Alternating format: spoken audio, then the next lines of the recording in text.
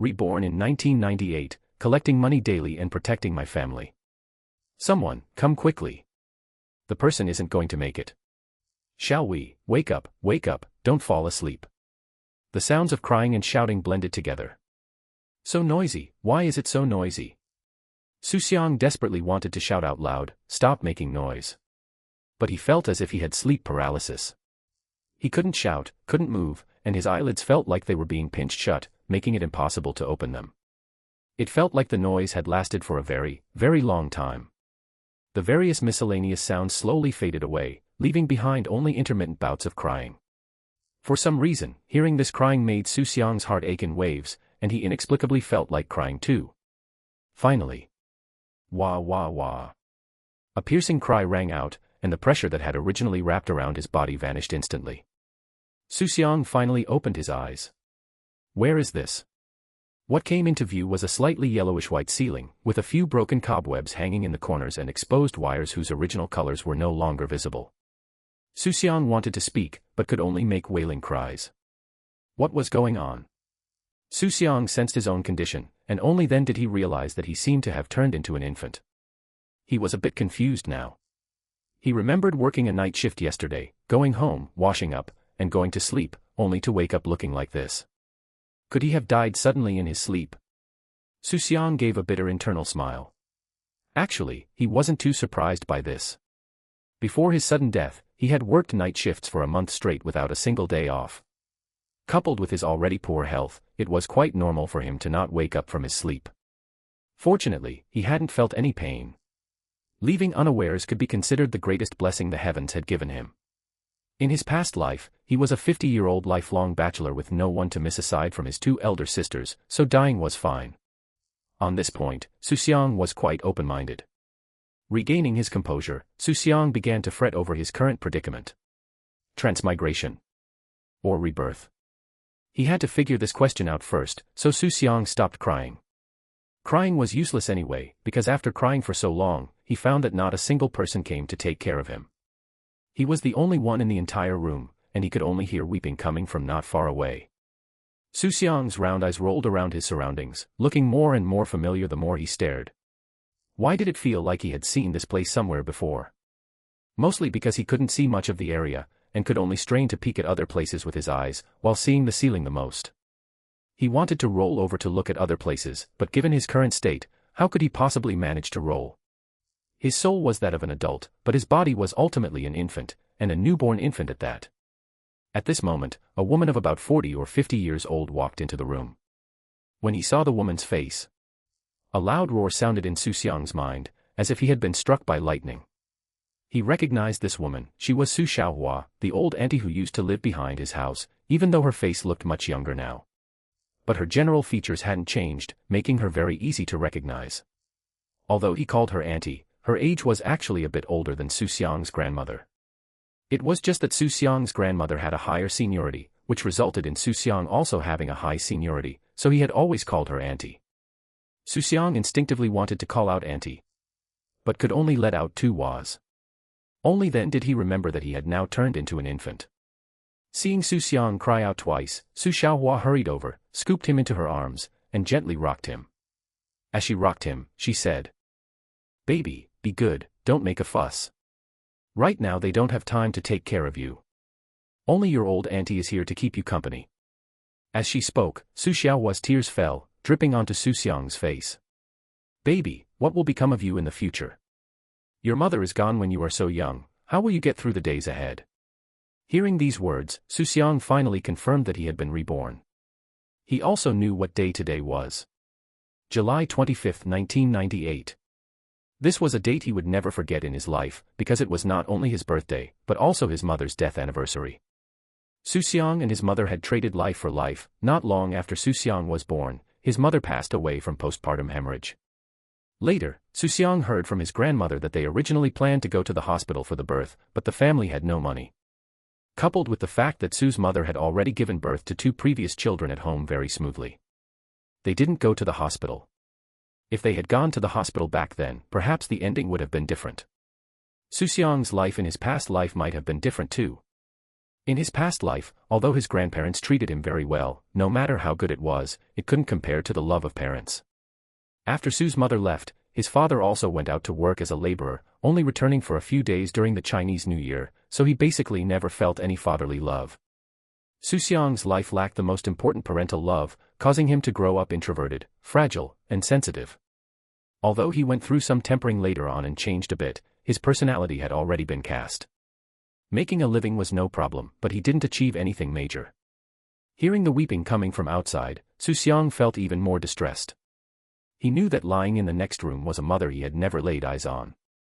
He was reborn now, but rebirth still couldn't save his wretched mother. No matter how he was reborn, he couldn't save her. He was born, she died, how could he save her? Unless he had been reborn even earlier, reborn as someone else, then he could wait for this day to come and save her. The more Xu Xiang thought about it, the more heartbroken he became. And with a wah, he burst into tears. Xu Xiaohua hurriedly patted his back gently. Baby, don't cry, don't cry. No, no, it couldn't just end like this.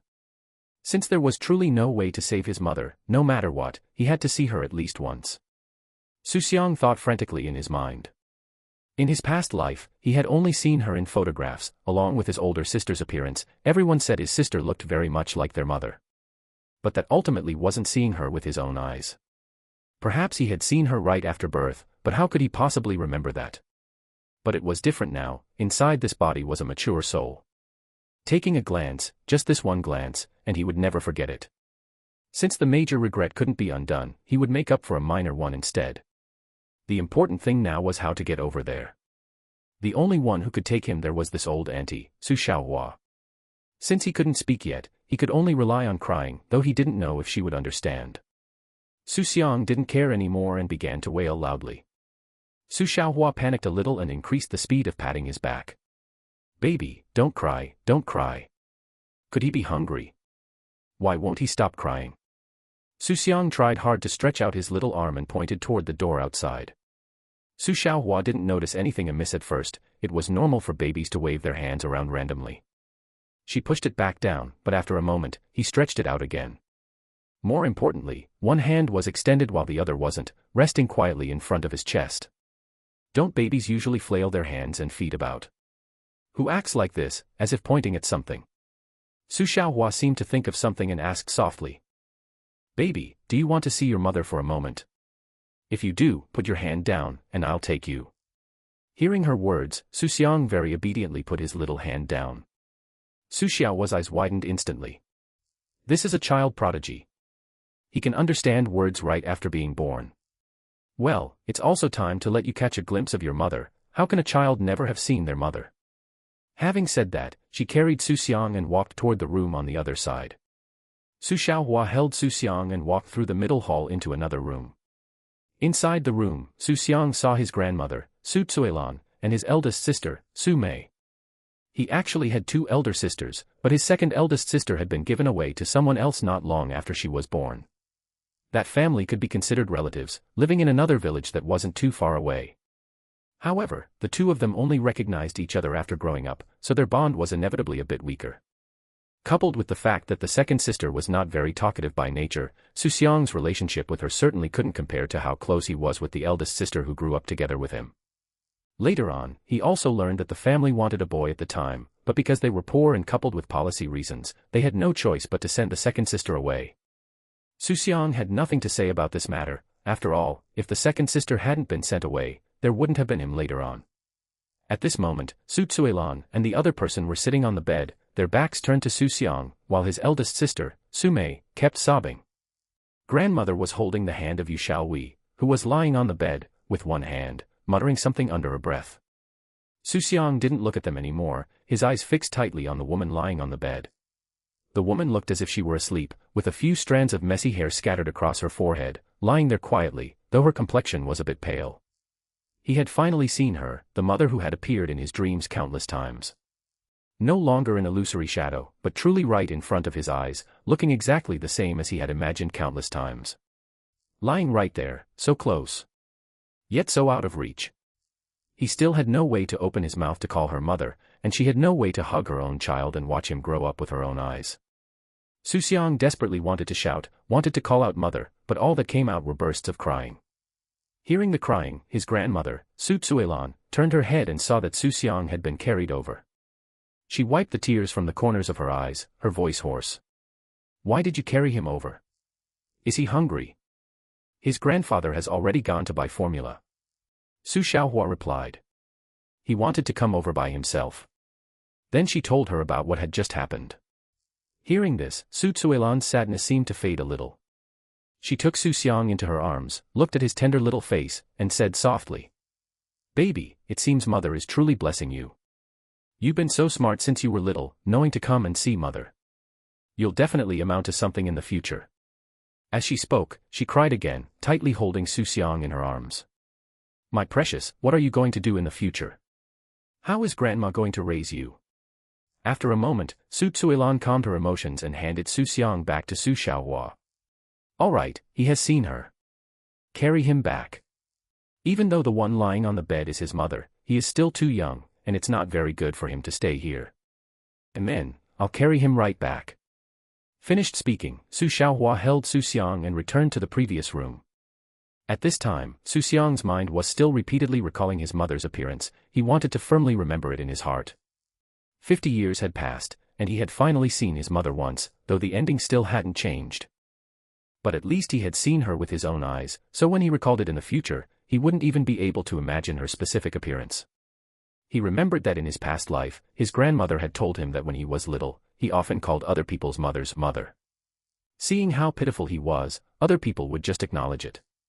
Perhaps because he was too young then, Xu Xiang didn't remember such a thing happening. But it could also be seen that he, as a child, truly wanted a mother. It was just that as he slowly grew older, he got used to days without a mother. Later, his father found a stepmother, and the family asked him to call her mother. He didn't object and obediently called out once. But that was only that single time. Usually, he basically never called out, unless it was an occasion where he had to, and then he would give some face and call her twice. Back then, it seemed he no longer knew how to say the word mother. Every time he wanted to open his mouth, it always felt like a stone was blocking his throat, and he couldn't shout it out no matter what. Suddenly, something was stuffed into his mouth, interrupting his thoughts.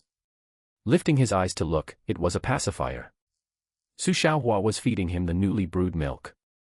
Xu Xiang wasn't being coy either, drinking it in big gulps as the warm milk flowed down his throat into his stomach. His empty stomach was instantly filled up. Xu Xiang looked to the side, and his grandfather, Xu Jiangwo, was standing nearby watching him drink milk, his eye sockets also red. After drinking his fill, a wave of sleepiness kept surging up. Even though his soul was an adult's, he couldn't withstand an infant's innate constitution of easily falling asleep. Not long after, he fell fast asleep. Xu Jiangwo whispered to Xu Xiaohua. Troubling you today? We really can't look after him right now, so we have to trouble you to watch him for a bit longer first. It's fine, it's only right. Go handle your business, this child is very well behaved. Amen. Finished speaking, Xu Jiangwo turned and left the room. This sleep was very deep and sound for Xu Xiang. He didn't dream at all. It was as if a certain vacancy in his heart was suddenly filled. When he woke up, the sky had already turned dark, and the bright incandescent light dispelled the darkness. From time to time, a few voices came from outside, sounding like they were arranging tomorrow's matters. Tomorrow she enters the ancestral hall, resting there for 5 days. Has the place to store the spirit been chosen? It's been chosen. Xu Xiang knew that this was arranging his mother's funeral. The custom over here was just like this: first place her in the ancestral hall for a few days. As for the exact number of days to place her there, they needed to ask a fortune teller to calculate it. Then find a place on the mountain, build a small house, and place the coffin inside for 3 years, burying it in the earth only after 3 years. When he was little, Xu Xiang was quite afraid of these small houses. They just had a wall in the front and back, a roof on top, and the coffin could be seen from both the left and right sides. Back then, there were many such small houses on the mountain. Some coffins had even rotted, allowing people to see inside directly, which looked especially terrifying. Every time Xu Xiang saw them, he would lower his head and quickly run away. But later on, regulations required cremation, and these small houses gradually disappeared. Listening to the arrangements for his mother's funeral outside, Xu Xiang also wanted to help out a little. But he was only an infant now and couldn't do anything. Xu Xiang took a deep breath. Forget it. Since he was an infant, he would do what an infant should do. What should an infant do? Nothing more than eating and sleeping and eating, taking good care of his body, and growing up healthy and strong. He seemed a bit hungry again. Unable to speak, he could only wail loudly. In his past life, he heard his grandmother say that he was especially well-behaved when he was little, not crying or making a fuss, and generally only crying a couple of times when he was hungry.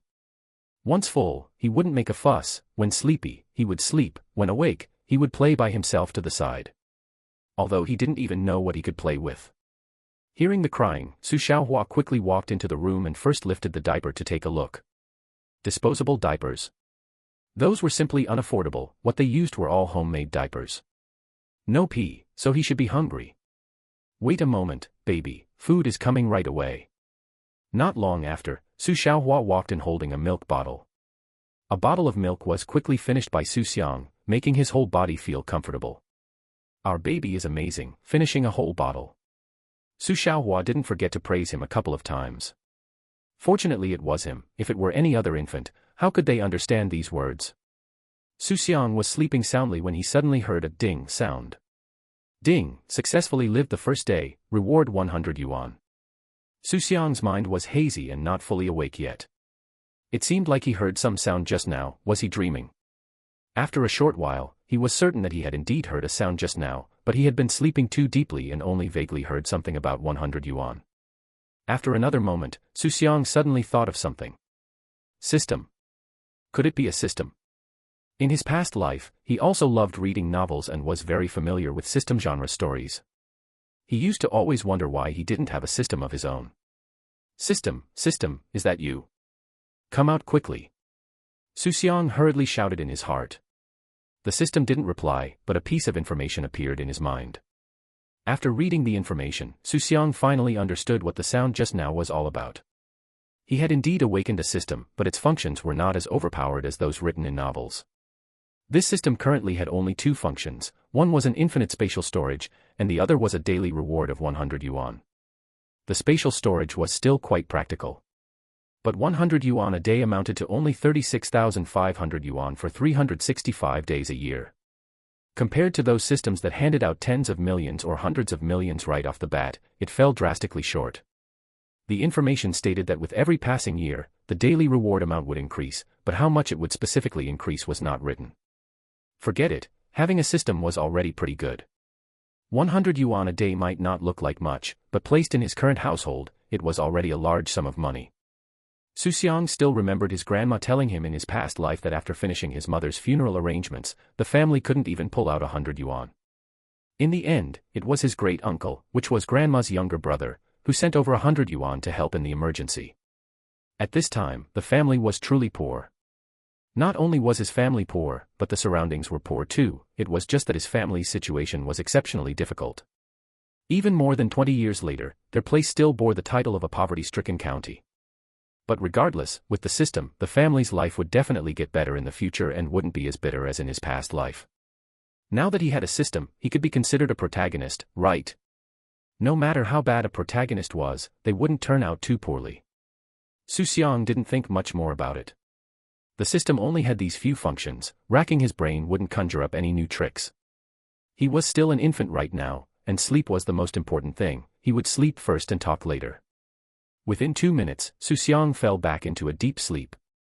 Waking up the next day, he only felt his lower body was wet, and Xu Xiang instantly realized that he had soiled himself. When did he soil himself? He had not a single shred of impression. Forget it, none of this mattered. Although his soul was an adult, he still couldn't completely and freely control this infant body. What could he do next? He couldn't wipe his own butt. He could only cry. Woo-woo, the crying sound was loud and full of vitality. Just by hearing it, one could tell his constitution was sturdy. Coming, baby, don't cry. Xu Xiaohua quickly ran in, and a wave of gratitude welled up in Xu Xiang's heart. The moment he cried, she would immediately come over to take care of him, and once he fell asleep, she would go off to busy herself with other matters. Last night, she was also the one who slept accompanying him.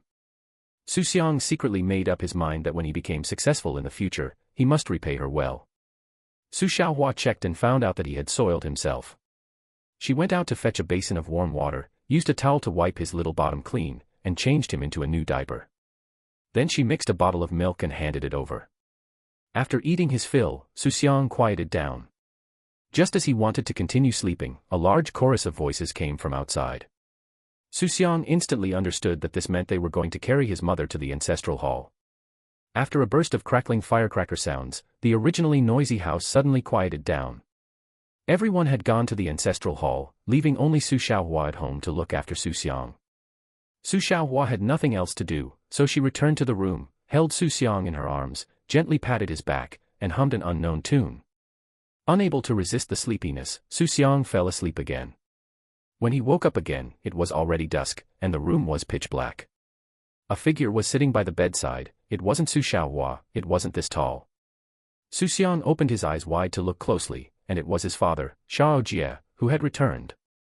Xiao Jie had always been working odd jobs outside, and when he heard the tragic news, he was still at the construction site. He originally wanted to return the same day, but couldn't buy a train ticket, so he could only drag it out until today. He had just gone to the ancestral hall to take a last look at Yu Xiaowei, and came home taking advantage of the meal break. Remembering that he hadn't seen what the child looked like yet, he came over to take a look. Xu Xiang looked at the father before him. There wasn't much difference from 20 years later, just a bit younger. Xiao Jie was like most Chinese fathers, reticent and hiding all his worries in his heart. Watching Xu Xiang's round eyes staring straight at him, he couldn't help reaching out to gently pinch that soft, glutinous little face. Woo!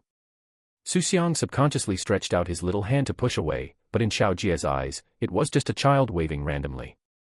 Even though it was getting dark, Xu Xiang clearly saw a tear fall from his father's face and onto the bed. Probably seeing him brought back memories of Yu Xiaowei lying in the ancestral hall. Xiao Jie didn't move again, just quietly looked at Xu Xiang like that without saying a single word.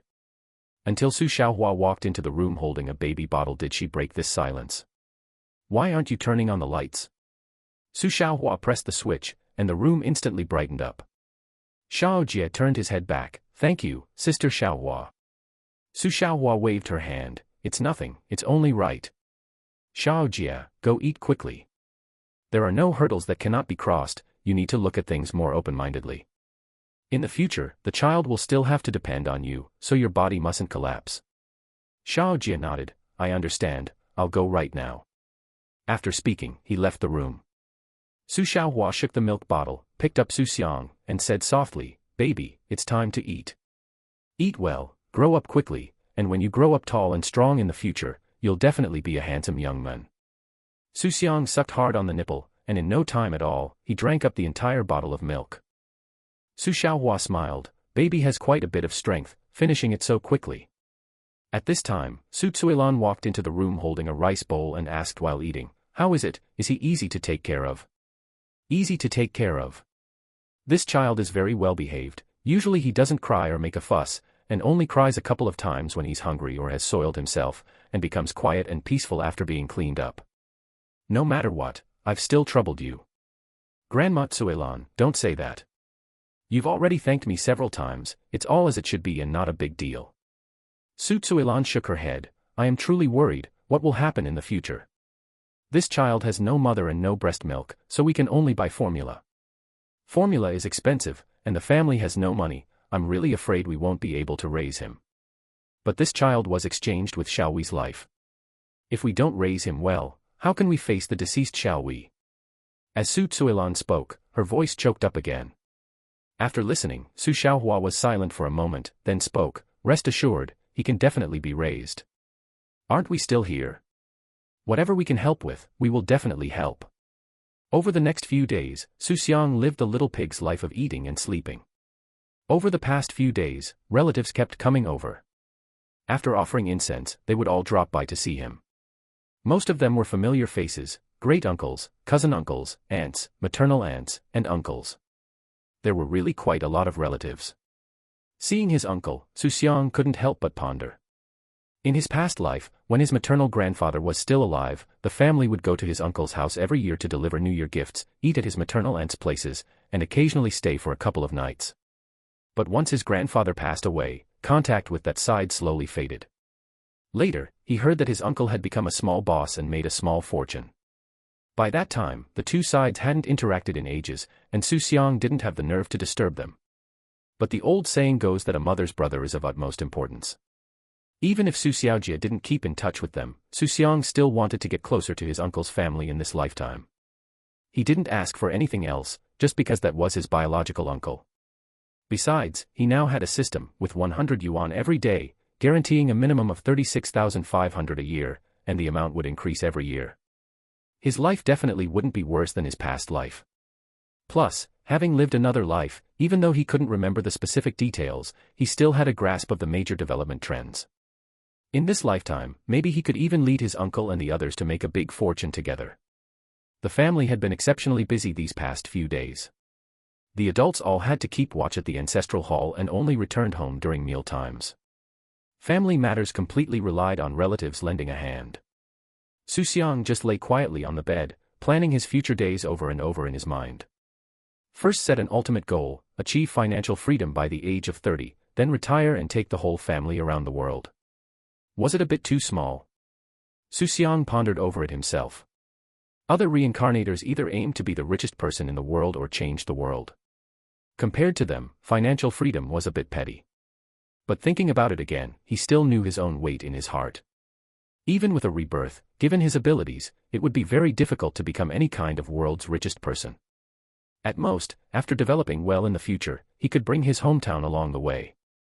He wouldn't think about that much anymore, it was settled. He would take financial freedom as his goal first, and talk about the rest later. The most urgent matter right now was to live a good life at home first. He now had 100 yuan every day, which didn't look like much, but could improve a lot. As for how to take the money out, Xu Xiang wasn't worried at all. He was just a little baby now. If he occasionally fished out 100 yuan from some corner or diaper, what would other people think? They certainly wouldn't suspect a baby, they would only think it was dropped before or placed there by someone else. Once or twice was fine, but if it happened too many times, it would inevitably make people suspicious. But no matter how suspicious they were, they wouldn't suspect him. Even if they thought in terms of metaphysics and said it was money left behind by Yuan spirit in heaven for the child, it wouldn't be their turn to suspect a newborn baby. The money should be used however it needed to be. The family was so poor, who still had time to delve deeply into its origin. As long as he didn't pull out tens of thousands of yuan at once, there wouldn't be any problem. Conversely, if he were 6 or 7 years old now and suddenly pulled out money, people's first reaction would definitely be that it was stolen. Once the family got used to money popping up from time to time, it would be much more convenient to take it out in the future. At most, he would be asked where the money came from. Xu Xiang only needed to say he didn't know, just like when he was little, it suddenly appeared around him. The adults would mostly feel that it was Yu unable to part with her child and secretly giving it. Xu Xiang knew clearly that his grandfather's generation hadn't read many books, had limited knowledge, and were a bit superstitious, making them most prone to thinking in this direction. 5 days passed in a flash. Today was the day of Yu's funeral. Xu Xiang could only lie in bed and couldn't send his mother off on her final journey. Clanging sounds of gongs came from the ancestral hall. He could faintly hear them at home, followed immediately by continuous firecracker explosions. Xu Xiang knew the funeral procession had started. The sound of gongs grew closer and quickly reached outside the door. The coffin was passing right by the front door, following the path in front of the door towards the mountain below. He knew where the place for storing spirits was. If there were no accidents in this lifetime, it should still be the old place. Speaking of this, Xu Xiang recalled something Xu Xuelan had told him later. The small house for storing spirits was right on the edge of their own land. When he was a bit older, Xu Xuelan would bring him along whenever she went down to farm. Leaving him at home with no one to watch him was not as good as keeping him by her side. At that time, the little bugs and frogs in the field suffered a calamity, being caught and tormented by little Xu Xiang, looking very miserable. Once he asked curiously, "Grandma, what is that small house up there?" Xu Xuelan said, "Xiangya, that is your mother's home, your mother lives right there." After hearing this, Xu Xiang immediately ran to the side of the small house and shouted inside, "Mom, Mom." Not hearing a response, he ran back to the fields and asked, "Grandma, I called Mom, why isn't she answering me?" Xu Xuelan wiped her tears. "Mom is asleep, don't disturb her." "Okay, I won't disturb Mom sleeping." At that time, he was only 2 or 3 years old and didn't remember anything at all. These were all things Xu Xiang told him later. The sound of gongs gradually drifted away and finally became completely inaudible. After Yu Xiaohui's funeral was over, the family quickly returned to peace. Xu Xiaojie stayed at home for 2 days and then went out to work again. Wages weren't high in this era, but it was still better than farming at home. The whole family felt terrible in their hearts, but life still had to go on. Xu Xiang was also moved to another room, sleeping in a small cradle. Su Mei had slept in this cradle back then, and it had been kept until now. Starting from this day, Xu Xiang slept on this side, accompanying Su Mei and Xu Xiang. In the room on the other side, grandfather Xu Jiangwo lived alone. Mao Mao, your grandfather, and I are going down to the fields. You stay home and watch your younger brother, remember to make milk for him, and test if it's too hot. I know, Grandma. Su Mei obediently acknowledged. Mao Mao was her childhood nickname. When Xu Jiangwo and his wife went out, they even locked the door from the outside. With no adults at home, they were not at ease. Inside the house, there were only Su Mei and Xu Xiang left, 2 children, one big and one small. Su Mei herself was still a child, only 7 years older than Xu Xiang, yet she still had to take care of her younger brother. But there was no help for it, the family really couldn't spare anyone. She was 7 years old this year and would be going to the first grade of elementary school in the second half of the year. By then, there would be even less people to take Xu Xiang, so they could only leave him at home, and Xu Xiang would run back every now and then to take a peek. Looking at the tiny Su Mei in front of him, Xu Xiang thought of his older sister from his past life. In his past life, the family was poor. Su Mei dropped out of school before finishing middle school, giving the opportunity of education to him, and went out to work at a young age. But Xu Xiang didn't live up to expectations later on and only managed to get into a junior college. After Su Mei got married, her husband didn't have much ability either, living a tight-fisted life and toiling away for a lifetime.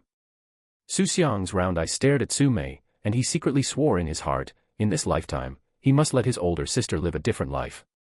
Su Mei and Xu Xiang just stared at each other like that. Su Mei kept poking Xu Xiang's little face with her finger, it was soft and squishy, looking exceptionally cute.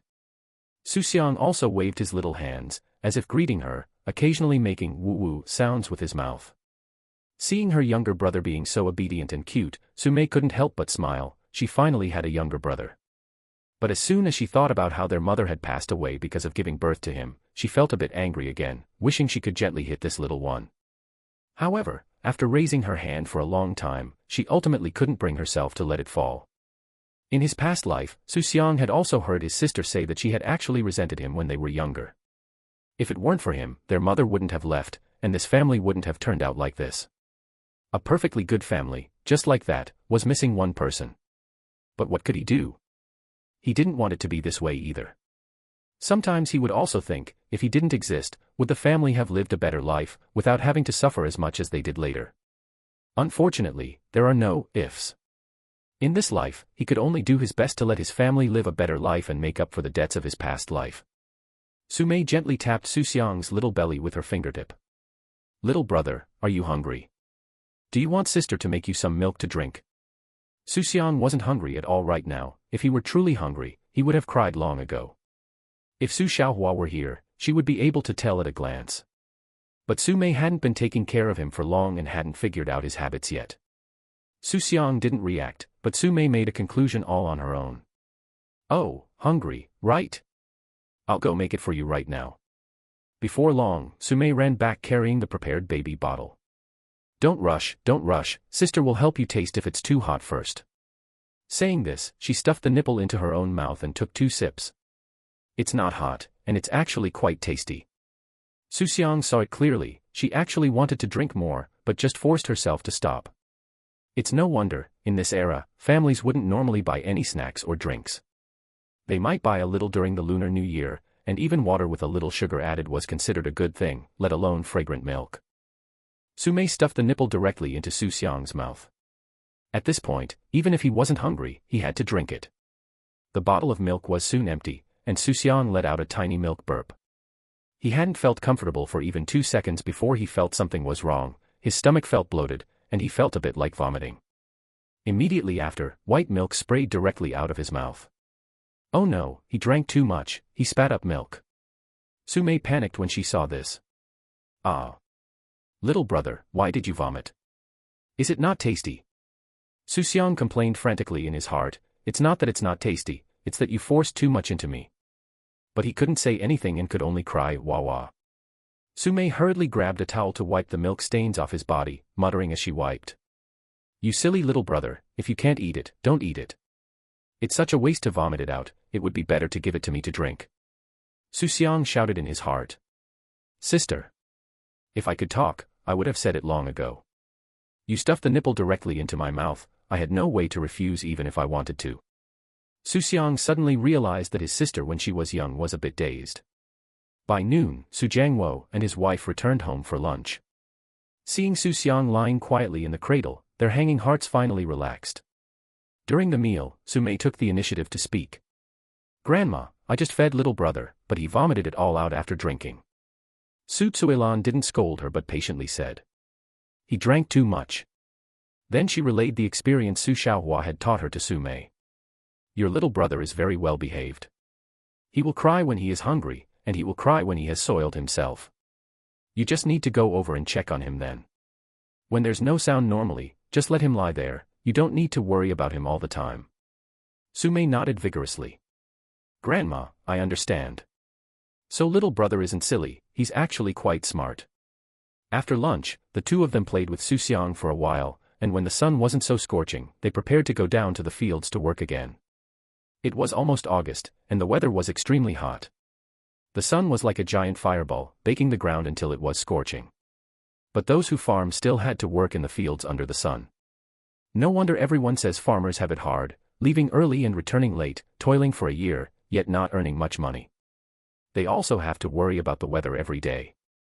If the harvest is bad, never mind making money, it's good if they don't lose money. Xu Jiangwo and his wife put on their straw hats and went out, leaving only the siblings at home again. This time, Su Mei didn't stare at Xu Xiang. She lay down on the bed, squinting her eyes, and swayed the cradle with one hand, on and off. Swaying and swaying, Xu Xiang was rocked to sleep. He didn't know how long he had slept when, with a bang, Xu Xiang suddenly opened his eyes and discovered he was already on the floor, with the cradle overturned to one side. He looked up at Su Mei on the bed. He saw one of her legs dangling off the edge of the bed, and Xu Xiang understood instantly. He knew that Su Mei was restless when she slept. In his past life, when he slept with her, he was often kicked onto the floor by her. This time it was the same, while she was asleep, she kicked the cradle over. Xu Xiang looked at this good sister who had almost murdered him, and she was actually still sleeping soundly on the bed, not waking up despite such a loud commotion. In his past life, he had heard his grandmother mention this incident. When they were young, his sister had tipped the bed over, and he had cried his heart out on the floor, while she continued to sleep soundly, only for her to be scolded severely when their grandmother returned. He didn't expect this to happen today. In order to make his sister get scolded a little less, Xu Xiang cried out loud, wah wah wah. But after crying for a good while, Su Mei showed no signs of waking up at all. As expected, history is history and cannot be changed. The scolding that was meant to be received would ultimately be received. Xu Xiang simply stopped crying, thinking that when Grandma returned, seeing him quiet and peaceful, perhaps her anger would be less, and the scolding would be lighter. Xu Xiang, lying on the floor with nothing to do, simply started sucking on his own little finger. Must say, it was actually quite good to suck on, it was tender and carried a milky fragrance. No wonder little children all love to eat their hands. Once he started, he couldn't stop, he was even a bit worried that he would become addicted later on. Speaking of addiction, Xu Xiang remembered a strange habit from his childhood in his past life. He remembered this very clearly and couldn't forget it even without his grandmother telling him. This strange habit hadn't been broken until he was 5 years old. He liked to chew on towels. That's right, he would put a towel in his mouth and bite it. When one piece was bitten wet, he would change to another, he could ruin several in one day. When he was almost 6, Su Tsuelan tricked him by saying the towels had been stolen by the scrap collector, and he finally broke the habit. Later, he racked his brain but still couldn't figure out why he loved chewing on towels so much back then. Just as Xu Xiang was happily sucking his finger. With a creak, the front door opened. Su Tsuelan and the others returned. Su Tsuelan walked into the room with a smile to see her grandson. The next second, her smile froze. What is this situation? Are my eyes playing tricks on me? Su Tsuelan rubbed her eyes and looked again. The cradle was overturned to one side, and Xu Xiang was lying on the floor, sucking his finger with relish, his eyes darting around as he looked at her. And Su Mei was still sleeping soundly on the bed. Su Zuilan rushed over and scooped Xu Xiang into her arms. My precious, don't be afraid, Grandma is here." She patted him gently while carefully checking him, only sighing with relief when she saw the child was uninjured. Then she walked to the bedside and slapped Su Mei on the leg. "Su Mei, look at the good deed you've done." Su Mei woke up with a start, startled, her mind still dazed. "Grandma. What's wrong?" "You ask me what's wrong. Look at the floor. I told you to stay home and take care of your little brother, and this is how you take care of him." Su Mei glanced to the side, saw the overturned cradle, and understood instantly. She scratched her head and muttered softly. I fell asleep." Su Zuilan was both angry and helpless. "You really can sleep? You didn't even wake up with such a big commotion. If I had come back a while later, who knows how long your little brother would have been lying on the floor." Su Zuilan cursed for a couple of sentences, but then stopped. She also knew very well in her heart that Su Mei was still just a child now, unable to even take care of herself, let alone look after others. Today's dinner was considered quite rich, a bowl of meat and a bowl of homegrown greens. The meat was leftover from the recent funeral, otherwise, they might not even eat it once in half a year, and on ordinary days, they at best cooked vegetables with rendered lard. Su Jiangwo picked up a bite of greens and asked, "How much money is left at home?" Su Zuilan's tone was somewhat bitter. "There are still a little over 90 yuan left." Su Jiangwo was silent for a moment. "This bit of money is not enough. In the second half of the year, Mao Mao has to go to school, we need to pay tuition and buy school supplies, and Bao Bao still needs to drink milk powder, the last batch we bought is almost finished.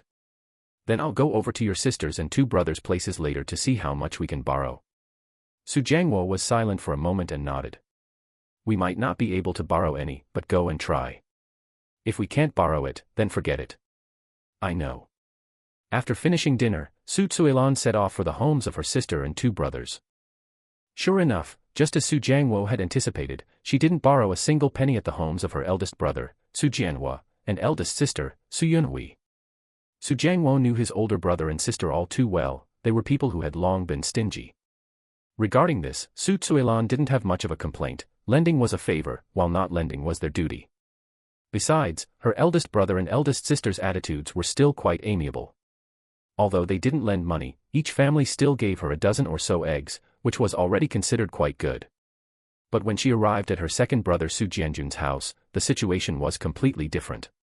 When Su Zuilan walked up to the door, their main door was already closed, and the sound of a television came from inside. Clearly, people were not asleep yet. Knock, knock, knock. She gently knocked on the door. "Who is it?" a voice asked from inside. "Second brother, it's me, Zuilan. Coming." The door opened quickly, and Su Jianjun stood at the doorway without the slightest intention of letting her into the house, asking directly. "Zuilan, is there something the matter?" "Second brother, it's like this, shall we just finished her funeral arrangements, our family is tight on cash, and we have 2 children to raise. Do you think you could lend us some money first?" Upon hearing the words, borrow money, Su Jianjun's expression changed instantly, and his previously amiable expression suddenly turned ugly. "Money? Where would I have money? There isn't a single penny in the house. Second brother, it doesn't need to be much. Whatever amount you have will do." Su Jianjun waved his hands repeatedly. None. Isn't Xiao Jia working outside? Doesn't he have money? He's at the construction site. Usually, they only hand out some living expenses, and his wages won't be settled until the end of the year. There are only a few days left until the new year, just tough it out and it will pass. At this moment, a female voice came from inside. "Jianjun, I'm going to sleep, hurry back." "Coming." As Su Jianjun spoke, he was about to close the door. Before closing it, he dropped a sentence. "Zuilan, it's not that I'm criticizing you, but when you don't have money, don't always think about borrowing. Think carefully about whether you haven't managed the household well yourself." As his voice fell, with a bang, the main door closed heavily. Su Zuilan's chest rose and fell violently, furious beyond belief. What did he mean by saying she hadn't managed the household well? If it weren't for the fact that he was Su Jiangwo's second brother and that she had come to borrow money, she would have started cursing back long ago. She was never someone who was afraid of trouble to begin with. She didn't manage to borrow any money, instead, she bottled up a bellyful of anger. She marched back home in a huff. As soon as she entered the door, she complained to Xu Xiang. "That second brother of yours is simply outrageous. If he won't lend, he won't lend. On what grounds does he say I haven't managed the family well?" Xu Jiangwo's expression also sank. "Second brother has always been this virtue, don't lower yourself to his level, it's not worth making yourself sick with anger." "How did it go with eldest brother and eldest sister?" Mentioning Xu Jianhua and Xu Yunhui, Xu Zuilan's expression eased up a lot. Eldest brother and eldest sister were all right. Although they didn't lend money, they didn't say any harsh words either, and even gave us a dozen or so eggs. Xu Jiangwo nodded and said nothing more. "Then what about the money? How about I make a trip back to my maiden home and borrow some from my brothers and the others?" Xu Zuilan's maiden home was also in the same village. Most people in this village shared the surname Xu, and tracing back a few generations, they were mostly from the same ancestor. In her family, she had 2 older brothers, a younger brother, and 2 younger sisters who had married into other villages. Xu Jiangwo spoke. "Forget it, don't go. By then, your maiden family will give you dirty looks again, and it won't feel good. It won't happen. The relationships among us siblings are all pretty okay, we don't have that many crooked thoughts. Even if we can't borrow anything, they won't put on a long face. No need for now. These past few days, a few households need to pump water, I can earn a bit. I'll also set some eel traps and sell them for some money, it should be able to hold us over for a while. Sigh, you'll be too exhausted this way. You still have to go down to the fields to work during the day, and you don't get to rest for long all day. It's fine, for the children's sake." Lying on the bed, Xu Xiang listened to his grandfather's words, and his heart ached with a sour feeling. He remembered that his grandfather had toiled away his entire life. When he was young, grandfather would get up before dawn to collect eel traps, work the farm fields during the day, and help people pump water with a water pump at night, often busy until midnight before returning home. When Xu Xiang was a child, he hadn't eaten many good things, but he certainly hadn't eaten few wild eels. It was just that back then eels weren't worth much, selling them was only enough to exchange for a tin of milk powder. By the time Xu Xiang entered junior high school, the family's conditions were slightly better, and grandfather, who was nearing 60, went to the county town construction site to work as a laborer. Although it was hard work, it earned more than farming. By the time Xu Xiang went to university, the village began doing sanitation work, and grandfather collected garbage in the village. When he was young, he had been a soldier and driven large trucks in the military. Driving a garbage truck was not a problem at all. It wasn't until later, when grandfather was diagnosed with leukemia and cancer, that he truly rested. At that time, the hospital didn't dare to give him treatment, he was too old and full of ailments, and chemotherapy might be something his body couldn't withstand. The doctors only advised him to go home and eat and drink well, perhaps allowing him to live a few more years. Looking at the still young grandfather before him, Xu Xiang swore silently in his heart, "In this lifetime, I will never let you suffer through such hardships again." The two chatted a few more words, and Xu Jiangwo went out to help people pump water. After Xu Zuilan finished bathing Xu Xiang and put him on the bed, she shouted towards Xu Mei. "Keep an eye on your younger brother, don't let him fall off." "Got it." Xu Mei was sitting on a chair watching television, turning her head from time to time to look at Xu Xiang. The television was an old-fashioned black and white set with an antenna erected on top, and changing channels required twisting the buttons on it. The plastic shell outside the buttons had long been broken, and now changing channels required using pliers to clamp the exposed pieces of iron. Xu Xiang remembered there was also a color television at home, which they usually couldn't bear to turn on, only watching this old one, and only taking the color one out during the new year. He couldn't remember clearly when exactly it was bought, but it had been used for nearly 20 years. There was also an electric fan whose head had been broken by him twice. After repairs and patching up, it had also been used for nearly 20 years. One could only say that things back then were truly durable. Unlike later times, when things broke after 2 years of use. Seeing that Xu Mei was engrossed in watching, Xu Xiang quietly reached his hand into the quilt next to him, retrieved 200 yuan from his spatial dimension, and grasped it in his hand. 200 yuan was enough for the time being. Days were long and a stream flows gently, so there was no need to take it all out at once. He still had 800 yuan left in his space. Xu Xiang tightly clutched the banknotes and shook them in midair. Xu Mei didn't pay attention at first, but after taking a couple more glances, she finally discovered the thing in her younger brother's hand. She leaned in for a closer look and saw that they were actually 200 yuan bills, immediately shouting loudly. Grandma! Grandma! Come over quickly! What is it? Yelling and shouting. Xu Xiang walked into the room. Grandma, look quickly, younger brother is holding 200 yuan in his hand. Money. Where did money come from? Xu Xiang stepped forward to look, and sure enough, she saw Xu Xiang tightly clutching 200 yuan in his hand, swaying it left and right. Bao Bao, loosen your hand and give the money to Grandma, Xu Xiang said while gently prying open Xu Xiang's fingers and taking the money over. It really is 200 yuan. Where did this come from? She was somewhat surprised. The family's money was all managed by her, amounting to just over 90 in total, and this 200 yuan was definitely not from the family. Could it have been left behind from before? Xu Xiang would never have thought that the money had been conjured out by such a tiny baby. She didn't think too much about it, anyway, since it landed in her own family, it was her family's money. With these 200 yuan, the family could ease up for quite a while. Xu Xiang hugged Xu Xiang and fiercely kissed him once. My good treasure, you are truly Grandma's little lucky star. Grandma, does that mean I can buy new stationery? Su Mei asked in a low voice. Xu Xiang reached out and patted her little head, saying with a smile. Of course you can. When school starts, Grandma will take you to buy them. Yay. That's wonderful. Little brother is amazing. Grandma, quickly give it to me, I want to kiss little brother. Xu Xiang put Xu Xiang back on the bed, and Su Mei immediately leaned over and kissed his face several times. Little brother's face is so soft, and it even has a milky fragrance. Xu Xiang said with a smile. You were like that when you were little too, and your cheeks are still soft now. Really? Su Mei reached out and pinched her own face. It really is so soft, but I can't kiss myself. Silly girl, how could you possibly kiss your own face? Xu Xiang tidied up a bit and also returned to the room to sleep with the two children. Holding Xu Xiang in her arms and leaning against Su Mei beside her, she softly hummed a lullaby, coaxing the little one to sleep. Suddenly, a sound of soft sobbing came over.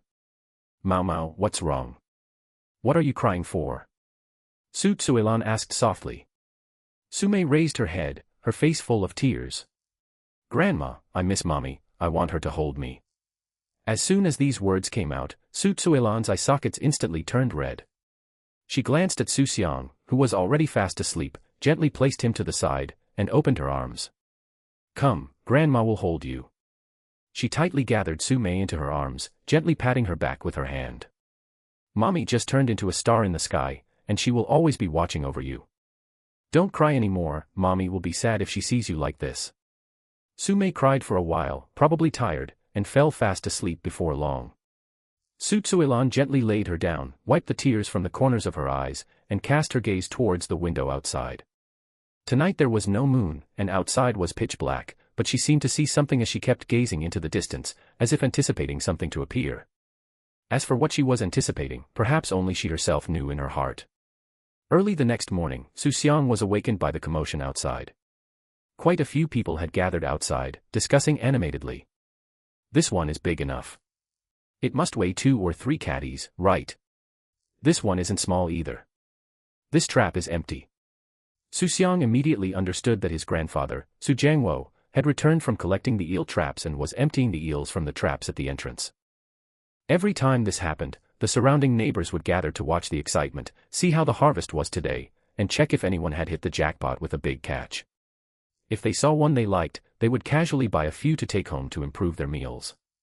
Some people would even reserve the large eels in advance, saying that the bigger ones were more nourishing. These were all pure wild eels, and neither their texture nor their nutritional value could be compared to later artificially farmed ones. Xu Xiang still remembered that when he was 4 or 5 years old in his previous life, he also loved standing nearby to watch. Every time he saw a cage full of eels, he felt extremely happy. Back then, he knew that the more eels there were, the more money they would sell for. Except for a small amount sold to neighbors, most of them were collected by peddlers who came to the house, because ordinary families couldn't eat that many unless they were hosting a banquet. Back then, besides looking at the harvest, he looked forward even more to some rare gadgets being dumped out of the cage. Sometimes, besides eels, there would also be small fish, small shrimp, and small crabs, and Xu Jiangwo would pick them out for him to play with. At that time, the family didn't have many toys, and just these little things could keep him entertained for half a day. Occasionally, however, something that frightened Xu Xiang would appear in the cage: snakes. There was a kind of snake around here whose color was very similar to an eel's. Its body was yellowish with spots, and if you didn't look closely, you would really think it was a big eel. Its slippery appearance made his hair stand on end. There weren't many things Xu Xiang was afraid of, but snakes were definitely number one. Strangely enough, even though he was clearly afraid of snakes, he had eaten snake meat when he was a child. It was encountered by Xu Jiangwo while working in the fields, and killed with a single hoe. That was a completely pitch-black snake, which the locals called black snake, and it was non-venomous. The meat boiled out was whitish, the texture was a bit tough, and it carried a fishy smell. His hometown always said that eating snake meat prevented sores, but whether that was true or not, Xu Xiang wasn't sure. When he ate it for the first time, he was still young, and his family lied to him that it was eel meat, so he didn't think much of it. By the time he ate it a second time, he was already 8 or 9 years old, and his family still wanted to trick him like that. He was young, but not stupid. That meat flavor was completely different from eel. He knew in his heart it was snake meat, but he wasn't afraid and ate it anyway. He was afraid of live snakes, but he certainly wasn't afraid of dead ones. Xu Xiang lay on the bed, waving his little hands in the air and stretching his body. Su Tsuilan walked into the room wearing an apron and immediately saw Xu Xiang looking at her with his big, round eyes. He looked so cute that her heart was about to melt. She walked over to the bed. "Baby, did you sleep well last night? Did you wet the bed?" As she spoke, her hand reached down and untied the diaper. "Oh, you really didn't pee? Come on, Grandma will help you pee." She held Xu Xiang and walked to the doorway, and as soon as she stood still, she began coaxing him with "Shoo, shoo, shoo." As soon as Xu Xiang heard that sound, the urge to urinate immediately came up, and a stream of water shot far away. He sighed inwardly that a child's body was truly great, unlike later in life, when it would be a wonder not to splash it on your own feet. Outside, there was still a group of people surrounding Xu Jiangwo to watch him dump the eels, and seeing this scene, they all smiled and looked over. To be honest, Xu Xiang was still a bit shy. For a 50-year-old soul, being surrounded by so many people watching him pee was truly a bit awkward. But on second thought, whatever, anyway, no one knew that an old soul was housed in this infant body. In other people's eyes, this was just a little baby peeing, the most normal thing in the world. Su Tsuilan put him back on the bed. "Baby, play by yourself for a while. Grandma will make you milk to drink later." After speaking, she turned around and went back outside. With nothing to do, Xu Xiang began pondering about, playing with himself, again. His hands had already been tasted, they smelled quite nice. What about his feet? Saying try and he would try, he raised his little feet hard and brought them toward his mouth. Using almost all his milk-drinking strength, he still couldn't reach them. It seemed he had to grow a bit bigger and be able to sit up before it would be convenient.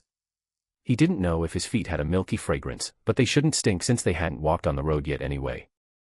Don't say a 50-year-old person was still this childish, he simply had no choice. Now, besides sleeping and daydreaming, he could only play with himself. Outside, Xu Jiangwo had already emptied all the eels, and the peddler collecting the eels also arrived on time and took all of them away in one go. Su Tsuilan walked out and took the money handed over by Xu Jiangwo. How much did they sell for? The eels collected today were a bit much, they sold for 56. That is quite a lot. Coupled with the 200 yuan that baby found last night, the family can relax for a while. Xu Jiangwo was stunned. 200 yuan. Where did it come from? Didn't you say yesterday the family only had a little over 100? I don't know either. When I saw it last night, the money was clutched in baby's hand. Could someone else have given it? Probably not. When we went out yesterday, the door was locked from the outside, and I also asked Mao Mao, no one came. Besides, who could be so generous as to give 200 just like that? Xu Jiangwo nodded. That's true.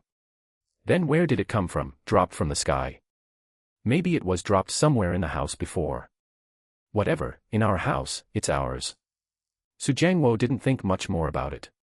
Exactly, in their own house, whose else could it be if not theirs? Let's eat. We still have to go to the fields after eating. After breakfast, the couple Xu Jiangwo went to work in the fields as usual. Xu Xiang's hometown was in a small village in Guangjiang County, Anqing City, Nanjiang Province. The village wasn't large, with only 30 households in total and a population of over 120 people. The main crops grown here were three things: rapeseed, cotton, and rice. Rapeseed was generally partly sold to the oil mill, and another part was kept for pressing oil for family consumption.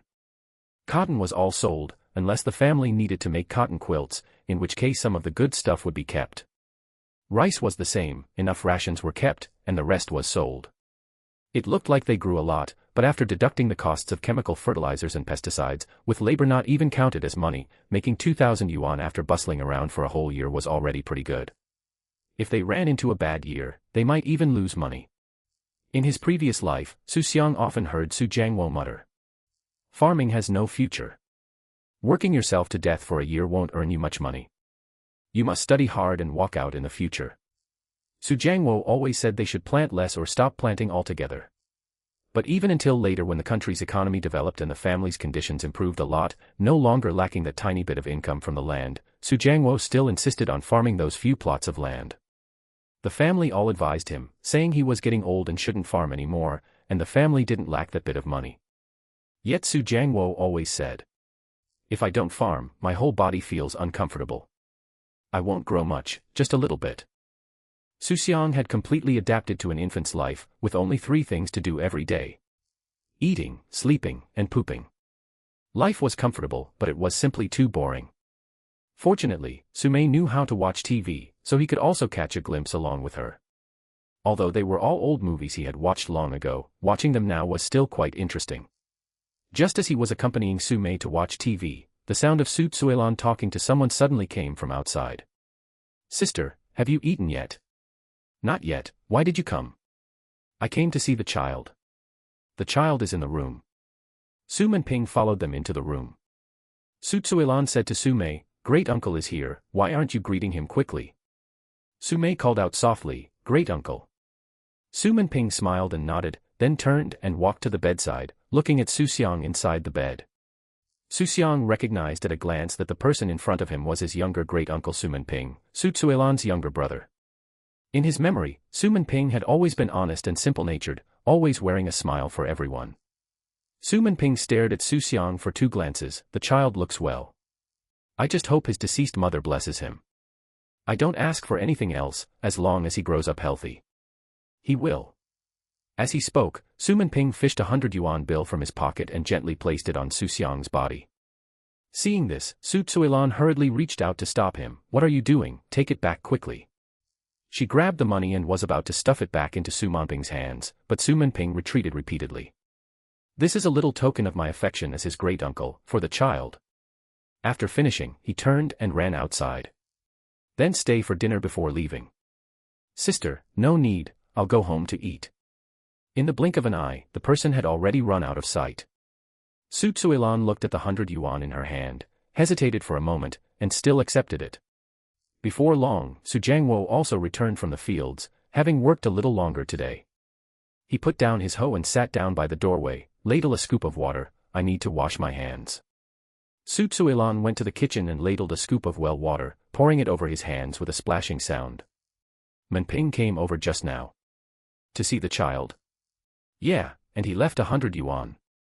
Since he left it, keep it, and we can return it when we have the chance in the future." MHM. After dinner in the evening, Su Jiangwo went to pump water for others as usual. The weather was extremely dry, and it hadn't rained for a long time. The fields were almost cracking from dryness, so they could only use a water pump to draw water from the pond. Speaking of which, Su Jiangwo was considered a capable person in the village. He knew how to pump water and set eel traps, and he could fix minor problems with the water pump by himself. These were skills honed from his time as a soldier when he was young. Xu Xiang had heard him mention that back when he drove large trucks in the military, not only did he have to know how to drive, but he also had to know how to repair them, gradually developing a full set of skills. In Xu Xiang's memory, there was hardly anything Grandpa couldn't repair. Broken televisions, headless electric fans, after a bit of tinkering by him, they could always be used for several more years. Su Tsuelan was washing dishes in the separate adobe brick kitchen outside the house. Xu Xiang remembered that the year he was 5 years old, this old kitchen was demolished and rebuilt with yellow bricks. "Grandma! Grandma! Come over quickly!" Su Mei's shout suddenly rang out. Su Tsuilan put down the bowl, wiped her hands on her apron. What is it again, always making such a fuss? Grandma, look quickly, little brother is holding money in his hand again. What? Su Tsuilan strode into the room and saw at a glance that Xu Xiang was clutching 200 yuan in his hand. She was stunned on the spot. Yesterday's 200 could still be self-deceptively explained as something dropped previously, but today another 200 appeared out of thin air. It couldn't possibly still be something dropped, right?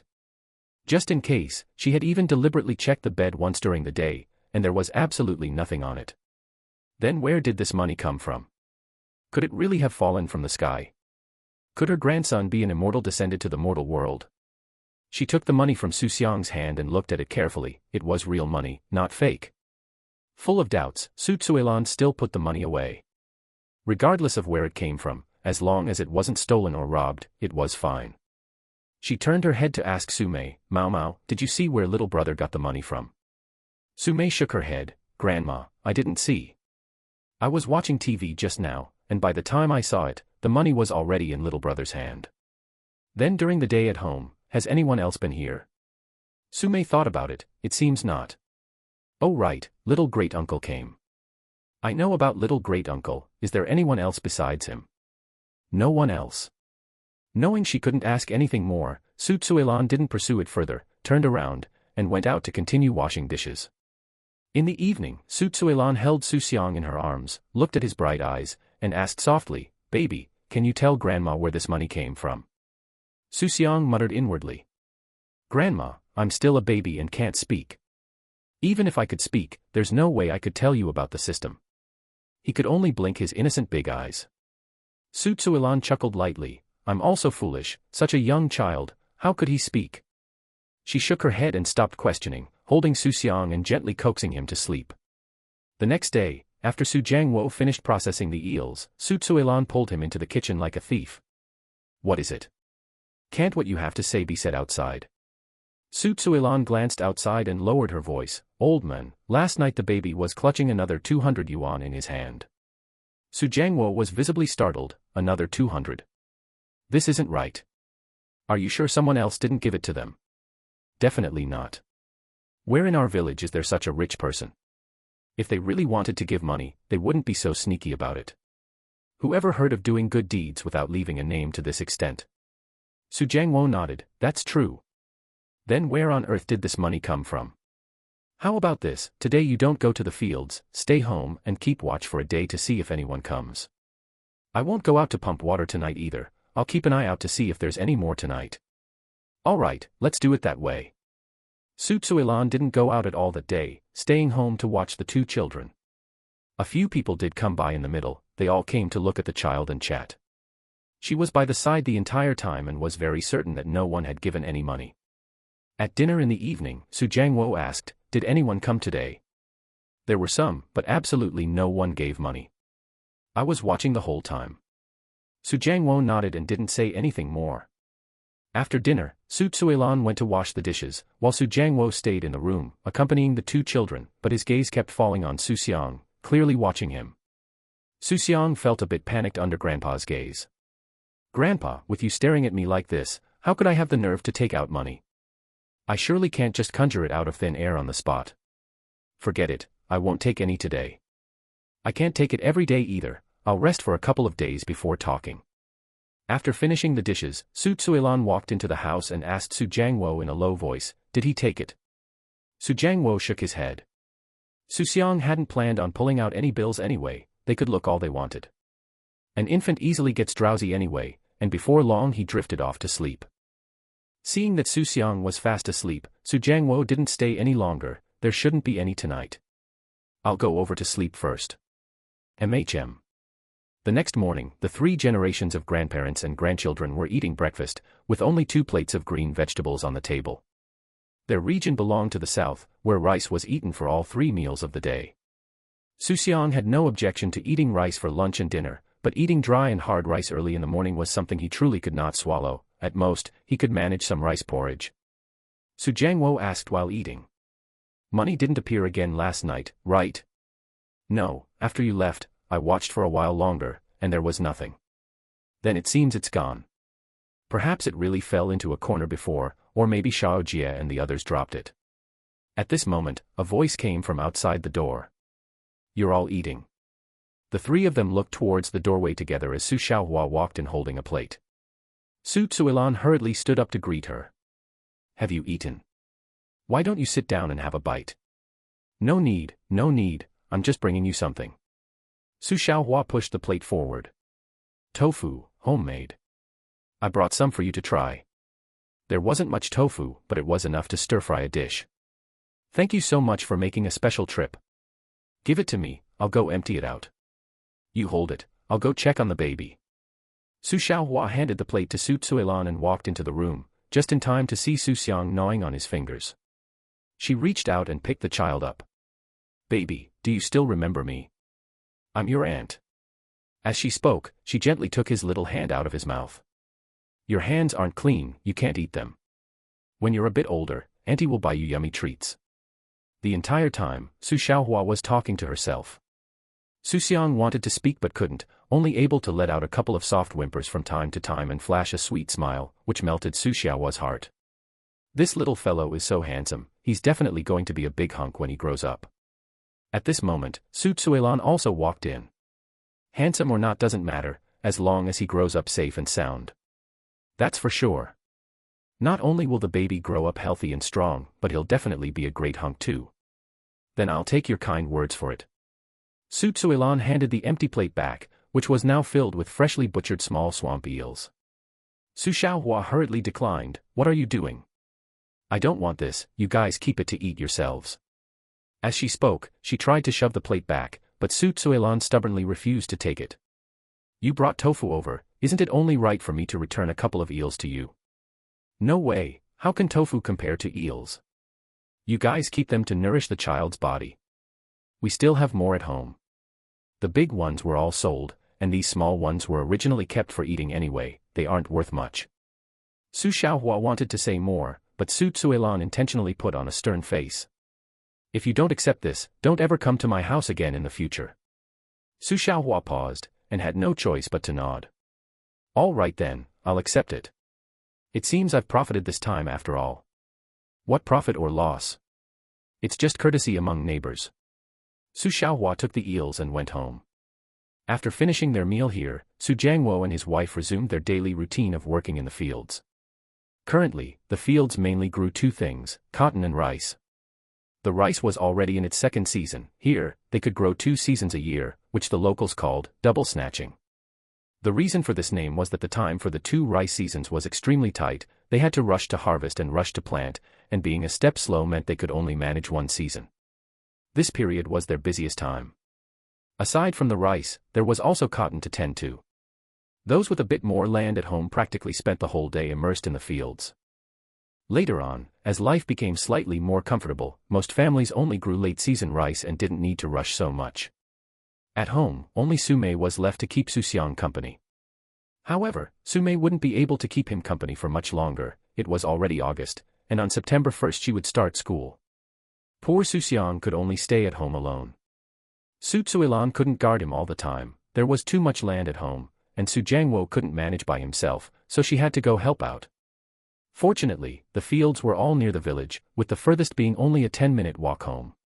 Su Tsuilan would run back to take a peek every hour. Taking the child to the fields was even more impossible. August was precisely the hottest time when adults couldn't stand the scorching sun, let alone such a tiny baby. If his tender skin got sunburned, it would be terrible.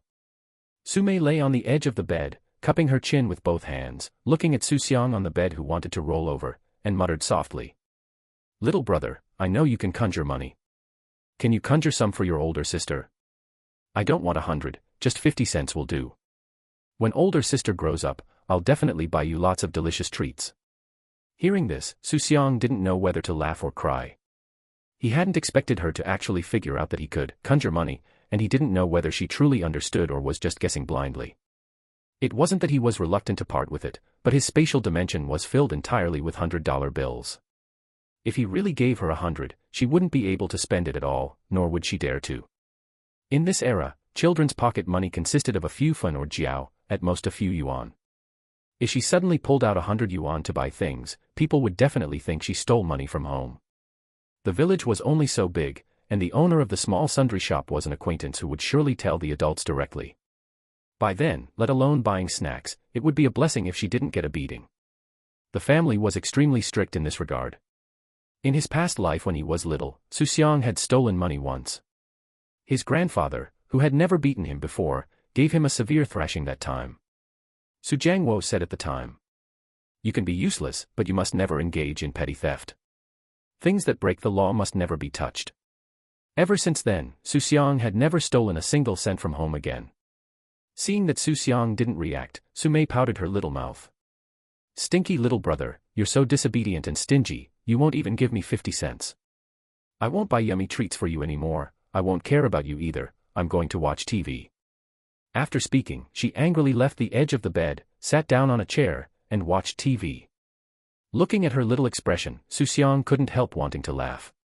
In his impression, his older sister had always been mature and steady. He hadn't expected her to be so childish when she was little, holding a grudge against a baby who couldn't even speak. He shouted silently in his heart, "Sister, I really don't have 50 cents in small change. Rest assured, whatever I give you in the future will definitely be much more than 50 cents. Su Mei naturally couldn't hear his inner thoughts, and before long, she became engrossed in the show. A child's anger comes quickly and goes quickly. When it was time for Xu Xiang to drink milk, Su Mei still obediently went to prepare the milk for him, not ignoring him just because she was sulking. Having cared for him for so many days, she had also figured out the pattern, having a good idea of roughly when he needed to be fed. Unlike the first time when she directly fed Xu Xiang to the point of vomiting. If she went out to look for a babysitting job in the future, she could say with righteous confidence, "I've been taking care of babies since I was 7 years old, and I have rich work experience." These words really didn't contain any exaggeration. Su Mei looked at Xu Xiang, who was obediently drinking milk on the bed, and muttered softly again, "Stinky little brother, eat more and grow up quickly." After finishing dinner that night, Su Jiangwo went out as usual to help people pump water. Regarding Xu Xiang producing money twice, he had already assumed it was money previously dropped in some corner of the house, so he didn't pay it much mind anymore.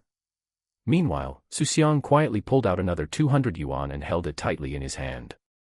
Seeing this, Su Mei immediately shouted again, "Grandma! Grandma! Come quick!" Su Tsuilan had no choice but to put down her work and enter the room. "What is it?" Before she could finish her sentence, she froze.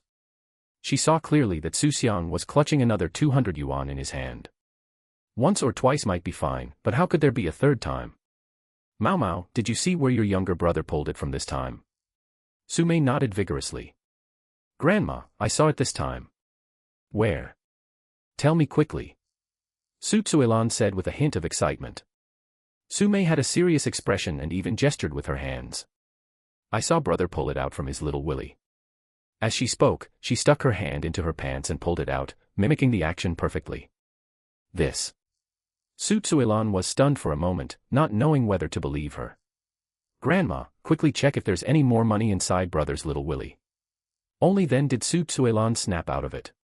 She hurried to the bed, pulled off Xu Xiang's diaper, leaving him lying stark naked on the bed, and gave the diaper a hard shake. "Grandma, could the money have been peed out from brother's little willy?" "Silly child, that's where he pees. How could money come out of there?" "I don't believe it," Su Mei said, reaching out to pinch it. Su Tsuilan quickly slapped her hand away. "You can't go pinching that. If you ruin it, your brother will blame you for the rest of his life." Xu Xiang wept silently in his heart. "Sister, mercy please. If I had known, I wouldn't have pulled it out from under the blanket. I didn't expect her to see the whole thing." Su Tsuilan checked all around, found nothing, and had no choice but to put the diaper back on Xu Xiang. Holding the 200 yuan, her head was spinning in confusion. Even if she wasn't very educated, she knew something wasn't right. How could anyone keep picking up money over and over again? Could Xu Xiaohua have given it during the day? She was the only outsider who came over today. But if Xiaohua really wanted to give money, she would never do it so secretively, and 200 yuan wasn't a small sum for her family either. If it was neither, then where on earth did the money come from? Could it really have fallen from the sky? "Grandma," Su Mei tugged at her hand from the side. Su Tsuilan came back to her senses. "What is it? Brother conjured up so much money. Can you give me a little bit?" I don't need much, just 50 cents. Xu Xiang didn't scold her. Adding it all up over the past few days, it was already 600. 50 cents was indeed nothing. What do you need money for? Su Mei whispered. For school. When the other classmates have money to buy snacks, I want to eat some too. Looking at her cautious appearance, Xu Xiang's heart softened. In the past, when the family was tight on money, she definitely wouldn't have given it. Now with this windfall, giving it was fine. She fished out a 50-cent coin from her pocket and handed it over. Here, keep it safe, don't lose it. Thank you, Grandma. I definitely won't lose it. Su Mei grinned from ear to ear in excitement. To her, 50 cents was already a fortune. She stashed the money away, ran back to the bedside, and gave Xu Xiang 2 loud kisses on his cheek. Thank you, brother. If you hadn't conjured up the money, Grandma wouldn't have given me 50 cents. You have to conjure up more in the future, and I'll share half of the snacks I buy with you. But you're too small now, so I'll save it for you first and give it to you when you grow up. Xu Xiang thought silently in his mind. When I grow up, it won't be you buying for me, but me buying for you. Stop getting so excited. Go take a bath, it's time to sleep. Got it, Grandma.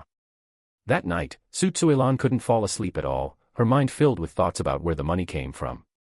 Where on earth did the money come from? Would there be more in the future? It was only when she heard the door open outside that she softly got out of bed and walked into the other room. Why aren't you asleep yet? Su Jiangwo asked, a bit surprised. Can't sleep. What's wrong? Tonight the baby pulled out money again, another 200. Again. That adds up to 600 already. Xu Xiang sat on the edge of the bed. Do you think, could it have been given by Xiaohua? Su Jiangwo shook his head. Impossible. We have a good relationship with her, and helping to watch her kid or sending some food is fine, but she wouldn't give 200 yuan. Besides, she isn't the sole decision-maker in her house, and her husband's relationship with us is just average. Xu Xiang nodded. Then, is the baby really an immortal descended to Earth? Was the money given by an immortal? Su Jiangwo gave her a glare. If there were really immortals, Xiaowei wouldn't have left. I'd rather believe that Xiaowei couldn't bear to leave her child and came back secretly to give it. Sigh, if only it really were Xiaowei, then she must be watching us right beside us, only we can't see her. Su Jiangwo nodded, his tone suddenly becoming serious. Remember, if the baby pulls out money again in the future, we just keep it and don't blab about it everywhere. If people find out, they might even report us for practicing crooked ways. I know. Use the money when needed, just don't be too flashy. Others don't know our details anyway, so it'll be fine. In the days that followed, Xu Xiang would pull out 200 yuan every few days. Xu Xiang and her husband gradually got used to it, subconsciously checking Xu Xiang's hands every night to see if there was money. Xu Xiang didn't do it every single day either, sometimes skipping a day, sometimes 2 or 3 days. There was no real pattern, it depended entirely on his mood. In Xu Xiang's eyes, this grandson of hers was a genuine good luck child. He could conjure up money out of thin air. If he wasn't a lucky star, what was he? She even pondered that in future New Year's, they wouldn't need to post pictures of luck-bringing children, they could just stick up a picture of Xu Xiang. Su Jiangwo also said with a smile. Look at the name I gave him, Xiang, meaning auspicious. He is the auspicious treasure of our Xu family. The couple's complexions noticeably improved. Before, they worried every day about how to raise the 2 children, terrified they couldn't afford it. Now, formula money wasn't an issue, and they could occasionally buy some meat to improve their meals, relieving a huge portion of their stress. They didn't waste the extra money either. Aside from buying a bit of meat now and then, they secretly saved up most of it. In the words of the old couple, there would be plenty of expenses down the road, and if they didn't save now, what would they use in the future? Time flew by, and in the blink of an eye, September 1st arrived. Today was the day Su Mei started school. From this day on, she could no longer run wild and play at home all day. She was about to begin over a decade of student life. Xu Xiang also ushered in his miserable days.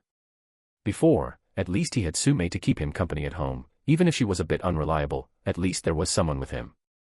Now that his sister went to school, he was left all alone at home. The school was in the neighboring village, a half-hour walk away. Su Mei ate lunch at school and only returned after school ended in the afternoon. On the first day of going to school, there were no classes. They simply paid the tuition, received their books, and delivered their desks. Going to school in rural schools during this era required bringing your own desk. He didn't know if other places were like that, but on Xu Xiang's side, it was indeed the case. The desks were also made by one's own family. Xu Xiaojie was a carpenter, so making a desk was very simple. Desks made at home were simply durable. Xu Xiang remembered that when he entered elementary school, he was still using this very desk that Su Mei had used back when she was in elementary school. At noon, Su Mei came back. Classes officially started on the second day. Su Mei carried a yellow canvas school bag slung diagonally across her back, which Su Tsuelan had also made herself. Now the family could afford to buy a school bag, but Su Tsuelan said that since she could make one herself, why bother spending that money? Su Mei had no way to refute this and could only accept it. With her school bag on her back, Su Mei skipped into the room, took out a first-grade Chinese textbook, and placed it in front of Xu Xiang. "Little brother, look, I am a first-grade student now, and this is the Chinese textbook. Hurry up and grow up, and I will teach you." Looking at the excited Su Mei in front of him, Xu Xiang found it amusing inwardly. "Sister, you're happy now, but once you actually start going to school, you're going to cry. Better wait until I grow up to teach you." Xu Xiang remembered that Su Mei's academic performance seemed to have never been very good. Although in his past life he had only managed to test into a junior college, no matter what, teaching elementary school was still not a problem. Elementary schools nowadays did not have those bizarre questions from later years, they were all very basic and normal content. In his past life, Xu Xiang testing into a junior college wasn't because he was stupid, it was just that he didn't study hard later on, especially in English. He would fall asleep as soon as class started and never listened at all. That year, he scored 450 points on the college entrance examination. He studied liberal arts, and the undergraduate cutoff line was 460 points, he missed it by just a tiny bit. The main issue was that his English was too poor, scoring only 31 points. Xu Xiang himself hadn't expected to score so low. If he had scored just 20 more points, he wouldn't have ended up going to just a junior college. Just as their head teacher said, even if you put the answer sheet under your feet and stepped on it, you'd get more than 30 points. One could only say that Xu Xiang's luck was truly bad, perfectly avoiding all the correct answers.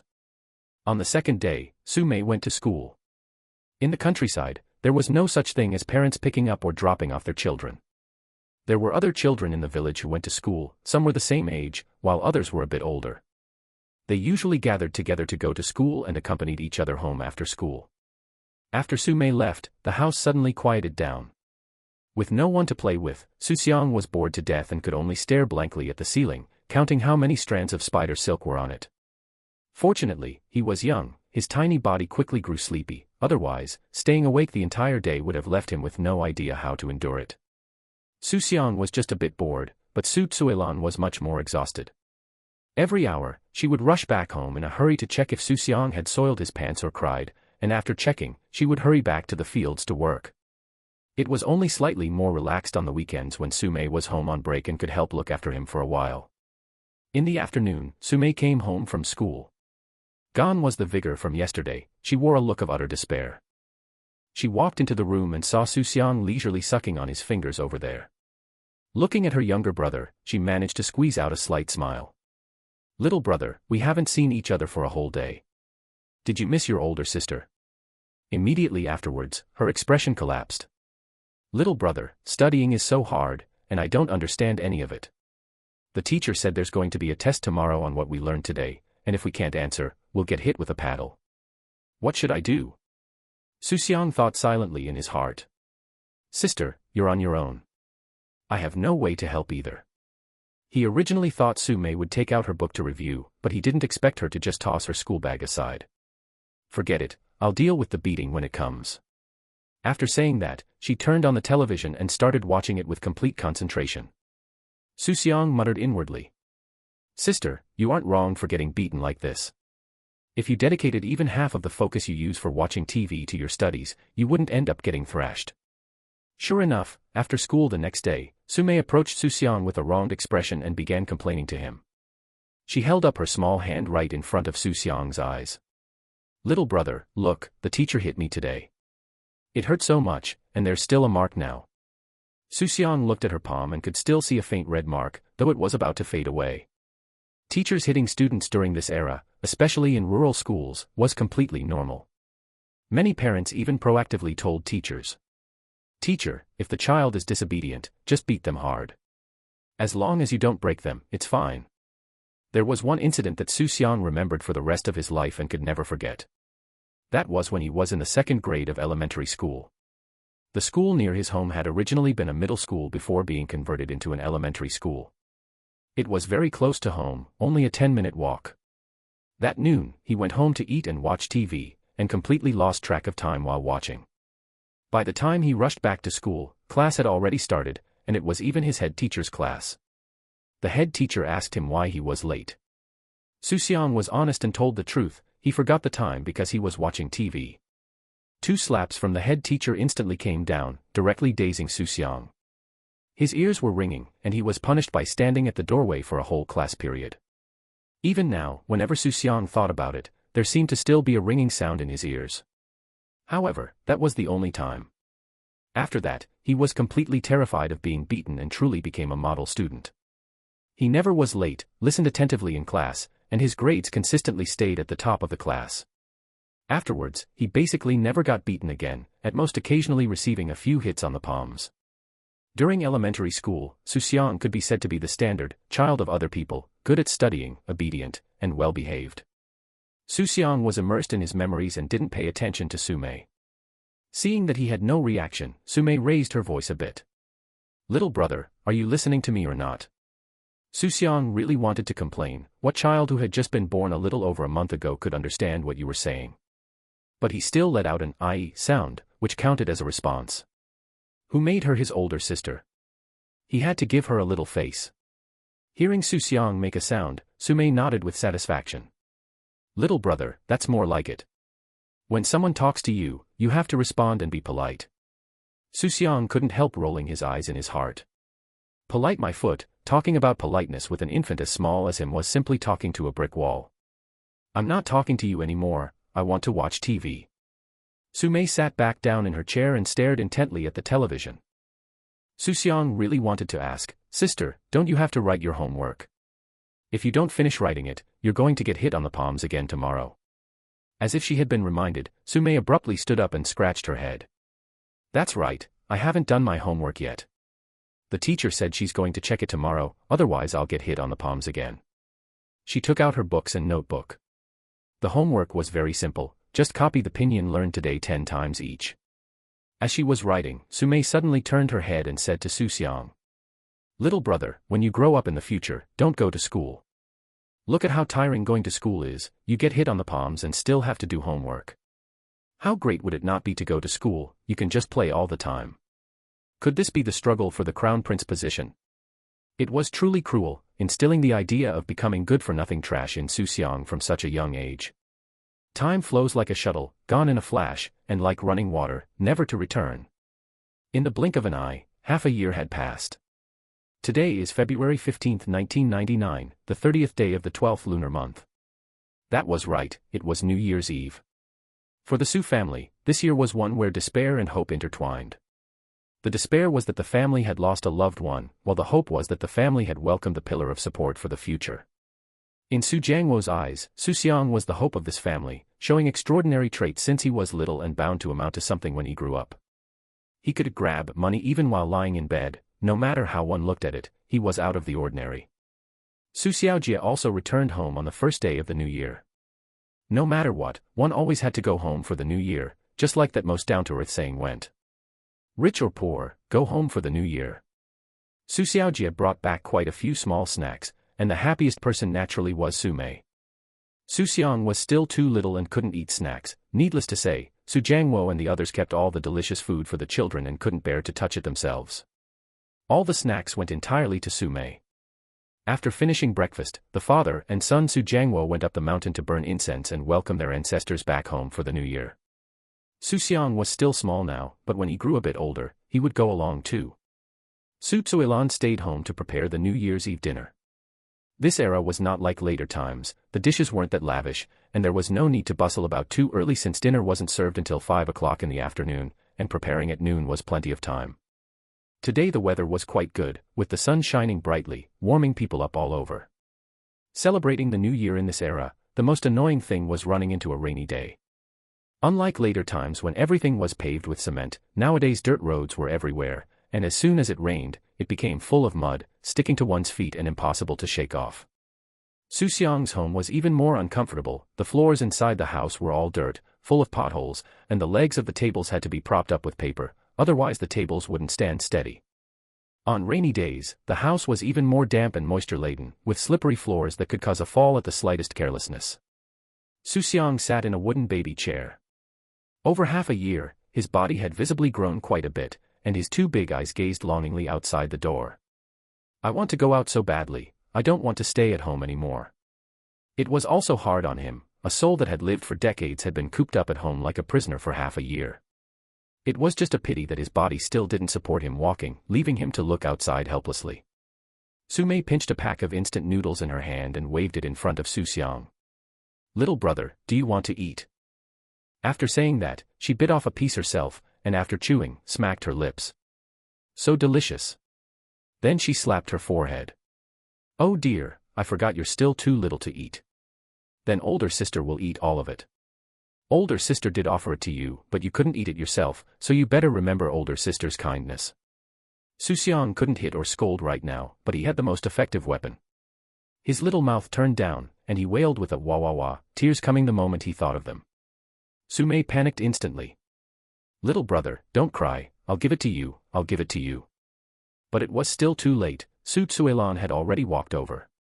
"Su Mei, did you bully your little brother?" Su Mei quickly retorted. "Granny, I didn't. I gave it to him, but he couldn't eat it, and then he cried." "Crybaby. Then what are you still eating here for? Go further away, if he can't see, he won't think about it." "Humph, I'll eat it all, and won't leave a single bit for little brother." Su Tsuelan was amused to laughter. "You don't need to leave any. Even if you did, he wouldn't be able to eat it for another couple of years." At this time, the father and son Su Jiangwo came back from burning incense. The two of them wandered around in the mountains, taking a full hour to finish everything. They were covered in sweat, and their hair had a few pieces of broken leaves stuck to it. Su Jiangwo asked with a smile. "What's going on here?" "It's nothing, the kids are just messing around." Everyone didn't take it to heart. Bickering and playing among children was completely normal. They ate something casual at noon and then began preparing the New Year's Eve dinner for the evening. The adults were bustling about in the kitchen, and Su Mei was watching Xu Xiang. There were enough hands at home, so she, being the little one, didn't need to help. Originally, couplets should have been posted, but the family had just held a funeral recently, so they weren't put up. Outside, the sound of firecrackers came intermittently. It was families who went out late still burning incense, as well as young children setting off small firecrackers. The continuous sound of firecrackers made Xu Xiang's heart itch with eagerness.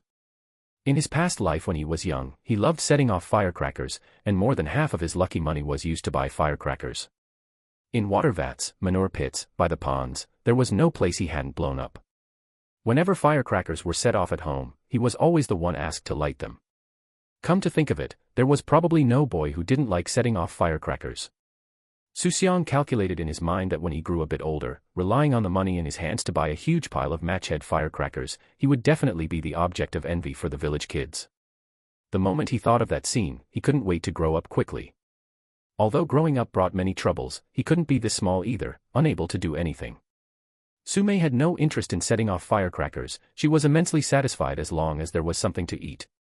As soon as 5 o'clock arrived, they closed the door and ate. On New Year's Eve, the lights in all rooms had to be turned on, with the kitchen and utility room all brightly lit. After setting off firecrackers at the doorway, the whole family sat at the table. Hearing the sound of firecrackers, others would know that this family was starting their New Year's Eve dinner. With the main door closed, no one would come over to visit. Only after finishing the meal and opening the door would it mean that people could visit back and forth. The dishes on the table looked very lavish: meatballs, fish, chicken, braised pork belly, paired with a few side dishes, exactly 10 dishes, symbolizing perfection in every way. Only during the new year could they eat such a decent meal. The 4 members of the Su family each sat on one side. The 4 sides of the table could not be left empty. Xu Xiang was also placed in the baby chair next to Su Tsuelan and Su Mei. Although he couldn't eat anything, the new year emphasized reunion, and not a single person could be missing. Besides the bowls and chopsticks for the 4 people, a few extra sets were laid out on the table, prepared for the ancestors who came home. Whether they could eat it or not, this sentiment could not be lacking. Xu Xiang opened his mouth to greet. Everyone eat, it will get cold soon. Everyone moved their chopsticks. Dad, I toast you a cup. Xiao Jie poured a small glass of wine. The two touched glasses. Then Xiao Jie looked over at Xu Xiang. Mom, I also toast you a cup. Working the land and taking care of the children at home, you've worked hard. What Xu Xiang drank was a beverage. It's not hard, it's not hard. You're the one who works hard working odd jobs outside. Su Mei was still young and didn't understand these polite formalities, and the others didn't mind either. She just buried her head and ate voraciously. Jia. Jia. A faint cry came over. Su Mei raised her head. Granny, did you just hear someone calling older sister? No. Su Mei didn't think much of it and lowered her head to continue eating. Jia. Jia. This time she heard it clearly. Granny, I really heard someone calling older sister. The two were silent for a moment, then simultaneously looked at Xu Xiang beside them. Little brother, was that you calling older sister just now? The other 3 also looked at Xu Xiang with full anticipation. Xu Xiang didn't let them down and softly called out again. Jia. Jia. Ah. Granny, did you see that? Little brother can talk, and the first person he called was even older sister. The other 3 stopped eating their meal and all gathered around Xu Xiang. Call Granny. Call Dad. Call older sister. Xu Jiangwo quickly said. One by one. He is still little, how could he understand so much? Besides, Mao, he has already called older sister. After saying that, he lowered his head and coaxed gently. Baby, call grandfather first. Xu Xiang inwardly slandered that this old man was quite cunning, shooing the others away first so that he could be called first. If it were an ordinary child, being able to call out older sister would already be good. How could they understand instructions and call whatever was told? But Xu Xiang was different, an adult's soul was housed inside an infant's body. Constrained by his body, he still couldn't speak fluently, but blurting out a few simple words was no problem. Yi. Yi. Hearing Xu Xiang call grandfather, Xu Jiangwo's face instantly blossomed into a smile, and he kissed his little face twice, his beard pricking Xu Xiang a bit and making him itch. My grandson is truly amazing. I've never heard of whose child can call people at half a year old. He is definitely a genius. Move aside, it's my turn. Xu Xiang pulled Xu Jiangwo aside. Baby, call Granny. Nai. My baby, too smart. Xu Xiang followed up with another shout. Ba. Xiao Jie had an introverted personality and wasn't overly excited, but his face was full of smiles as he gently pinched his little face. The whole house was filled with laughter and cheers, bustling to the extreme. Xu Xiang wrapped 100 yuan in a piece of red paper and tucked it onto Xu Xiang's body. This was the New Year money.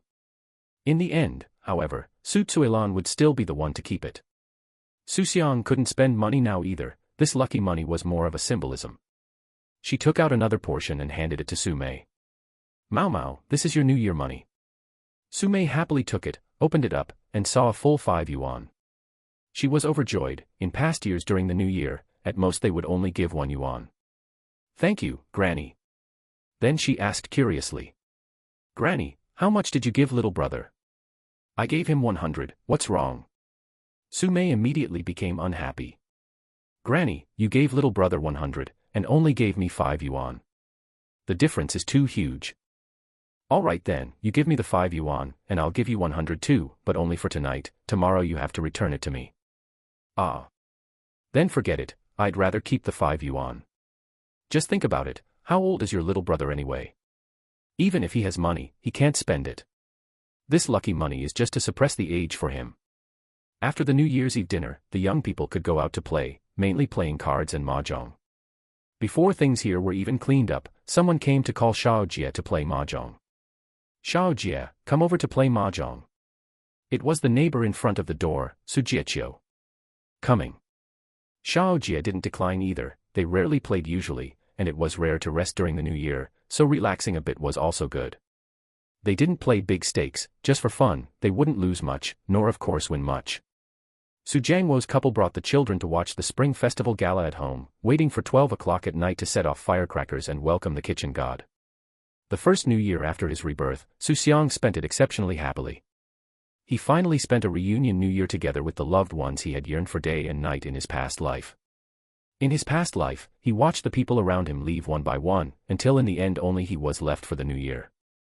Watching other people's big families bustling and lively, his heart felt both sour and envious. But now it was different, he had returned and once again became a child cherished and loved by others. Everything was just beginning, and the days ahead were still long. Tonight Xu Xiang originally wanted to stay up a bit longer, but this little body truly couldn't hold out, starting to feel sleepy before 9 o'clock and constantly yawning with his little mouth. Seeing him like this, Su Tsuilan hugged him directly into her arms, and coaxed him to sleep in no time. Xu Xiang had a dream. This was his first dream since his rebirth half a year ago. In the dream, he grew up, was admitted to the best university, achieved success in entrepreneurship, and led his hometown to develop together. Everyone praised him for amounting to something, and he became the pride of the whole family. He married a gentle and beautiful wife, had children, and Xu Jiangwo's couple also got to see their great-grandson.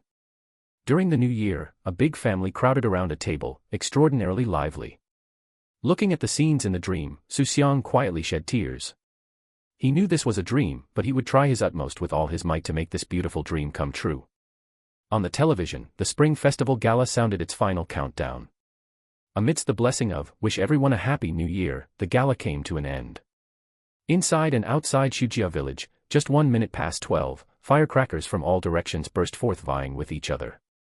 Some families who loved the liveliness even set off fireworks, and the brilliant firelight illuminated the night sky. Early the next morning, opening the door of the house, the air was full of the sulfur smell from exploded firecrackers. On the first day of the Lunar New Year, according to the customs here, no chores needed to be done at all. There was no need to visit relatives, and the floor didn't need to be swept. Sleeping at home for a whole day wouldn't prompt anyone to say a word. Xiao Jie played through the night last night, and right now he looked a bit tired, but the smile on his face couldn't be hidden. One look and you could tell he had won money. Su Tsuilan asked, "How did you play? Did you win or lose?" "Won, 140-something. That's not bad either. Eat first, and after eating, go to the ancestral hall with your dad to set off a string of firecrackers and pay respects to the ancestors for the new year."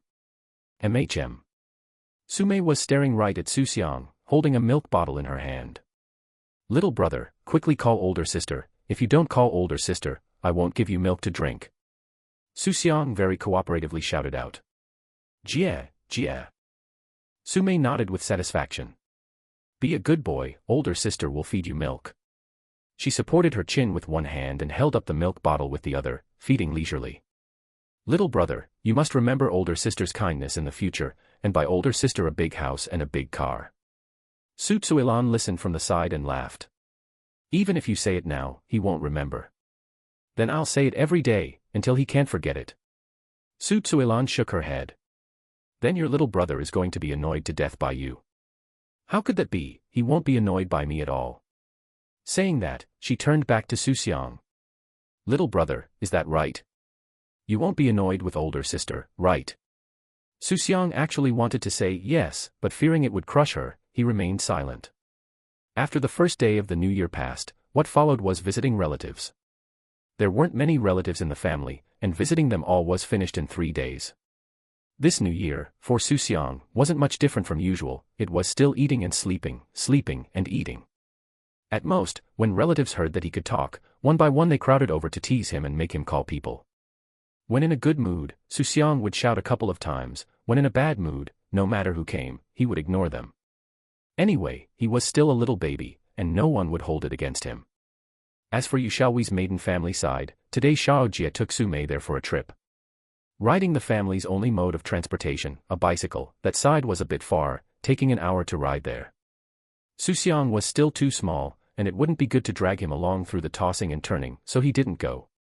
Su Tsuilan was holding Xu Xiang and watching TV, leaving only the two of them at home. "Jiangwo, are you home?" A man who looked somewhat similar to Xu Jiangwo walked into the living room. Holding Xu Xiang, Su Tsuilan walked out from the room. Looking at the men in front of him, a trace of confusion flashed in Xu Xiang's eyes. Who is this person? It seems he didn't see him in his past life. Second brother, Jiangwo is not at home. After hearing Xu Xuelan's words, Xu Xiang also knew who the person in front of him was. He was his grandfather's second older brother, Xu Jianjun, which made him his second grandpa. As for why he had no impression of him, it was because Xu Jianjun should pass away in the next year or two. Even if they had met, he couldn't remember clearly, and he didn't know the exact year he passed away. He hadn't asked at the time. By his generation, the two families had almost no interaction, considering themselves merely fellow villagers. It's fine if Jiang Wo is not here. The thing is, the family is short on money right now. Do you think you could lend me 5,000? Hearing this, Xu Xuelan couldn't help but want to laugh. It really was a lion's share, asking for 5,000 right off the bat. The last time she went to borrow money, not only did she fail to borrow any, but she was also scolded, being told that she didn't know how to manage a household, which was why their family had no money. Now he even had the nerve to come and borrow money from her. If it weren't for Xu Jiangwo's sake, Xu Xuelan really wanted to scold him a couple of times. Third brother, do you think my family still has money? Xiao Wei's funeral cost a lot. Besides, there is still a little one who needs milk powder, and Mao Mao also needs to go to school. Where would we have money to lend? Otherwise, I wouldn't have gone to borrow from you last time. Isn't Xiao Jia back? He has been working outside for a year, he should have 5,000 yuan, right? No. Whatever little money was saved is just enough for the child's tuition and milk powder. Xu Jianjun was still relentless. What school does a girl need to go to? She's going to get married sooner or later anyway, so not going is fine. The child is not that young anymore, no need to drink milk powder, just some rice soup is enough. Hearing this, Xu Xuelan couldn't hold back anymore. It was fine to talk about her, but talking about the children was absolutely unacceptable. Are you even speaking human words? My child, I will let her go to school if I want her to. What business is it of yours? This child was only born half a year ago. If he doesn't drink milk powder, do you want him to starve to death? Xu Jianjun wore a carefree look. That's your business, just give me 5,000. None. I'll wait for Jiang Wo to come back and see how he disciplines his wife. What's wrong with a brother asking him for some money, yet you keep making excuses? You have some nerve. When I went to borrow money from you last time, why didn't you lend it? Now you still have the face to come and borrow. Get lost, get out of my house. I won't get lost. Not leaving, right? Then I'll call people. Help, someone is acting like a hooligan. Xu Jianjun reached out and pointed at her. Fine, you're ruthless, you just wait for me. After finishing, he left in a huff. Xu Xuelan had long understood Xu Jianjun's nature, gluttonous, lazy, and selfish. Usually, she would endure it if she could, but he actually targeted the children, and that was absolutely intolerable. Without thinking more about what just happened, she turned her head and said gently to Xu Xiang. Baby, were you scared? This scene certainly couldn't scare him. Xu Xiang just hadn't expected his second grandpa to be such a person. However, it didn't have much impact on him anyway. This guy didn't have 2 more years to live. To make Xu Xuelan feel at ease, Xu Xiang also showed a happy smile. At this moment, Xu Jiangwo also came back. Xu Xuelan said to him with an indignant face, your second brother came just now. Xu Jiangwo was stunned for a moment. What did he come for? To borrow money. Xu Jiangwo didn't expect his second brother to come and borrow money from him. Their family indeed had some money. Over the past half year, Xu Xiang had successively taken out 5,000 yuan. Coupled with the harvest from the fields and the money brought back by Xu Xiaojie, it added up to 10,000 yuan, making them a 10,000 yuan household. It's just that nowadays, a 10,000 yuan household wasn't that rare. But outsiders didn't know. They spent most of their money on the children. The grade of milk powder Xu Xiang drank went up, and they also bought new clothes for Su Mei.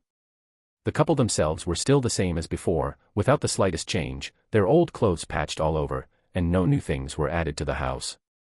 In the eyes of outsiders, their family was still poor as a church mouse, just spending their only savings on the children. Xu Jiangwo hadn't expected that even with their family like this, someone would still come knocking to borrow money. Then did you lend it? No, I told him to get lost. Then, Xu Xuelan recounted every single word Xu Jianjun had said earlier. After listening, Xu Jiangwo's face turned flush with anger, and he cursed loudly. Is he even human? You did the right thing. This kind of person still wants to borrow money. Not a single grain of rice should be lent to him. In the future, you don't need to save face for me. Scold him however you want. It doesn't matter how he treats me, but he can't harm my children. If he really dares to target the children, I'll fight him to the death. In the afternoon, Xu Xiaojie and Su Mei also returned home. Su Tsuilan asked, "They didn't say anything over there, right?" She was afraid that Yu Xiaohui's maternal family would overthink. After all, people passed away at her house. Su Xiaojie shook his head. "No, all those sisters of theirs are quite nice. Just like Xiaohui, they dote on Mao Mao a lot. It's good as long as they didn't say anything."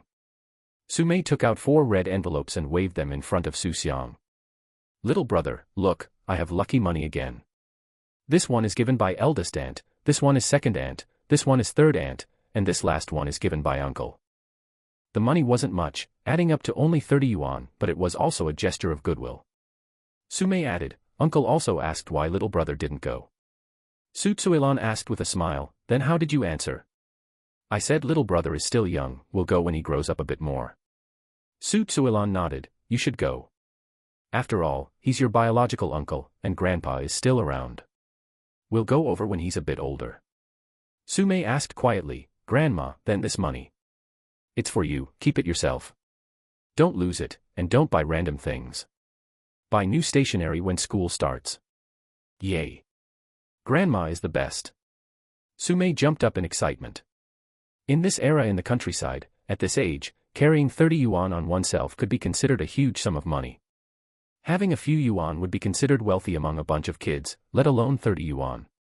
Even in his past life when Xu Xiang was in elementary school, having 30 yuan would still be considered a huge sum.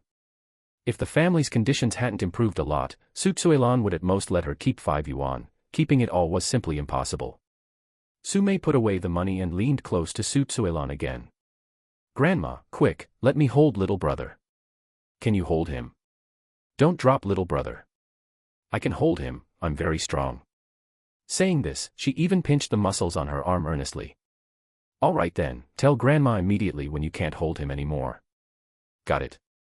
Su Tsuilan gently placed Xu Xiang into Su Mei's arms. Xu Xiang wasn't heavy yet, so Su Mei held him very easily. However, Su Tsuilan's hand remained cupped underneath to protect him, afraid that she might suddenly lose strength and drop the child on the ground. Su Mei leaned over Xu Xiang's body and took a big sniff. "Grandma, little brother smells so good, like milk." Su Tsuilan chuckled and said, "All little kids are like this." When Su Jianjun returned home, his wife, Wang Qiuju, hurriedly rushed up to him. "How is it? Did you borrow the money?" Hearing Wang Qiuju ask that, Su Jianjun's anger flared even higher. "Borrow my ass. Not only did I not borrow anything, but I also got cursed out by her." "Did Jiang Wo curse you out?" Su Jianjun's tone softened slightly. "No, it was Tsuilan who cursed me out. Jiang Wo isn't home." Wang Qiuju curled her lips. "I knew it. Last time she came to borrow money, it was bad enough that you didn't lend it to her, but you even gave her a severe scolding. She definitely holds a grudge in her heart, so how could she possibly lend it to you? It's a wonder she didn't curse you out even worse. If Jiang Wo were home, even if he didn't lend it, he wouldn't have cursed you out like that." Su Jianjun slammed a hand against the door. "When Jiang Wo gets back, I'll make sure to put his wife in her place. She has zero manners, she even dares to curse out her own older brother." In his mind, it was entirely Su Tsuilan's fault, and he didn't have a single problem of his own. It was a good thing Su Tsuilan had a relatively decent temper. If it were someone a bit more shrewish, they would have started throwing hands on the spot. He didn't even stop to think, was what he said just now something a human being would say? Wang Qiuju furrowed her brow. "Then what are we going to do now? 7 days from now, Boss Li is coming to collect the money. If we can't produce the cash, he really will chop off your hands." A trace of fear flashed in Su Jianjun's eyes. I'll think of another way." "What kind of way can you think of? Back then I told you not to go gamble, but you insisted on refusing to listen. Wasn't I just trying to earn a bit more to buy a motorcycle? If I had guessed right back then, I could have directly won 20,000. Wang Qiuju didn't save him any face at all. "Then where is the money? Didn't I lose it all gambling?" Wang Qiuju suppressed the anger in her heart and continued, 5,000 yuan, the family definitely can't pull that out. We can only go borrow it. How about going to your older brother and older sister's places to borrow some?" Su Jianjun hurriedly shook his head. "I'm not going. As soon as I go borrow money, they'll definitely ask for the reason. If they find out I was gambling, they'll beat me to death for sure. My dad was hacked to death because of gambling back in the day. Besides, they don't even have that much money. Even if they did, they wouldn't lend it, they're so stingy. Look at you, good for nothing at everything, and now you can't even borrow money. What are we going to do? Are you really just going to wait to have your hands chopped off? Xu Jianjun lowered his head and pondered for a moment. We'll go to Jiang Wo's place again in a bit. Xiao Jie has been working outside for a year, I don't believe they can't even pull out 5,000. Suilan must be blocking it and refusing to give it. Once Jiang Wo is home, I don't believe he won't lend it to his own biological brother. Among the siblings, Su Jiangwo had always been easy to talk to and more generous than the others. Plus, since he was the second older brother, he held seniority no matter how you looked at it. If they wanted to borrow money, they could only look for Su Jiangwo. As for others in the village, that was even less worth thinking about, who didn't know what kind of virtue Su Jianjun had. Lending money to him was like meat buns beating dogs, it would go and never return. All right, the two of us will go together then. Don't you speak, just listen to me. All right. An hour later, the Su Jianjun couple arrived at Su Jiangwo's home once again. Su Jiangwo was squatting outside, smoking with a tobacco pipe. The moment she saw Su Jiangwo, Wang Qiuju immediately piled her face with smiles. Jiangwo, smoking. Su Jiangwo nodded without uttering a sound. Jiangwo, it's like this. Just now your second older brother came over to borrow money and said things that didn't sound pleasant. This time I came specifically to apologize to you. As she spoke, she reached out and tugged at Su Jianjun's sleeve. Su Jianjun spoke up unwillingly. It was just that the second older brother was frantic and confused just now, and said the wrong things. Su Jiangwo nodded expressionlessly. All right, the apology has been made, go back. The money wasn't in their hands yet, how could the two of them just leave like that? Wang Qiuju stepped forward again. Jiangwo, things have really been tight at home lately. Do you think you could lend us some? How much are you borrowing? Hearing those words, Wang Qiuju felt a surge of joy, there was a chance. Not much, just 5,000 yuan. Su Jiangwo knocked his tobacco pipe against the ground, tapping out the ash inside. Second sister-in-law, your opening request really is quite large. Do you think someone like me who farms can save up 5,000 in a year? Wang Qiuju didn't feel embarrassed at all and continued, isn't there still Xiao Jie? He's working outside. Don't you guys also have a son? Isn't he also working outside? Doesn't he have money? As soon as those words came out, Wang Qiuju's expression instantly stiffened. Her son, Su Xiaolong, had gone out to work for 3 years. Not to mention sending money home, they didn't even know where he was right now, he had only called home once in 3 years. Su Jianjun had long since lost his patience and spoke directly.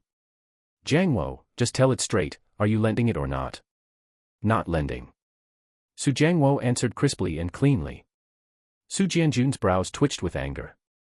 I'm your older brother. We separated the family a long time ago. You.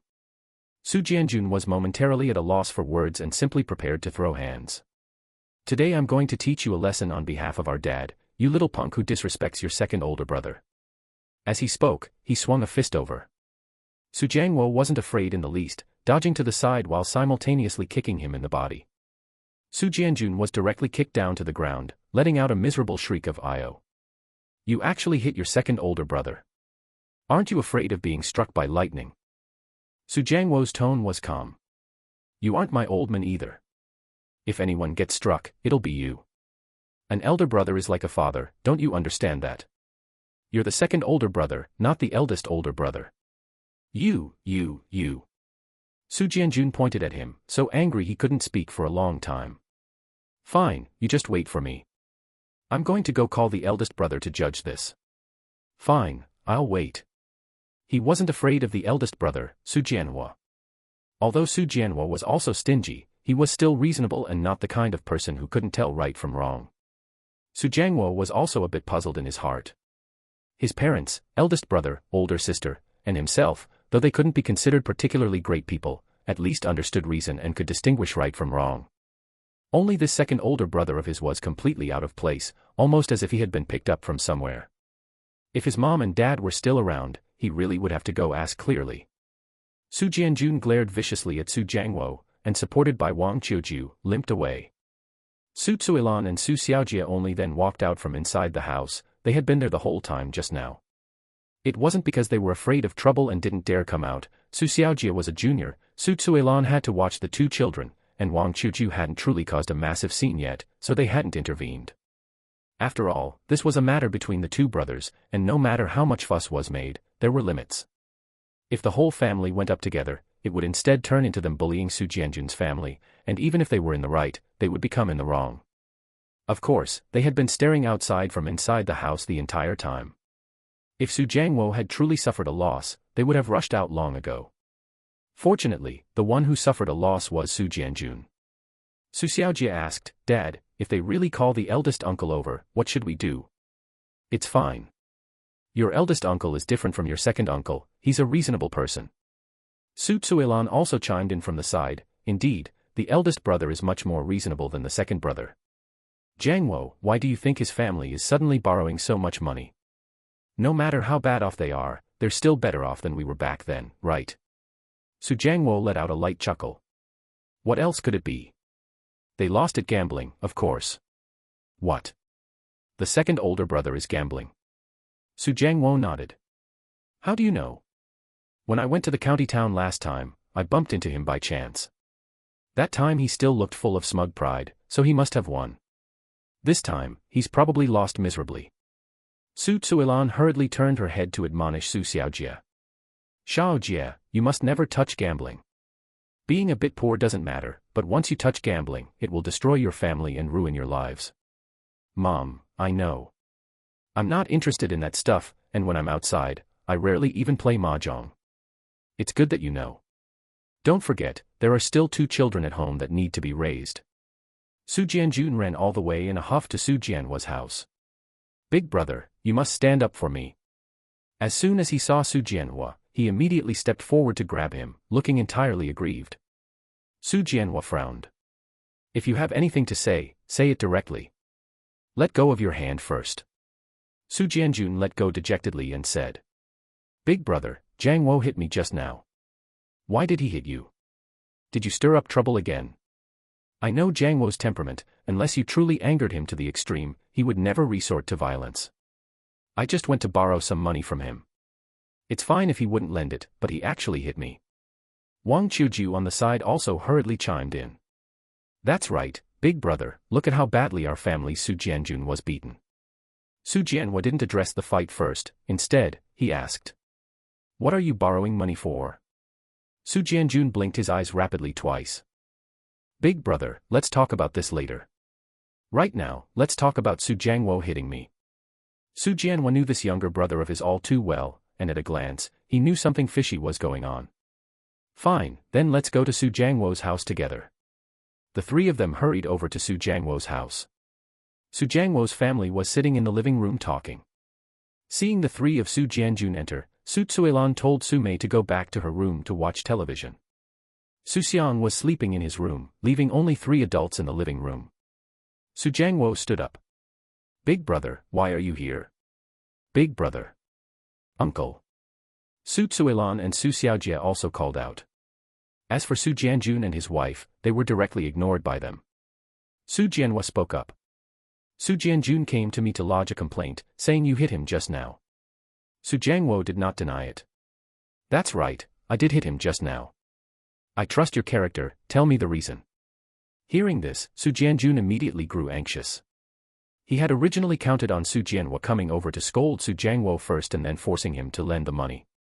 Now that the reason was being asked, once Su Jiangwo spilled everything, let alone borrowing money, he was afraid he would get beaten up by Su Jianhua all over again. He was truly utterly stupid. How could Su Jianhua blindly listen to one side without asking for the reason? Su Jianjun hurriedly tried to smooth things over. "Big brother, I won't blame Su Jiangwo for hitting me anymore, just let him lend me some money will do." Su Jianhua glared sideways at him. "Shut your mouth." Su Jiangwo then recounted the matter from beginning to end in its entirety, not adding or omitting a single word. After listening, Su Jianhua also grew angry. How could he have such a younger brother? "Su Jianjun, is that even human speech you're spouting? Making a newborn baby stop drinking formula and switch to drinking rice soup? Why don't you drink rice soup and not eat meals every day yourself? Xu Jianjun muttered in a low voice. If I don't eat meals, wouldn't I starve to death? As soon as these words came out, Xu Jianhua's anger flared even higher. You also know it will cause starvation. Are you the only precious one, and other people's children deserve to starve to death, right? Seeing him fly into a rage, Xu Jianjun didn't dare talk back anymore. If he kept being stubborn, he was afraid he would really get beaten. He only muttered inwardly. What the hell does it matter to me if he starves to death, as long as I am doing well myself? Xu Jianhua continued to press. Also, I thought you were just borrowing a few hundred, but I didn't expect you to open your mouth for 5,000. What do you want so much money for? Speak honestly. Xu Jianjun lowered his head and didn't speak. How could he dare tell the truth? Since he wouldn't speak, naturally someone else would speak for him. Su Jiangwo suddenly spoke up from the side. Second brother, you must have lost money gambling, right? Xu Jianjun abruptly raised his head, his face full of astonishment, and subconsciously blurted out. How do you know? Upon hearing the two words, gambling, Xu Jianhua instantly flew into a violent rage. When he was young, the family was originally quite well off, but simply because their father got involved in gambling, the family fortune was quickly squandered away, and in the end, he was even hacked to death in the street by someone. The thing he hated most in his life was gambling, yet he never expected that his own younger brother would actually walk down this path. With a raised hand, it was a slap. A slap on the left, a slap on the right, fast and heavy. Xu Jianjun had no time to resist at all. The papa sounds of the slaps resounded through the entire living room. Wang Qiujiu anxiously cried out on the side. Big brother, stop hitting him, Xu Jianjun knows he was wrong. Xu Jianjun's face quickly swelled up very high. After dozens of slaps, Xu Jianhua finally stopped his hand. Big brother, stop hitting, I can know I was wrong. Xu Jianjun was beaten so badly that he couldn't even speak fluently. Xu Jianhua asked in a cold voice. Tell the truth, how much do you owe in total? 10,000. There is 5,000 at home, borrowing another 5,000 will be enough. Xu Jianjun replied in a low voice. Xu Jianhua stared at him fixedly. You really refuse to mend your ways. 10,000 yuan, what couldn't you do with it, yet you specifically went and gambled it away. Wang Qiujiu wept and begged. Big brother, Xu Jianjun knows he was wrong, please save him. If we don't pay back the money soon, those people are going to chop off one of his hands to settle the debt. Xu Jianhua was silent, the scene of going to collect his father Su Dongliang's corpse back then flashing through his mind. That year Su Dongliang lay by the roadside covered in blood, with dozens of knife cuts all over his body, not a single piece of good flesh left. If Xu Jianjun was going to lose his life, he would have to save him no matter what. After all, he was his own biological younger brother. But since it was just chopping off a hand, then there was no need. He slowly opened his mouth. Getting a hand chopped off is fine too, just right to let him learn a lesson and see if he dares to gamble again in the future. Today I save him, and next time he might end up just like your father-in-law, hacked to death in the street by someone. Having said that, he didn't look at the couple even once more, turned around, and left Su Jiangwo's house. Seeing this situation, Xu Jianjun and his wife also knew that borrowing money was completely out of the question, and they left crestfallen. Such a big commotion had long since woken up Xu Xiang, who was sleeping in his room. He didn't take this matter to heart at all, knowing clearly that someone like Xu Jianjun wouldn't live long. Could it be that in the end he really would be hacked to death by someone? Too lazy to think about it anymore, whether it was true or not had nothing to do with him, he would just treat it as watching a lively spectacle. As long as it didn't implicate his own family, that was fine. Su Xiaojie walked over to Su Jiangwo's side. Dad, Uncle hits people so fiercely, watching it scared me. Su Jiangwo smiled. What is there to be afraid of, he won't hit you anyway. Then his tone turned stern, and he said in a deep voice. If you dare to go gamble and owe this much money, I'll beat you even more fiercely than him and break your legs directly. I won't, I have zero interest in gambling. Su Jianjun and his wife returned home. Wang Qiujiu applied a cold towel to his swollen face. Your big brother's hand was way too ruthless, your face has been beaten into a pig's head. Now you know why you didn't dare let him find out you were gambling. Big brother has always been like this, beating me from childhood all the way up. When he hit you, why didn't you resist? Resist? I didn't even have a chance to react, I was directly beaten into a daze.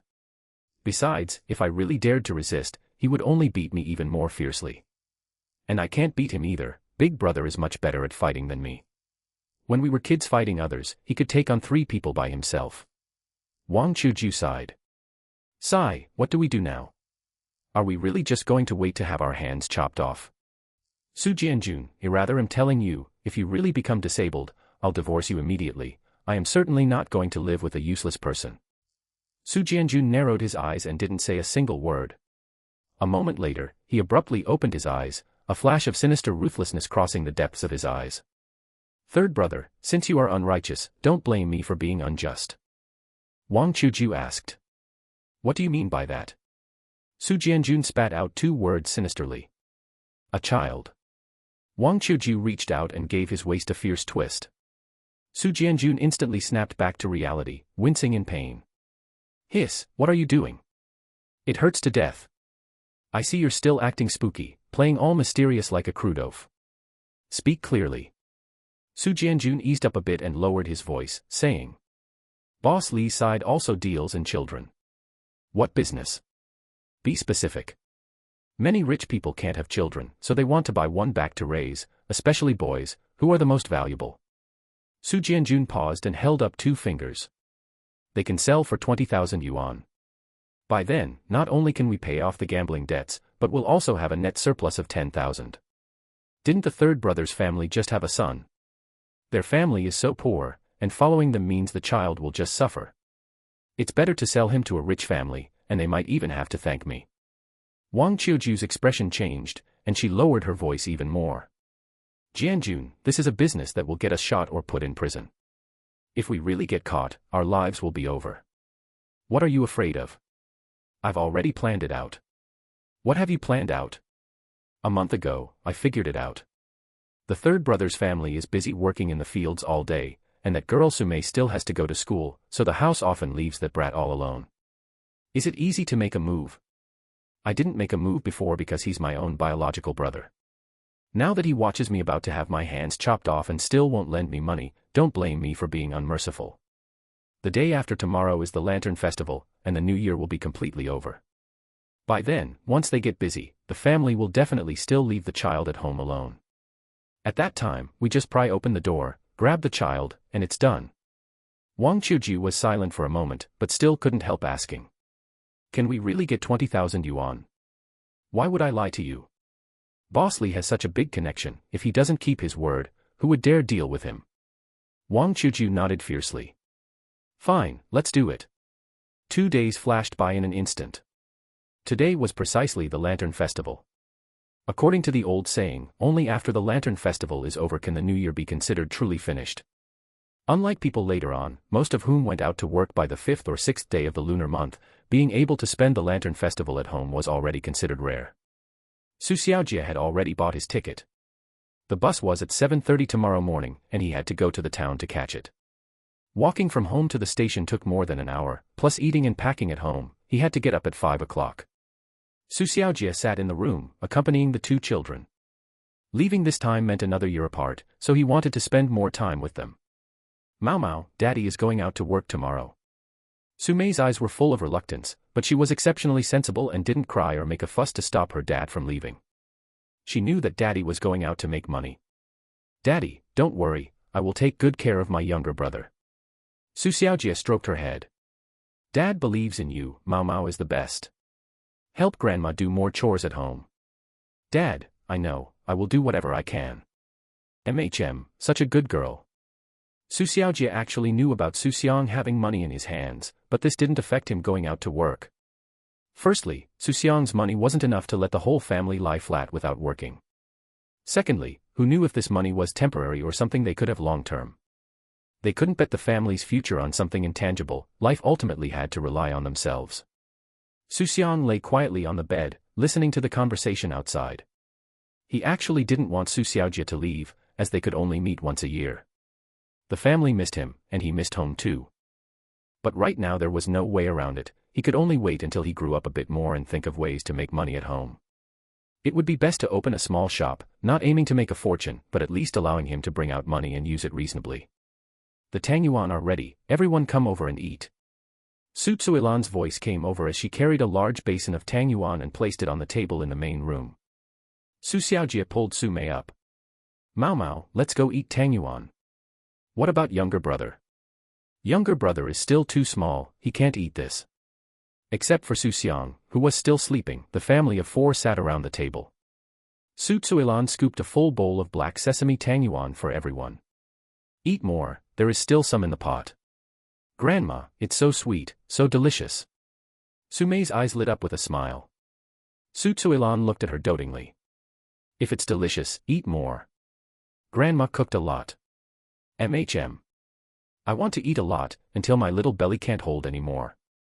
A child's happiness was very simple, having family accompany them and having a bite of something sweet was enough. Xu Xiaojie gently tapped her head. No matter how delicious it is, you can't stuff yourself, it's bad for your stomach.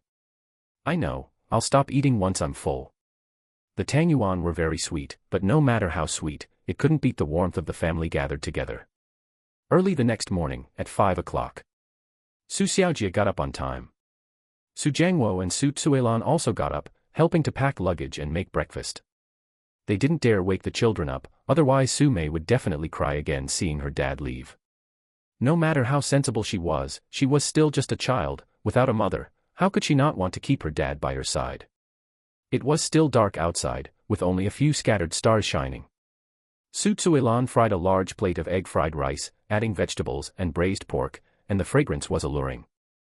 This was specially made for Xu Xiaojie to eat, the others weren't hungry yet at this time. Xiaojie, breakfast is ready. Xu Xiaojie ate it bite by bite, feeling that this was the most fragrant meal he had ever eaten. Su Tsuilan and Su Jiangwo sat aside, watching him quietly. Xiaojie, take good care of yourself outside, don't push yourself too hard, rest when you need to. The family isn't short of that bit of money now. Mom, I know, I'll be careful. Su Jiangwo breathed out a puff of smoke, the white mist dispersing in the early morning air. Xiaojie, you're still young. If you meet someone suitable outside, bring her back. Su Tsuilan also chimed in to persuade. That's right, you can't stay alone forever, and the children also need a mother. Xu Xiaojie was only 28 years old. Later on, there were plenty of people unmarried at this age, but he was already a father of 3 children, with 1 daughter given away in the middle. He was silent for a moment, and the appearance of Yu Xiaowei flashed across his mind. Mom, wait a bit longer, I don't want to right now. Being alone is also pretty good. Su Tsuilan sighed softly. Make your own decision, we won't force you, we just pity the 2 children. Mom, I know, I'll consider it. After finishing the meal, Xu Xiaojie got ready to leave. The sky was just beginning to grow bright, barely enough to see the road. Xu Xiaojie pulled his suitcase and carried his backpack, while Su Jiangwo was also carrying a large bag in his hand. Su Tsuilan gave instructions all the way without stopping. You must eat well outside, don't always be reluctant to spend money. We are here at home, you don't need to worry. Mom, I know, I'm leaving, go back to your room and sleep a bit more. Go ahead, I'll watch you from here. Xu Xiaojie held a flashlight and walked towards the entrance of the village. Seeing that Su Jiangwo was still following, he stopped in his tracks. Dad, give the bag to me, you go back. Su Jiangwo shook his head. There are too many things, I'll send you to the station. No need, it's more than an hour's walk. What, an hour makes you think your dad is old? Not to mention an hour, I can walk for 10 hours. Hurry up and go, don't miss the bus. Xu Xiaojie knew his father's temper, once he made up his mind about something, he wouldn't change it, so he didn't say anything more. The father and son, relying on the faint light, walked step by step into the distance.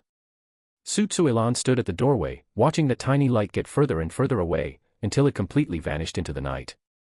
As soon as Su Mei woke up, the first thing she did was run to the room where Xu Xiaojie stayed. Looking at the empty room, her eye sockets instantly turned red, and her little mouth pouted.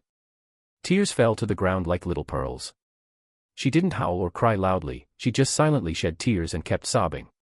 Su Jiangwo hadn't returned yet, he had to watch Xu Xiaojie board the bus before heading back, and the round trip would take over an hour. Su Mei pattered into the kitchen, grabbed and tightly hugged Su Tsuilan's thigh, not saying a word, just holding on like that while shedding tears. Su Tsuilan gently patted her back to comfort her. There, don't cry. Dad went out to make money and will be back for the Chinese New Year. By then, he'll bring you lots of snacks. Su Mei had to go to school today too, but it was just to register, and classes would officially start tomorrow, so there was no rush with time. She raised her head, her face covered in tear stains, and her voice carried a grievance. "Grandma, why do we have to go out to work? Can't we make money at home? Sigh, you earn a bit more outside. I cannot eat snacks and not use that much money. Can Dad not leave then?" Facing Su Mei's question, Su Tsuelan didn't know how to answer for a moment. Whether money was more or less was hardly a matter of snacks. But what was the use of saying these things to a child? She just purely wanted her dad to stay by her side. If there truly was no other way, who would be willing to leave their hometown and abandon their family? Su Tsuelan didn't continue this topic and instead said, "Go see if younger brother is awake." Su Mei nodded her little head and turned to run back into the house. Xu Xiang had actually woken up long ago. Regarding Su Xiaojia's departure, his inner heart had little fluctuation. He had experienced too many partings in his past life, taking even life and death lightly, let alone this kind of separation. He was already used to it. Su Mei's little head leaned over to the bedside and she first said happily, "Younger brother, you're awake." Immediately, her tone dropped again. "Younger brother, Dad went out to work and won't be back until the Chinese New Year. It would be great if Dad didn't have to go out to work. Mom is gone too, and we've both become children without a dad or a mom." His mother dying young and his father being away year-round, Xu Xiang had experienced these things once in his past life and was long numb to them, not having many feelings about them in this lifetime either. But for Su Mei, who was not yet 8 years old, it was simply too cruel. Xu Xiang could only think of a way to coax her. Children were forgetful, and though she was sad right now, once she went to school and played with her friends for a bit, she would be fine. He wore a sweet smile and, with still unfluent speech, softly called out, "Sis, Ter." Sure enough, seeing Xu Xiang's cute appearance and hearing him call her sister, Su Mei instantly smiled. "Younger brother, call me that a couple more times. Sis, Ter. Younger brother is such a good boy." As it neared 9 o'clock, Su Jiangwo finally returned. Su Tsuelan asked, "Did you send Xiao Jia onto the bus?" "Yeah, I came back only after seeing him onto the bus." "All right, let's eat." "After eating, I still need to take Mao Mao to school to register." "Got it." After finishing the meal, Su Jiangwo rode his bicycle and took Su Mei to school to register. Su Tsuelan stayed home with Xu Xiang, sitting by the doorway to sunbathe. The sun at this moment wasn't fierce, shining on the body, it felt warm and especially comfortable. At this time, a woman around 30 years old walked out from the alley behind the house. Xu Xiang raised his eyes to look, and it was his godmother from his past life, Su Qing. Her house was directly behind them, and right next to it was Su Xiaohua's house. When he was a little kid before, he used to call her mom along with other children, and later he recognized her as his godmother. She had 2 children in her family, a boy who was older and a girl who was younger. She was a very good person and frequently bought him clothes and food in his past life. Of course, in this lifetime they hadn't established the godparent relationship yet, they were just ordinary neighbors. After Xu Xiang was born, she also frequently came over to check on him. Grandma Tsuelan, soaking up the sun. Taking the baby out to catch some sun for a bit. It's good for children to get more sun. Did Xiao Jia leave? He left, went out early in the morning. Mao Mao was crying just now, but there's no helping it, if you don't go out, you can't earn money.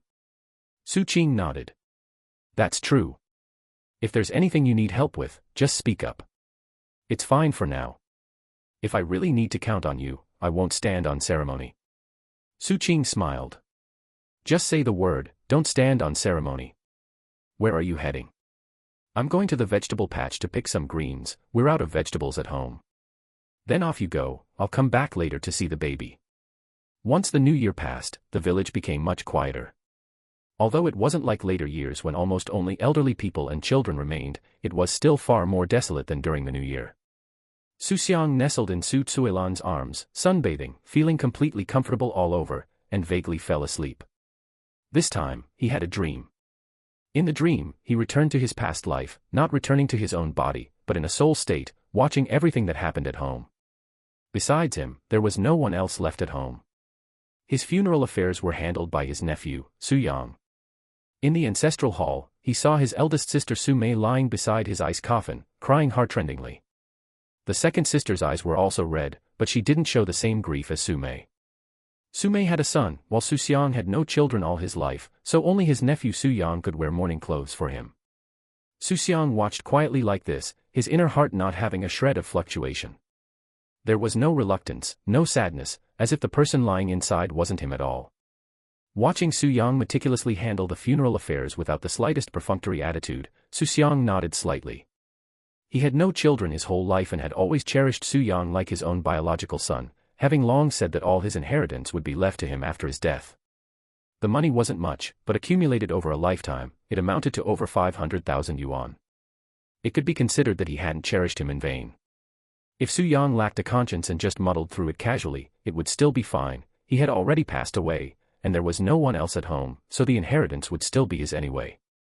Xu Xiang just watched quietly like this.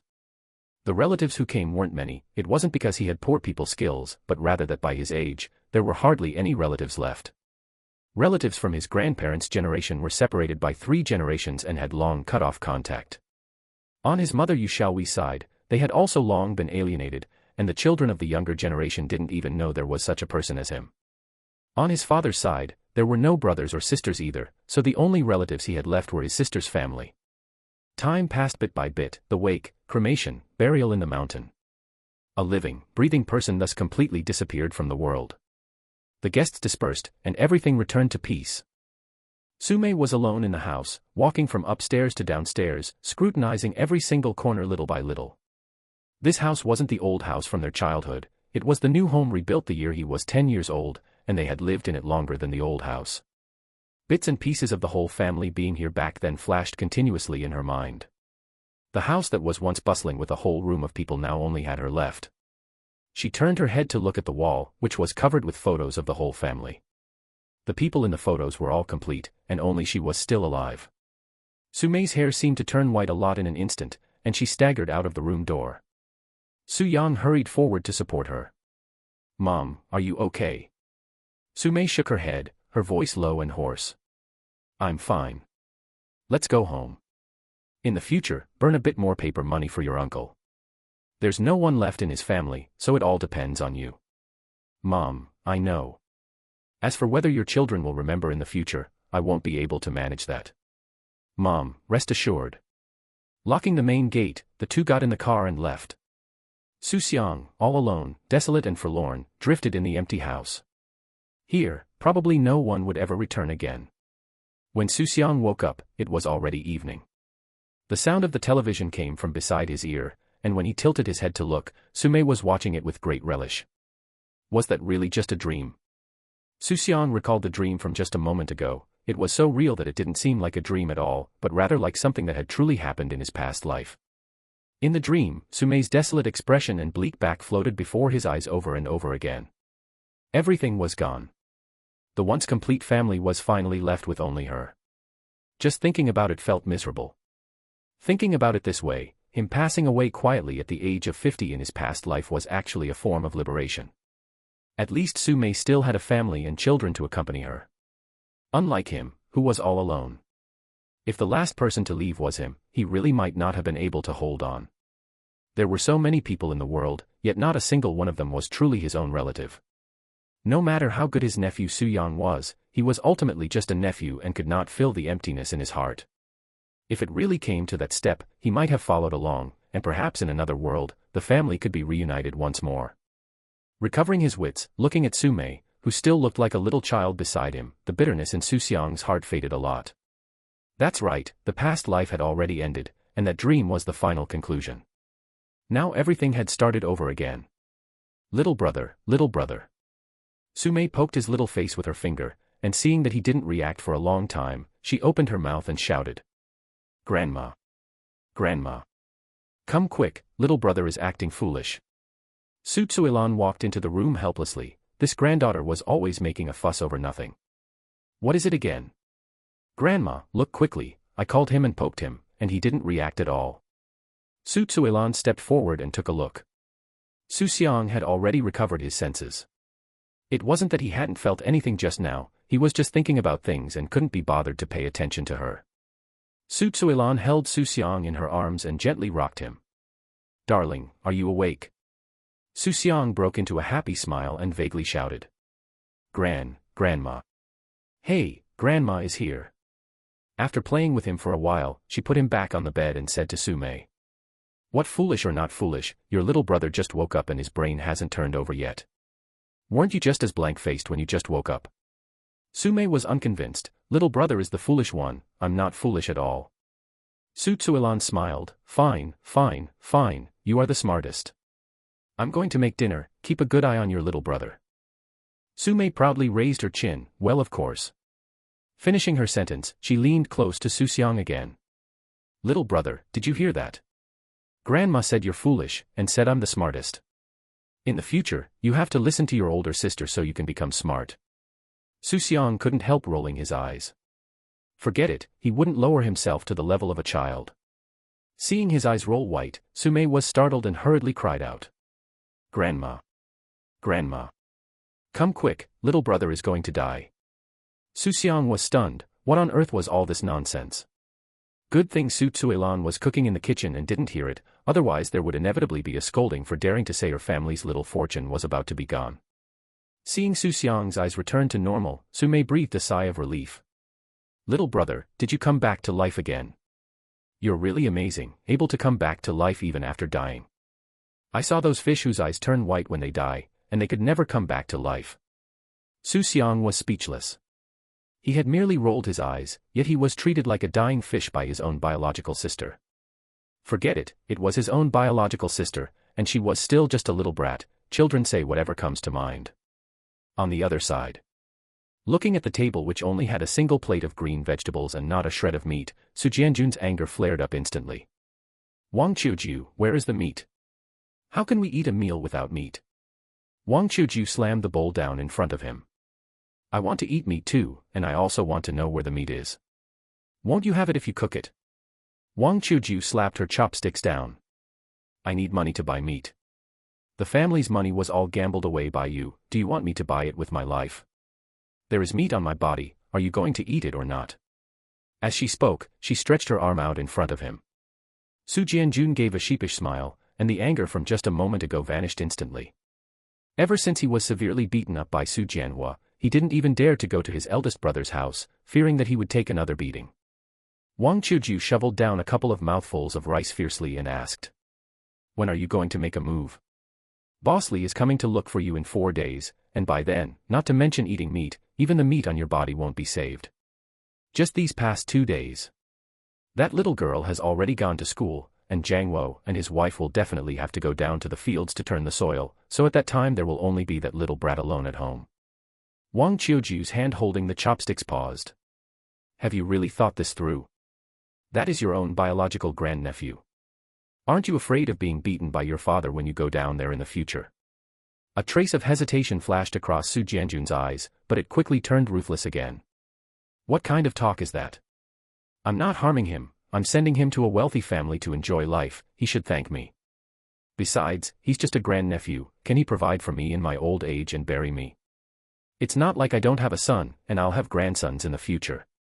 Trading a grandnephew for an arm of mine is worth it. I certainly don't want to become a cripple. Wang Qiujiu asking this wasn't out of kindness, she just wanted to confirm whether he was dead set on doing it. Greed flashed in her eyes as she leaned close to Su Jianjun and lowered her voice. Jianjun, if no one discovers us this time, how about we keep doing this from now on? What do you mean? 20,000 for one child, 10 would be 200,000, 100, 1,000. By then, do we still need to bitterly farm the land in the countryside? We can go straight to the city to buy a house, do whatever we want, how wonderful would that be? Su Jianjun looked at her in surprise, he had only wanted to pay off his gambling debts and leave it at that, not thinking that far ahead. He hesitated for a moment.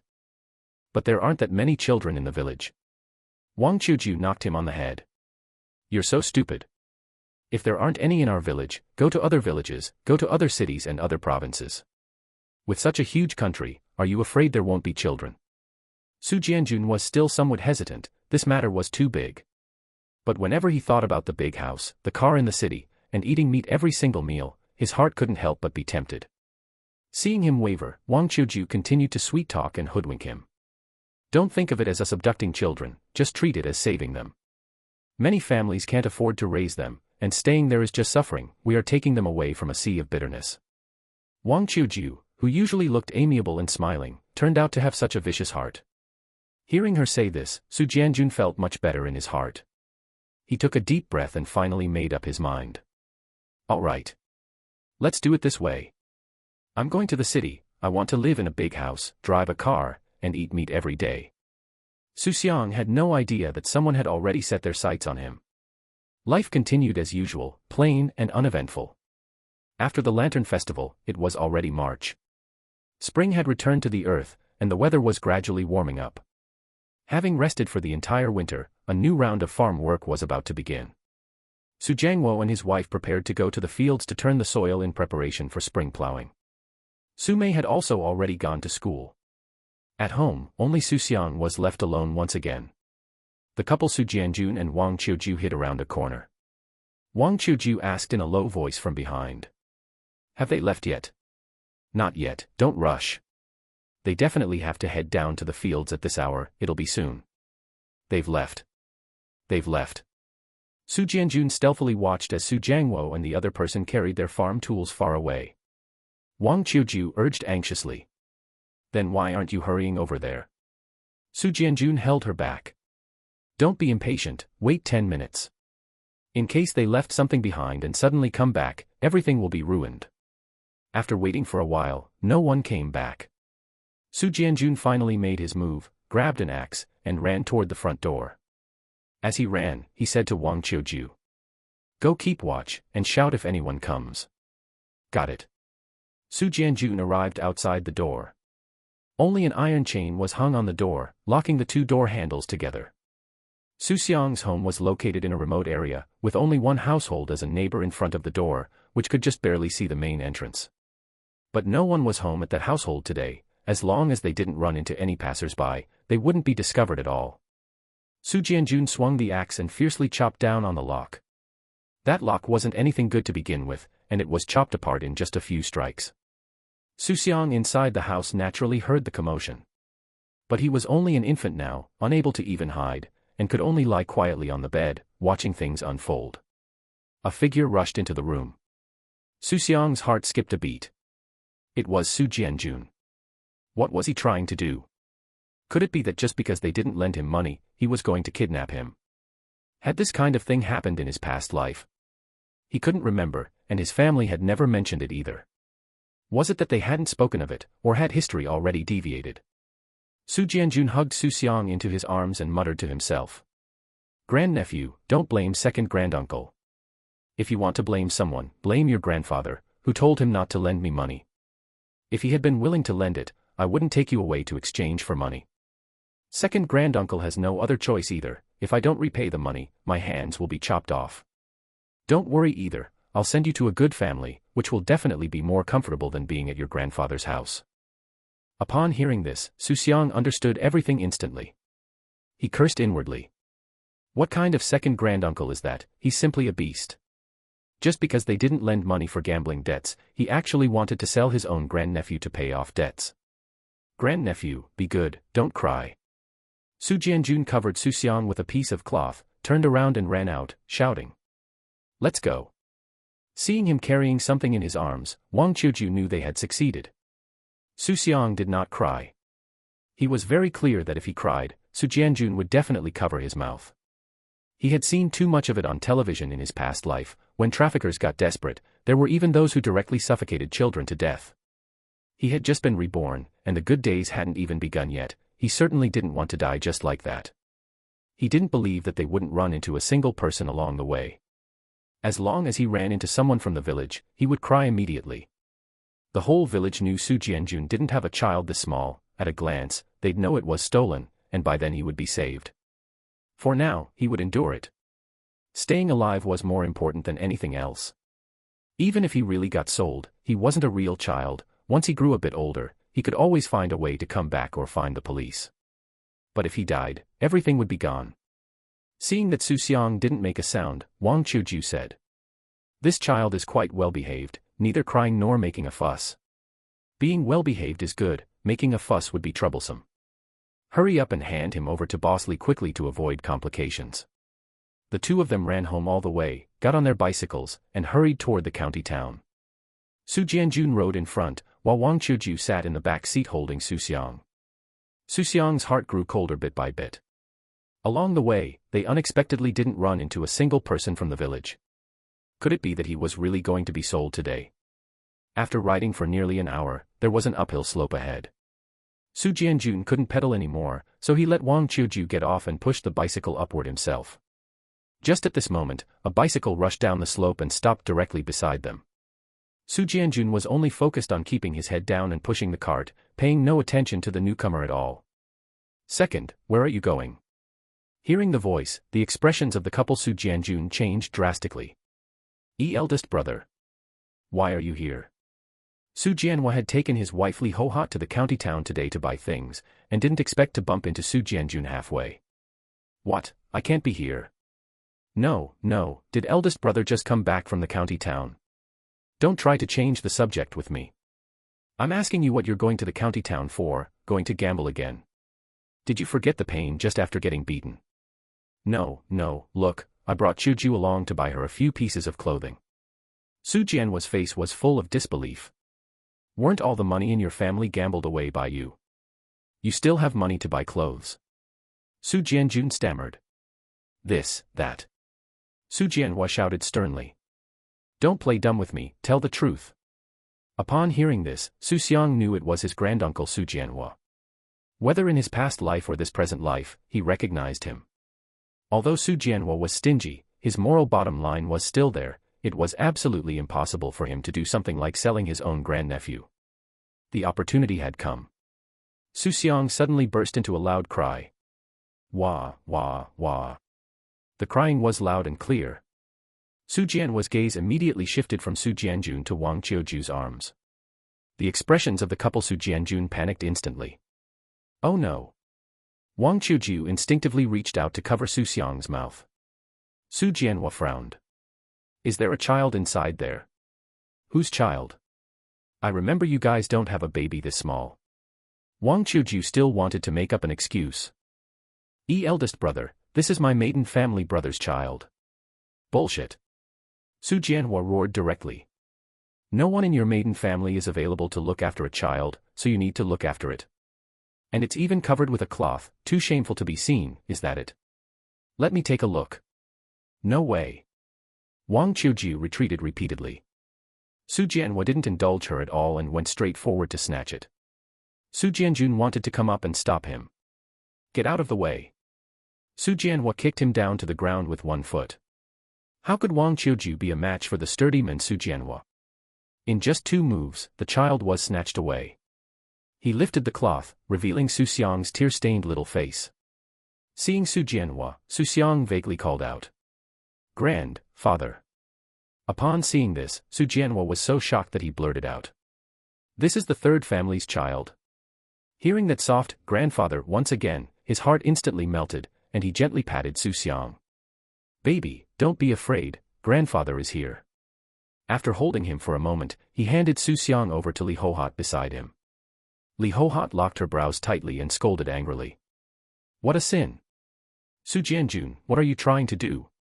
You secretly carried the child out. If the third couple discovers the baby is missing, wouldn't they go crazy with worry? Su Jianjun, you beast! What are you trying to do? This is your own grandnephew." Cursing angrily, Su Jianhua raised his foot and kicked him twice. Su Jianjun hurriedly hugged his head with both hands. "Ouch, brother, listen to me, it's not what you think." Su Jianhua took a deep breath, barely calming his emotions. "Fine, speak. Let's see what kind of excuses you can come up with." Su Jianjun patted the dust off his body, stood straight again, bowed slightly, and put on a serious face. "Brother, you've misunderstood me.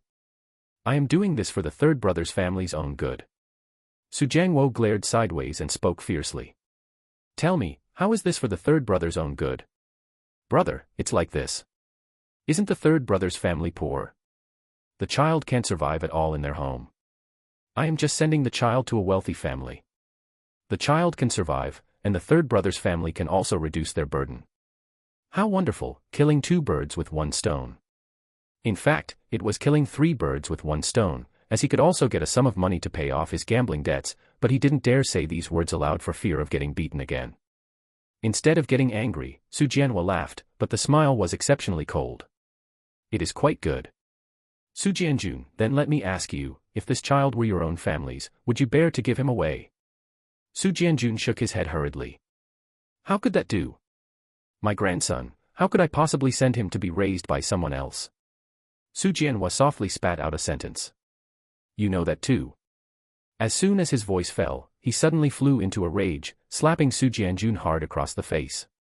This slap used all his strength, and a crisp sound could be heard several meters away. This isn't your child, so you can just sell him, right? Only your family's child is a treasure, while the third brother's family's child isn't. No matter what, this is our dad's own great-grandson, a descendant of our Xu family. You just gave him away to someone else like this. When you go down below in the future, do you have the face to face our ancestors? While roaring, he slapped him repeatedly. Left, right. I'll let you give him away. I'll let you give him away. Xu Jianjun panicked and begged for mercy repeatedly. Big brother, stop hitting. The money from selling the child, I'll split 5,000 with you, no, I'll split 10,000 with you. As soon as these words came out, Xu Jianhua trembled all over with anger. All right, I knew it.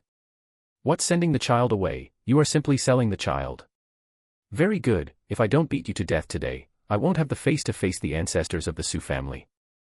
Not only did he not stop, but his force became even heavier.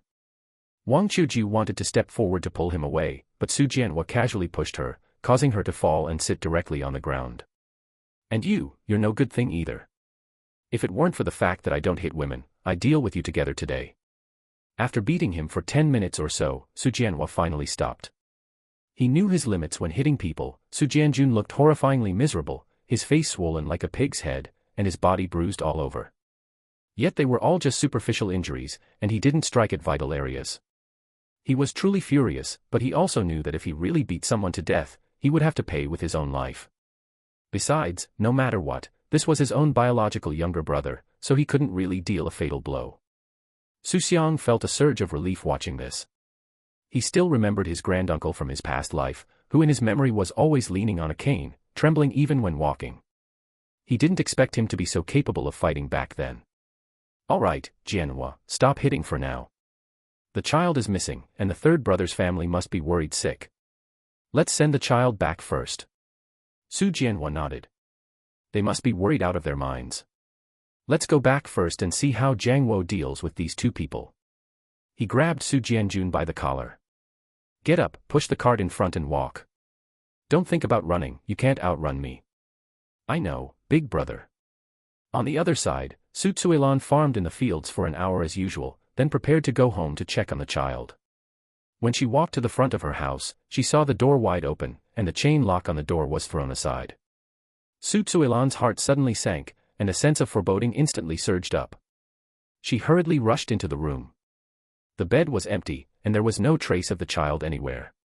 Everything went black before her eyes, and she collapsed to sit on the ground. After a moment, she suddenly snapped back to her senses. Her tears instantly breached the dam, and she cried out in a lost voice. Baby. Where is my baby? Who stole my baby? She struggled to climb up, stumbling as she ran outside. Running too anxiously, her foot tripped and she fell to the ground. As if she couldn't feel the pain, she climbed up and continued to rush forward, shouting incessantly. Baby. Baby. She first ran to the back of the house, just as Su Qing came out from inside. Seeing the flustered Su Zuilan, Su Qing hurriedly stepped forward. Grandma Zuilan, what's wrong? The baby is missing. Have you seen the baby? Have you seen anyone go to my house? Su Qing's expression changed abruptly. What? The baby is missing.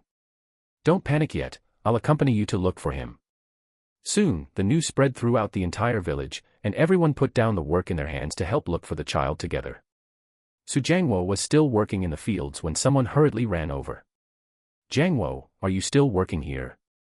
Hurry home. Su Jiangwo looked up and saw it was Su Jinqiu. Jinqiu, what happened? Your child is lost, and the whole village is looking for him now. What? Su Jiangwo threw away his hoe and sprinted toward home like a madman. Returning home, Su Zuilan leaned against Su Xiaohua, her face covered in tear tracks, and the room was already packed with fellow villagers. Su Jiangwo rushed through the door panting heavily. Suilan, what's going on? How could the child be missing? Seeing Su Jiangwo, Su Suilan broke down and cried loudly again. Jiangwo, when I came home, the lock had been pried open, and the child was gone. The whole village has searched everywhere, but couldn't find him. Jiangwo, what should I do? If the child is gone, how can I face the deceased, shall we? This is the child she traded her life for. Listening to Su Suilan's tearful complaints, the surrounding villagers also cursed angrily one after another.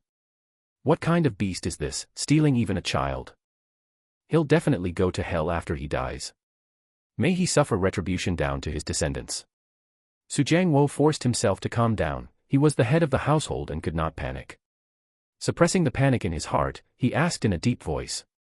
Have you called the police? Someone nearby responded. I've already called. Su Jiangwo nodded. Thank you for the trouble, everyone. We're all from the same village, what's there to be polite about? At this moment, he had no other choice. The village had already been searched once, and they could only wait for the police to come and see if they could find any clues. The room gradually quieted down, leaving only Su Suilan's suppressed sobs and Xu Xiang comforting her softly on the side. The atmosphere was suffocatingly oppressive. Someone couldn't help but speak up. Let's go look again, maybe we can find him. The crowd echoed one after another. Right, let's look again. Only Su Qing and Xu Xiang were left in the room to accompany Su Suilan, while the others dispersed once again to search the village carefully. With red-rimmed eyes, Su Jiangwo shouted loudly toward the backs of the crowd. Thank you, everyone. Unfortunately, after the crowd searched carefully once more, there was still no clue whatsoever. After waiting another 10 minutes or so, the police finally arrived. A total of 4 people got out of the car. What is the specific situation? Tell us in detail. As soon as Su Suilan saw the police, her emotions completely collapsed. With a thud, she knelt on the ground and wailed loudly. Comrade police, you must help me. You must find my child. Without the child, I won't be able to go on living either. The police officer hurriedly stepped forward to help her up. Comrade, please get up first. Rest assured, we will do our utmost to help you find the child. After calming Su Suilan down, the police officially began asking about the sequence of events. When did you notice the child was missing? Su Jiangwo replied, a little past 9. I was wearing a watch. We went to work in the fields at 8 o'clock. Since we didn't have time to look after the child, we left him at home and came back about once every hour. The police nodded and continued to ask, has your family recently held grudges against anyone or had any conflicts? Su Jiangwo thought for a moment before speaking. Recently, we had a bit of an unpleasant fallout with my second older brother's family, but he shouldn't do something like this, right? No matter what, I am his biological younger brother. The police didn't reply and asked again, what was the conflict about? He asked to borrow money from me, and I refused. Then he wanted to beat me up, but he couldn't beat me. It was just this little thing. In the past, us brothers often bickered and fought, it's nothing much. The police listened while writing it down in a notebook. Fighting and having conflicts between brothers is indeed common, at most resulting in cutting ties completely, but a normal person usually wouldn't go as far as stealing a child. But Su Jiangwo didn't expect that this second older brother of his was simply not a normal person at all. Why did he borrow money? It should be because he lost money gambling. How are you sure he was gambling? Su Jiangwo then recounted everything from beginning to end about how he bumped into Su Jianjun gambling. On the other side, the police questioning the villagers also asked the same question, does this family have any enemies in the village, or anyone they've had conflicts with recently? Someone immediately replied, Su Jianjun. The day Su Jianjun came over to borrow money and got beaten up, the door wasn't closed at all. Coupled with the many people around during the new year, quite a few people saw it. It was just a private matter between brothers, so it wasn't easy for outsiders to meddle much.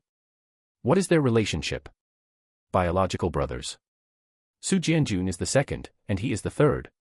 Besides his family, are there any other families? Someone replied, probably not. Jiangwo and his wife have pretty good reputations among the villagers.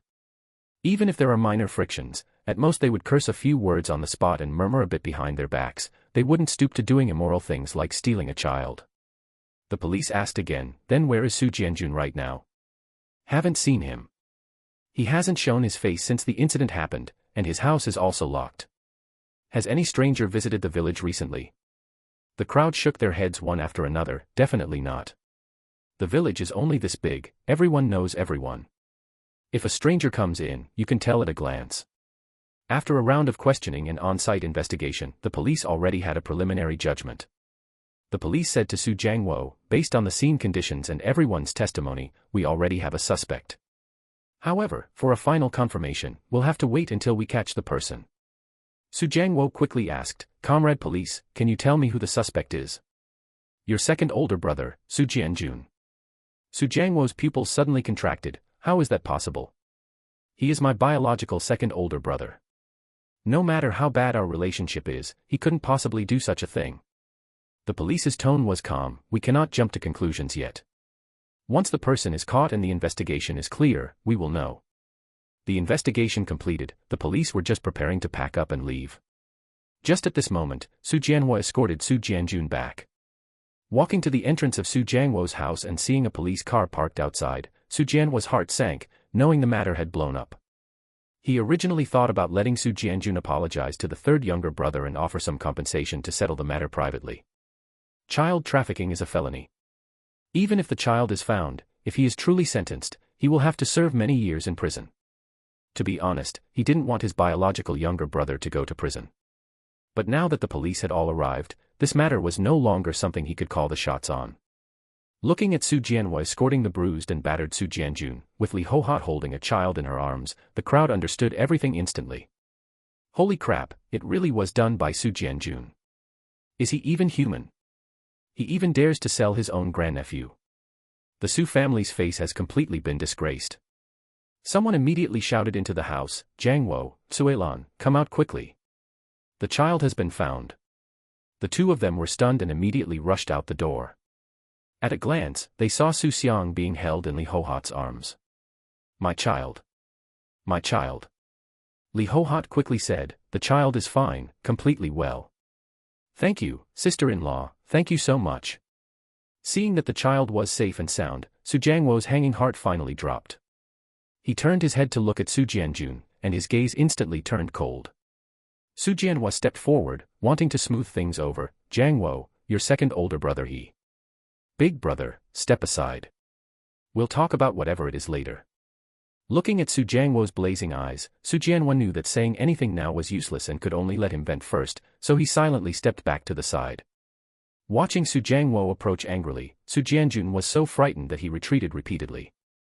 Xu Jiangwo didn't say a single word, went up and threw 2 punches directly knocking him down to the ground. These 2 punches didn't hold back at all, he used all his strength, and Xu Jianjun's mouth bled on the spot. Immediately after, Xu Jiangwo directly straddled him, throwing a punch with the left and a punch with the right, smashing them wildly onto his face and body like a madman. You beast! You are not human. That is your own grandnephew, and you dared to sell him. I'll beat you to death today. Xu Jianjun screamed for mercy, Jiangwo, I was wrong. I am not human. Let me go, I'll never dare do it again. Unlike Xu Jianhua who held back, Xu Jiangwo aimed every punch to kill. Xu Jianjun was truly afraid of being beaten to death alive, and could only curl up desperately to fend off the blows. After beating him for a moment, the police behind finally stepped forward and pulled him away. Not stopping him at first was intentionally letting him vent his anger, pretending not to see. Who doesn't hate human traffickers? If it were their own family's child being stolen, they might hit even harder. But if he really beat him to death, Xu Jiangwo himself would also face a lawsuit, which wouldn't be worth the loss. Comrade, stop hitting him. If you hit any more, someone will die. You still have to take care of the child, you can't ruin yourself for such a person. The 2 police officers held him up by his left and right. Xu Jiangwo stopped his hands accordingly.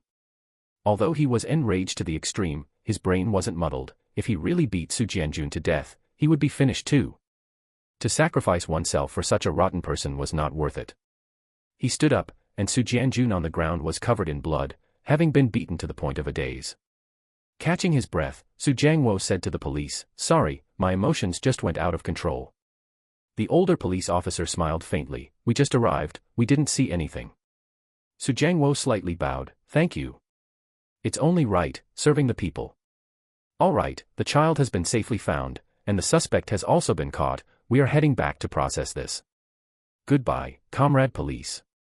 The two police officers immediately took Su Jianjun and Wang Qiuju onto the police car together, roaring away from the village. Watching the police car drive away, Su Jianhua still wanted to say a few more words. Jiangwo, after all, the second one he.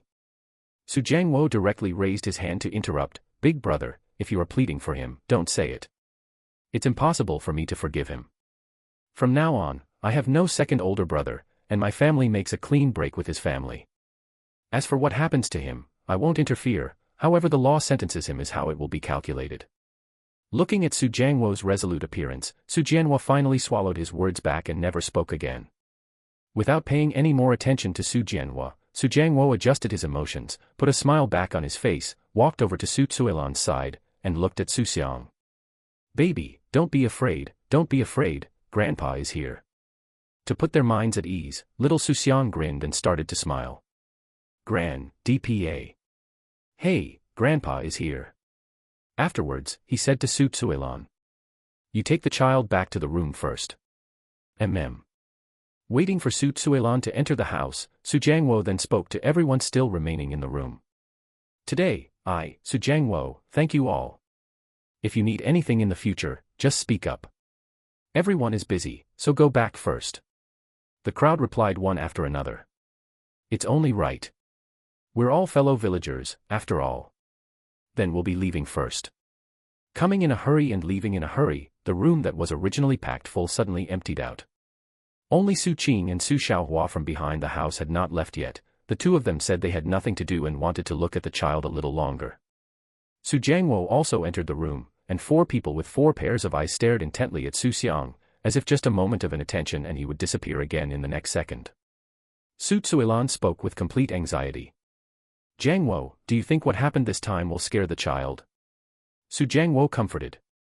Probably not. How old is he anyway? What could he possibly understand? At most, he just felt like he was carried away by someone. He definitely doesn't know what actually happened. Xu Xiang lay on the bed and shook his small hand. Afraid? He really wasn't scared at all. He only panicked a little at the very beginning, but after being rescued by Su Jianhua, he didn't feel anything at all. Su Zuilan sighed again. Sigh, what are we going to do from now on? I wouldn't dare leave the child alone at home ever again. What if he gets stolen by someone again? We managed to find him this time, but what about the next time? Su Jiangwo nodded silently, his heart was equally unsettled. Then we won't leave him at home, we'll take him wherever we go. When it gets hot, we'll go out to work earlier in the morning, come back when the sun is too strong, and go out again in the afternoon when the sun weakens. When Mao Mao is home for summer vacation, we can leave the child at home. Su Zuilan replied. That's the only way, it's just going to make my baby suffer. Suffering a bit is better than being stolen by someone. Today, they definitely didn't plan to go down to the fields. Right now, it wasn't the busy farming season yet, just turning over the soil, so being a day or two late didn't matter. In the afternoon, Su Mei came home from school, tossed her school bag aside, and leaned over the edge of the bed to look at Xu Xiang. The two most important things for her when coming home every day were now, watching TV and looking at her younger brother. There were always quite a few childish comparisons among children, having one more thing than others could make them proud for a long time. She always showed off to people in class, I have a younger brother, you guys don't, do you? Of course, with so many classmates in the class, some definitely had younger brothers too. However, she mostly said these words to those who didn't have younger brothers. Little brother, it seems you've grown a bit bigger again. Aren't you bored without older sister accompanying you? Older sister learned a lot of things today. During PE class, the teacher even taught us a new game. Su Mei recounted the things that happened at school piece by piece to Xu Xiang on the bed. Hearing her speak with such zest, Xu Xiang didn't have the heart to dampen her spirits, and occasionally smiled a couple of times as if responding to her. To be honest, Xu Xiang felt that having an older sister was quite nice. In his impression, when he was little, he didn't eat well or play well, but he lived very happily. Because he had older sister accompanying him. Although it wasn't all joy, and he often fought with Su Mei when he was little, these were all precious childhood memories. Later on, when Su Mei entered junior high school and had to board at the town's school dormitories, Xu Xiang was sad for quite a while. This kind of happiness was something an only child could not experience. Su Mei knew nothing about what happened today, and Su Jiangwo and his wife also intended to keep it from her. What was the use of telling her? She was also a child. Besides adding needless fear, it was of no use at all. At most, they would remind her a few more times in the future to stay away from strangers and not eat things given by strangers. Just like that, Xu Jiangwo and his wife stayed guard at home for 3 days, not going anywhere else during these 3 days, staying right at home to accompany the child. The matter of the child being stolen really frightened the elderly couple. If he truly couldn't be found back, they would live in guilt for the rest of their lives and never be able to forgive themselves until death. Having just finished lunch, the couple was watching TV in the room, while Xu Xiang, having eaten and drunk his fill, had fallen asleep again. Xu Jianwo walked in. Jiangwo. Xu Jiangwo looked back and immediately stood up with a smile. Big brother, you're here, quickly sit down. Xu Jianwo sat down, and before he could speak, Xu Jiangwo spoke first. Big brother, I haven't thanked you properly yet. If it weren't for you, we wouldn't even know where the child is. Xu Jianwo waved his hand. It's nothing, it's only right. Xiangya is my own grandnephew, we're all family. I came today because there's something I want to tell you. The smile on Xu Jiangwo's face faded a bit, although he had already guessed a few parts of it in his heart, he still spoke. Big brother, go ahead. Xu Jianwo fell silent for a moment before slowly saying. Jiangwo, it's like this. I went to the Public Security Bureau yesterday to inquire about the situation, and the couple both confessed.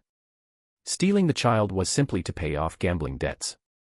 Come to think of it, I also bear some responsibility for this matter. If I had lent him money back then, he wouldn't have walked down this path, and even less would he have fallen to today's state. Xu Jianwo's face was full of vexation. However, Xu Jiangwo's tone was extremely resolute. Big brother, how can this be blamed on you? It's entirely that beast's own problem.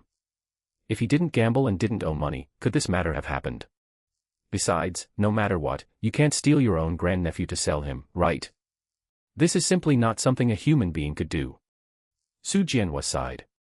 Sigh, Jiangwo, second brother is the mastermind, and I heard he might be sentenced to 7 or 8 years. I heard from people that if there is a statement of forgiveness, his sentence might be reduced by a few years. Before he finished speaking, he was directly interrupted by Xu Jiangwo. Big brother, I understand your meaning.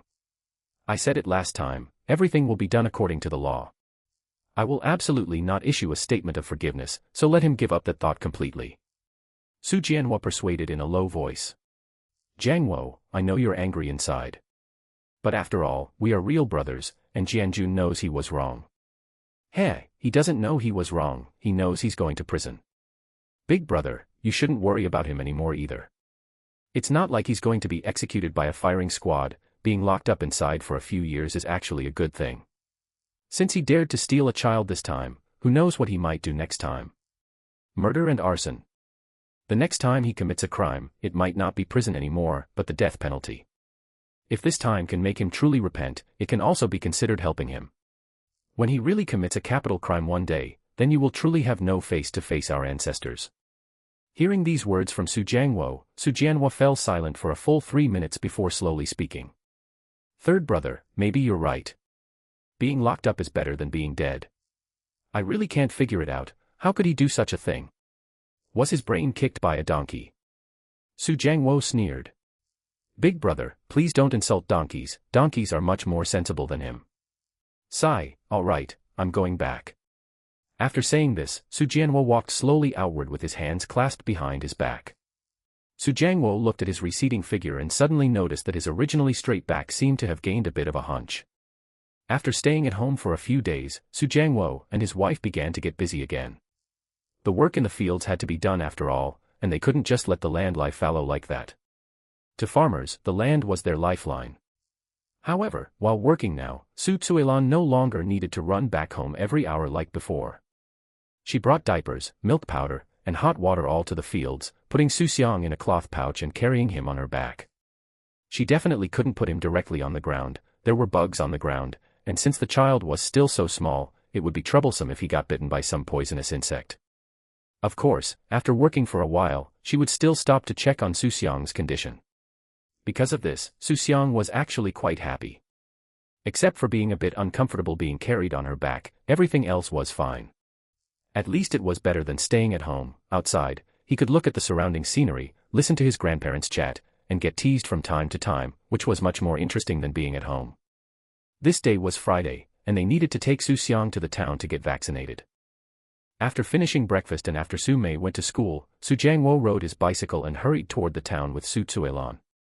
Xu Xiang couldn't remember clearly whether there was a clinic in the village at this time, but there was one later on. The doctor at the clinic was Xu Xiao's son, Su Jun.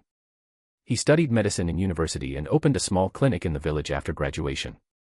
The place wasn't large and couldn't cure any major illnesses, but it could still handle minor ailments like colds and fevers.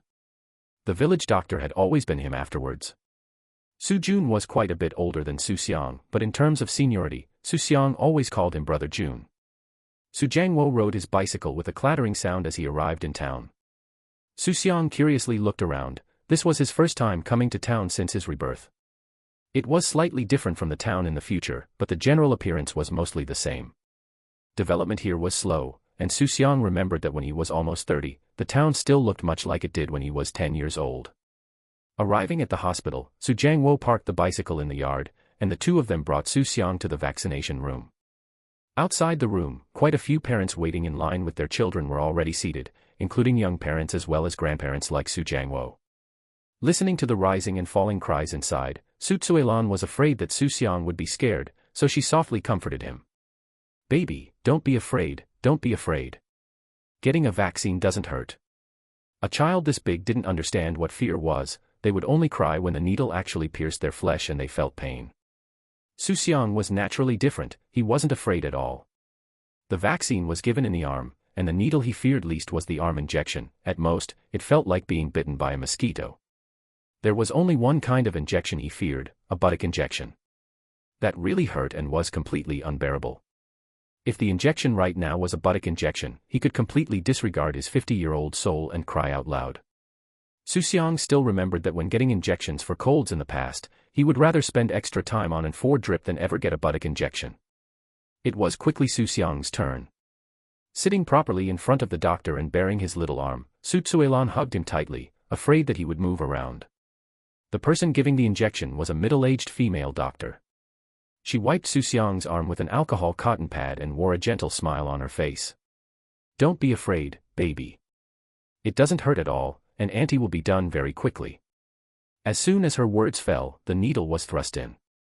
Fortunately, the pain was very light and meant nothing at all to Xu Xiang.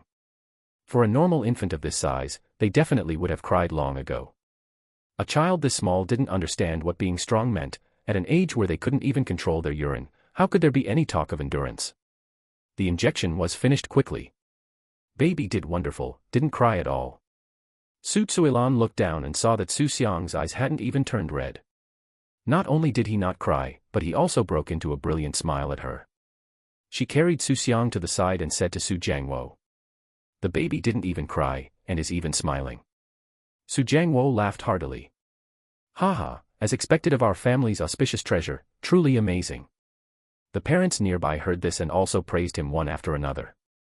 "Your child is truly amazing. Look at mine, crying out of breath." The child in the arms of the person speaking was still wailing loudly. Xu Xiang only thought to himself, a mere trifle, not worth mentioning. After observing for half an hour at the hospital without any abnormal reactions, the family left the hospital. Su Jiangwo said, "Let's go buy a few cans of milk powder, we're almost out at home." Then let's go." Riding their bike to a small supermarket, the storefront wasn't large, but the goods were considered quite complete. Walking up to the shelf, several kinds of milk powder were displayed on it. Xu Xiang didn't care much about the brands, except that he didn't want to touch a certain Jilu brand. Although that incident hadn't broken out yet, just in case, he didn't want to turn into a big-headed baby. Seeing Su Jiangwo's hand about to reach for that can of milk powder, Xu Xiang's heart tightened, and he hurriedly spoke. "Gra, Endba." "No." Su Jiangwo looked at him and asked, "Does baby not like drinking this milk powder?" "No." "All right, then grandpa will change to another one." Su Jiangwo reselect an old brand. This brand hadn't had any issues even decades later, and only then did Xu Xiang set his mind at ease. After buying the milk powder and getting ready to leave, Xu Xiang spoke again. "Sna, CKs. Baby, do you want to eat snacks? You're still too small right now and can't eat them." "Sis, Tur." Su Jiangwo's face instantly blossomed into a smile. Our baby is so sensible, even knowing to buy snacks for older sister. The clerk nearby saw this and asked curiously. How old is your child? He doesn't look big, yet he can already say so many words. Xu Xiang smiled and replied. He's only a little over 7 months old. The clerk looked shocked. He's so amazing at just over 7 months old, this child will definitely amount to something in the future. Su Jiangwo laughed heartily. I'll take your kind words. They didn't buy much, just ate some white rabbit creamy candies and biscuits, and the family rode their bikes back to the village.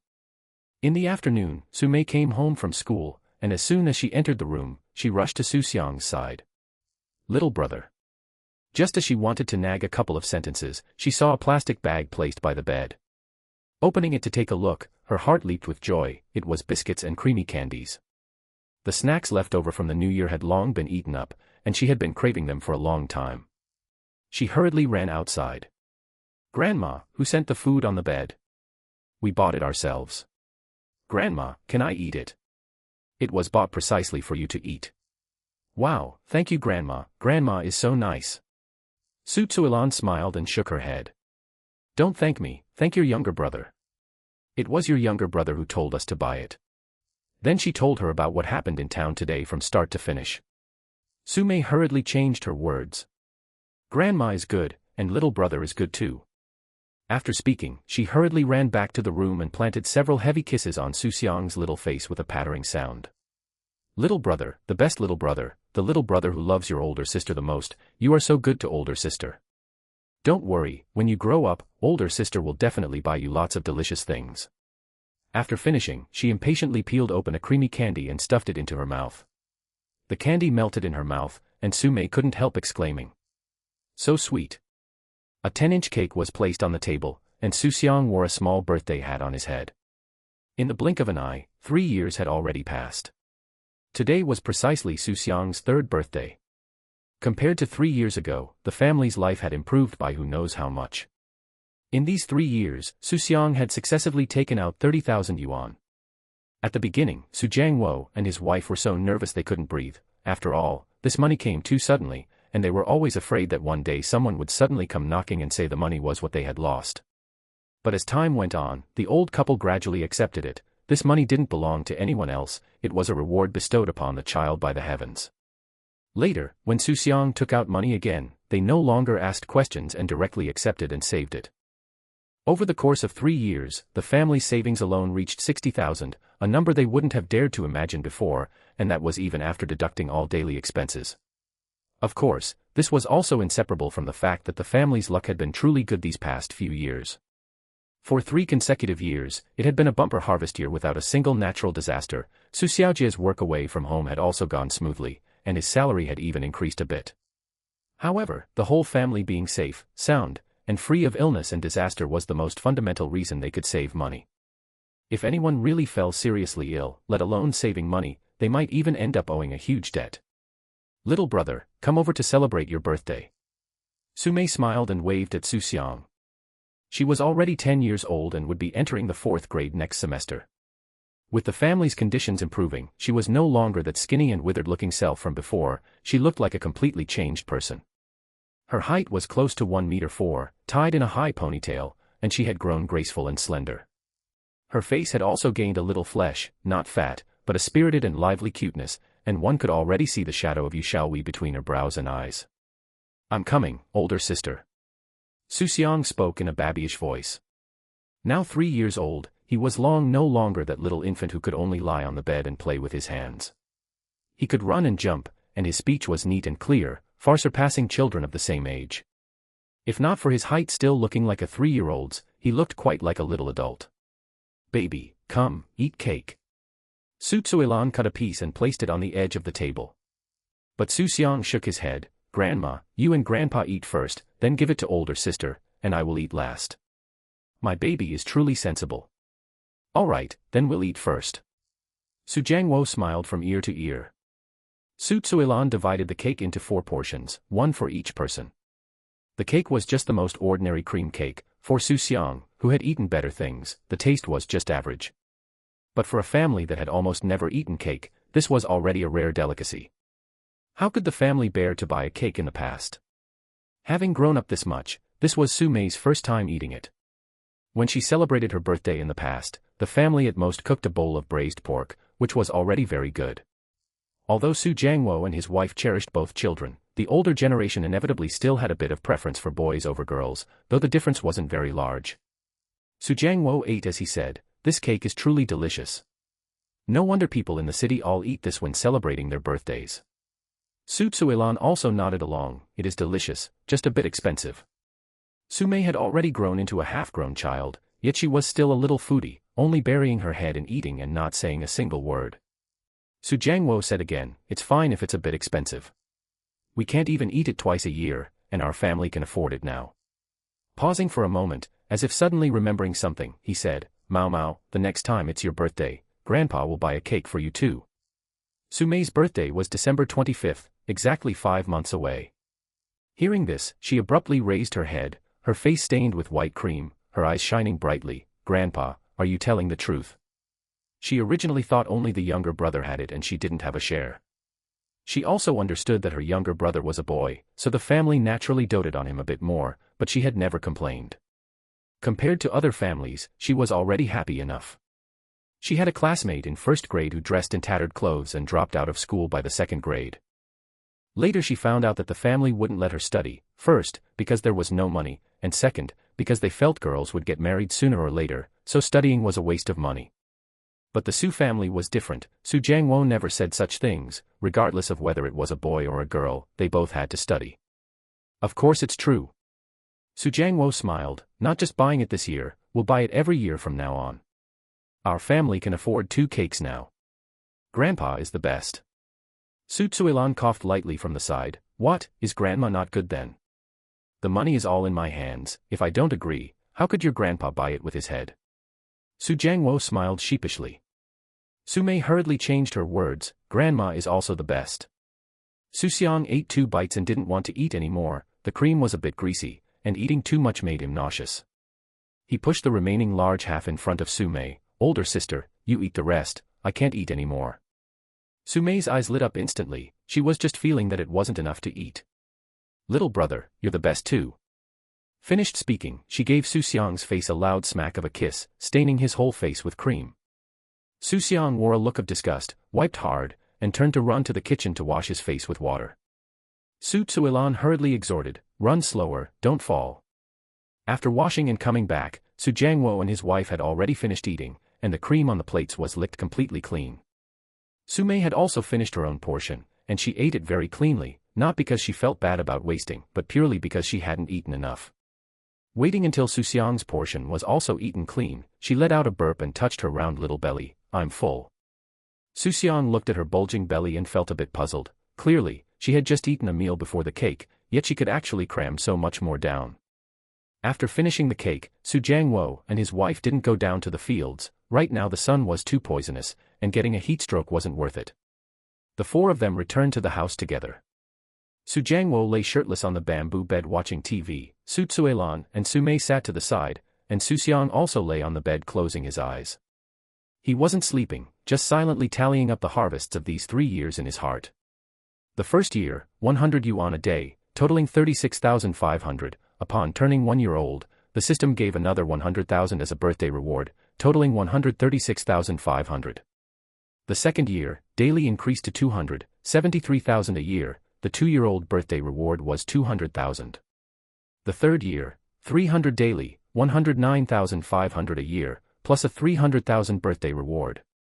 Over 3 years, the system gave a total of 819,000. Subtracting the 30,000 given to the family, he still had 789,000 yuan left. His calculations were all reckoned by birthdays for a year. From birth to 1-year-old was the first year at 100 daily, the second day after passing his 1-year-old birthday, it became 200 daily. Tomorrow, his daily amount was going to increase again. Although he didn't know the exact increase yet, following this pattern, Xu Xiang had already guessed in his heart that it would most likely increase to 400 daily. 400 a day was already a lot. 12,000 a month, 144,000 a year. Let alone now, even 20 years later, that would still be a considerable income. In fact, if Xu Xiang wanted to lie flat right now, it wouldn't be a problem at all. 400 a day now would be enough to live a stable life even 20 years from now, not to mention that this amount of money would increase every year. But on second thought, having relived a lifetime, would it be too much of a pity to just lie flat so early? He had to achieve something. It didn't have to be huge, but he at least had to leave some mark on the world. Not to mention becoming famous nationwide, but at least in their county, he could be considered a somewhat well-known person. Xu Xiang had plenty of opportunities to try and make mistakes because he had a guaranteed minimum income. Even if his business failed, he wouldn't need to panic. With such good conditions, if he didn't try to give it his all, he would ultimately feel unreconciled. Xu Xiang shook his head. Forget it, I won't think about these for now. I'm only 3 years old, there's still plenty of time, and I'll take it step by step. I'll help the family lift themselves out of poverty first, and then consider other things. Right now I have 789,000 on hand, enough to open a shop. As for what kind of shop to open, I need to think about it more. I'll let Dad not go out to work as a migrant worker next year, and instead open a shop right at home while I give ideas from behind the scenes. Yeah, it's decided. Unwittingly, Xu Xiang fell asleep. When he woke up, the couple Xu Jiangwo were no longer home, and Su Mei was still sleeping beside him, not yet awake. Xu Xiang looked up at the clock on the bedside table next to them. It had just turned 4 in the afternoon. The sun was already sinking westward, but it was still bright outside. Xu Xiang dazed out for a while, temporarily not knowing what to do. He was too young right now and couldn't do many things. He could only wait for Xu Xiaojie to come back and let him stand at the front while he himself gave ideas from behind. Actually, Xu Jiangwo could do it too. He knew how to read and had a flexible mind. It's just that the family still farmed a lot of land, which couldn't do without him. Things would stay like this for this year, and next year they would see if they could persuade them to farm a little less land to free up their hands for opening a shop. Recovering his wits, Xu Xiang suddenly felt his hands twitching, wanting to do something bad. It seemed his childish nature was acting up. As the saying goes, men remain youths until they die, let alone the fact that he was currently a child anyway. Looking at Su Mei, who was still fast asleep next to him, a wicked smile appeared on Xu Xiang's face. He didn't do anything too excessive, he just reached out and covered Su Mei's mouth and nose. Xu Xiang still remembered that in his previous life when he was 7 years old, Su Mei was sleeping on the bed with her mouth open, and he had developed a bad idea. He ran to the kitchen to get soy sauce, salt, and vinegar, mixed in some sugar, and poured the mixture into her mouth. Su Mei didn't wake up at the time, sleeping until she woke up naturally, only to find that the taste in her mouth was strange, salty, sweet, and sour all at once. Xu Xiang, who was watching from the side, couldn't hold it in anymore and burst into loud laughter. Su Mei figured it out at a glance and forced him to tell the truth, and Xu Xiang got severely scolded. He hadn't covered her for long before Su Mei was suffocated awake. Seeing that she was about to open her eyes, Xu Xiang immediately let go. Su Mei rubbed her eyes. "Little brother, you're awake. Where are Grandpa and Grandma?" "They went to the fields." "Oh, little brother, it was so weird just now. I suddenly couldn't breathe. Do you think I've fallen ill?" Looking at her confused expression, Xu Xiang couldn't help laughing out loud. At this time, Su Mei was still young and didn't think too much about it, only asking, "Little brother, what are you laughing at?" "Nothing, just thought of a joke." "Elder sister, don't worry, you're not sick, you're doing great." "Then why couldn't I breathe just now?" "Elder sister, you must have had a nightmare." Su Mei scratched her head. "Did I have a nightmare? How come I don't remember?" "Elder sister, stop thinking about it, have a piece of candy."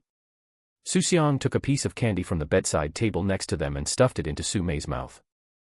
Their family wasn't short on candy now. Xu Xiang himself didn't really like eating it and only ate a couple occasionally. Eating too much candy when young easily caused cavities. In his past life, he had a mouthful of cavities, mainly because he didn't like brushing his teeth back then, and when they ached, it was truly agonizing. In this lifetime, Xu Xiang definitely didn't want to suffer that torment again, so he insisted on brushing his teeth every day. Just as Xu Xiang was thinking this, he heard Su Mei suddenly let out an ouch. Xu Xiang looked back. "Elder sister, what's wrong?" "Little brother, my tooth hurts." Xu Xiang thought to himself. "I just thought of cavities, could my elder sister have grown one already?" "Elder sister, quickly spit out the candy and open your mouth wide. Let me see if you've grown a cavity." Hearing that she had to spit out the candy, Su Mei felt a bit reluctant. "Little brother, can I finish eating it before you check?" Xu Xiang's face straightened and he said loudly. No. Even though Su Mei was older, at this moment, Xu Xiang looked much more like the older brother. Su Mei curled her lips. Little brother, you're so fierce. Clearly I'm the older sister, how come it feels like you're the older brother? Xu Xiang raised his little face. Humph, because I didn't grow a cavity. Su Mei had no choice and reluctantly spat out the candy. Open up, Xu Xiang said. Su Mei obediently opened her mouth. Ah. Xu Xiang looked inside, the other teeth were fine, except for a small black spot on the innermost tooth. It was indeed a cavity, though not yet serious. Xu Xiang looked serious. Elder sister, I formally inform you that you have grown a cavity. Su Mei had a bitter expression. Ah. Then what should we do? Xu Xiang said with a straight face. First, eat less candy from now on, and brush your teeth after eating candy. Second, you must brush your teeth twice a day, morning and night, and you cannot eat anything after brushing your teeth at night. Su Mei pouted, looking unwilling. Can I not brush at night? No. By then all your teeth will be gnawed away by little bugs, one after another, and in the end you'll have no teeth left and become a toothless old woman. Xu Xiang tried both coaxing and scaring her. Su Mei quickly covered her mouth. No, I don't want to be toothless, I don't want to turn into an old woman. If I have no teeth, my classmates will definitely make fun of me. Exactly, they'll definitely laugh at you then. I'm going to brush my teeth right now. Su Mei hurriedly crawled down the bed, put on her pink slide sandals, and ran outside. Looking at Su Mei's flustered figure, Xu Xiang sat on the bed and laughed, laughing exceptionally happily. Su Mei, having finished brushing her teeth, returned to the room, crawled back onto the bed, and said to Xu Xiang. Little brother, how do you know so much? You're only 3 years old. There was a hint of mint toothpaste smell in her mouth. You'll know if you watch more TV. I learned it all from watching TV. TV. How come I didn't see it? I'm always watching TV dramas. Xu Xiang solemnly spouted nonsense. That's because you watch too little. Is that so? From her dazed look, one could tell she didn't completely believe it, but didn't disbelieve it either. Close to 6 o'clock, the couple Su Jiangwo finally came home. Su Mei hurriedly ran to Su Tsuelan's side. Grandma, I've grown a cavity. Is that so? Let me see. Su Mei opened her mouth and even pointed inside with her finger. Su Tsuelan peered inside. It really is. Eat less candy and brush your teeth more from now on. You said the exact same thing as little brother. Su Tsuelan was slightly stunned and smiled. It seems your younger brother is smarter than you. Su Mei twitched her nose. Humph, I am the smartest. I'm going to be a 4th grade elementary school student soon, and younger brother hasn't even started school yet. Su Tsuelan perfunctorily brushed her off. Right, you're smart, you're the smartest. Just past midnight, the daily reward arrived on time. Ding, a fulfilling day completed, reward 400 yuan. Just as Xu Xiang thought, the daily reward had increased to 400 yuan. Summer days break early, it was only past 6, and the sky was already fully bright. The noise of Su Tsuelan getting up woke Xu Xiang, who was sleeping beside her. When Xu Xiang was little, he used to sleep alone in a cradle, but now that he had grown up, he was squeezed onto the large bed. Su Mei and Xu Xiang flanked Su Tsuelan, sandwiching her in the middle. Poor Su Jiangwo had been sleeping alone ever since Xu Xiang was born. Xu Xiang woke up, but he had no intention of getting up. Since he didn't have to go to work, go to school, or do chores now, he might as well lie in bed a little longer. Su Mei was sleeping soundly and hadn't even woken up. She could only sleep in more during the holidays. If it were school days, she would have to crawl out of bed a little past 6 regardless of wind or rain. A journey of more than half an hour was at an adult's walking pace. Children walked slowly, and coupled with looking around and playing along the way, half an hour was definitely not enough to get there. Plus, they had to eat breakfast in the morning, so there was no other choice but to get up a bit earlier. Xu Xiang sighed inwardly. Sister, you just need to endure 1 more year. Next year, the middle school at the Ridge will be converted into a primary school, and you'll be able to attend school right there. Xu Xiang's family lived in a depression. The villagers called this place Lingxia. Walking a bit further up where the terrain was higher was called the Ridge, and later Xu Xiang's family also moved to the Ridge. Originally, there was a middle school at the Ridge, and children from villages within a radius of dozens of miles all studied there. Later, as there were fewer and fewer students, the middle school was moved to the town, and the old site was converted into a primary school. By then, it would only take 10 minutes to walk home after school. After his family moved to the ridge later on, it would only take Xu Xiang 5 minutes to get home. It was practically going to school right at their doorstep. Back then, when children from other villages finished school, many of them had to pass right by his front door. For some reason, Xu Xiang felt inexplicably proud inside. It was as if he was saying, "You see, the school is right at my doorstep, how close it is, while you guys still have to walk so far." Such thoughts from a child were quite normal. Coming back to his senses and looking at Su Mei, who was still fast asleep, Xu Xiang originally wanted to tease her a bit more. But after thinking about it, he decided against it. Once or twice occasionally was fine, but constantly teasing her wasn't good. Xu Xiang's mind was completely awake and he couldn't sleep at all, so he simply climbed out of bed. Coming outside the door, quite a few people were already standing there. It was Xu Jiangwo returning from checking the eel traps. Ever since Xu Xiang produced the money, the family's finances weren't as tight, and Xu Jiangwo went out to set eel traps much less frequently. Going out early and returning late was truly exhausting. If there were any other choice, who would be willing to suffer this hardship? With their lives more well off, Xu Jiangwo naturally didn't need to work so hard anymore. Now he only set traps a couple of times occasionally, and the catch wasn't large. It was mainly for their own consumption, and if neighbors wanted some, he would also sell them a couple. Xu Xiang walked over, and several traps were already laid out on the ground. He looked into the bucket and saw 7 or 8 eels already inside. Seeing Xu Xiang approaching, Xu Jiangwo smiled and asked, "Xiangya, why didn't you sleep a little longer?" "Grandpa, I can't sleep anymore." Xu Jiangwo didn't say anything more and proceeded to empty the next trap. He gently patted the trap twice, and a rustling sound immediately came from inside. From the outside, the eels could be seen swimming about within. He didn't know why some people were afraid of eels, probably because they were as slippery as snakes, coupled with rather sharp teeth in their mouths, so a bite must hurt quite a bit. Xu Xiang was afraid of snakes, but he wasn't afraid of eels at all, and had grabbed and played with them in his hand since he was a child. Moreover, eels didn't bite people at all. He had played with them so many times and had never been bitten once. With 2 clanging thuds, Xu Jiangwo emptied out 2 medium-sized eels. Besides the eels, there were unexpectedly 2 crayfish as well. Xu Jiangwo picked out the crayfish and handed them to Xu Xiang. "Xiangya, take these to play with." Inside, he possessed the soul of a 50-year-old, how could he possibly really go play with crayfish? But on the surface he was still a child, so the innocence he ought to have was still necessary. He didn't refuse, reached out to take the crayfish, and pretended to play with them happily. Xu Xiang sighed silently in his heart, acting like a child is really not easy. Because not many traps were set, they were all emptied shortly after, 15 eels in total. Nobody was buying today, so this was enough for several family meals. After the traps were emptied, the onlookers gradually dispersed. Looking at the swimming eels in the bucket, Xu Xiang suddenly thought, should he dabble in eel farming? On second thought, he rejected the idea. Raising eels was too troublesome, it was better to open a shop instead.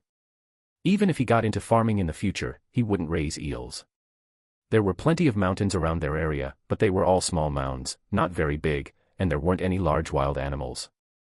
Wild boars occasionally appeared, but not many. The mountains were too small and fragmented into pieces, unable to hide wild boars, most of them just ran over from elsewhere. The largest remaining carnivore was probably the weasel, which only stole chickens. Xu Xiang pondered whether he should fence off a few mountains in the future and enclose them with nets all around. Chickens, pigs, and sheep could all be let in to roam freely, 1 species per mountain. Normally, they wouldn't need much care, letting them grow naturally. However, food still needed to be supplemented a bit. Raising chickens could be purely free-range, there were plenty of insects on the mountain for them to eat. Raising pigs and sheep wouldn't work, the forage on the mountain wasn't enough, so they had to be fed extra. Xu Xiang stopped playing with the crayfish and tossed them directly back into the bucket to stay with the eels. He went to the kitchen to wash his hands and brush his teeth. Su Tsuilan spoke up. "Xiangya, go call your sister up for breakfast." "Got it, Grandma." Xu Xiang ran back to the room. Su Mei was still sleeping soundly. This time he didn't tease her, he gently patted her twice and called out, "Sister, sister, get up and eat." After calling for quite a while, Su Mei finally opened her eyes. Xu Xiang muttered inwardly, "She sleeps way too heavily." Next time, it'll be faster to just pinch her nose. Su Mei asked listlessly. Brother, what is it? Sister, it's time to eat. Xu Xiang repeated. Got it. Su Mei sat blankly on the bed for 2 minutes before slowly crawling up, putting on her shoes, and walking out. Arriving at the kitchen, she happened to see Su Tsuelan take out 2 eggs, crack them into a bowl, and pour freshly boiled rice soup over them while stirring continuously, then added a little sugar. Xiangya, come drink this quickly. It's nutritious. Whether it was nutritious or not, Xu Xiang wasn't sure, but the taste was barely passable. He had also drunk this when he was a child in his past life. It had a faint fishy smell that wasn't obvious unless smelled closely. Combined with the sweetness, there were no other flavors, so he could still drink it. After cooling for a little while, the temperature was just right to consume, and Xu Xiang finished it in one breath. This stuff couldn't be left for long. Once left too long, the fishy smell would rise, making it truly unpalatable. With a bowl in his belly, Xu Xiang was no longer hungry. A child's stomach was small, he touched it, and his belly was already bulging slightly. Grandma, sister hasn't drunk hers yet. Hasn't she washed up yet? I'll make it for her after she finishes washing up. After finishing breakfast, Su Jiangwo and his wife went to the fields to work as usual. Xu Xiang desperately wanted to tell them to stop farming, but he also knew that was simply impossible. Although he currently had a guaranteed daily income and could live very well even without working. In his grandparents' eyes, money that popped out of nowhere always felt unsettling. Although they had been receiving it consecutively for 3 years, they still dared not believe they could get it for a lifetime. What if it suddenly stopped one day and the family had no land to farm? Wouldn't everything be completely ruined? They always felt that being down to earth brought the most peace of mind. Xu Xiang understood in his heart that to make them give up farming, there had to be a visible, tangible, stable, and low-risk livelihood. For things like money appearing out of thin air, their hearts were always hanging, feeling unsettled. After the adults left, the brother and sister closed the house door from the inside and returned to the room to watch television. In this era, there were no mobile phones to play with, and the only joy was watching TV. The TV was playing the most classic version of Journey to the West. Zhu Beiji shouted the classic line directly at Sun Wukong. Eldest senior brother, master has been captured by monsters again. One had to admit that this version was filmed truly well and never got old no matter how many times it was watched. Xu Xiang had watched it hundreds of times in his past life, and watching it again now, he still found it very interesting. Beside him, Su Mei's soul was almost burrowing into the TV. She didn't blink her eyes at all, completely mesmerized. Xu Xiang pulled her arm with his little hand.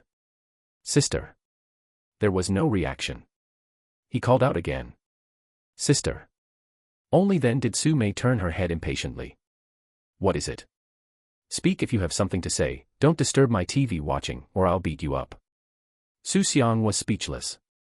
Yesterday when eating cake, he was a good younger brother. Today she flipped her face and wanted to hit someone. But children were all like this, forgetting what they said the previous second in the next second.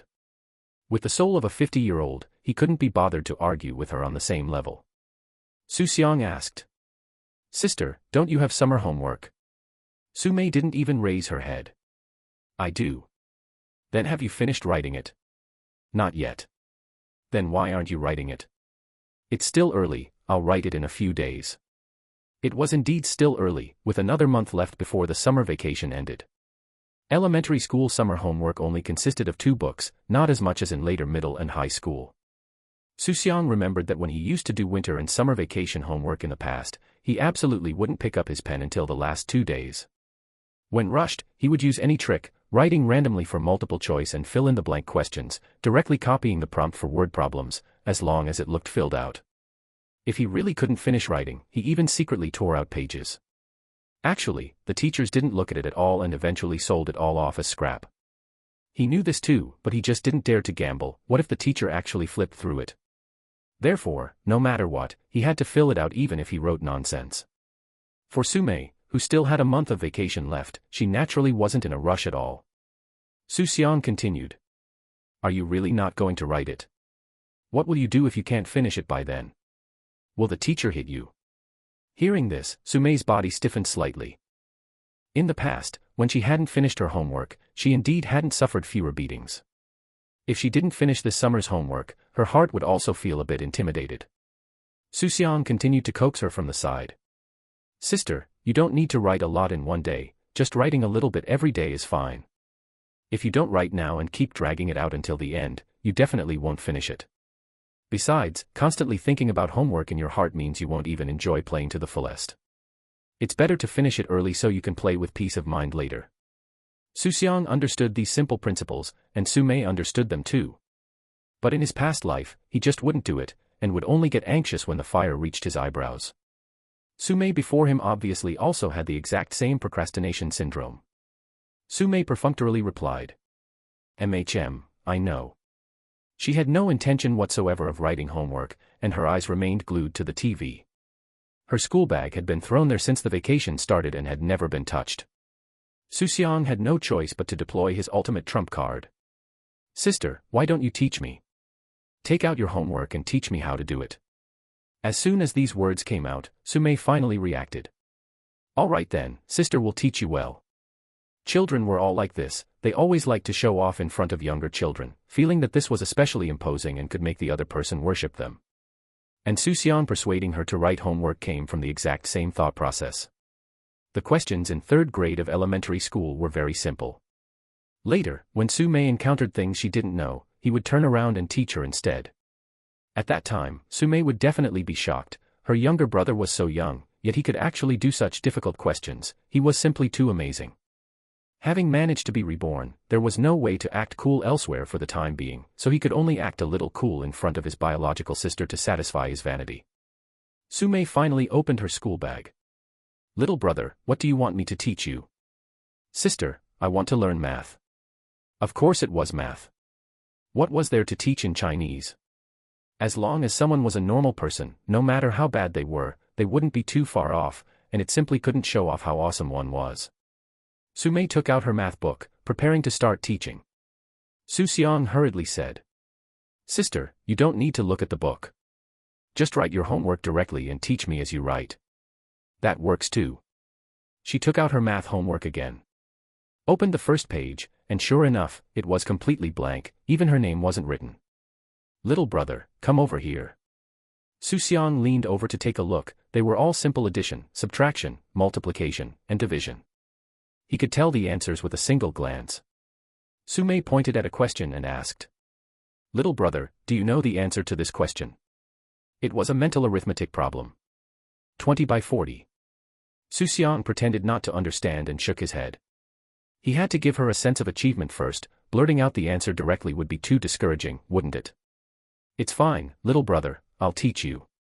Xu Xiang watched her solemnly making drafts and setting up vertical equations on the paper.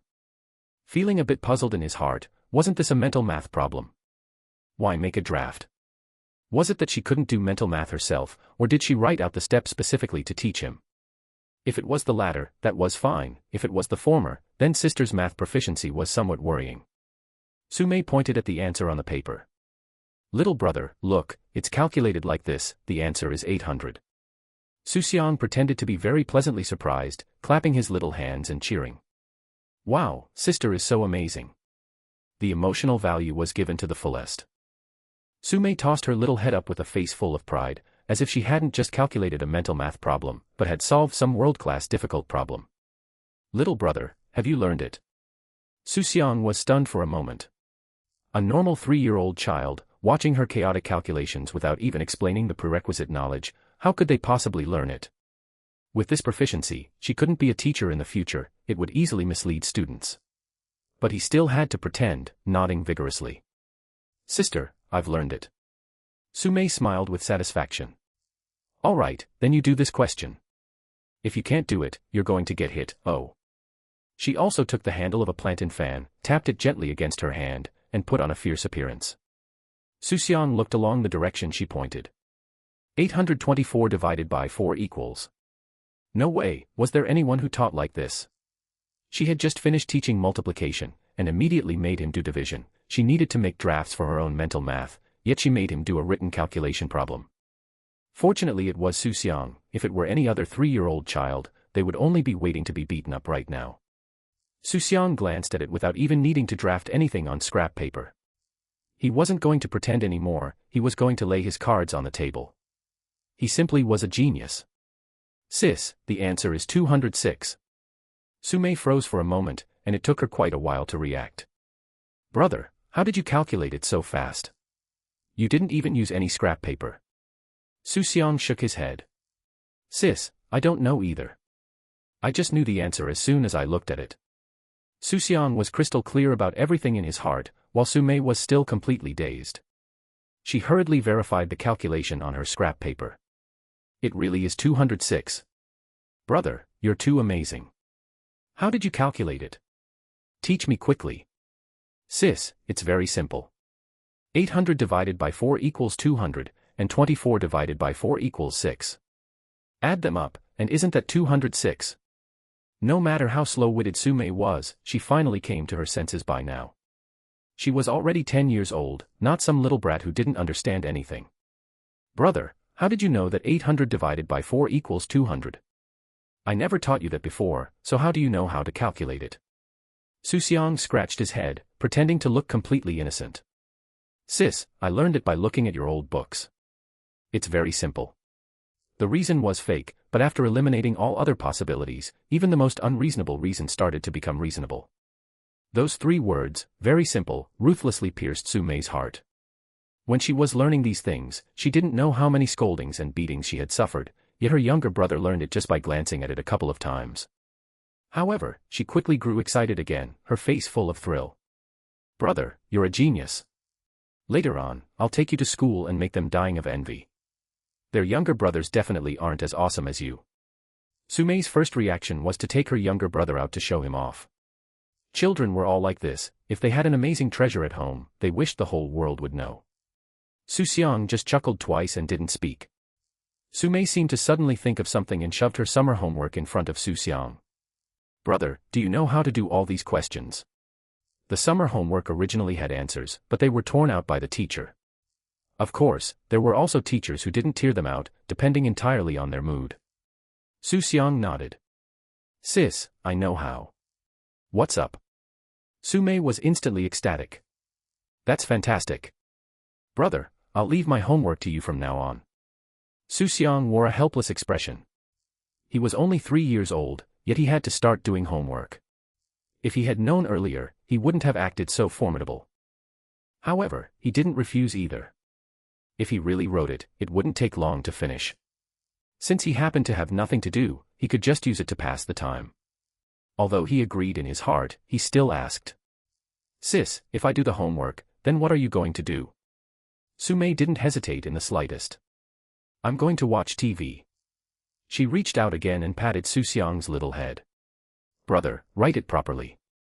Later when you go to school, you'll be able to stay a step ahead of others. She didn't feel like she was exploiting her younger brother at all, instead, it felt like she was entrusting him with a glorious mission. Sis, then I'll only do the math. Just this once, and you'll do your own homework from now on. Sumei didn't answer whether that was okay or not, only waving her hand.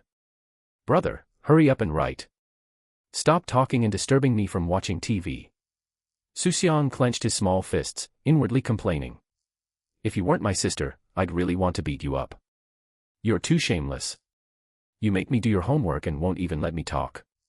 This is like selling me out and still making me help you count the money. Not thinking about it too much, he lowered his head and started writing. The questions were simply too easy.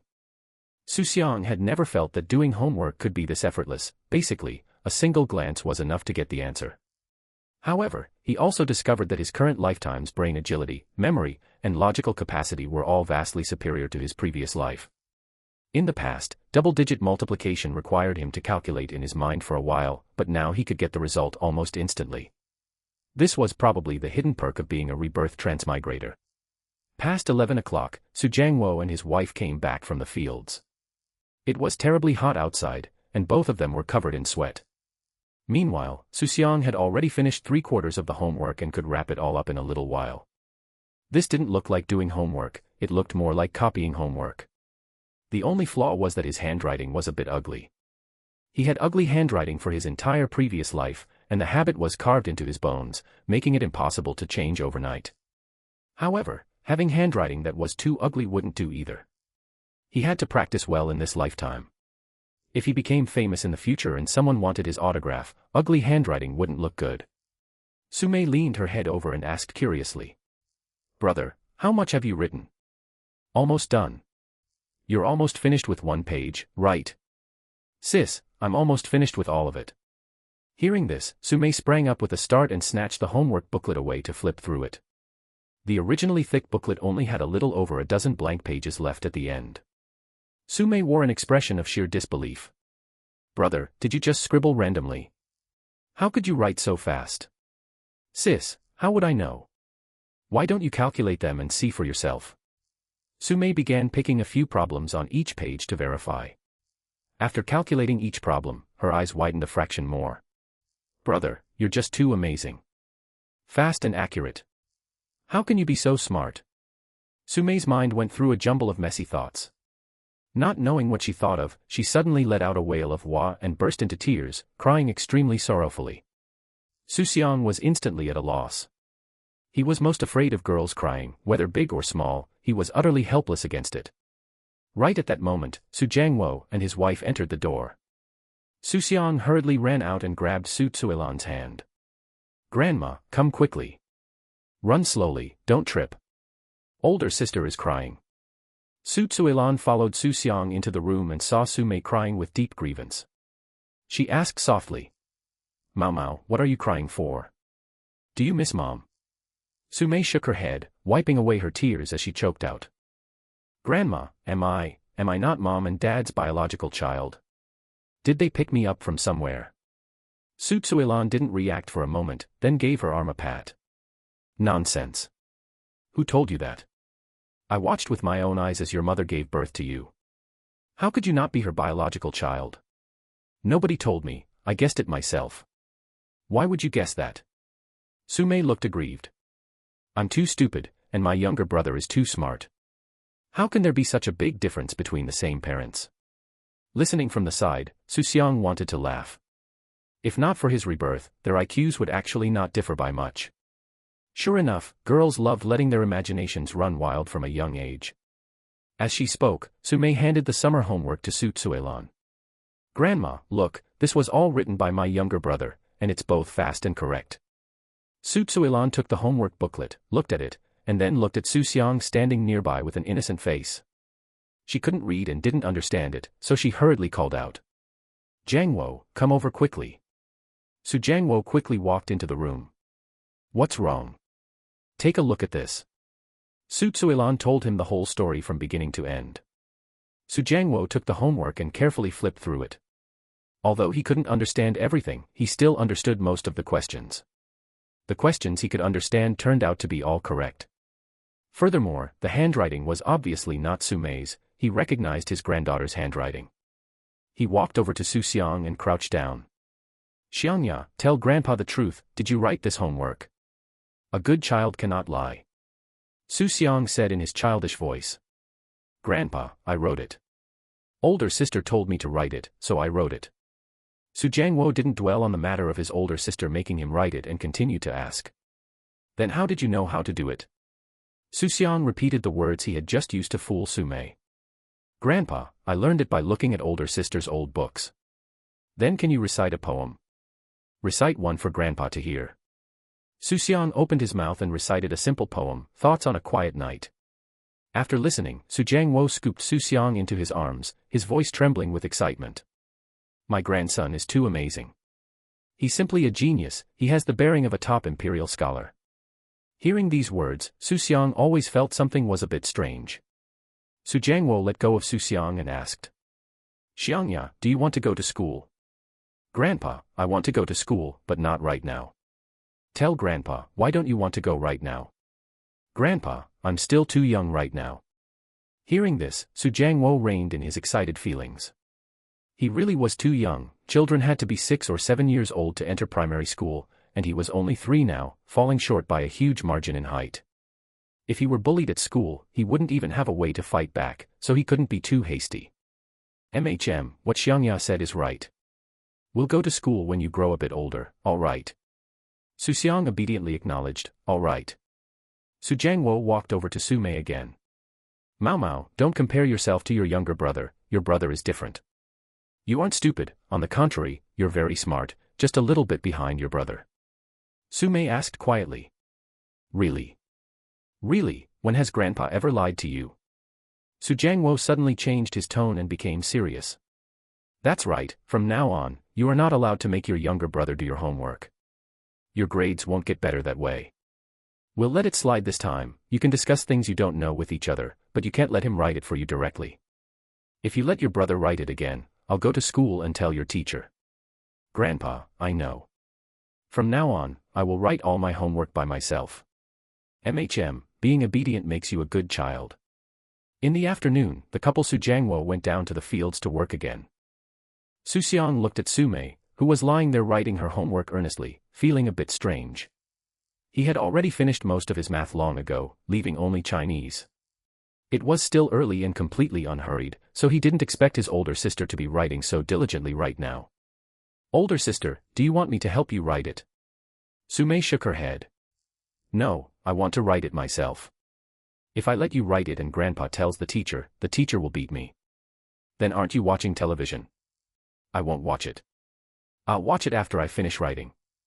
Xu Xiang looked at her earnest appearance and knew in his heart that children always had a 3-minute heat. When their interest came, they were full of vigor, and once the interest passed, they immediately didn't want to do it anymore. He didn't pay attention to her anymore. Since she didn't want to watch, he would watch by himself. After watching for a while, when Xu Xiang turned his head to look at Su Mei again, she wasn't writing her homework at all. Her head had already turned toward the television side long ago. Xu Xiang spoke up, older sister, why don't you sit over here to watch? Su Mei looked at the homework in front of her, then looked at the television in the distance. Younger brother, it's all your fault. If you weren't watching television, I would be able to write my homework properly. Forget it, since you asked me to watch television, I'll come keep you company. Clearly she wanted to watch it herself, yet she stubbornly claimed she was keeping him company. Xu Xiang understood in his heart, but he didn't expose her. His older sister cared about saving face too. Dong, dong, dong. The outer door of the house was knocked. Su Mei was a bit older now, so Xu Jiangwo no longer locked the door from the outside. He only instructed her to close the back door tightly and not to open the door for strangers. Su Mei wore cool slippers and ran behind the door. Without opening it immediately, she asked first. Who is it? Is that Mao Mao? I am your second great-aunt. Hearing the familiar voice, Su Mei pulled open the latch and opened the main door. Standing outside the door was a woman around Su Cuilan's age, holding a little boy the same size as Xu Xiang in her arms. Su Mei called out obediently. Great-aunt. Xu Xiang also walked out. This was Yu Meilan, the wife of his paternal grandmother's second older brother, and he followed along to call out to her. Hey, you're both good babies. Yu Meilan put the child in her arms down. Xu Xiang recognized him. This was one of the only 2 children in the village born in the same year as him, the grandson of his second great-uncle, Su Wei. There was another one named Su Fei, that was just an ordinary same village relationship. In his previous life, Su Wei had lived much better than Xu Xiang, getting admitted to graduate school. Although he was also working for others, regardless of salary or work comfort, he was much better off than Xu Xiang. Wei, go play with your older brother. Xu Xiang was born a few months earlier than him. Su Wei at this time was wearing split-crotch pants, unlike Xu Xiang now. He couldn't speak fluently and walked somewhat unsteadily. It was normal for a 3-year-old child to wear split-crotch pants. Children at this time, when they got an urgent urge to urinate, simply didn't have time to take off their pants and would pee directly on themselves, which wasn't as convenient as split-crotch pants. Moreover, the weather was hot, and it was cooler. Originally Xu Xiang should have worn them too, but later he resisted desperately and resolutely refused to wear them. He truly wasn't used to being exposed like that outside, and his family ended up indulging him. Su Wei said vaguely, older brother, come play. Xu Xiang didn't want to play with him, so he took his hand and walked into the room. Come, watch television. Outside, Su Mei poured a cup of water for Yu Meilan. Guests coming to the house required pouring water. This was what Su Cuilan had taught her since childhood. Great-aunt, come inside the room to watch television. Grandpa and the others are still in the fields. Yu Meilan nodded and took out a black plastic convenience bag. These are fish your great-uncle scooped up from the pond. Find a bucket to put them in so they don't die. I'll go right now. Su Mei carried the bag and ran into the kitchen, found a small bucket, filled it with water, and put the fish in. There were 4 in total, all crucian carp. Yu Meilan walked into the room, and seeing the two little ones sitting together watching television, she spoke up. You two brothers were born in the same year. In the future, you must help each other and grow up well together. Xu Xiang responded sweetly, I know, great aunt. At this age, how could Su Wei understand such profound words? He only stared fixedly at the television and didn't even pay attention to his grandmother. Yu Mailan sighed. Xiangya, you are truly smart. Unlike our family's Wei, in the future, you must guide him a bit more. Great aunt, younger brother is still young, when he grows up, he'll be fine. Yu Mailan reached out and touched his small head, loving him more the more she looked at him. You child, you are simply too sensible. You were both born in the same year, so why is the gap so big? At this time, Su Mei carried in a stool. Great aunt, sit down and watch television. Looking at the diligent Su Mei, Yu Mailan praised her again. Mao Mao is also sensible, your whole family is quite good. Yu Mailan didn't stay long. She mainly came over to deliver the fish and incidentally bring Su Wei to play for a while. After more than an hour, Yu Mailan picked up Su Wei, preparing to leave. Mao Mao, I'm leaving. Great aunt, won't you stay a little longer? I won't stay. There are still things at home. Remember to close the door properly and don't open it for strangers. I know, great aunt. In the evening, the couple Su Jiangwo finally returned from the fields. Su Tsuilan walked into the kitchen, saw the 4 fish in the bucket, and returning to the room, asked. Mao Mao, where did the fish in the kitchen come from? Second great aunt brought them this afternoon. Second great aunt came this afternoon. Was there something the matter? Nothing much, she just delivered the fish, sat for a while, and went back. Then when great aunt came, did you greet her? Grandma, I greeted her, and younger brother did too. I even poured water for great aunt to drink. Su Tsuilan smiled and said. Not bad, Mao Mao is truly sensible. Tonight we'll eat fish at home. During dinner at night, Su Tsuilan cooked 2 fish. The fish were quite large, so 2 were enough to eat, and the other 2 were left to be cooked tomorrow. Su Tsuilan picked out the meat on the fish belly for Xu Xiang and Su Mei, while the 2 adults ate the fish head and fish tail. Crucian carp had too many bones, and only the meat on the fish belly had fewer bones. If the children were allowed to eat the fish tail, it would be very easy for them to get choked on bones. Xu Xiang had never been very good at eating fish, especially fish with many bones. After growing up in his past life, he was also frequently choked by fish bones, and every time he would shove a big mouthful of rice and swallow the bone straight down. In the morning, Su Jiangwo's family was eating breakfast when Su Jianhua walked in. Seeing Su Jianhua, Su Jiangwo hurriedly stood up to greet him. Big brother is here. Perfect, we've just started eating too. Sit down and have a bite with us. Su Jianhua shook his head. I won't eat. I've already eaten at home. I came over because I have something to tell you. What is it? Go ahead, big brother. Come outside for a moment. Su Jiangwo followed Su Jianhua outside the door. Su Jianhua began. Jiangwo, I just received a call from the prison. Before he finished speaking, his eyes reddened first. Su Jiangwo hurriedly grabbed his hand. Big brother, don't panic, take your time. Su Jianhua took a good while to calm down before continuing in a hoarse voice. Jianjun, he inside, suffered a sudden acute illness and is already gone. What? Is this true? Hearing this, Su Jiangwo was also startled. Su Jianhua nodded. It's true. Big brother, what do you plan to do then? Su Jianhua's hands trembled slightly, and his voice carried a tremor. Jiangwo, although Jianjun did things that wronged you back then, and it's only right for you to hate him, after all, he is our blood brother. No matter what, we have to help handle his funeral arrangements. Listening to Su Jianhua's words, Su Jiangwo did not respond immediately.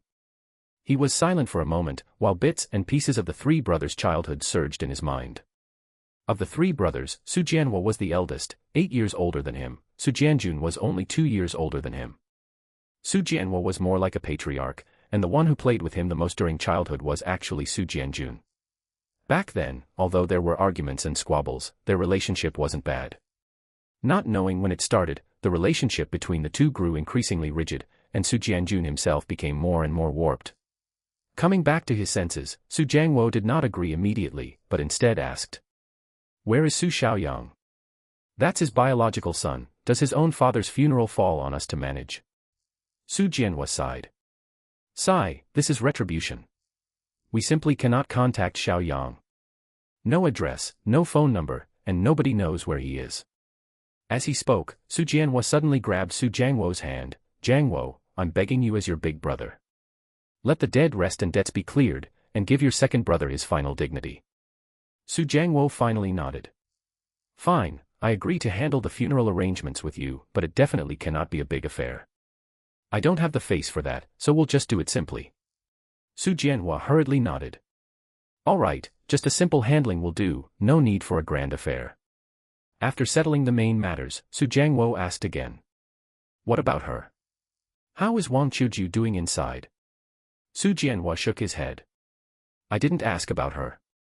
She was sentenced to 5 years, and she'll be out in another 2 years. Xu Jiangwo looked up at Xu Jianhua, only to realize that, God knows when, his eldest brother had grown so old, with a head full of white hair. Of course, white threads had long since sprouted on his own head as well. Xu Jiangwo sighed inwardly, they were all getting old. Jiangwo, then I'll be leaving first. It will take a few days for Jianjun's remains to return, and I'll notify you then. All right, big brother, take it slow on the road. Xu Jianhua waved his hand. All right, you go back, no need to see me off. Xu Jiangwo returned to the house. The two little ones had already finished eating and went back to their room to watch TV. Xu Zuilan asked. What did Big Brother want with you? Xu Jianjun died of illness in prison, and Big Brother asked me to help him manage the funeral. Xu Zuilan didn't have any sorrowful emotions. He wasn't her biological brother, it was already good enough that she wasn't kicking him while he was down. She immediately asked the same question as Xu Jiangwo. Where is Xu Xiaoyang? With his biological son around, does it fall to you guys to handle any funeral? Can't reach him. Xu Zuilan said calmly. This is retribution. He dies and even his son can't wear mourning clothes for him. People, you still shouldn't do bad things. Right, Xu Xiaoyang has been away for 6 or 7 years, right? Dead or alive, there's not a shred of news. Xu Jiangwo silently sat by the table eating without replying. In the room, Xu Xiang heard the conversation between the two clearly. So that's how second grandpa went. Back then, because it wasn't respectable, the family didn't go into details with him. Xu Xiang didn't think much more about it. To him, that was just a passerby, let alone the person was already gone, and saying anything else was useless. Xu Jianhua returned home, and Li Hohat came up to greet and ask. What did Jiang Wo say over there? He agreed, but everything will be kept simple. Li Hohat nodded. Jiang Wo can be considered benevolent. If it were anyone else, they might not be willing to manage this mess. Xu Jianhua interrupted her. All right, say no more, it's all in the past. Go call Xiao Yi over. Not long after, a middle-aged man in his 40s walked into the room. This was his eldest son, Xu Xiaoyi, who worked as a teacher at a primary school. He also had a younger son working outside. The two brothers had long since separated households and built their own houses. The old couple lived alone, and Xu Xiaoyi's house was right next door. Right now, the school was on summer vacation, and he happened to be at home. This was also the advantage of being a teacher, having winter and summer vacations. Dad, did you call me for something? Xu Jianhua took a puff of his cigarette, the white smoke being swept into the house by the wind at the doorway. Your second uncle died of illness in prison. Go prepare the things needed for the funeral. Xu Xiaoyi was somewhat puzzled. Second uncle was gone, why did it fall to him to prepare? He immediately asked the same question. Dad, second uncle is gone, doesn't he have a son? Xiaoyang is still around. Xiaoyang can't be contacted, and if we could contact him, we wouldn't need to busy ourselves. We can't just leave him there and ignore it, right? Xu Xiaoyi nodded. What about third uncle's side? Your third uncle also agreed and will come over to help when the time comes. Third uncle is really a good person. After something like that happened, he's still willing to lend a hand. Right, Dad, how should the funeral be held? Just keep it simple, Jianjun himself doesn't have the face to hold a grand funeral. I know. Xu Jianhua stubbed out the finished cigarette butt on the ground. All right, go ahead and get busy. Returning to Xu Jiangwo's side, Xu Zuilan asked again. Then should we ask Xiao Jie to come back and help? Xu Jiangwo shook his head. No need. His biological son doesn't even show his face. What is our son coming back for? Coming and going costs a lot of money, and it delays work. The people we have at home are enough, and it's meant to be a simple affair anyway. After finishing, he didn't say any more, picked up his hoe, and went down to the fields to work. In the room, Su-mei was full of smiles, peeled a milk candy, and stuffed it into Xu Xiang's mouth. Little brother, eat candy. Thank you, older sister. Little brother, is the candy sweet? Sweet. Then is older sister good? Good. Then older sister wants you to agree to one thing. Will you agree or not? What is it? Doing homework. Sure, but aren't you afraid Grandpa will find out? Su-mei shook her head. No. Is it asking for money? Xu Xiang patted himself all over and finally fished out a dime from his pocket to hand over. He did have quite a bit of money in his space, but he really only had a dime on his person. Su-mei still shook her head. Not money. While saying she didn't want it, her hands were very honest in stuffing that dime into her own pocket. Xu Xiang inwardly muttered, if you don't want money, give it back to me then. Why did you stash it away yourself? Older sister, then what on earth are you trying to say? I can't guess it anymore. Su-mei reached her hands under the blanket and said mysteriously. Tada. Little brother, look. What's this? Xu Xiang looked at her, completely speechless. Su-mei was holding a small pink dress, which was clearly something she had worn when she was younger. Xu Xiang wasn't too surprised, it had been the same in his past life. When they were little, Su-mei always loved to dress him up like a girl, put dresses on him, and constantly nagged about how nice it would be if he were a girl. That way, they could wear little dresses together when going out, unlike now where they could only secretly play at home. Su-mei waved at him. Little brother, come over here quickly. I'll put this dress on you. You'll definitely look super pretty. Sister, but I'm a boy. Aren't dresses only for girls? Su-mei continued to coax him. Who says dresses are only for girls? You're still young, so boys and girls don't matter. You can wear any clothes. Xu Xiang blinked his big eyes, pretending to be innocent. Sister, is what you're saying true? Don't trick me just because I'm small. Su-mei hurriedly waved her hands. No, no. I'm your biological sister, would I trick you? Look, I even gave you candy just now. See how nice I am to you. If he hadn't relived his life, Xu Xiang really might have believed her nonsense. He probed in a low voice, trying to awaken whatever conscience she had left. Sister, can I not wear it? But Xu Xiang was clearly overthinking it. Su-mei didn't have a shred of conscience at this moment. No way. Come here right now, or I'm gonna beat you up. Having no choice, Xu Xiang could only shuffle over slowly. With his current tiny body, he was no match for his sister. He could only scheme silently in his heart that things would be different in a few years. Even if he couldn't beat her in a fight, he could at least outrun her.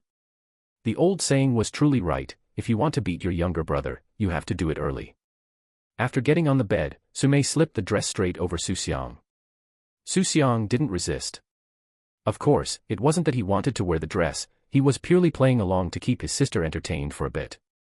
Seeing Xu Xiang like this, Su-mei nodded in satisfaction. Brother, look how nice you look now. If you grew your hair long, you'd be even prettier. Xu Xiang felt like he had completely turned into Su-mei's personal dress-up doll.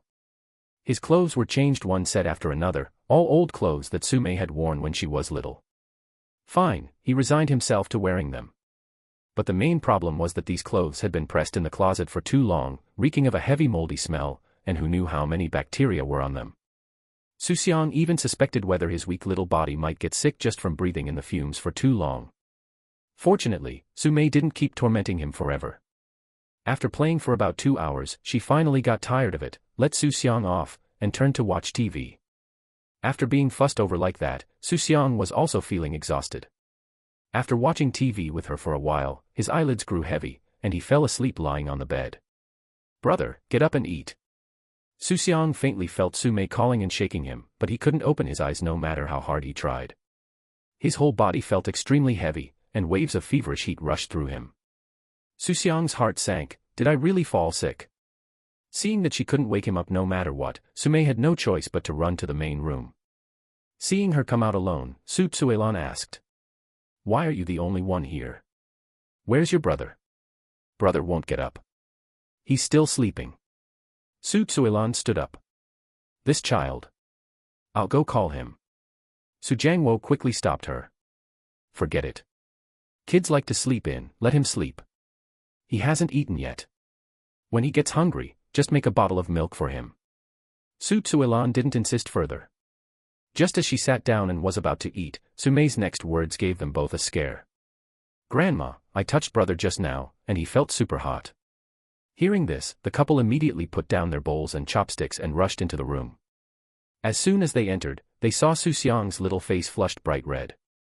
Xu Jiangwo reached out to feel his forehead, and his expression instantly darkened. Xiangya has a fever. I'll take him over to Xiaojuan's to have a look. You wait at home. Su Tsuilan was frantic with worry. I'm coming with you. No need. Wait at home, I'll be faster on my own. Then, all right then. Xu Xiaohua's son, Su Jun, had returned to the village this year to open a small clinic. It wasn't far away, just a 5 or 6 minute walk. Holding Xu Xiang in his arms, Xu Jiangwo jogged all the way there. Inside the clinic, there were 2 other patients receiving 4 drips. As soon as Xu Jiangwo stepped through the door, he shouted loudly. Xiao Jun, come quickly and take a look at the child. Grandpa Jiangwo, coming. Su Jun examined Xu Xiang carefully, prepared the medication, and gave him an injection right away. It was an injection in the buttocks. Xu Xiang's head was groggy, but the pain of the needle piercing his skin still instantly snapped him somewhat awake, making him cry out in pain. Seeing the child in such distress, Xu Jiangwo felt a pang in his heart, his eyes reddening. He would rather be sick himself than see the child suffer like this. Su Jun then brought out several packs of pediatric medicine and carefully instructed on the dosage. Grandpa Jiangwo, take the child back first. Apply a wet towel to his forehead at home, and check on him after a while. If the fever breaks, he'll be fine. If it doesn't, bring him back. All right, got it. I left in a hurry and didn't bring money. Put it on my tab for now, and I'll pay you next time I come. No problem, no rush. Xu Jiangwo hurriedly carried the child back home. Su Tsuilan had been anxiously waiting at home. If she hadn't seen them return, she almost would have run out to find them. How's the child? He got a shot and took medicine. Let him have a good sleep. Go get a wet towel to lay on his forehead. I'll go right now. Su Mei gently tugged at Xu Jiangwo's shirt hem, her face full of worry. Grandpa, what's wrong with brother? Is he sick? Xu Jiangwo nodded. Yes, your brother is sick. Let him get a good rest, don't go disturbing him. I know, I won't disturb brother.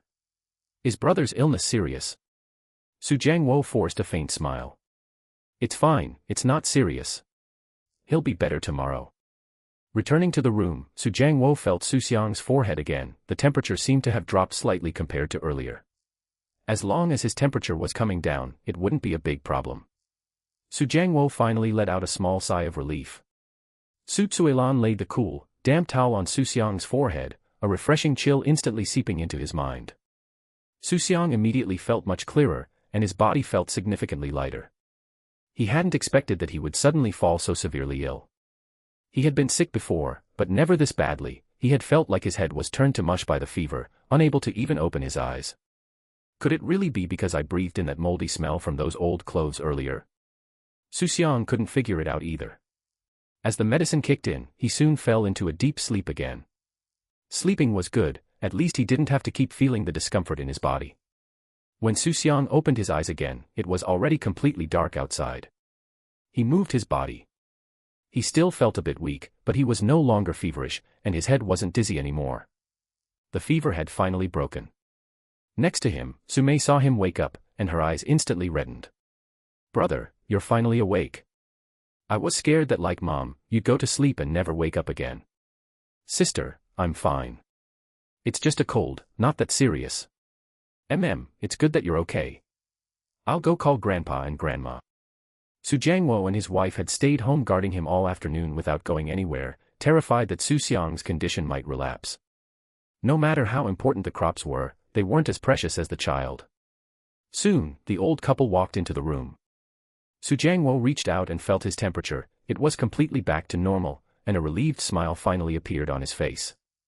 He's fine now, the fever has broken. But he still needs to take his medicine on time, and tomorrow we'll go back to Xiaojuan's to get checked again.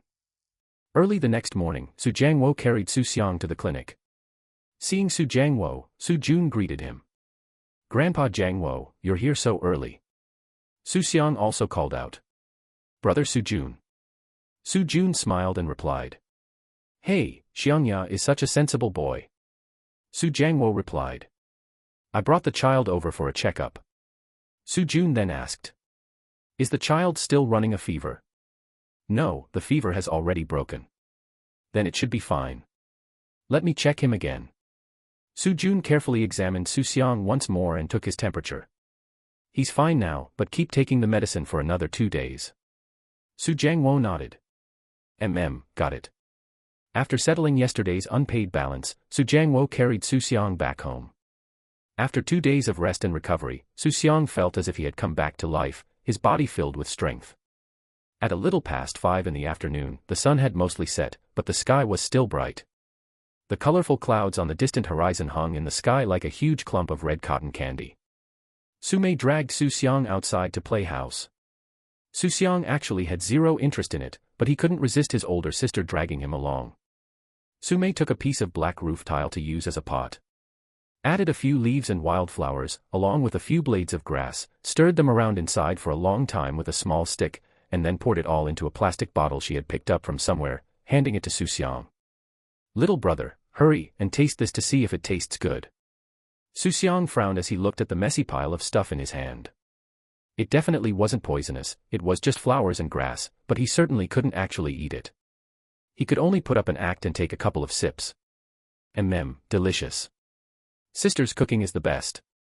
Su Mei laughed foolishly. "As long as it's good, I'll make you some more." As she spoke, she ran off to gather more ingredients, pulling a blade of grass here and picking a handful of leaves there, quickly putting together another plateful. Just as she was busy, Xu Jianhua walked over, looked at the 2 little ones squatting on the ground, and asked with a smile. "What are you 2 doing?" The 2 turned their heads and shouted in unison. "Granduncle." Xu Jianhua acknowledged them. Su Mei quickly said. "Granduncle, I'm cooking dishes for younger brother to eat, and he says it's delicious." "Haha, go on and play then." "Is your grandpa at home?" Su Mei replied. "Grandpa and the others aren't back yet, but they should be soon. They always come back around this time every day." Xu Xiang ran into the house, fetched a small stool, and placed it behind Xu Jianhua. "Granduncle, please sit down for a moment." Xu Jianhua patted his head. "Xiangya is so sensible, truly a child of the Su family." Not long after, Xu Jiangwo and his wife returned. Seeing Xu Jianhua sitting at the door, they figured out most of what was going on. Xu Jiangwo walked up. "Big brother, has the time been set?" Xu Jianhua nodded. "Tomorrow, a vehicle will send Xu Jianjun back." All right. We can talk about the details tomorrow." Xu Jianhua stood up. "All right, now that I've told you about it, I'll head home." Xu Jiangwo grabbed his arm. "Big brother, stay for dinner before leaving." Xu Jianhua shook his head and gently removed his hand. "I won't eat here. Your sister-in-law has already made dinner, I'll eat at home." With that, he walked away into the distance with his hands behind his back. Xu Jiangwo stood watching his retreating figure for a long time, wondering what he was thinking. It was Su Mei who broke his deep thoughts. "Grandpa, hurry and taste the dish I made. Is it delicious?" Xu Jiangwo immediately broke into a smile. "Delicious, delicious. My granddaughter's cooking is definitely delicious." Su Mei pouted her small lips. Grandpa, you didn't even eat it, how do you know it's delicious?" "Grandpa already ate it. Give it to your younger brother to eat."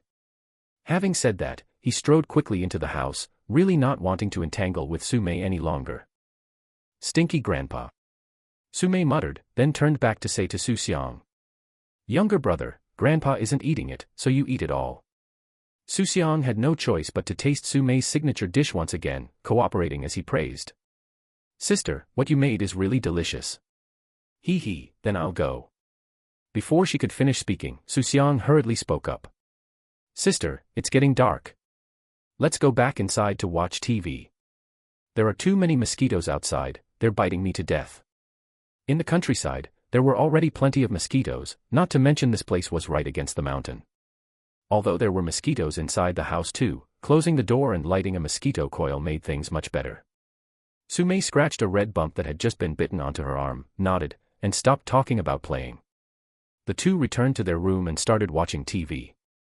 The next day, after finishing breakfast, Xu Jiangwo and his wife didn't go down to the fields. Today, Su Jianjun was going to be sent back. Since they had agreed to it, the etiquette naturally had to be handled thoroughly. It wasn't clear what time he would return, so they could only wait at home. Su Jianhua's family had a telephone.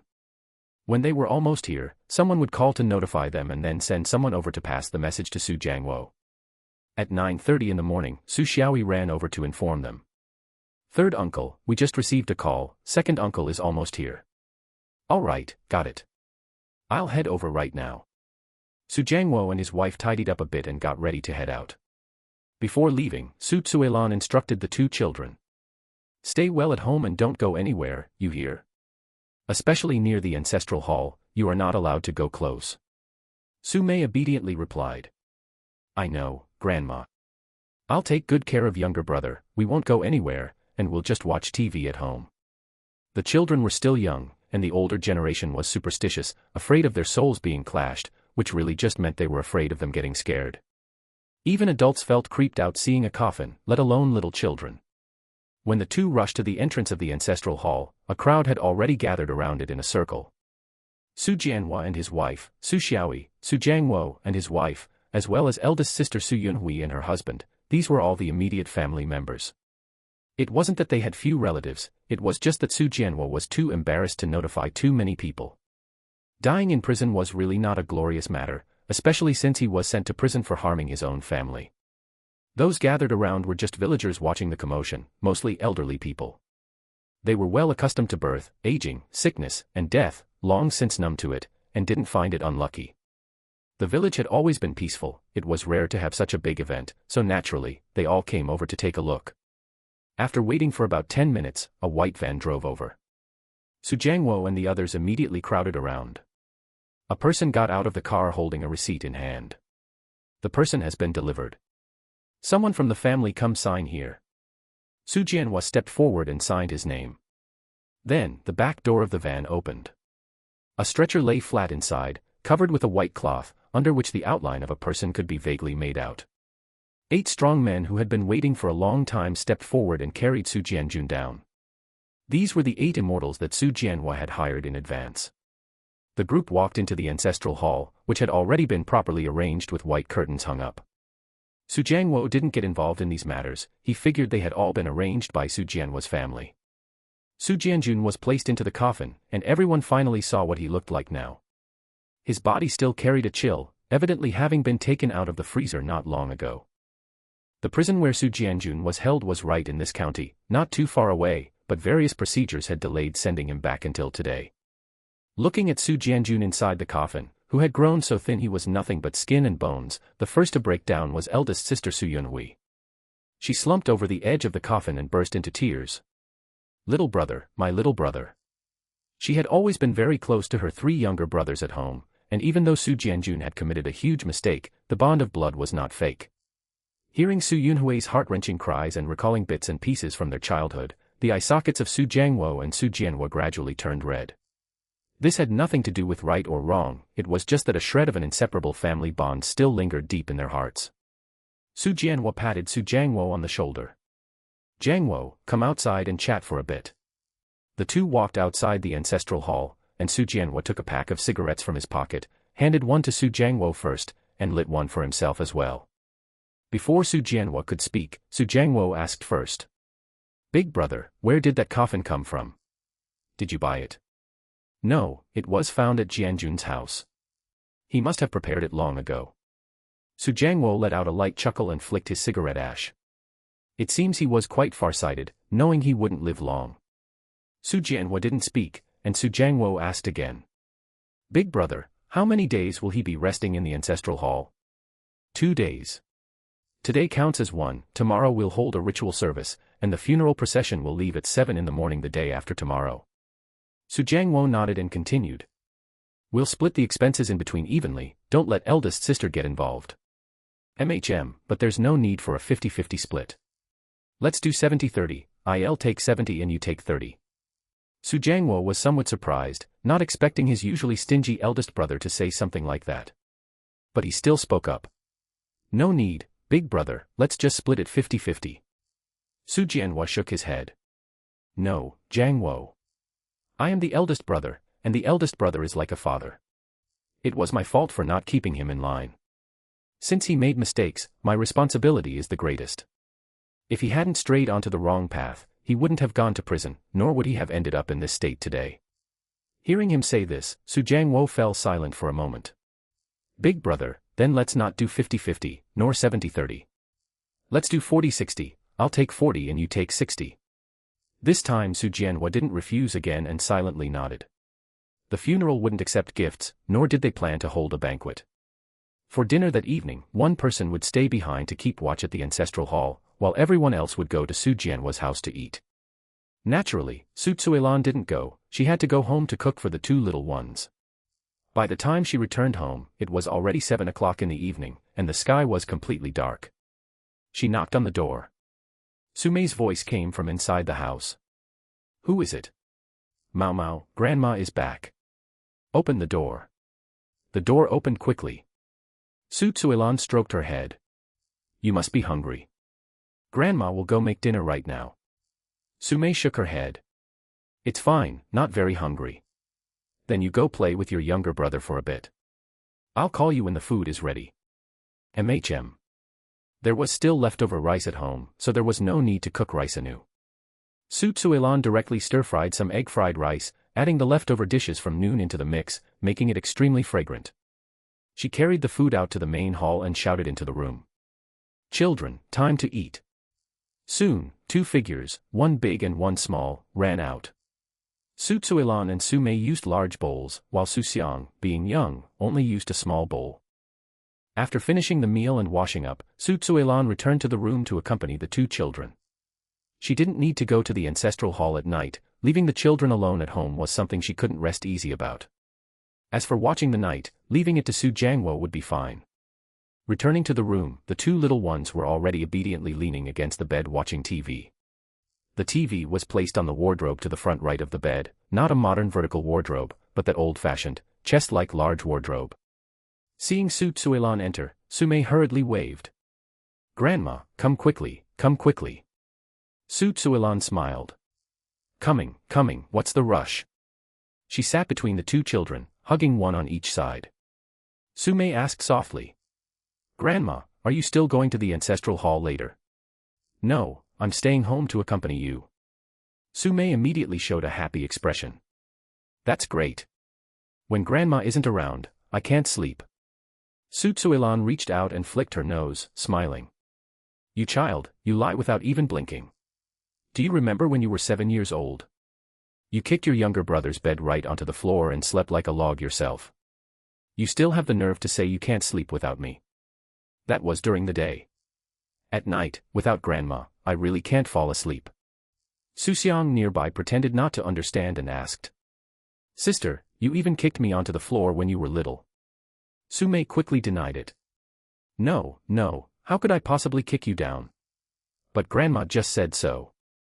Grandma remembered it wrong. I said I didn't, so I didn't. Xu Zuilan just watched the two little ones bickering without intervening. As long as they didn't start fighting, she let them fuss. Looking at the two children before her, at this moment she felt that no matter how much bitterness she suffered in this life, it was all worth it.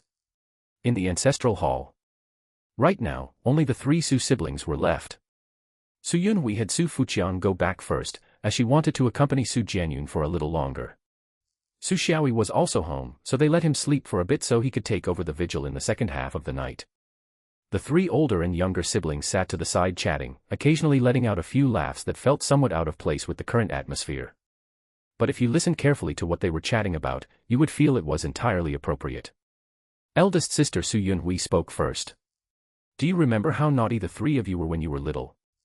Especially Jianjun, who once set fire to Uncle Ergu's hay pile. Uncle Ergu cursed for a whole day, and he stubbornly refused to admit it. Later on, Mom discovered it, gave him a thorough beating, and dragged him over to apologize to them. Su Jiangwo also nodded with a smile. Second brother was truly mischievous when he was little. At this moment, he addressed him as second brother again, as if several of them had returned to their childhood. Xu Jiangwo continued. Another time, I went with him to steal someone else's watermelon, and we ran when we were discovered.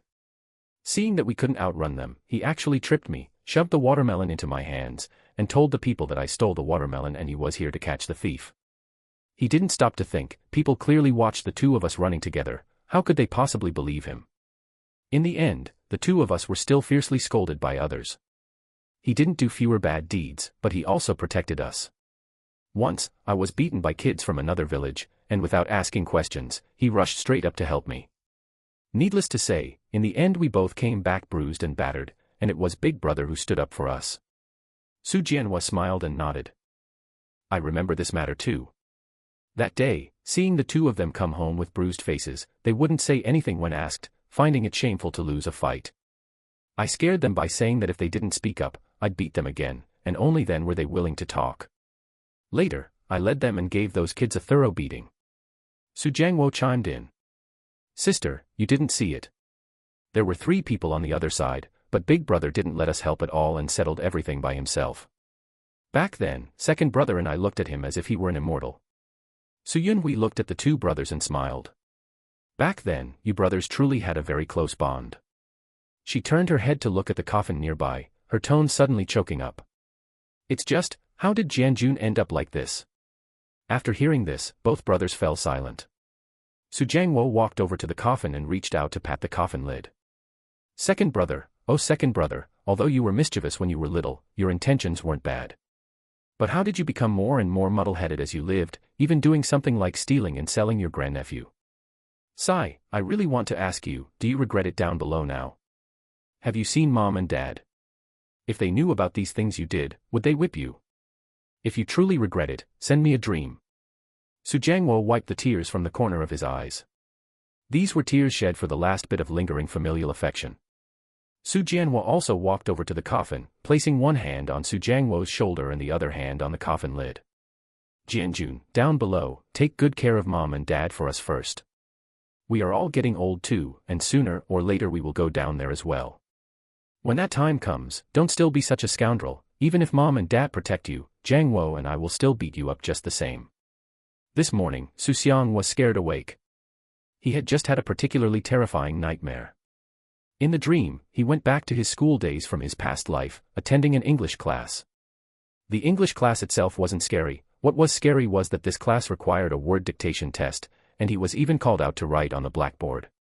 The main point was that he couldn't write a single word, yet the people next to him all wrote them correctly. He stood there all alone in front of the blackboard, clearly feeling the teacher's gaze staring fixedly at him from behind, probably figuring out how to punish him. Fortunately, before he could wait for the punishment, he woke up with a start. Xu Xiang glanced toward the bedside. Su Tsuilan was already up, and Su Mei was still fast asleep. Su Tsuilan wasn't going to the fields today. After finishing breakfast at home in the morning, she was also going to sit at the ancestral hall for a while.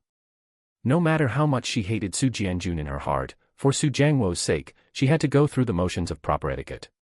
It was only for today, the funeral procession would start early tomorrow morning. She could endure this bit of superficial politeness. In the morning, Su Tsuilan newly cooked a pot of rice using an earthen stove. Compared to an electric rice cooker, cooking with an earthen stove had one advantage: she could eat crispy rice porridge. Xu Xiang didn't have much of an appetite in the morning and couldn't swallow dry rice, but drinking a bowl of piping hot crispy rice porridge made him feel much more comfortable. It was fragrant and easy to swallow. In the countryside of this era, very few families used electric rice cookers. Basically, every household used earthen stoves. Even after 20 years, many families still kept their stoves, always feeling that the rice cooked over a stove fire was exceptionally fragrant. After finishing her meal at home and instructing the 2 children well, Su Tsuilan walked towards Su Jianhua's house. Su Jianhua's house was very close to the ancestral hall, just a few steps away. At this moment, they should also be eating. When she arrived at Su Jianhua's house, sure enough, a whole family was eating at the table, just 3 people, the Su Jiangwo brothers, plus Li Hohat. Su Xiaoyi was still keeping watch at the ancestral hall, waiting for them to finish eating and go over to change shifts. Su Yunhui had stayed up past 1 o'clock last night and couldn't handle it due to her older age, so she was let go back to sleep first. The 2 brothers kept watch until 3 in the morning, after which Su Xiaoyi came over to take over. There weren't many dishes on the table, just 2 home-style dishes. Since they were all family, there was no need to make it too lavish. Seeing Xu Xiang coming over, Li Hohat hurriedly greeted. "Xiang, you came just in time. We've just started eating, come have a bite." Xu Xiang waved her hand. "No need, I've already eaten at home. I'm quite full and really can't eat anymore." "Then have a sip of water." Li Hohat poured her a glass of water. Xu Xiang found a stool further down and sat down. The meal was eaten quickly and ended in no time. Xu Jiangwo pinched a toothpick, walked over to Xu Xiang's side, and asked, "Are the two children doing well?" "The kids are fine. You didn't sleep much last night either, did you? Why don't you go home and rest for a bit? I can just keep watch here." Xu Jiangwo shook his head. "We came back a little after 3 and slept for a few hours. We're not tired." Xu Jianwo also walked over and greeted the two of them. "You guys chat first, I'll go swap Xiaoyi back." Xu Jiangwo spoke up. "Right on time, let's all go over together and chat at the ancestral hall." Xu Xiang didn't say much else and nodded. The three of them walked toward the ancestral hall together. Walking into the ancestral hall, aside from Xu Xiaoyi, Xu Yunhui and her husband were already sitting there. Xu Jianhua laughed and said, "Older sister, brother-in-law, you came quite early. Why didn't you go home to have a bite to eat?" Xu Yunhui replied, "We ate at home." Xu Jianhua nodded and then said to Xu Xiaoyi, "Xiaoyi, go back and eat. Rest for a bit after eating. There are a lot of people now, it's fine if you come back later." "Understood, Dad." Everyone sat down leaning against respective sides. Xu Yunhui asked, "The ritual is going to be held tonight, right?" "Yes, older sister." Xu Yunhui was 66 years old this year, but she looked like an old person in her 70s or 80s. Years and months of heavy labor made her look exceptionally aged. She gently sighed and slowly said, "Last night, I dreamed of Jianjun." Xu Jiangwo and Xu Jianhua exchanged a glance, a trace of surprise flashing in both of their eyes. Because the two of them had also had the exact same dream last night and were still talking about it during breakfast this morning. Xu Xiang didn't notice the abnormality between the two, and Xu Yunhui continued. "In the dream, Jianjun apologized to me, saying he was a bastard and that he knew he was wrong, and that Mom and Dad had already taught him a harsh lesson down below. He told me not to rush down yet, saying he would take good care of Mom and Dad down there. In the dream, I also beat him up severely. He didn't dodge, nor did he beg for mercy. Seeing him like that, I remembered when he was a little boy, and my heart instantly softened. I originally wanted to say a few more words to him, but then the dream woke up." Listening to Xu Yunhui's words, the Xu Jiangwo brothers silently smoked their cigarettes. After she finished speaking, the two of them raised their heads. Xu Jianhua spoke. "Actually, last night, Jiangwo and I both had dreams too, and we were talking about this matter this morning. The content of the dream was pretty much the same as yours." Xu Yunhui softly asked. "Is that so?" Xu Jiangwo nodded.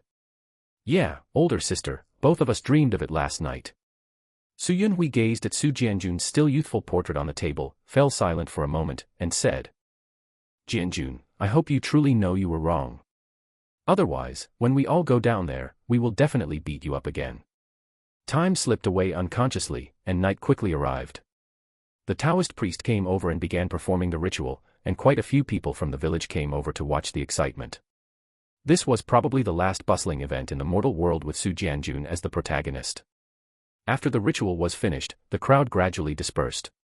After everyone had left, the Xu Jianhua brothers and Xu Xiaoyi began to tidy up the ancestral hall, moving everything they could carry back home first so as not to delay tomorrow's funeral procession. It would be too late to do it then.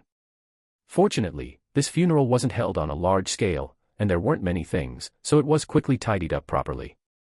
Afterwards, the three of them sat in the ancestral hall, planning to keep watch here tonight without going back to sleep, keeping Xu Jianjun company for his final night. Xu Jiangwo and the other were fine, but Xu Xiaoyi suffered quite a bit. He had the lowest seniority, and for the past few days, he had been bustling around both inside and out, making him utterly exhausted. Other families also had children, but he happened to be the one at home. For example, Xu Xiaojie was also a family member, and logically he should have come over to help, but he was away, so they didn't specifically call him back, and the funeral wasn't heavily arranged. Under normal circumstances, all relatives and friends should have been notified, but Xu Jianjun's situation was truly special. Even his own son hadn't come back. Expecting others to hold a grand funeral for him was simply unrealistic. Coupled with the mistakes he had committed, it was already quite good that anyone could help him handle his funeral arrangements. Time flashed by, and it was the morning of the second day. As soon as 7 o'clock arrived, the funeral procession started on time. The 8 pallbearers carried the coffin and walked toward the mountain. Xu Xiang didn't go. She stayed at home to accompany the children, afraid they would be scared. She hugged the 2 children, turned on the TV, and softly comforted. "Don't be afraid, Grandma is here." Su Mei raised her small head and said earnestly. "Grandma, I'm not scared. When Mommy left, I wasn't scared at all." "You silly child, that's not the same. That was your mom, so naturally you weren't scared, but this is different." Su Mei muttered softly. "What's so different about it?" Xu Xiang didn't explain much further. To a young child, saying too much wouldn't be understood anyway. As for Xu Xiang, he was even less afraid. In his past life, he had attended quite a few funerals and seen many ice coffins with people lying clearly inside. Actually, there was nothing to be scared of at all, it was all just scaring oneself.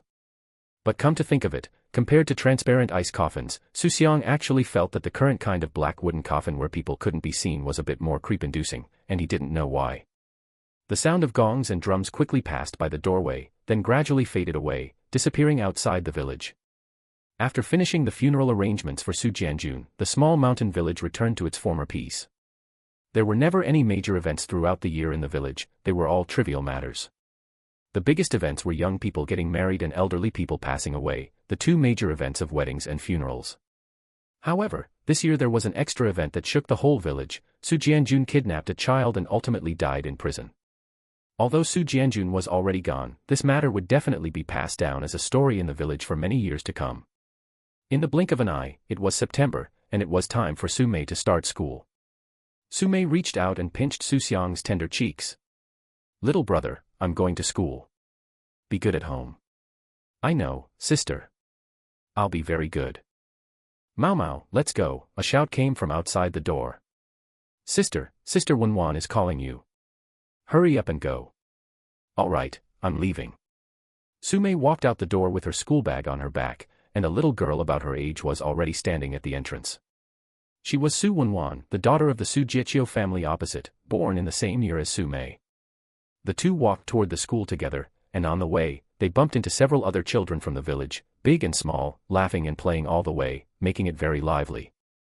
As they walked, Su Wenwan asked with a worried face. "Mao Mao, have you finished your summer homework?" Su Mei nodded. "Finished, why?" She definitely finished it. Most of the math was done for her by Xu Xiang, and even the remaining Chinese was muddled through by herself. Su Wenwan exclaimed. "Wow, Su Mei, you're amazing, you actually finished it." Su Mei couldn't help smiling upon being praised. Keep a low profile, keep a low profile. How is yours coming along?"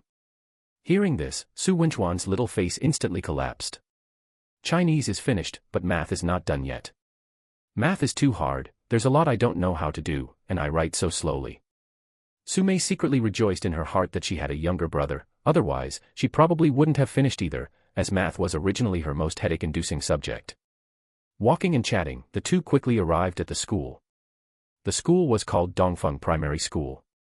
It wasn't big, and all the students in the school added up to just over 100 people. Entering their classroom, it was already 4th grade this year, with a total of 36 students in the class.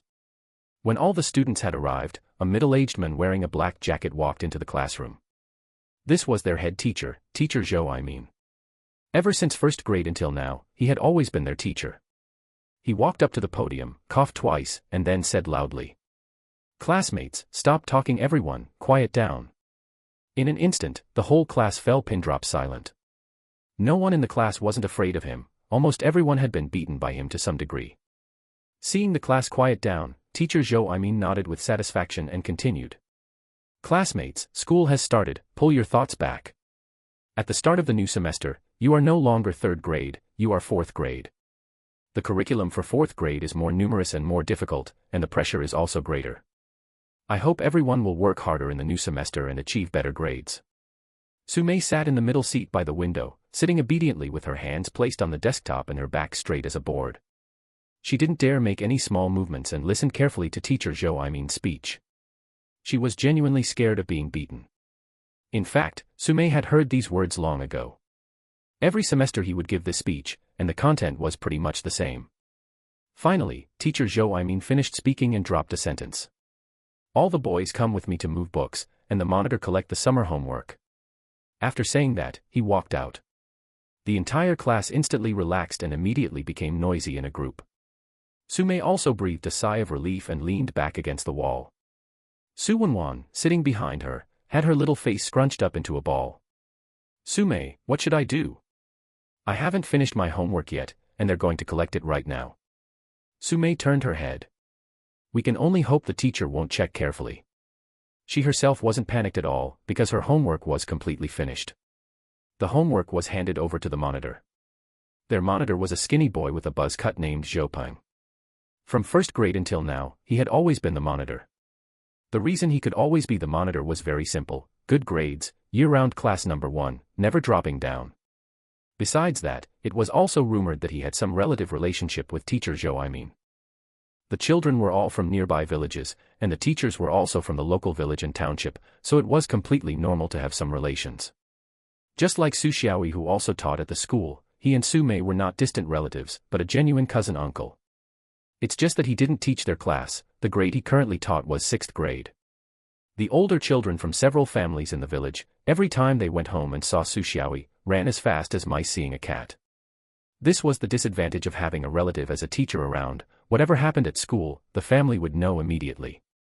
Every time Sumei saw Xu Peng rank first in exams, she still felt quite envious. Her grades were neither good nor bad, always ranking in the middle tier of the class. After a short while, teacher Xu Xiang brought the boys back with the books. The books looked quite numerous, but the only truly useful ones were Chinese and math. Things like music and art were basically thrown aside as waste paper. There were also English books, but the school didn't have any teachers who taught English at all. This batch of children wouldn't come into contact with English for the first time until junior high school. The books were arranged in a row on the podium. Teacher Xu Xiang spoke. Come group by group, take one copy of each kind of book. The first group go first. The first group was the one near the door, and Sumei was in the first group. She followed the crowd up to collect her books, brought them to the tip of her nose and sniffed, and a faint fragrance of books rushed over her face. All the books were distributed. Teacher Xu Xiang asked. Is anyone missing any? Speak up if you are missing any. Seeing no one respond, he said again. Monitor, is the summer homework all collected? Xu Peng stood up. The boys haven't been collected yet, but the rest are all complete. Give me what you've collected first, then go collect the boys. Before long, Xu Peng also collected the boys' homework and replied with, they're all here. Then he sat back down in his seat. Teacher Xu Xiang counted them again and said, you guys read the books first and preview them, I'll come check the homework. He didn't know that just this single sentence caused the hearts of quite a few students below to leap up. Before he had even finished looking at the first book, teacher Xu Xiang's ice-cold voice rang out. Wang Xiaohu, come up here. Wang Xiaohu walked up with a face full of unease. Teacher Xu Xiang pointed at the homework. Do you call this finished? There's so much empty space at the back, and what on earth is this garbage you wrote? Take your hand out. Wang Xiaohu obediently extended his hand. Straighten it out. Slap, slap, slap, 10 strokes in a row, and his palm instantly turned fiery red. Take your homework back down and finish it. Wang Xiaohu breathed a sigh of relief. Fortunately, it was only 10 hits. Teacher Xu Xiang continued looking at the second book and didn't call anyone. Turning to the third book, his brow furrowed slightly. The students below, seeing this expression, instantly felt their hearts tighten. They knew that teacher Xu Xiang was unsatisfied and was going to beat someone again, they just didn't know whose turn it was. Compared to getting beaten, this unknown fear was even more terrifying. You never know if the next name called out will be your own. Until teacher Xu Xiang shouted that person's name, most people finally relaxed in their hearts, secretly rejoicing that they had escaped disaster once again. On the podium, teacher Xu Xiang was still calling names one by one, and the sound of hands being slapped continued to ring out. The students below all lowered their heads, not daring to make a single sound. Seeing that teacher Xu Xiang's face was as black as charcoal, one could tell that his mood was at its absolute worst. Sumei wasn't nervous at first, but she was also made to have her heart pounding by this oppressive atmosphere. Because the homework was collected separately for boys and girls, the boys were checked first, and it would be a while before it was the girls' turn. Sumei endlessly comforted herself in her heart.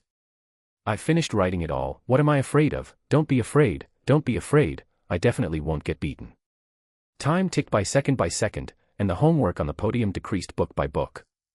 The boys were finally all checked, and next it was the girls' turn. Just at this moment, the class-ending bell rang. Everyone breathed a collective sigh of relief. No matter what, they could finally relax for 10 minutes. Teacher Zhou dropped a sentence, "Class is over, take a rest." He took his teacup and walked out of the classroom. Xu Xiang gently tugged at Sumei from behind. "Sumei, I'm dying of nervousness. I haven't finished writing, and I'm definitely going to get beaten later. It hurts just looking at it, what should I do?" Sumei replied, "I'm nervous too." "What are you nervous about? Didn't you finish writing it all?" "Sigh, it's not like he only looks at whether it's finished or not, he also looks at how well it's written. If he thinks I wrote poorly, I'll still get beaten." Xu Xiang nodded, instantly feeling a sense of shared misery. "Teacher Zhou is way too fierce, I wonder when we can change teachers." Sumei took a sip of water. "Unclear. I heard that the head teacher won't be changed, and he'll lead us all the way until 6th grade, unless he has personal matters or doesn't want to lead anymore." Xu Xiang cupped her chin with both hands, looking distressed.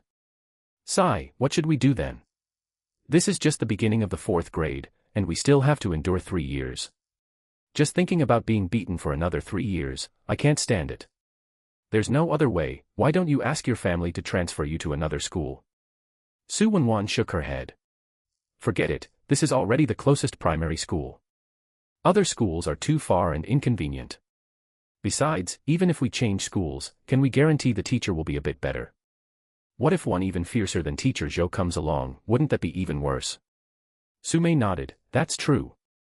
10 minutes passed in the blink of an eye. As soon as the bell finished ringing, Teacher Zhou returned to the classroom on time with his teacup and continued checking the homework. The rest were all girls' homework. His cold and ruthless voice sounded once again. "Sumei, come up here for a moment." Sumei's heart tightened, she was called up after all. She took a deep breath, her face tense. Looking at her appearance, those who knew would know she was going to the podium, and those who didn't would think she was heading to the execution ground. Xu Xiang behind her was even more nervous to the extreme. Sumei was right in front of her. Sumei finished writing everything and was still called up, wouldn't she, having not finished writing, be even more likely to go up and get beaten? Sumei stood to the side, and Teacher Zhou didn't start beating her right away, but instead said, "You finished writing it all, and it's written pretty well, so I originally didn't need to call you. But I discovered a problem later and wanted you to come over and explain." Sumei whispered, "Teacher, please go ahead, what problem is it?" Teacher Zhou spread out both homework books, pointing at Chinese, then pointing at math. "Tell me, why are the handwritings on these 2 assignments different?" Sumei couldn't answer for a moment. Teacher Zhou continued. "At a glance, it's not written by the same person. And the handwriting for math is too ugly. Judging by the style, it looks like it was written by a boy. Did your older brother write this for you?" Sumei subconsciously denied it. "It's not my older brother, it was written by my younger brother." As soon as she finished speaking, Sumei regretted it. She muttered inwardly, "Why did I blurt out my younger brother? The teacher definitely won't believe it." But since she had already said it, she could only leave it at that. Teacher Zhou asked, "Written by your younger brother? How old is your younger brother?" Sumei lowered her voice and said, "Teacher, my younger brother is 3 years old." As soon as these words came out, Teacher Zhou was angered to the point of laughing. "Sumei, if you're going to lie to me, can you at least find a decent excuse? If you said your younger brother was 7, I might barely believe it, but a 3-year-old doesn't even know characters, right? What can he do?" Not just him, the students below burst into loud laughter upon hearing 3-year-old younger brother writing homework. Listening to the laughter around her, Sumei threw all caution to the wind, only wanting others to believe what she said was true. "Teacher, I'm not lying to you, it really was written by my younger brother." Teacher Zhou didn't waste any more breath with her and sternly shouted, "All right. Stretch out your hands." Pa, pa, pa, 10 hits of the wooden ruler. Sumei's eye sockets instantly turned red, not from the pain, but from grievance. She was clearly telling the truth, why did nobody believe her? After finishing the beating, teacher Zhou didn't say much more. Go back, don't lie next time. Integrity is more important than homework. Su Mei turned around and walked down, muttering softly as she walked. I didn't lie. Teacher Zhou looked up at her, shook his head, and said nothing more. Returning to her seat, Su Mei still wore a stubborn expression, obviously unwilling to accept this. Normally, Su Wenwan behind her would have already passed a note asking her, does your younger brother really know how to write homework? But right now she had no mind for that. Teacher Zhou was currently flipping through her homework, just hadn't called her name yet. Her palms were covered in sweat from nervousness. Unfortunately, good luck did not favor her. Su Wenwan, come up. What was supposed to come came after all. When she returned, her hands had solidly taken 10 hits. Ring, ring, ring. The class-ending bell rang, all the homework was finally checked, and everyone breathed a sigh of relief. As for the summer homework, teacher Zhou generally only checked it this one time. Those who hadn't finished were told to take it down and make it up, which was just a formality, he wouldn't re-examine it. Classes were about to officially start, so where would he find the time to keep staring at summer homework? Checking homework wasn't the goal, establishing authority and making students too scared not to write it was what truly mattered. As soon as class ended, Su Wenwan immediately tugged at Su Mei. Xiangya really knows how to write homework. Su Mei nodded vigorously, really? If you don't believe me, come home with me after school today, and I'll have him write it for you to see. Su Wenwan patted her shoulder, I believe you. With someone believing in her, the grievance in Su Mei's heart instantly dissipated a lot. But other people didn't believe it. Soon, other classmates gathered around. Su Mei, does your younger brother really know how to write homework? He really knows how, I'm not lying to you guys. Haha, I don't believe it at all. A 3-year-old child knows how to write homework. Do you guys believe it? Others chimed in to jeer, don't believe it, don't believe it. Su Mei is a big liar. Actually, speaking by conventional reason, it was completely normal for them not to believe it. Who in their right mind would believe that a 3-year-old toddler could write 3rd-grade homework? When Su Wenwan said she believed her just now, it was only to comfort her, if she were to truly be convinced completely, unless she saw it with her own eyes. Hearing her classmates one by one refuse to believe her, Su Mei's eye sockets turned aggrievedly red once more, tears swirling in her eyes, about to fall. That student who had just been jeering spoke again. If you want us to believe, it's simple. Bring your younger brother to school, let us see him write homework with our own eyes, and we'll believe it. Su Mei wiped her eyes with the back of her hand, her voice exceptionally firm, fine. I'll bring him here for you guys to see. If my younger brother knows how to write, you will bow at 90 degrees and apologize to me. All right, I agree. If he doesn't know how, you're a big liar. Once again, only Xu Xiang was left alone at home. However, he was no longer at the age where he couldn't be left alone and had to be carried on someone's back or held in their arms like when he was a toddler. Nowadays, bringing him to the field saved a lot of trouble. As long as he was placed in a shady spot, there was no need to keep an eye on him constantly. Xu Xiang would quietly stay there by himself, and the adults only needed to check on him every now and then. As for why he didn't go to kindergarten, few rural children went to kindergarten back in those days. Xu Xiang still remembered that in his previous life, he didn't go until he was 5 years old, and even then, he only attended for half a year. It was called a kindergarten, but it was actually just changing places to play wildly, and after that, he went straight to primary school. It was nothing like later times, when they had to divide children into junior classes, middle classes, and senior classes, with all sorts of systems. September weather was still very hot, though it was slightly more bearable than August. As for what happened at school, Xu Xiang naturally knew nothing about it. He was sitting under the shade of a tree with a snakeskin bag cushioning his bottom, supporting his head with both hands, watching the married couple Su Jiangwo busy working in the fields. If not for harboring an adult soul, he definitely would have already plunged into the fields to play wildly by now. The most fun things to do in the fields were catching toads and various small insects. In the past, every time Xu Xiang came to the fields, the toads there were bound to be unlucky, not a single one could escape his clutches. What he caught weren't ugly toads. The most common frog species in the fields here was called earth toad, which was small in size, about half an adult's thumb, and was earthy gray all over, which was how it got its name. In his past life, Xu Xiang's methods toward the toads were a bit cruel, which won't be elaborated on here.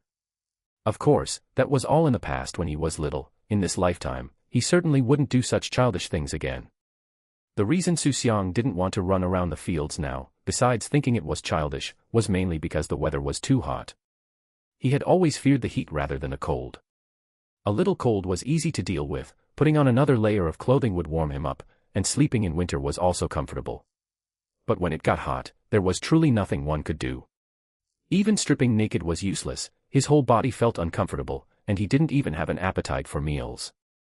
Su Jiangwo glanced at his watch, it had just reached 11 o'clock. He said to Su Tsuelan, "It is too hot. You take Xiangya back first, I will work a bit longer and then head back too." Su Tsuelan nodded. "All right, do not work for too long either. I will cook as soon as I get back." "Got it." Su Tsuelan walked over to Xu Xiang's side.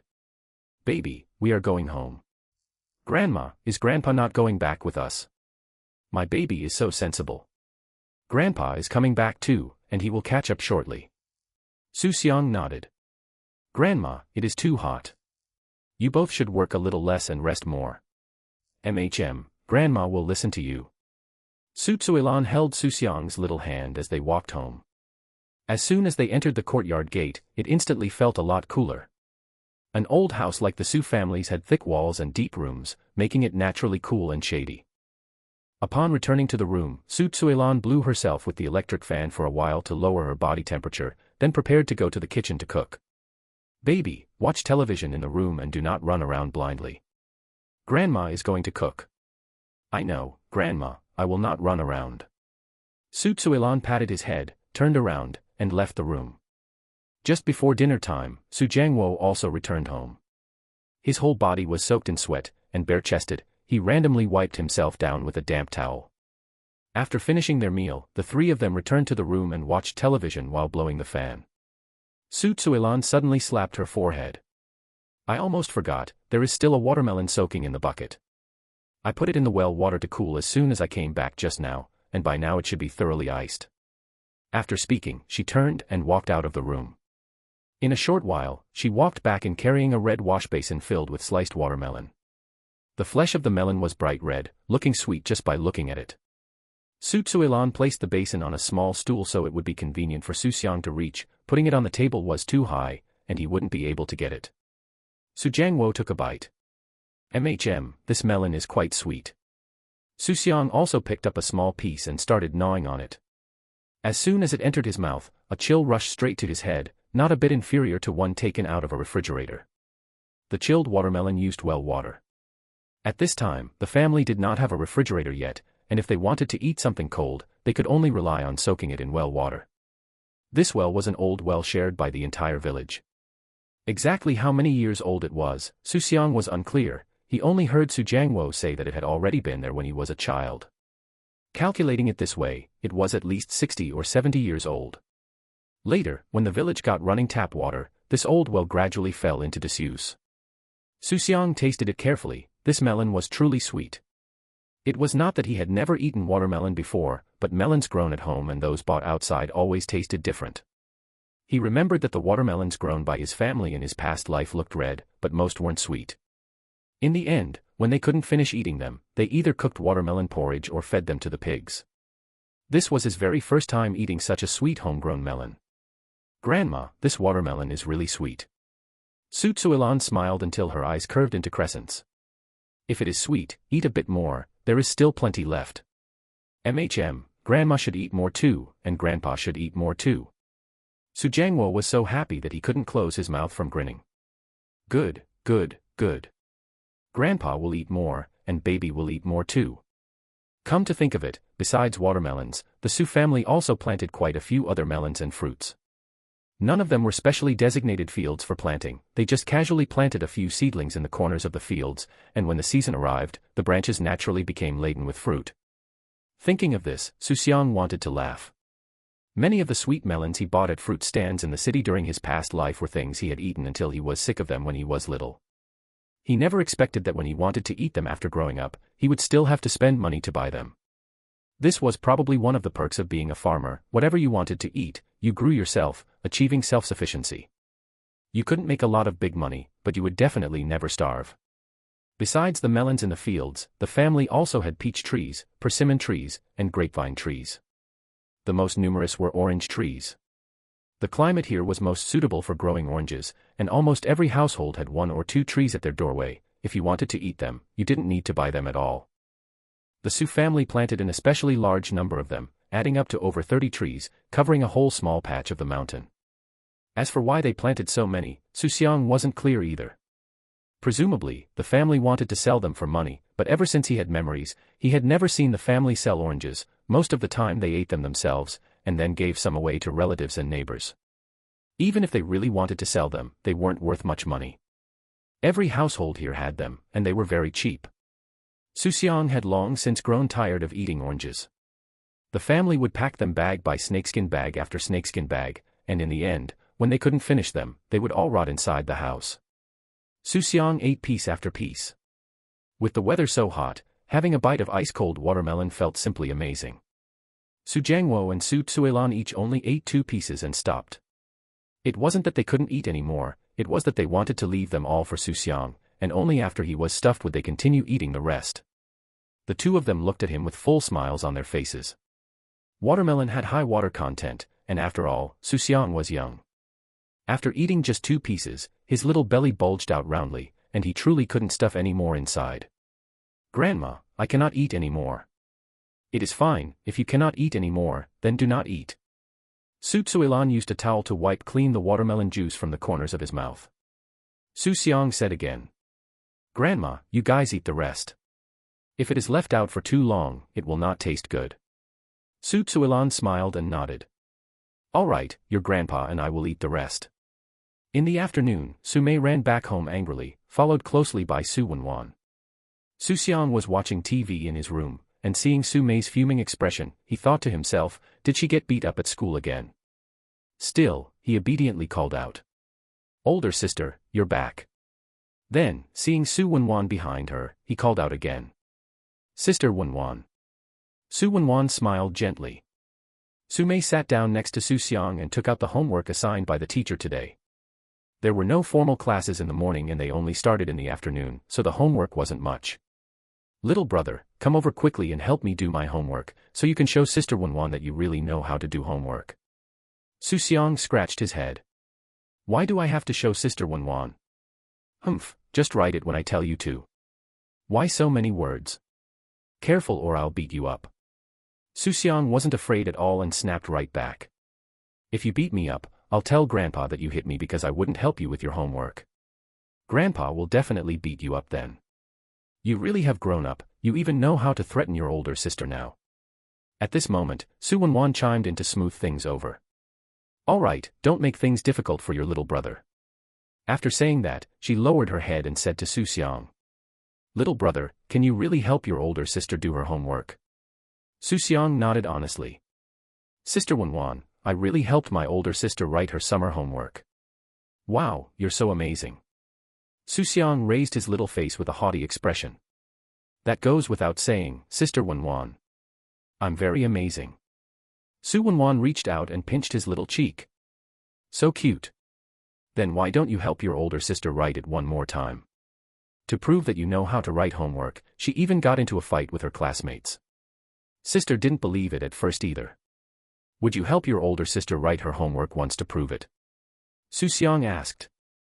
"Sister Wenwan, what on earth happened at school today?" Su Wenwan didn't hide it from him and told him everything from beginning to end. Xu Xiang nodded. So that was what happened, no wonder she came back so furious. Such a small person with such a big temper. "All right, then I'll do my older sister's homework." After saying that, he looked at the homework Su Mei put on the stool, looked at it for a moment, and frowned. "Older sister, I don't know how to write this." It wasn't that he truly didn't know how, it's just that his previous excuse was that he learned by reading Su Mei's old books. But the 4th grade textbooks had just been distributed, so he couldn't possibly claim he knew it naturally, that would be way too heaven-defying. Hearing Xu Xiang say he didn't know how, Su Mei immediately panicked. "How can you not know? Didn't you know how to write all the summer homework?" Xu Xiang explained. "Older sister, the summer homework was for 3rd grade, but this is for 4th grade. I haven't learned it yet." Only then did Su Mei realize. That's right. Her fourth-grade books had just been handed out, so where would her little brother have learned it? Xu Wenwan said from the side. Do you know how to write third-grade homework? Xu Xiang nodded, his tone extremely certain. Sister Wenwan, I know how to do third-grade work. That's perfect. I still have some third-grade summer homework here that I haven't finished writing yet. Just right for you to write it for me. As she spoke, she took out her own summer homework from her school bag. Xu Xiang took it, flipped through it, and couldn't help rolling his eyes in his heart. This wasn't just a little bit unwritten, obviously more than half of it was completely blank. Sister Wenwan, pick a page for me to write. Xu Wenwan pointed casually. This page. Xu Xiang picked up his pen and quickly started writing. In less than 2 minutes, he finished writing the page. Xu Wenwan was dumbfounded watching him. Not only was she surprised that he really knew how to write, but she was even more surprised at how fast he wrote. It felt faster than her copying answers. Looking closer, the handwriting was identical to the one on Su Mei's homework. Xu Wenwan was stunned for a long time before she came back to her senses. You really know how to write. Su Mei's face was instantly filled with smugness. Wenwan, how is it? I didn't lie to you, did I? Xu Wenwan nodded repeatedly. You didn't lie to me. Your little brother is too amazing. Did you teach him? Su Mei shook her head. There are many problems I don't even know how to do myself, how could I teach him? He learned everything all by himself. Xu Wenwan looked at Xu Xiang in shock and muttered to herself. Could this be a child prodigy? I didn't expect there to actually be a child prodigy around us. After staying at Xu Xiang's house for a little longer, Xu Wenwan went home. Her mother, Zhou Yan, was cooking in the kitchen. Xu Wenwan rushed in with her school bag on her back and eagerly said, Mom, do you know? Zhou Yan was stir-frying dishes without turning her head. Know what? Mao Mao's little brother can help her do her homework. Zhou Yan laughed. How is that possible? Her little brother is only 3 years old, right? He doesn't even recognize words, how could he write homework? Mom, it's true. I didn't believe it either, but I just came back from her house and saw him write it with my own eyes. Hearing this, the spatula in Zhou Yan's hand paused, still somewhat unable to believe it. Really? Really? Xu Wenwan confirmed once again.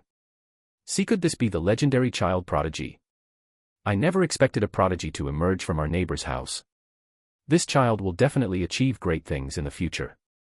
Wenwan, you should maintain a good relationship with Mao Mao from now on. When her little brother becomes successful in the future, he might be able to lend you a hand. Regarding Zhou Yan's words, Xu Wenwan didn't take them to heart and muttered softly. My relationship with Mao Mao is already good to begin with. Returning to Xu Xiang's side. Xu Xiang acted like a little adult, crossing his arms and glaring aggressively at Su Mei. Su Mei was instantly subdued by his aura and stammered, little brother, what do you want? I'm your older sister after all, don't do anything reckless. Older sister, you need to apologize to me. Why should I apologize to you? Your attitude was too fierce when you just came back. I know you were wrong at school, but you shouldn't take your anger out at home and involve your most cherished little brother. Hearing Xu Xiang put it this way, Su Mei also realized that her attitude just now was wrong. Her face felt a bit hot, and she whispered. Little brother, I'm sorry. Older sister, your voice is too soft, I didn't hear it. Apologizing to your little brother isn't shameful. Su Mei took a deep breath and said loudly. Little brother, I was wrong. I was in the wrong just now, I'm sorry. Xu Xiang waved his hand magnanimously. It's fine. Su Mei continued to ask. Little brother, do you really not know how to do fourth-grade problems? The corners of Xu Xiang's mouth curled up slightly. Older sister, guess. Su Mei scratched her head. What am I supposed to guess? How would I know if you don't say? Xu Xiang ignored her and continued watching TV. Not long after watching, Su Mei leaned close to him again and whispered. Little brother, do you agree to that matter? What matter? Just what Wenwan said earlier, I want to take you to school and let you write homework to prove to everyone else that you really know how to write. Su Mei didn't dare casually arrange things for Xu Xiang anymore. Today she suddenly discovered that when her little brother got serious, he had quite an oppressive presence, just like a little adult. Xu Xiang was silent for a moment, then slowly spoke. Older sister, me agreeing is useless. Grandpa and Grandma have to agree. If they don't let me go, you can't take me away either. Su Mei smacked her head hard. That's right. It still depends on Grandpa and Grandma. If they don't agree, I can't take you away at all. Xu Xiang suddenly gave a weird smile. Sister, actually it's not that there's no way. Hearing this, Su Mei immediately raised her head to look at him. Brother, what way? Sister, beg me. Beg me, and I'll tell you. Su Mei stared at Xu Xiang's small face. No matter how she looked at it before, it was cute, but the more she looked at it now, the more she wanted to beat him up. He was simply too arrogant. But thinking that this was her own younger brother and she still had to rely on his help, she could only forcibly hold it in. Su Mei relaxed her clenched fists and forced out a smile.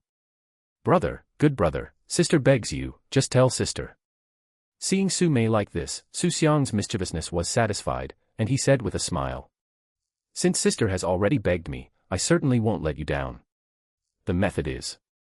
Xu Xiang intentionally paused and didn't continue. Su Mei instantly grew anxious. Brother, what is the method? Hurry up and tell me. Actually, the method is very simple. The core is to grasp the key of the problem. What is the core of the problem? This is the most important thing, and you have to figure it out. Only by figuring out the core of the problem can you grasp the key of the problem. Su Mei's eyes were filled with confusion, and she muttered inwardly. What on earth was her brother talking about? She didn't understand a single sentence, but it felt so formidable. Seeing her blank expression, Xu Xiang shook his head. How could Su Mei at this time understand any nonsense literature? Not teasing her anymore, he said directly. Sister, the method is very simple. I'll go tell Grandpa that I want to go to school, and he will definitely agree. Ah. It's that simple. Su Mei gave it a second thought, and that made sense. If her brother said himself that he wanted to go, Grandpa would definitely be willing to take him. She said to Xu Xiang again. Brother, then go tomorrow. Xu Xiang shook his head. Not going tomorrow. Su Mei grew anxious again. Why aren't you going? You lied to me. Sister, don't be anxious. Xu Xiang sighed inwardly. This older sister of his was good in every way, except that her temper was too hasty. Even when she grew up, she would be the same. She took after Su Tsuelan in this regard.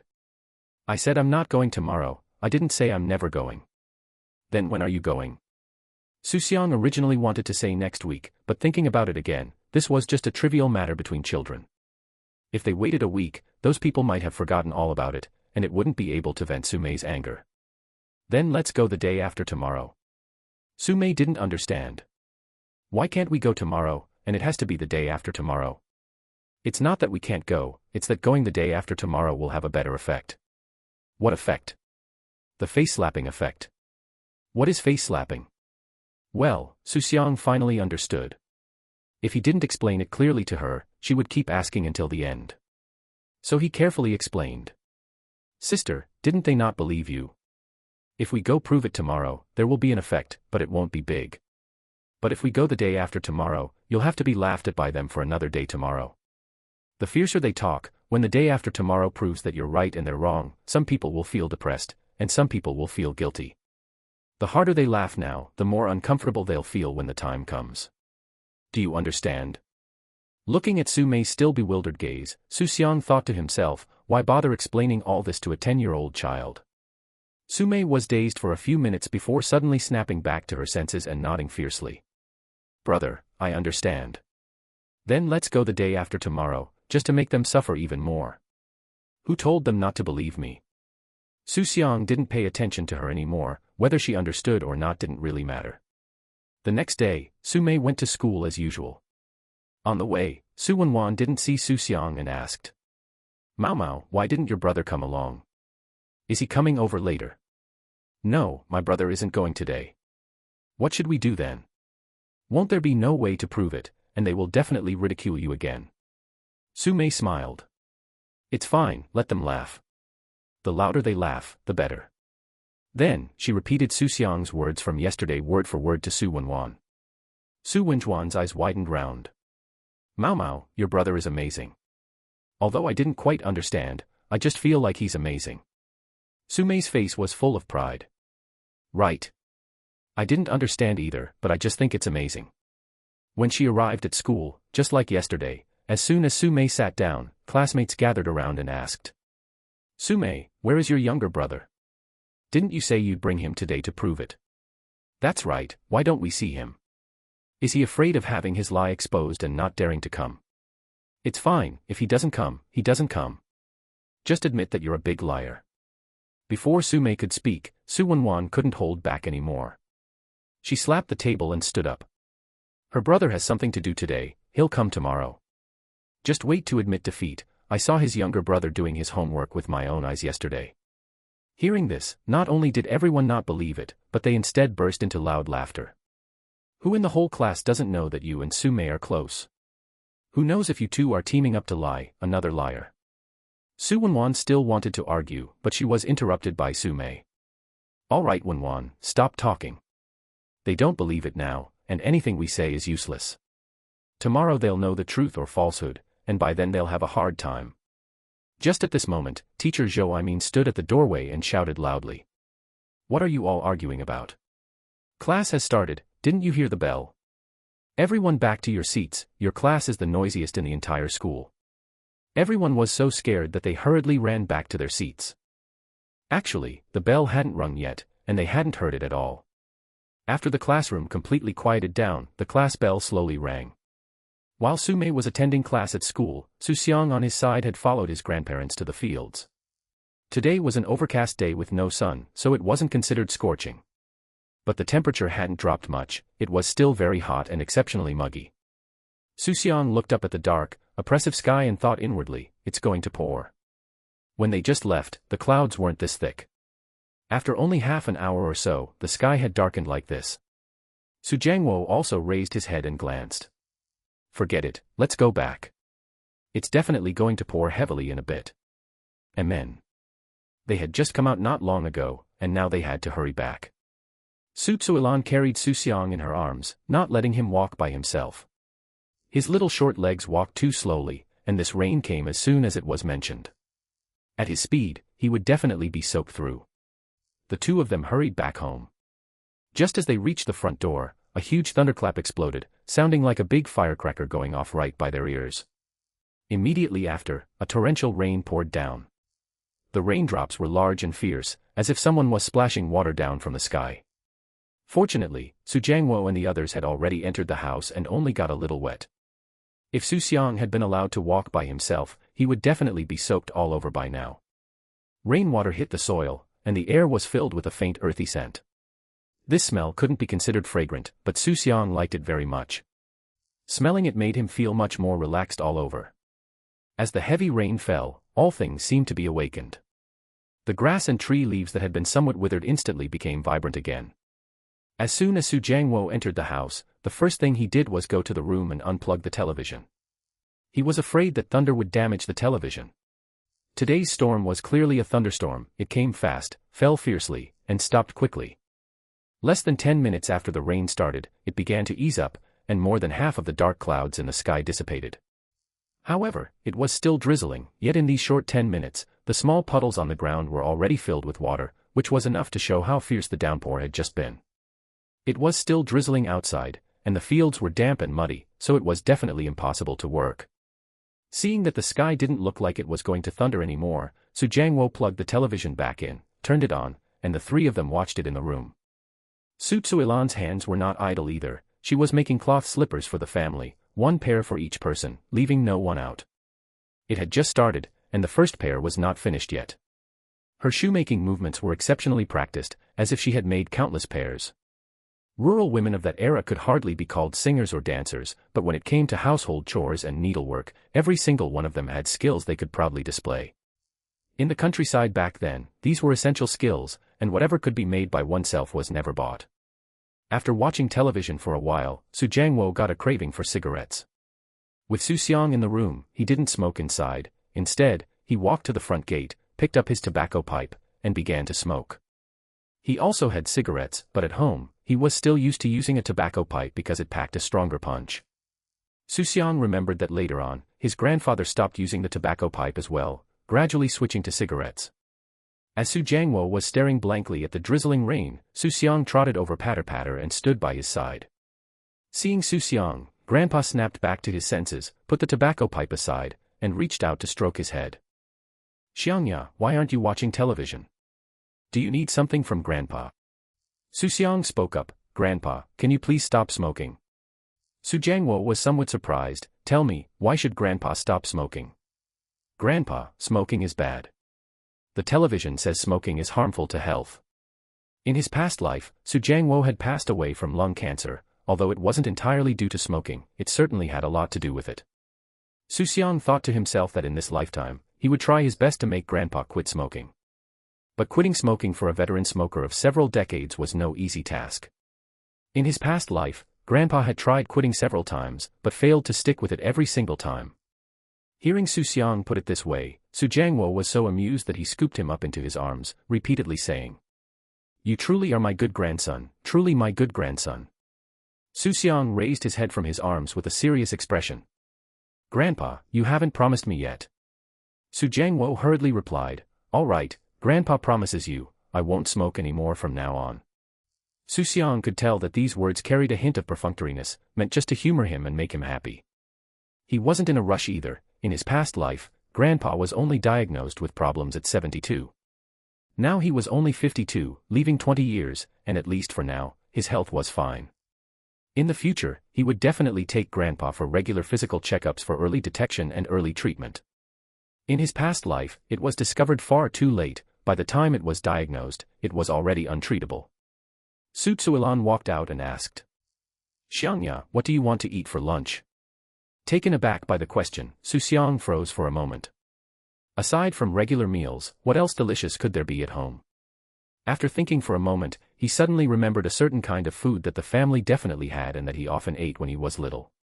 Xu Xiang said, "Grandma, I want to eat flatbread." "What kind of flatbread?" "That kind made with sweet potato flour and eggs." In truth, whether it was sweet potato flour or some other flour, he couldn't remember clearly. When he was little, he just ate without caring about the ingredients. However, he figured Grandma would definitely know. Upon hearing the description, Su Tsuilan immediately understood. "Got it, Grandma will make it for you right now." The method was very simple: mix the flour and eggs together, add a bit of sugar, then add water to adjust it into a thick batter. Use a large spoon to pour it along the edge of the pot, and pan-fry it until cooked. The flatbread didn't have any regular shape, some were big and some were small. Anyway, it was for the family to eat themselves, so appearance didn't matter as long as it tasted good. Before long, the first piece of flatbread was done pan-frying.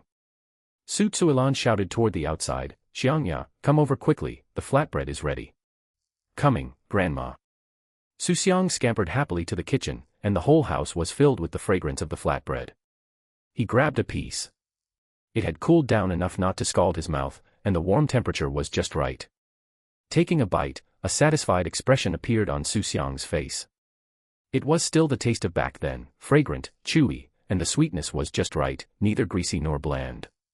It had truly been too long since he tasted this flavor. This was Grandma's taste. People often talked about Mom's taste, but what warmed his heart the most was Grandma's taste. Ever since he was little, it was Grandma who accompanied him step for step and took care of him without leaving his side. If it weren't for Grandma's careful protection, he might not have grown up to be so big. When he was little in his past life, he even gave this flatbread a nickname called 7 Fork 8 Fork, which sounded that way in dialect, but in standard Mandarin meant rambling. The meaning was that the flatbread was too big, so you had to pull at it to eat, tearing off a piece with each bite. Xu Xiang had a small appetite. Half a piece of flatbread went into his belly, and after drinking some water, he was already full. The family of 3 sat at the doorway, watching the drizzle outside, eating flatbread and chatting while occasionally letting out a few laughs. Viewed from afar, it was a completely stable and peaceful scene. This rain fell for the whole day, and it was quickly approaching 4 o'clock in the afternoon. Although the rain wasn't heavy, getting drenched in it for a long time would still soak one through. Su Tsuilan asked, "Jiang Wo, did Mao Mao bring an umbrella to school?" Su Jiangwo shook his head, "I'm not sure." "You're free right now, go pick her up." Whether she brought one or not, the roads are hard to walk on rainy days, and it gets dark quickly. She walks slowly, and by the time she gets back by herself, it'll be completely dark. Don't scare the child.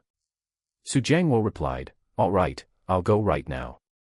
School had just let out, and students were walking out of the school gates one after another. Su Mei actually brought an umbrella. She always kept a small umbrella in her school bag, carrying it whether it rained or not. She looked at the parents coming to pick up their children at the gate, feeling a bit envious and hoping someone would come to pick her up as well. Scanning the crowd twice, she suddenly caught sight of a familiar figure. Looking closer, her face instantly bloomed into a smile, and she waved her hands vigorously, shouting loudly. "Grandpa! Grandpa! I'm right here." Xu Jiangwo saw her too and waved back at her. Su Mei waded through the crowd, jogging up to Xu Jiangwo with her small face full of pleasant surprise. She grabbed Xu Jiangwo's hand and asked, "Grandpa, why did you come? Did Grandma tell you to come?" Although it was indeed Su Tsuelan who had reminded him to come, he definitely wouldn't admit it, pretending to put on a stern face as he said, "What, is that how you view your grandpa? Can't it be that Grandpa saw it was raining, worried about you, and came to pick you up? Does it have to be your grandma who told me to?" Su Mei hurriedly shook her head. No, I was just asking. Grandpa is the best." As she spoke, she hugged his arm and shook it slightly. Xu Jiangwo stroked her small head and smiled, saying, "You girl. Let's go, time to go home." "Grandpa, wait a moment. I'll call Su Wenwan over so we can go home together. It seems nobody from her family came to pick her up." "All right, go call her. I'll wait for you here." Su Xiaoyi happened to be off work and heading home. Walking to the school gate, he saw Xu Jiangwo standing there. He hurriedly walked over and greeted him. "Third uncle, you're here." Xu Jiangwo nodded. "Xiaoyi, off work?" "I'm here to pick up Mao Mao." "Yeah, I'm heading home too. Mao Mao should be out of school by now, right?" "She's out. She went to find that girl Su Wenwan, and we'll head back together in a bit." At this moment, Su Mei also brought Su Wenwan over and happened to see Su Xiaoyi chatting with her grandfather. Su Wenwan tugged at Su Mei and whispered, "Mao Mao, it's Uncle Xiaoyi." Seeing Su Xiaoyi, Su Wenwan instinctively felt a bit nervous. It wasn't that she was afraid of him, but rather afraid of his identity as a teacher. Although he didn't teach their class, students naturally felt a sense of dread when encountering a teacher. Moreover, the two of them were in the same school and the same village, so he would find out about whatever happened. Su Mei comforted her. "It's fine, cousin uncle is a very nice person and not fierce at all." Su Mei was overthinking it. Su Xiaoyi wasn't fierce to her because she wasn't a student in his class. Facing Su Mei now, he was her cousin uncle, not her teacher. Once Su Xiaoyi took charge of their class in the future, she would know just how fierce he could be. By then, his identity as a relative wouldn't make him any gentler. Instead, he would be even stricter. After all, they were family children, making it much more convenient to discipline them than other people's children. Su Mei pulled Su Wenwan over and called out, "Cousin uncle." Su Wenwan also followed behind and called out, "Uncle Xiaoyi." Su Xiaoyi smiled, nodded, and asked, "How did you two study today? Do you feel it's difficult?" The two certainly couldn't tell the truth and could only reply, "It's all right, it's all right." Xu Jiangwo spoke up. "All right, we can chat another time. It's getting late, let's head home first." Su Xiaoyi nodded. "Yeah, I'm heading home too." The two parted ways. Su Xiaoyi rode away on a bicycle, but on a rainy day, the road had entirely turned into a muddy mess, making it impossible to ride smoothly and causing it to slip. Walking back would actually be much better. Xu Jiangwo led the two little girls and hurried toward home. The main road was difficult to walk on as it was full of mud. Instead, the grassland by the roadside was easier to walk on, cushioned by grass with hardly any mud. Su Mei asked as she walked, "Grandpa, how has little brother been at home today?" "Good." "Then did little brother say anything to you at home today?" Hearing this, Xu Jiangwo was somewhat puzzled. "Say what?" "Tell him not to smoke."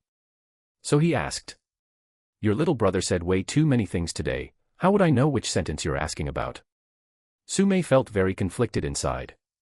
Could it be that little brother hasn't mentioned coming to school tomorrow yet? What should I do? Will little brother forget? Should I mention it first? After thinking for a moment, Su Mei spoke up. "Grandpa, it's about whether little brother mentioned coming to school." Xu Jiangwo shook his head. "No. Did your little brother tell you he wanted to come to school?" "No problem, when I'm free I'll bring him over to take a look." "Grandpa, it's tomorrow." "What about tomorrow?" "Grandpa, little brother said he wants to come to school tomorrow." Xu Jiangwo turned his head to look at her. Did your little brother really say he's coming to school tomorrow? Su Mei nodded heavily. Little brother said so. Grandpa, do you agree to let little brother come to school tomorrow? Xu Jiangwo thought for a moment and said. I'll ask your little brother when I get home. If he really wants to come tomorrow, then I'll bring him over to take a look. Su Mei's face was filled with excitement. Tomorrow she would finally be able to prove that she wasn't lying. She cheered. Yay. Grandpa, you're the best, little brother will definitely say he's coming. Xu Jiangwo smiled and said. Why are you so happy about your little brother coming to school?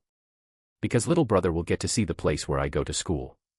After walking for nearly an hour, they finally reached home. Aside from the difficult road, the two little girls had also slowed down Xu Jiangwo's pace. If he had been walking briskly alone, he would have arrived in half an hour. Seeing that everyone was back, Su Tsuelan went to the kitchen to start cooking, and Xu Jiangwo also went in to help. Su Mei ran to the room and shouted loudly. Little brother, I'm back. Xu Xiang was watching television without even turning his head, casually replying. Oh. Su Mei's enthusiasm wasn't dampened in the slightest. She sat down next to Xu Xiang and said. Little brother, go tell Grandpa quickly. Tell him what? It's about you going to school. Why go to school? Xu Xiang was playing dumb again. Hearing this, Su Mei grew anxious again. Little brother, you can't be like this. You clearly promised me the day before yesterday, and children who don't keep their promises are not good children. Without even turning his head, Xu Xiang watched TV as he said. Sister, you said it yourself, it was the me from the day before yesterday who promised you, so go find the me from the day before yesterday. What does what the me from the day before yesterday promised have to do with the me today? Am I right? After hearing this, Su Mei always felt something was wrong, yet couldn't quite put her finger on it. Thinking about it carefully, it actually made quite a bit of sense. Her small face turned flushed red, and finally she could only squeeze out a single sentence. Little brother, you can't be like this. Looking at Su Mei's appearance, Xu Xiang smiled happily. Sister, the you from when you were little was more fun. What do you mean the me from when I was little is fun?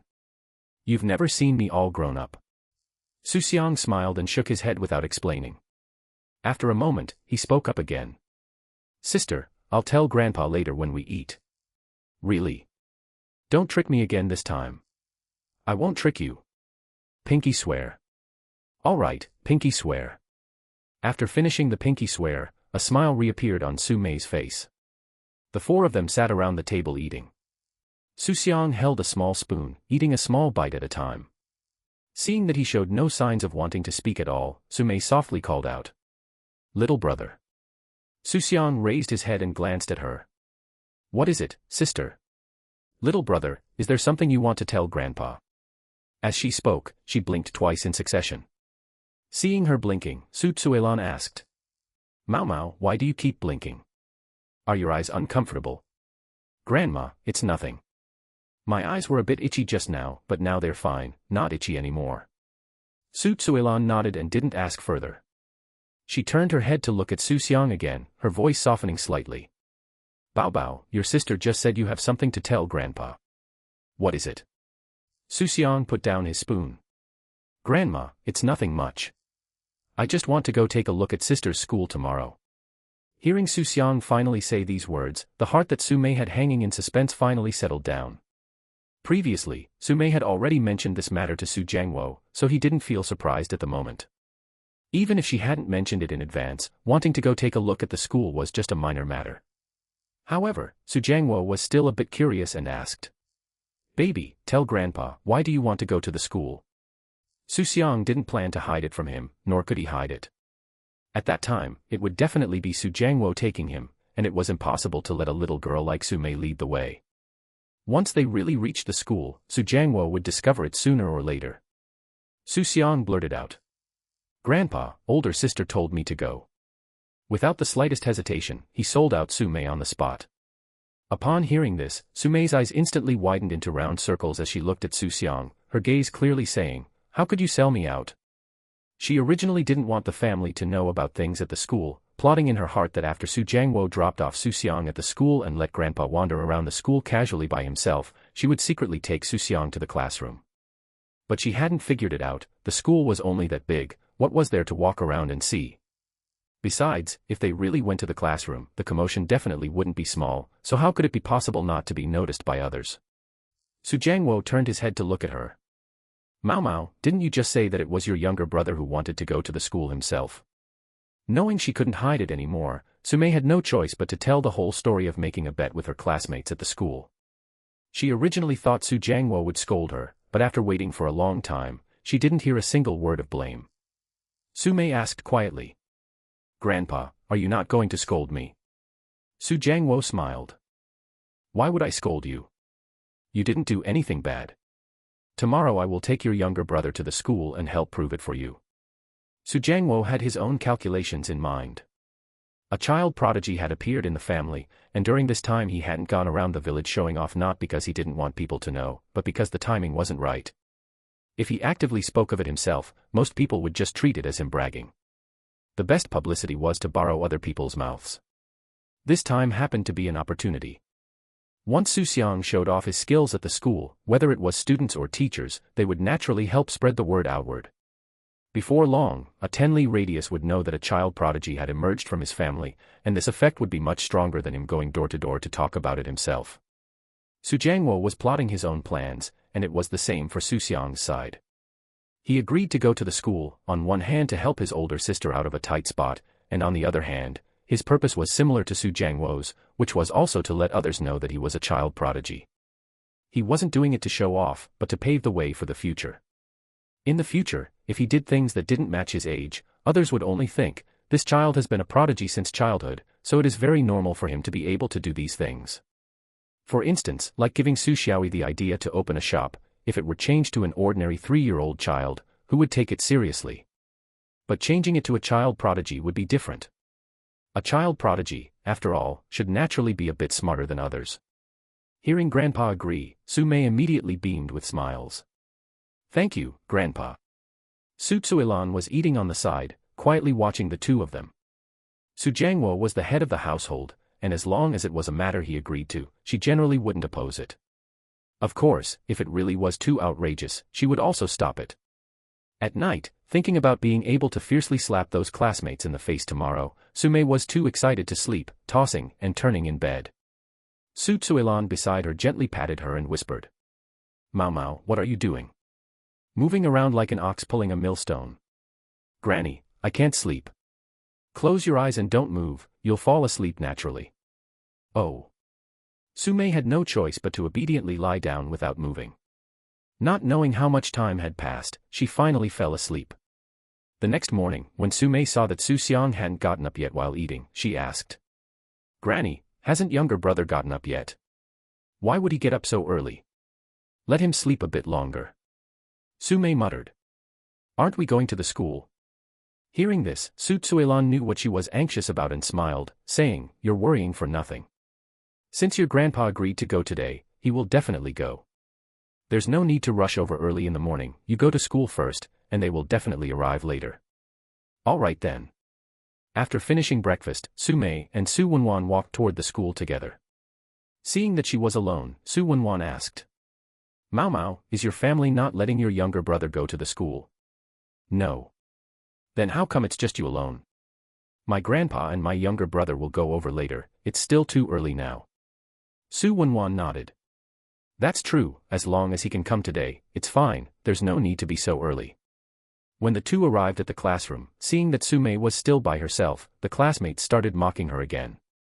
Sumei, didn't Su Wenwan say your younger brother is coming today? How come there's no sign of him? As expected, you're a big liar. Sumei didn't get angry, her younger brother would be coming in a moment, so it wasn't worth getting upset with them.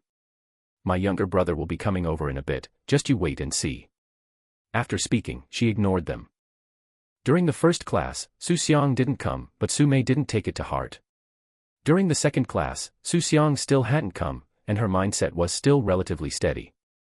During the third class, the person still hadn't appeared, and Sumei began to grow anxious, glancing out the window from time to time. During the fourth class, there was still no movement, and Sumei was already burning with anxiety. The number of times she looked outside grew increasingly frequent, finally catching the attention of teacher Zhou.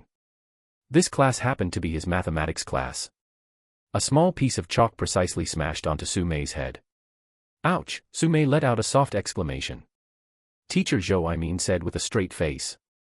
Su Mei, what is there so good to look at outside? For half the class period, you've been looking out. Before Su Mei could speak, someone in the class rushed to answer for her. Teacher, Su Mei is waiting for her younger brother to come. Teacher Zhou frowned. What is she waiting for her younger brother to come for? Teacher, last time Su Mei said her summer homework was written by her younger brother, and none of us believed it. She said she would bring her younger brother to the school to write it for us to see. A trace of amusement flashed through Teacher Zhou eyes. That's quite interesting. Su Mei, if your younger brother really comes, have someone call me. I also want to see what kind of appearance a child who can write third-grade homework at 3 years old has. Su Mei hurriedly responded. Understood, teacher. All right, stop looking outside. If your younger brother wants to come, he naturally will. No matter how much more you look, you won't gaze him over here. Listen to the class properly. This was already the last class of the morning, and after class it would be lunchtime. The school had a cafeteria, and students rushed toward it one after another. Su Mei didn't go. She had brought food from home in the morning, packed in a thermal bucket, and it was still warm right now. The school food was too unpalatable, she couldn't get used to it after eating it only once, and ever since, she had always brought her own food. Besides her, there were a few other classmates in the classroom who also brought food, and Su Wenwan was the same. After finishing his lunch, Teacher Zhou strolled over to the 6th grade office. The school wasn't big, and there weren't many teachers, so everyone knew each other well. Seeing Teacher Xu Xiang leaning back in a chair reading a newspaper, he sat down at the empty seat next to him. Seeing him, Xu Xiang smiled and said, Old Zhou, how do you have the free time to run over to my place? Teacher Zhou also smiled. There's something I want to ask you. What is it? Go ahead. Su Mei in my class, you know her right? Xu Xiang nodded. I know her. That's my third uncle's granddaughter, and I am her cousin uncle. Did she commit some mistake? Teacher Zhou waved his hand. It's not that she committed a mistake, it's about her younger brother. Xu Xiang had a puzzled look on his face. Her younger brother? Xu Xiang. He's only 3 years old and hasn't started school yet, what could possibly be the matter? That's how it is. Teacher Zhou told him the whole story from beginning to end. After listening, Xu Xiang looked utterly shocked. My nephew, is this amazing? How come I didn't know? Pausing for a moment, he added. However, that child is indeed different from other kids, much more sensible and clever than children of the same age. On the way, Su Jiangwo carried Xu Xiang on his back. The road was a bit long, so he definitely couldn't let him walk by himself for fear of tiring him out, and there was still plenty of time. He originally wanted to ride a bicycle, but later dismissed the idea. Putting a child as young as Xu Xiang in the back seat would be troublesome if he didn't hold on tightly and fell off.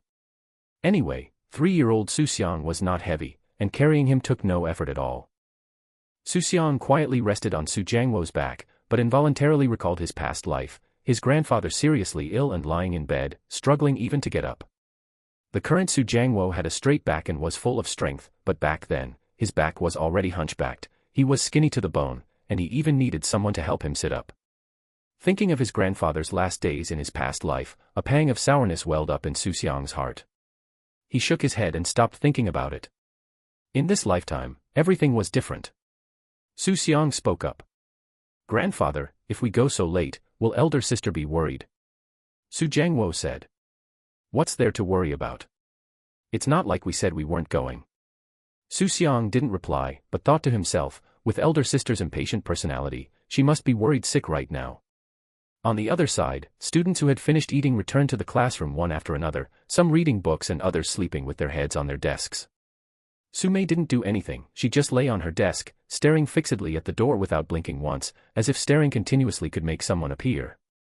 Fortunately, her wait wasn't in vain, as 2 familiar figures, one tall and one short, walked into the classroom. Su Mei immediately stood up and shouted loudly. Grandfather. Hearing the sound, Su Jiangwo turned his head to glance at her, and walked toward her holding Xu Xiang by the hand.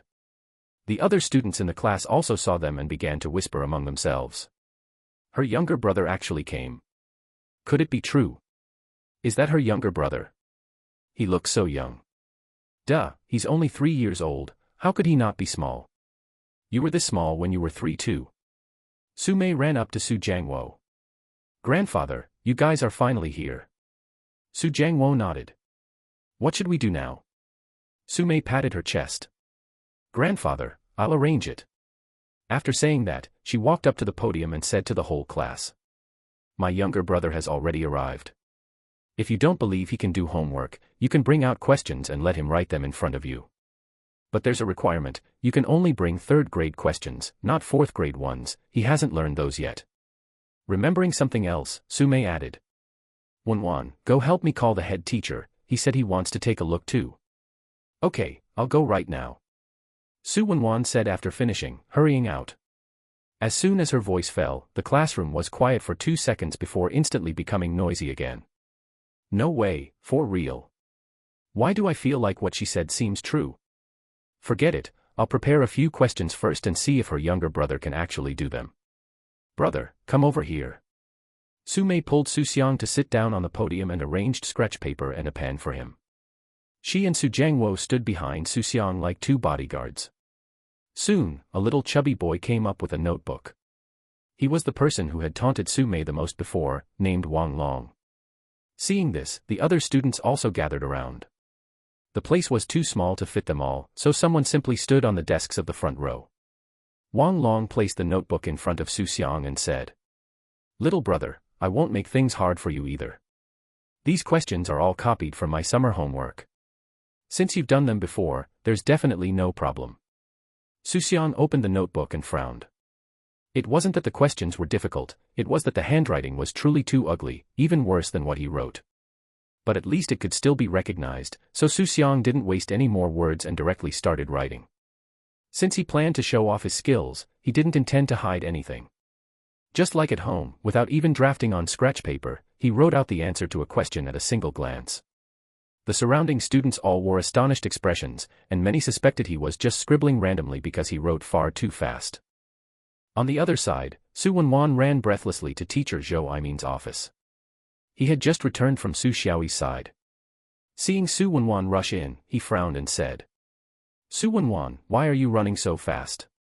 Is there a dog chasing you from behind? And no, there's no dog. Don't rush, take your time. Su Wenwan took a deep breath, and after calming down a bit, she spoke. Teacher, Su Mei's younger brother has arrived and is doing problems in the classroom right now. Teacher Zhou Aimin raised an eyebrow. Oh. He actually came. You go back first, I'll be right there. Okay. Su Wenwan ran back again. Teacher Zhou Aimin didn't go straight to the classroom, he first turned aside to Su Xiaoyi's office. Su Xiaoyi saw him. Old Zhou, why are you here again? Quick, come with me. That nephew of yours really came and is in my class right now. Hurry over and take a look. Upon hearing this, Su Xiaoyi also hurriedly stood up. Let's go, let's go, let's go. The two of them walked out briskly. Several teachers in the office who had just heard their conversation also planned to go watch the commotion. Those who didn't know the situation asked each other. What's going on? I don't know, just go over and take a look to find out. Several more people followed along. Xu Xiang had just finished writing the questions in the notebook when teacher Zhou Aimin and his group arrived just in time. Xu Xiang looked up and said, Older brother, I'm done writing. Take a look. Wang Long looked at the notebook with a blank expression. He hadn't expected Xu Xiang to write so fast, and for a moment he couldn't tell right from wrong himself. He wasn't like Xu Xiang, who knew the answer at a single glance. Just then, teacher Zhou Aimin walked over. Give me the notebook to look at. Only then did everyone notice the teacher, a flash of fear passing through their eyes. If they made this much noise during a normal lunch break, they would have been scolded long ago. But teacher Zhou Aimin didn't have time to manage discipline right now. He took the notebook and carefully checked it, looking at it extremely thoroughly. Su Xiaoyi also saw Su Jiangwo, walked over, and called out. Third uncle. Su Jiangwo nodded. Why did you come too? Su Xiaoyi smiled and said. Teacher Zhou told me. Su Jiangwo looked at the several teachers entering one after another through the door and said verbally. Such a small matter, why make such a big commotion? But seeing the smile he couldn't hide on his face, one could tell he was actually extremely proud inside. Xu Xiang walked over to Xu Xiang's side, patted his head, bent down, and asked softly. Xiangya, tell cousin uncle the truth, can you really do these questions? Xu Xiang nodded very affirmatively. Cousin uncle, I really can. Xu Xiang smiled and didn't ask any more questions. Whether it was true or not would soon be revealed. Teacher Zhou carefully checked each question once, and surprisingly they were all correct, not a single one wrong. Looking at the handwriting again, it was identical to the one on Su Mei's summer homework. He already believed it for the most part in his heart, but still wanted to test him personally once more. Teacher Zhou closed the notebook, nodded towards Xu Xiang beside him, and spoke. All correct. As soon as these words came out, the entire audience instantly boiled over, and the students, whether they believed it before or not, exploded into an uproar. Su Mei immediately shouted excitedly. Everyone saw it, right? My younger brother really knows how to do problems, and my homework was really written by him. The students whispered among themselves below. He really knows how to do them. This is just too amazing, even I can't do them this fast. This is simply a prodigy. At this moment, a sharp shout came from outside. What are you all doing? This is lunch break, why are you making a ruckus here instead of sleeping? The whole school heard the commotion in your class. If your class isn't going to sleep, other classes still need to.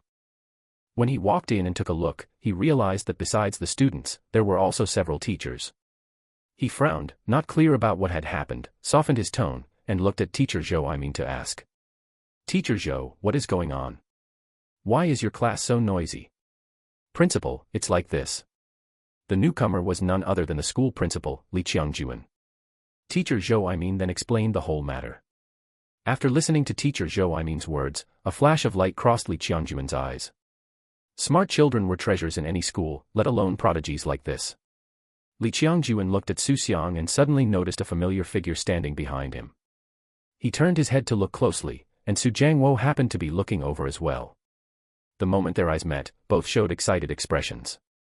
Jiangwo. Jiangwo, is that you? Qiangjuan. You're Qiangjuan. The two men walked quickly toward each other. The surrounding teachers looked at each other, not knowing what was happening.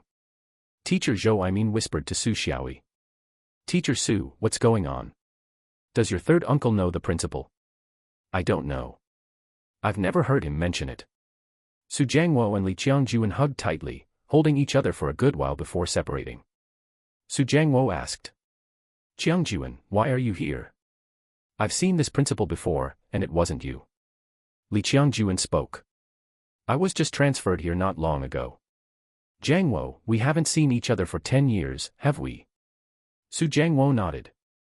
That's right, 10 years, a full 10 years. Xu Xiang walked over at this moment and asked. Third uncle, do you know our principal? Su Jiangwo said. Your principal is my comrade in arms. He enlisted in the same year as me and was in the same squad. Back then, we had the best relationship. I never expected to run into him here. He turned back to Li Qiangjuan. Qiangjuan, this is my eldest brother's son, my own nephew. Li Qiangjuan looked at Xu Xiang and patted his shoulder firmly. I know Teacher Su, he's a good teacher. Xu Xiang quickly said. Thank you, Principal. Teacher Zhou nudged him from the side and whispered. Teacher Su, I never expected you to have this kind of connection with the principal. I didn't expect it either. Su Jiangwo pulled Li Qiangjuan over to the two children and said. Xiangya, Mao Mao, this is Grandpa's old comrade in arms. Hurry up and call him Grandpa Li. Xu Xiang and Su Mei quickly spoke. Hello, Grandpa Li. Xu Xiang naturally knew that Su Jiangwo had quite a few comrades in arms and had met several in his past life, but he had no impression of this one. Looking at the two children, Li Qiangjuan smiled and said. Your grandchildren have grown up so much, that's wonderful. Finished speaking, as if remembering something, Li Qiangjuan searched all over his body and finally pulled out 10 yuan, consisting of 2 5-yuan bills. He handed one to each child. It's my first time meeting the children, and I didn't prepare anything. I only have 10 yuan on me, take it to buy some snacks. Su Jiangwo quickly waved his hand. What are you doing? How can I take your money? Li Qiangjuan said. It's for the children, not for you. If you don't take it, we won't see each other anymore. Su Jiangwo hesitated for a moment. All right then. My home isn't far from here, come over for dinner when you have time. That's not a problem. Xu Jiangwo said to the two children again. Why aren't you thanking Grandpa Li? Thank you, Grandpa Li. Li Qiangjuan said with a chuckle. You're welcome, such good kids. He continued. The child teacher Zhou mentioned just now is this little grandson of yours, right? Xu Jiangwo smiled and said. He just has a bit of cleverness. Jiangwo, don't I know you? You say it's nothing with your mouth, but your heart must be blooming with joy. Qiangjuan, there are so many children here, leave me some face. All right, I'll give you face. Li Qiangjuan turned to Teacher Zhou and said. Teacher Zhou, do you still have arrangements? Let's continue. Teacher Zhou nodded and said. Uncle Jiangwo, principal, I'll write a few problems for the little fellow to solve on the spot, do you think that's okay? Li Qiangjuan looked at Xu Jiangwo. Xu Jiangwo said. Why are you looking at me? You're the principal. Li Qiangjuan retorted. You're the child's grandfather. Xu Jiangwo waved his hand. Then let's do as Teacher Zhou said. Li Qiangjuan also said. Teacher Zhou, make the questions. Teacher Zhou nodded, picked up a notebook, and began writing questions. For an old teacher like him who had taught for nearly 20 years, making a few questions was simple beyond measure. In no time, 10 word problems were written down. They were a bit difficult for third-grade students, but completely solvable using third-grade knowledge points. Teacher Zhou placed the notebook in front of Xu Xiang. Little friend, the questions are ready, you can write. Thank you, teacher. Everyone present stared at Xu Xiang. His previous summer homework might have been copied and memorized from answers, but even so, it was already remarkable, at least his memory was good enough. But now it was different, Teacher Zhou was writing questions on the spot. If he could still solve them, it wouldn't just mean his memory was good, it meant his brain was truly sharp and he had genuinely learned the material. Xu Xiang glanced at the questions. They were indeed a bit harder than the summer homework, but no matter how hard, it was still just third-grade level. He only looked at them for 2 glances before picking up his pen and writing. Swish, swish, swish. The sound of writing was continuous and hardly stopped. Teacher Zhou and Su Xiaoyi stood watching from the side, and Li Qiangjuan also leaned in. Their expressions grew more and more solemn. Xu Xiang solved the problems with extreme fluency, practically in one go. This could only explain one problem. After reading the questions, the answers had already been calculated in his head, and even the steps had been planned out, which was why, just like copying answers, he wrote without stopping. Not long after, Xu Xiang finished writing and handed the notebook back to Teacher Zhou with both hands. Teacher, I'm done writing. Teacher Zhou looked at Xu Xiang's little face, then at the notebook, for a moment not knowing what to say. This is simply heaven-defying. Xu Xiang asked. Teacher, don't you need to grade it? Teacher Zhou shook his head. Teacher already checked it while you were writing just now, all correct. As soon as these words came out, whether students or teachers, everyone was dumbfounded. A teacher spoke up. Teacher Zhou, let me see the notebook. Teacher Zhou handed the notebook over, and everyone passed it around to read. In the past, if someone told them a 3-year-old child could do third-grade problems, they definitely wouldn't have believed it. But now having seen it with their own eyes, with the facts right before them, they couldn't help but believe it.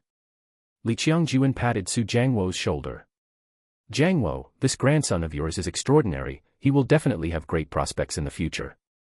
Xu Jiangwo smiled and said.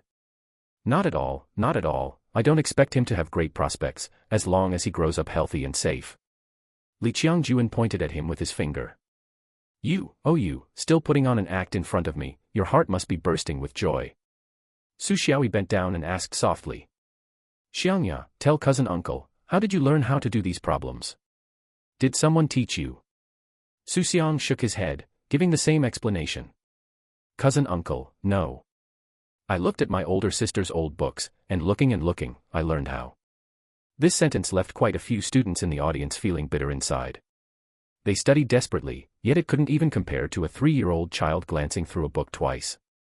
Could this be the gap between people? With such a good sapling, how could Li Qiangjuan let him go so easily? Besides, this was his comrade-in-arms child, and he kept calling him grandpa every other word, wouldn't that make him just like his own child? Leaving one's own child to study at one's own school was naturally the most appropriate thing to do. Li Qiangjuan beamed with a full face of smiles and looked at Su Jiangwo. Jiangwo, what do you think of this matter? Su Jiangwo cast a sideways glance at him. Spit it out, why are you still hiding things from me? Fine, then I'll speak directly. Let the child come to study at my place.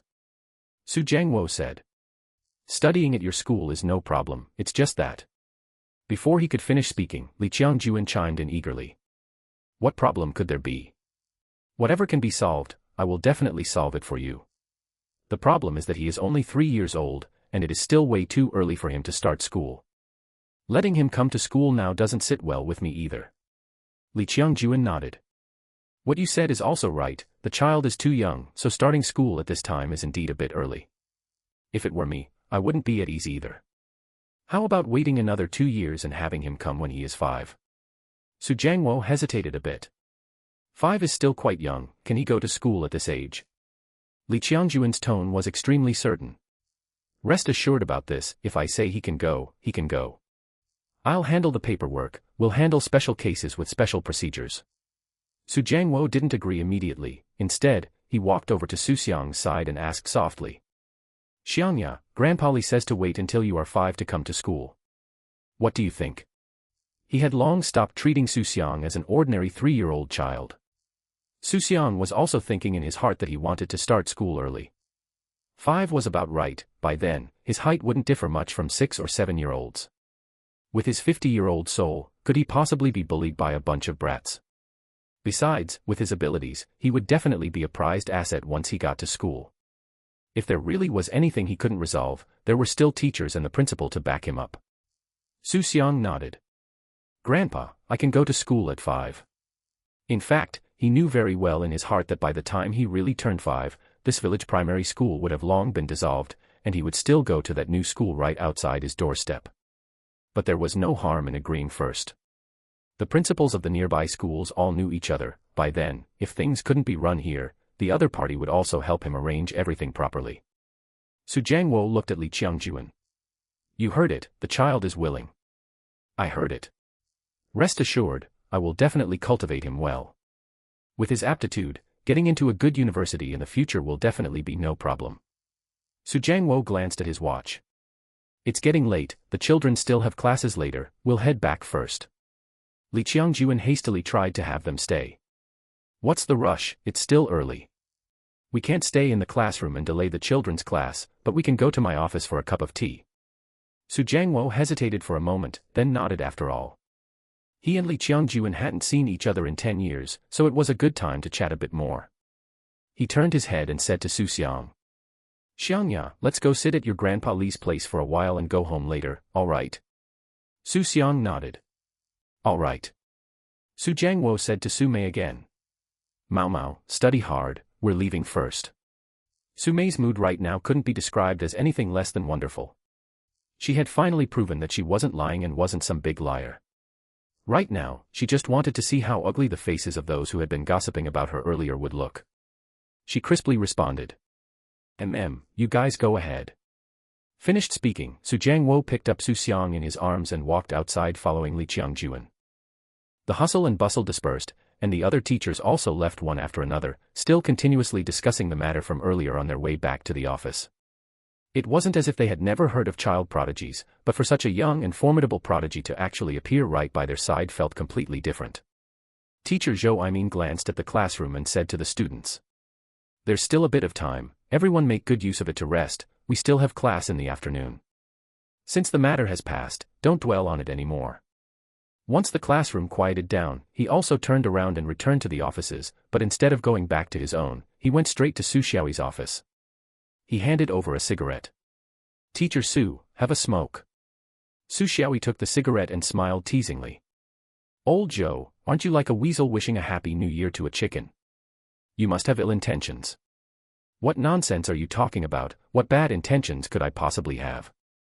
I was just thinking that when that nephew of yours comes in the future, let me mentor him. Xu Xiaoyi took a sip of tea and said leisurely. If you want to mentor him, why are you looking for me? You should go find the principal, the school isn't run by my say-so. It's all the same. Aren't you the child's cousin uncle? And your third uncle is an old comrade in arms of the principal.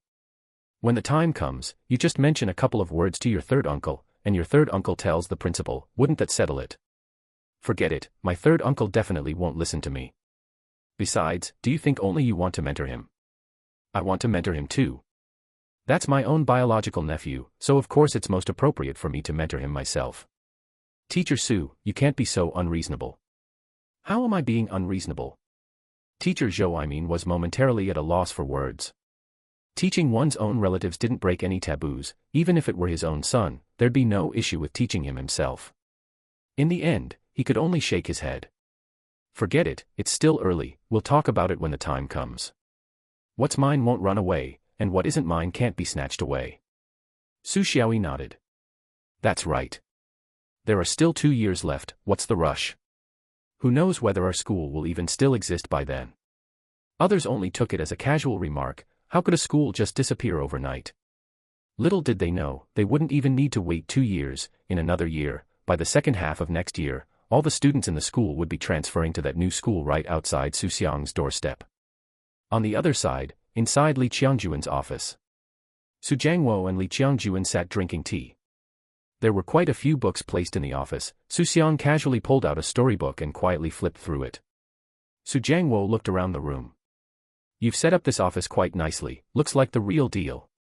Li Qiangjuan laughed heartily. SOSO.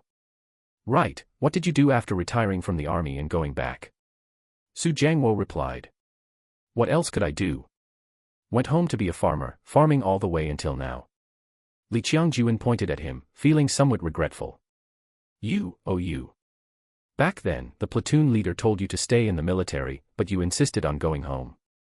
If you had stayed, you'd definitely be doing much better than me now. Su Jiangwo shook his head. No way, the family couldn't do without someone, and my old lady was always looking forward to me going back. Li Qiangjuan sighed. Forget it, it's all in the past, talking about it more is useless. Su Jiangwo also sighed with emotion. Yeah, let's not mention the past anymore. Right, what about you? How many children do you have at home? Hearing this, Li Qiangjuan's gaze dimmed as he slowly opened his mouth. In this aspect, I can't compare to you. I only have 2 daughters, and both are married. I do have a few grandsons, but none of them carry my Li surname. The older generation mostly valued the passing down of the family line. Even after another 10-odd years, many people still couldn't change this mindset. Su Jiangwo comforted him. Don't think too much about it, things are already like this, thinking more is useless. No matter what, grandsons are still grandsons, and they have your blood flowing through them, so it doesn't count as cutting off the roots. Li Qiangjuan waved his hand. All right, you don't need to comfort me either. For so many years, I've already seen through it. It's just that sometimes when I see other people's grandsons, I inevitably ponder in my heart, how wonderful it would be if I also had a biological grandson. Su Jiangwo patted his shoulder and laughed heartily. It's fine, from now on, this grandson of mine is your grandson. Su Jiangwo beckoned to Xu Xiang and said. Come here quickly. Xu Xiang put down his book and trotted over. Grandpa, what's wrong? Su Jiangwo pointed at Li Qiangjuan and said. Xiangya, from now on he is also your grandpa. Hurry up and call him grandpa. Xu Xiang obediently called out. Grandpa. Li Qiangjuan immediately responded. Hey, good child. After saying that, he even patted Xu Xiang on the head. It was not raining today, it was a clear sky, the sun baked the ground until it was scorching hot, and there were still cicadas chirping outside. Su Jiangwo originally wanted to take Xu Xiang home, but seeing the blazing sun outside and fearing that Xu Xiang would get sunburned, he didn't go back and planned to wait until the sun was a bit weaker.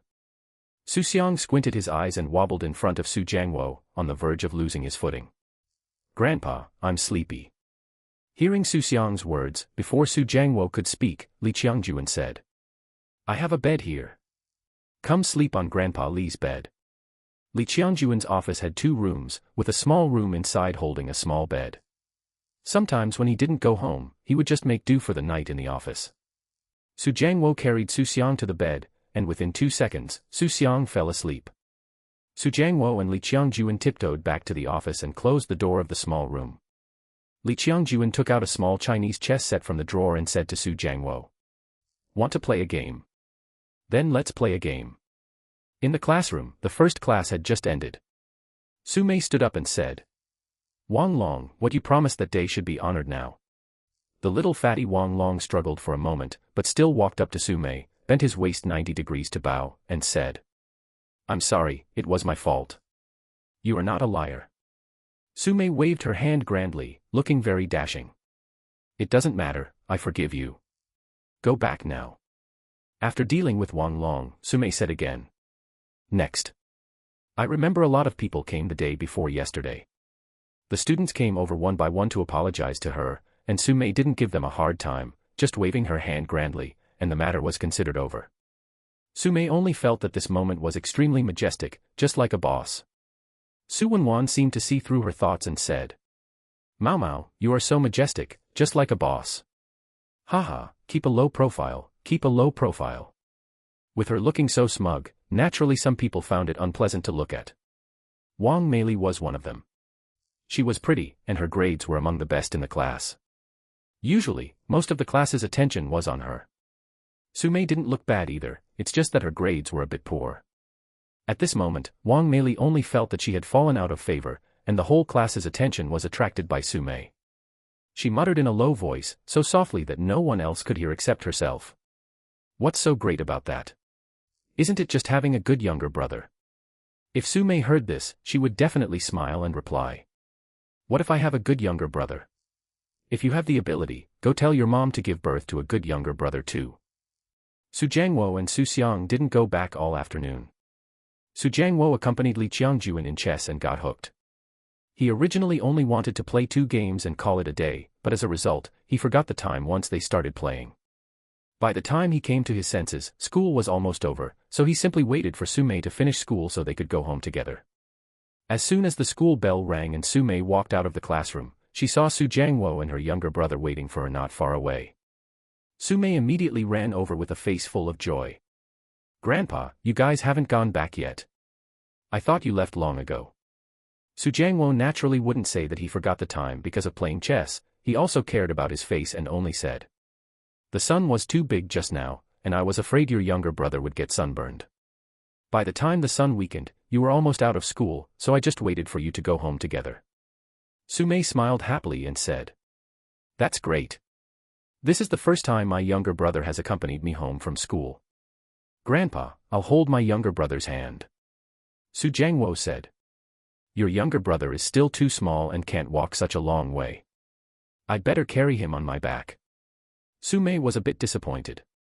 She originally wanted to hold Xu Xiang's hand and walk together so everyone could see that her younger brother had come to pick her up. But thinking that her younger brother really couldn't walk, she still nodded. All right then. Xu Xiang seemed to see through her thoughts. Sister, it's okay. I can walk for a while first, and when I get tired later, I'll let Grandpa carry me. Su Jiangwo also nodded. Then let's do as your younger brother says. A smile immediately appeared on Su Mei's face again. That's great, thank you younger brother. Big hands holding small hands, Su Mei pulled Xu Xiang and walked outward.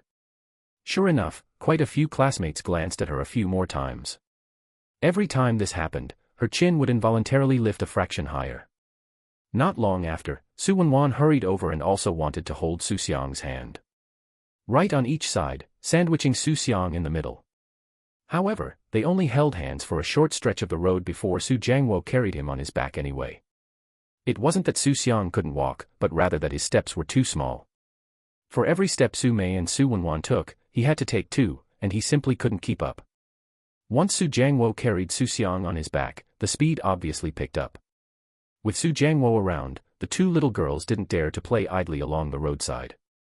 They hurried all the way home and arrived in no time. Seeing the 3 of them return, Li Tsuelan immediately asked. Old man, why are you only coming back now? Su Jiangwo rubbed his nose sheepishly. Well, it's like this.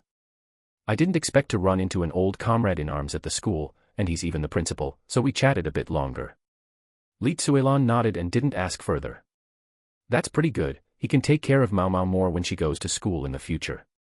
When you have time, invite him over to the house for dinner. Yeah, definitely. I've already told him, I'll invite him over when there's time. Li Tsuelan then brought up today's main business. How did Xiangya perform at school today? Before Su Jiangwo could speak, Su Mei raised her hand high and hurriedly said. Let me say it, let me say it. Seeing her impatient look, Xu Jiangwo had no choice but to respond. All right, you say it. Su Mei started by praising. Grandma, you didn't see it, younger brother is so amazing. In what way is he amazing? Su Mei continued. Our head teacher, Teacher Zhou, gave out 10 questions on the spot, and they were all the relatively difficult kind. My younger brother wrote down the answers without even thinking. Everyone present was stunned, not only the students, but even the teacher was dumbfounded. Later, those classmates also apologized to me one by one. Li Tsuilan smiled and patted Xu Xiang's head. My baby is truly amazing, he will definitely be able to test into a good university in the future. In the evening, after finishing dinner at home, Xu Xiaoyi came over to Su Jianhua's place. Seeing him, Su Jianhua asked. Xiaoyi, is there something you need? Dad, I came to tell you something. What is it? Speak. Su Xiaoyi paused and began to say. Dad, our old Su family has produced a prodigy. A prodigy? Who is it? Third uncle's grandson, Xu Xiang. Then, Su Xiaoyi told him everything that happened at school today from beginning to end. After listening to Su Xiaoyi's words, Su Jianhua's face was also full of joy. That's great. I didn't expect that our old Su family would really produce a prodigy. Although Xu Xiang was not his biological grandson, he was still happy from the bottom of his heart. At his age, he didn't think about anything else, just hoping for the family's prosperity and that the younger generations would amount to something. Now that such a prodigy had appeared in the family, how could he not be happy? News about Xu Xiang being a child prodigy gradually spread and fermented, thanks to the teachers and students at the school. Villages within a 10-li radius all heard that a prodigy had appeared in Shujia village. However, no one made a special trip to come and see, every family had farm work to tend to, so how could they have the leisure time to make a special trip? Most people just chatted about it as gossip after meals, and at most, those living close to Xu Xiang's home would curiously come over to take a couple of glances. Not many people from outside villages came, but almost everyone from Shujia village itself came. 8 in the evening. Su Jiangwo's home was already packed with a sea of people. Hearing that Xu Xiang was a prodigy, the villagers all wanted to see him with their own eyes. Since it was evening and there was no farm work to do, everyone gathered over one after another. The first to arrive was Su Jianhua's family. Su Jiangwo hurriedly went up to greet them. Big brother, why are you here? What's wrong, can't I even come? I'm not here to see you, I'm here to see the prodigy of our Su family. With that, Su Jianhua waved at Xu Xiang in the distance. Xiangya, come quickly to granduncle here, granduncle will give you candy to eat. Xu Xiang obediently ran in front of Su Jianhua and called out cutely. Hello, granduncle. Su Jianhua smiled from ear to ear. Hey, what a good child. Granduncle will give you money, go buy yourself something delicious.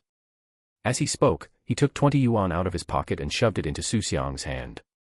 Xu Xiang reached out to catch it, but politely said. Granduncle, I can't accept this. Su Jianhua waved his hand. Why can't you accept it? This is for granduncle to buy you food, could it be that you think it's too little? Xu Xiang shook his little head like a rattledrum. It's not that, granduncle, I don't think it's too little, it's just too much. 1 yuan is enough for me. As soon as these words came out, Su Jianhua laughed heartily. It's fine, it's fine. Since granduncle is giving it to you, just take it with peace of mind. Su Jiangwo also advised from the side. Since granduncle is giving it to you, just accept it. Only then did Xu Xiang nod. Thank you, granduncle. Seeing his sensible appearance, Su Jianhua couldn't help reaching out to pinch his little face. You're truly both smart and sensible. In a short while, Su Yunhui and her husband also rushed over. As soon as Su Yunhui saw Xu Xiang, she immediately said with a smile. Oh my, this must be the prodigy of our Su family, right? Look at this appearance and temperament, he will definitely be someone with great achievements in the future. Aunt Grandma doesn't have much money either, take these 20 yuan to buy things to eat. With that, she directly stuffed the money into Xu Xiang's hand. This time Xu Xiang did not decline. Having already accepted Su Jianhua's, refusing Su Yunhui right now would instead make it seem like he looked down on people. Moreover, Xu Xiang vaguely felt that the two of them must have discussed it beforehand, as both of their contributions were 20 yuan. He took the money and still said obediently. Thank you, Aunt Grandma. Next, the villagers rushed over in a steady stream. Su Tsuilan's brothers and Xu Xiang's maternal granduncles also came over to join in the excitement. Xu Xiang's second maternal aunt-grandma, Yu Milan, put her grandson Su Wei down on the ground. "Go play with your older brother." Then followed a burst of heavy praise towards Xu Xiang, saying he would definitely have a future, being both smart and sensible, saying whatever sounded nice. At the end, she didn't forget to add a sentence, asking Xu Xiang not to forget to give her family Su Wei a helping hand once he became successful in the future. This was her true intention. Anyway, saying a few more nice words didn't hurt. Establishing a good relationship now meant that when Xu Xiang truly had ability in the future, how could he have the face not to help them out a bit? Toward Yu Milan, Xu Xiang didn't feel much aversion. In his impression, this second maternal aunt-grandma just had a naggy mouth, but she wasn't actually a bad person. If there really was a chance in the future, he would naturally help if he could. In the time that followed, Xu Xiang was like a little darling. Everyone who came over had to take a couple of extra glances and casually pinch his face. Inside, he was actually somewhat annoyed, but he didn't show it at all on his face. These villagers were merely curious for a moment, wanting to see what a prodigy actually looked like. It wasn't like they hadn't seen him before, but back then he didn't have the halo of a prodigy. Looking at him now, it was as if Xu Xiang was glowing all over. With so many people suddenly coming to the house, it was exceptionally lively. Visitors or guests, no matter who it was, Su Jiangwo warmly entertained them. There weren't any rare things at home, but a cup of tea and a handful of melon seeds for each person were certainly guaranteed in sufficient amounts. To the men who smoked, Su Jiangwo would hand them a cigarette one by one. No one would feel that the hospitality was crude. In the countryside, guests were basically treated this way. In some families, let alone handing out cigarettes, even if you sat for a whole day, you might not even get a cup of water.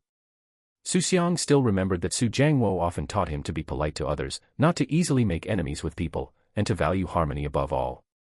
Of course, if someone actively looked for trouble, he must never be afraid of trouble. Precisely because of this, Su Jiangwo's family always had a good reputation in the village. No matter who Su Jiangwo saw, he always wore a friendly expression and would actively hand out cigarettes and greet them. In his previous life, Xu Xiang's personality was also very easygoing, and he never took minor conflicts to heart. But back then, he was too easygoing, and instead always ended up being bullied by people.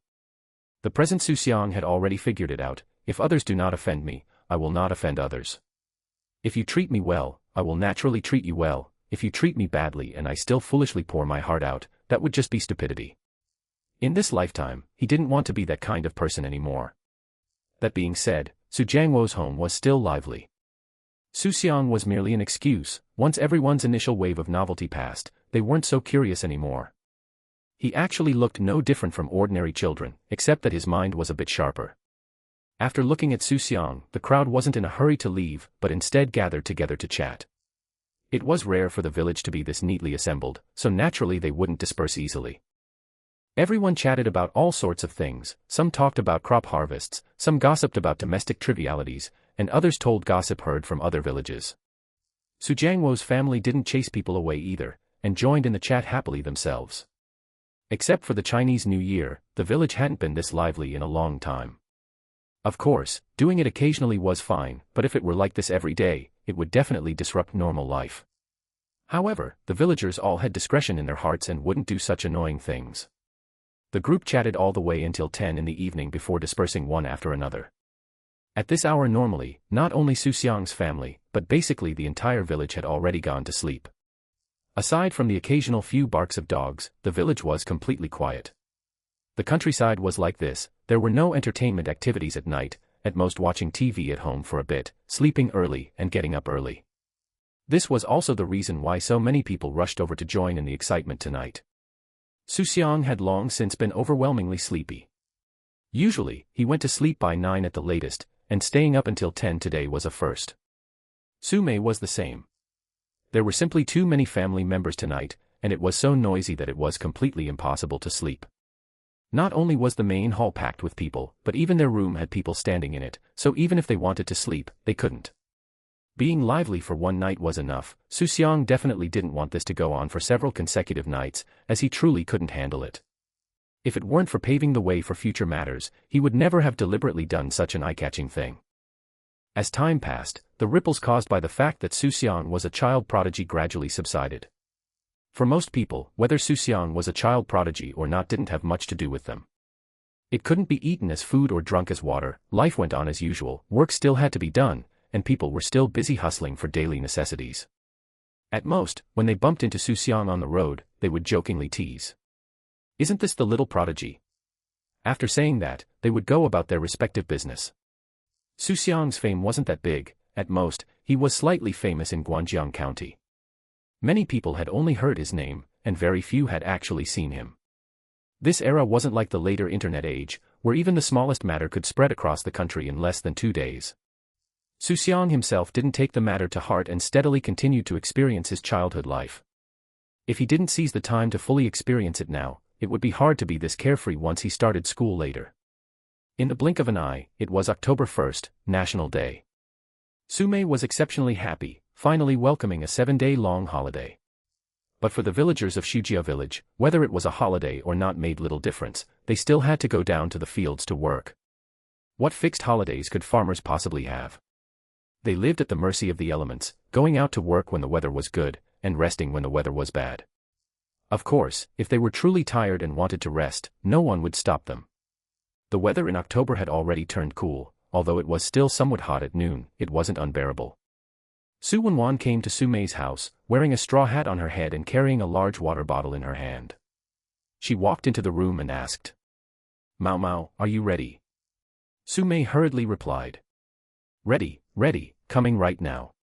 Su Mei walked to the living room and picked up her equipment, a bulging snakeskin bag containing quite a few things. Today they planned to go play at the Su family's orange mountain together. The variety planted at home was late-ripening oranges, which wouldn't fully mature until mid-October. Now it was only early October, and the oranges were still green, but they could still be eaten. Sweet and sour, the taste was quite good, except that you couldn't eat too many, or your teeth would ache from the sourness. In his previous life, Xu Xiang had suffered losses from this, he got addicted for a moment and couldn't stop, and in the end, his teeth were so sore from the sourness that he couldn't even eat a meal. Su Mei packed up properly, took Xu Xiang's hand, and was about to go out.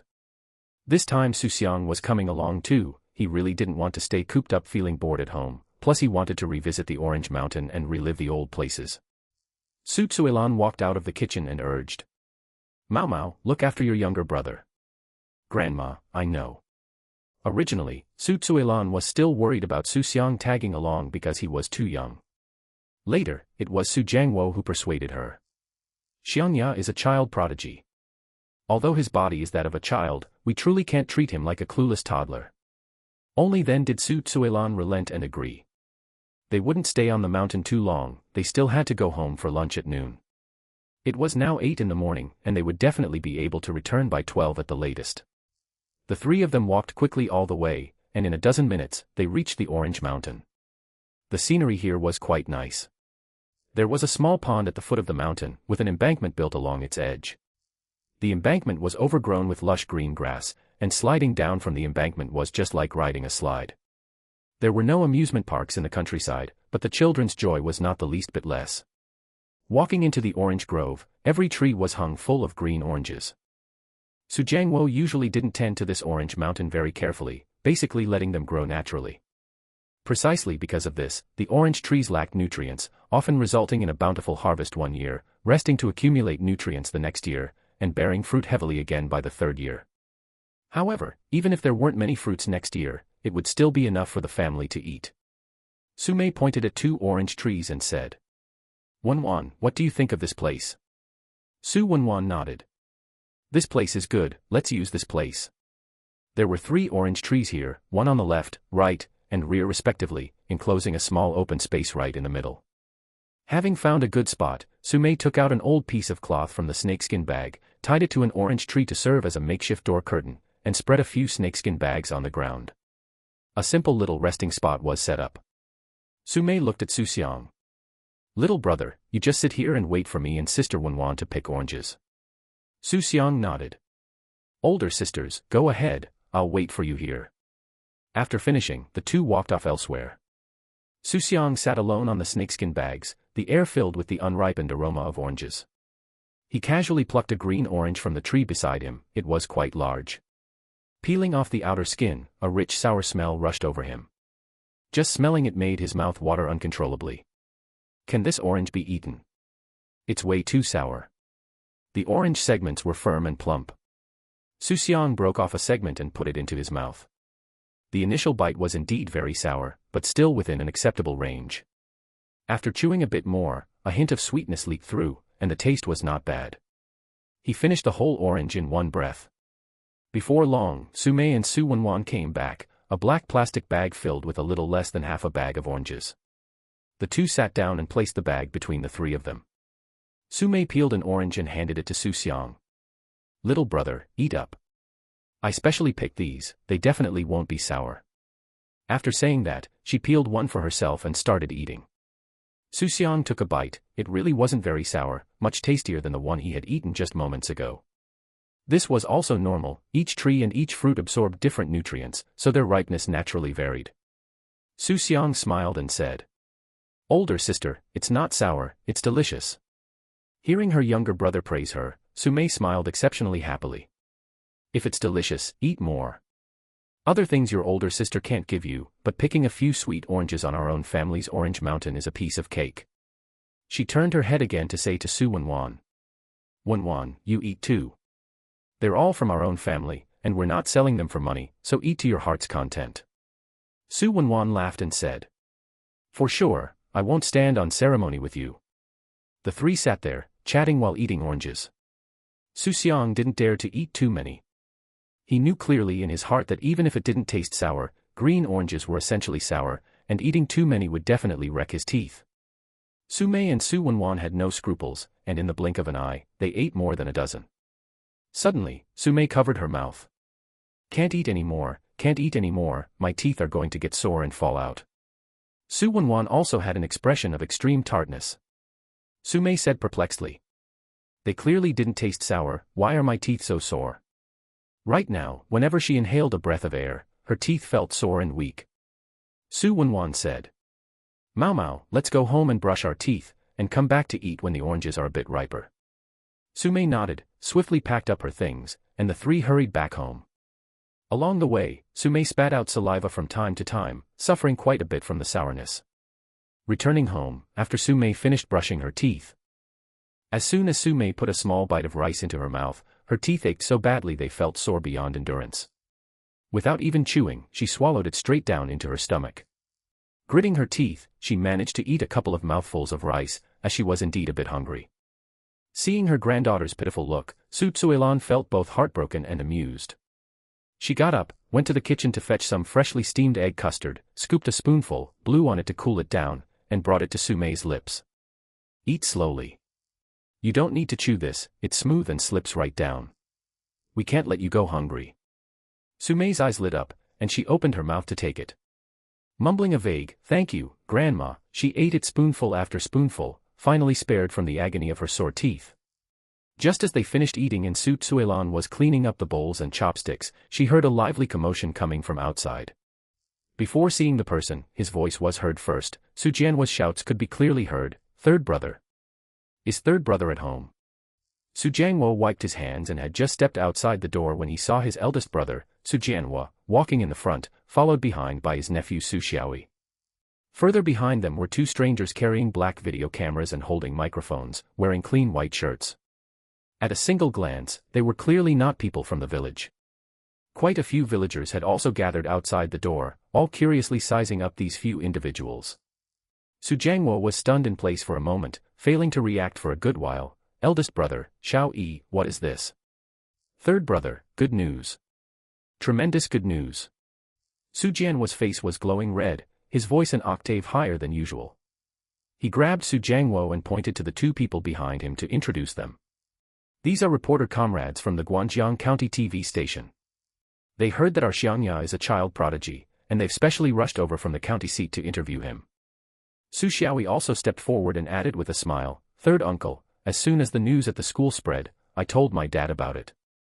My dad quickly pulled strings to contact a friend at the county TV station. The moment the reporters heard that a 3-year-old child could self-study knowledge and write third-grade problems, they said on the spot that they wanted to come and take a look. This is a matter that brings honor to our ancestors in the Su family." The two reporters also stepped forward with a smile. The leading female reporter reached out her hand to shake hands with Su Jianhua, her tone gentle. Hello, Master Su. We are from the Guangjiang County TV station, and my name is Lin Hui. Coming here today, we want to interview the child in your family, Xu Xiang. We heard that the child is only 3 years old and has already displayed talent far surpassing his peers. We want to do a report so that viewers across the county can get to know the little child prodigy in our county. Xu Jiangwo had never dealt with people from a TV station in his entire life, his hands were even trembling slightly. His face was a mix of shock and joy as he hurriedly stepped aside to make way. Please come in. Please come in. Sit inside, sit inside. Hearing the commotion inside the house, Su Tsuelan also hurried out to welcome them.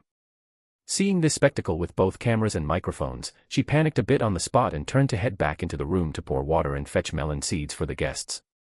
Quite a few villagers outside the door also surged in, muttering incessantly. My goodness, even the TV station is here. Xiangya has really made something of himself. A 3-year-old toddler can self-study and write third-grade problems. If this isn't a child prodigy, what is? The Su family's ancestral tombs must be smoking green smoke for this. Inside the house, Lin Hui first had the cameraman set up the equipment, and then smilingly began interviewing Xu Jiangwo and Su Tsuelan, asking about Xu Xiang's usual behavior at home. Xu Jiangwo steadied himself. Speaking of his obedient grandson, the pride on his face could simply not be concealed. This child has been different since he was little. When he was just half a year old, he could already speak and call people out. As for recognizing characters, we didn't specifically teach him, he just looked at them and learned them on his own. Usually he doesn't fuss, he just loves holding books and reading. His older sister's primary school textbooks, he can recite after flipping through them a few times. Arithmetic is the same, we casually say a number, and he can calculate the correct answer right off his mouth. We found it quite rare and wondrous too. Carrying water over, Su Tsuelan also chimed in with a smile, that's right, this child is extremely well behaved.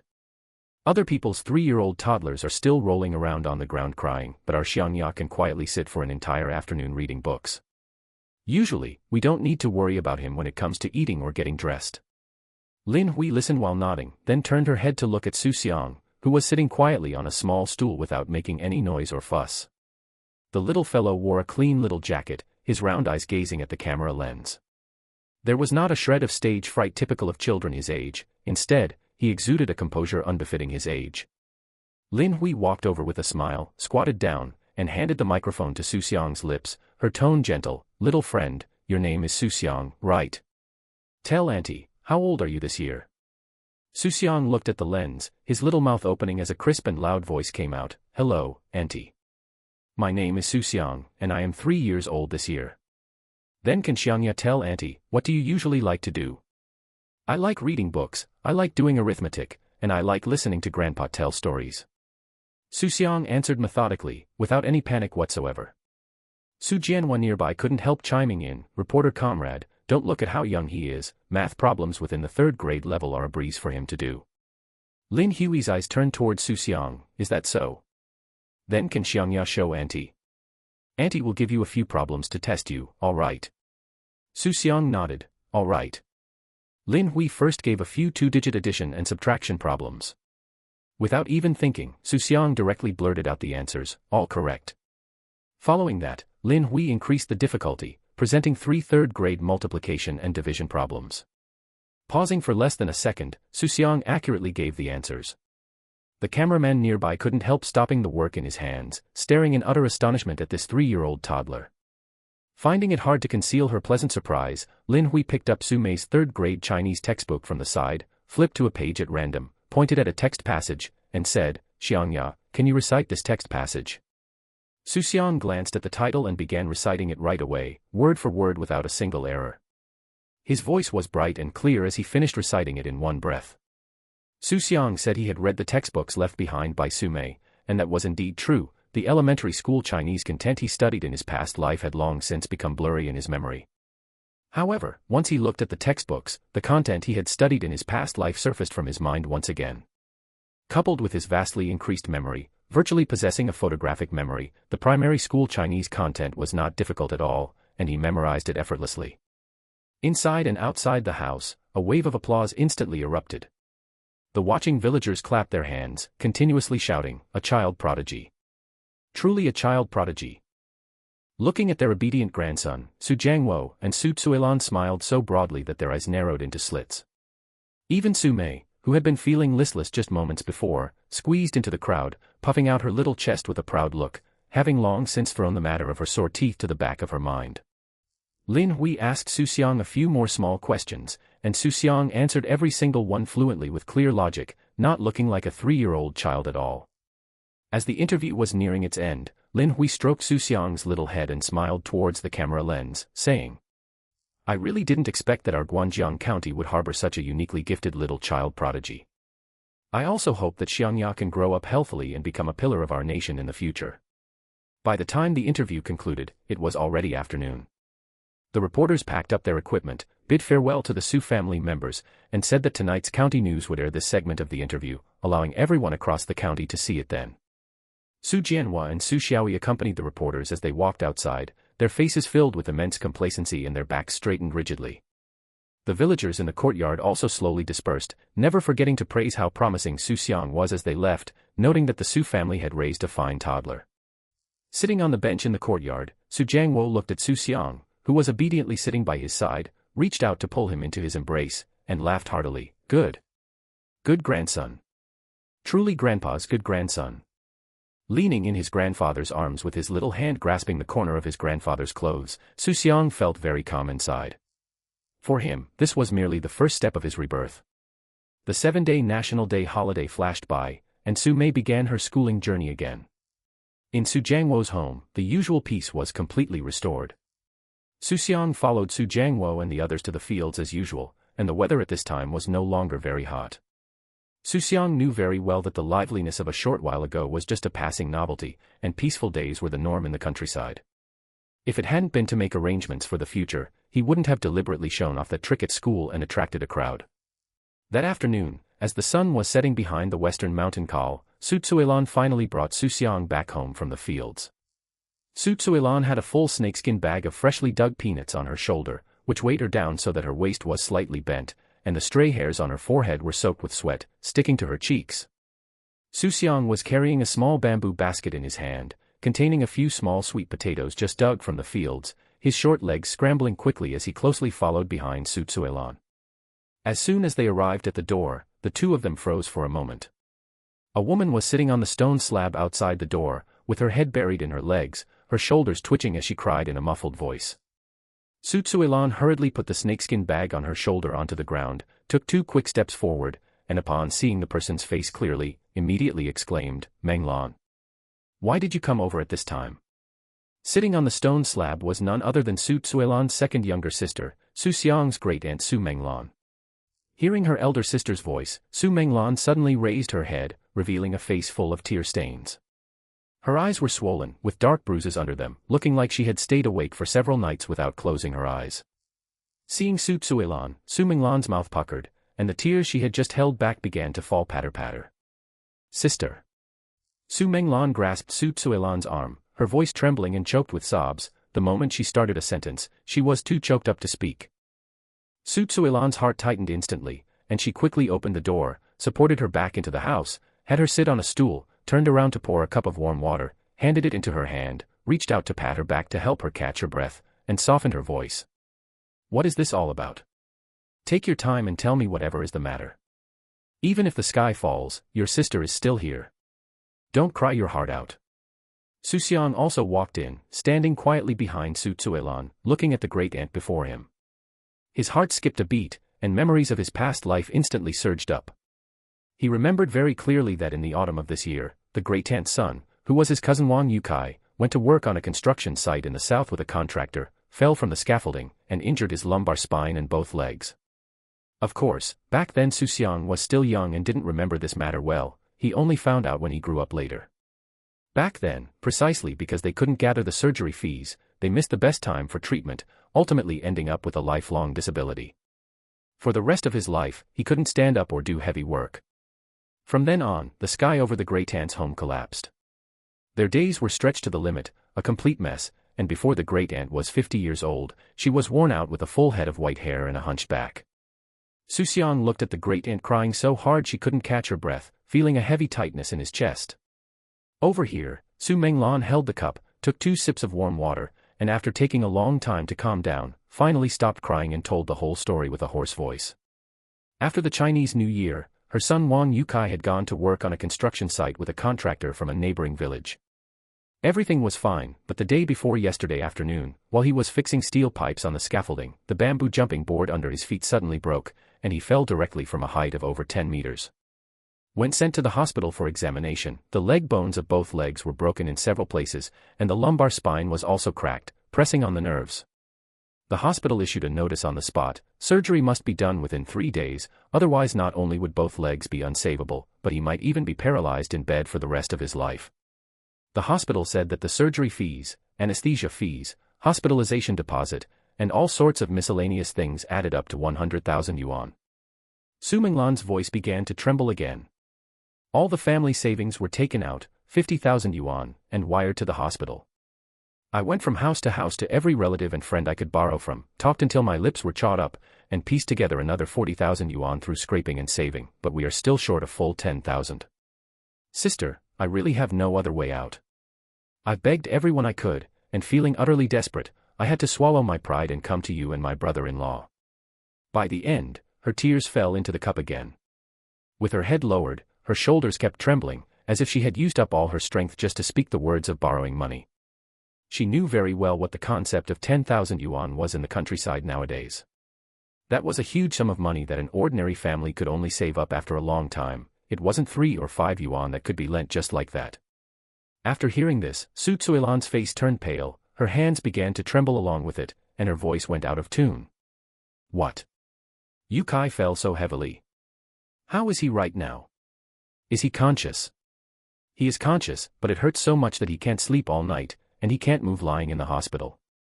Su Minglan said crying. The hospital is pressing hard, saying that by tomorrow afternoon at the latest, the remaining money must be handed in, otherwise they won't arrange the surgery. Just as they were talking, Su Jiangwo came back from the fields carrying a hoe. As soon as he walked into the main hall, he saw Su Minglan with her eyes red from crying and Su Zuilan with a pale face. He immediately put down what was in his hand, walked over quickly, and asked with a frown. What's going on here? Minglan is here. What big event happened? Su Zuilan hurriedly pulled his arm. The two of them entered the room, pulled the door shut, lowered their voices, and told him about what Su Minglan had said. The inner room was dead silent. Su Zuilan's heart beat fast. She knew very well in her heart that although their family savings were currently 60,000 yuan, 30,000 of it was brought out by Xu Xiang, and the amount they actually saved themselves was only 30,000. It could be said that by living frugally, they could only save this 10,000 yuan a year. She wasn't clear whether Su Jiangwo would lend that much. This matter wasn't something she could decide alone. If it were for any other reason, such as building a house or doing business, borrowing such a large sum of money, she would definitely hesitate and might not even agree. No one's money was blown in by a strong wind, it was all saved bit by bit. How could it be lent out just like that? But this was a matter of life and death. Yukai was Minglan's son and the future of her sister's family. If Yukai was ruined, her sister's whole life would be completely ruined. While Su Zuilan's mind was in turmoil, Su Jiangwo spoke, his voice very firm. We must lend this money. He looked at Su Zuilan, his gaze earnest and open, without a shred of hesitation. If the money is gone, we can earn it back again, and besides, the family doesn't need a large amount of money for the time being. But if a person is gone, or ends up with a lifelong disability, Minglan's family will be finished. That is a living human life, and they are our closest kin. We cannot refuse to help with this favor.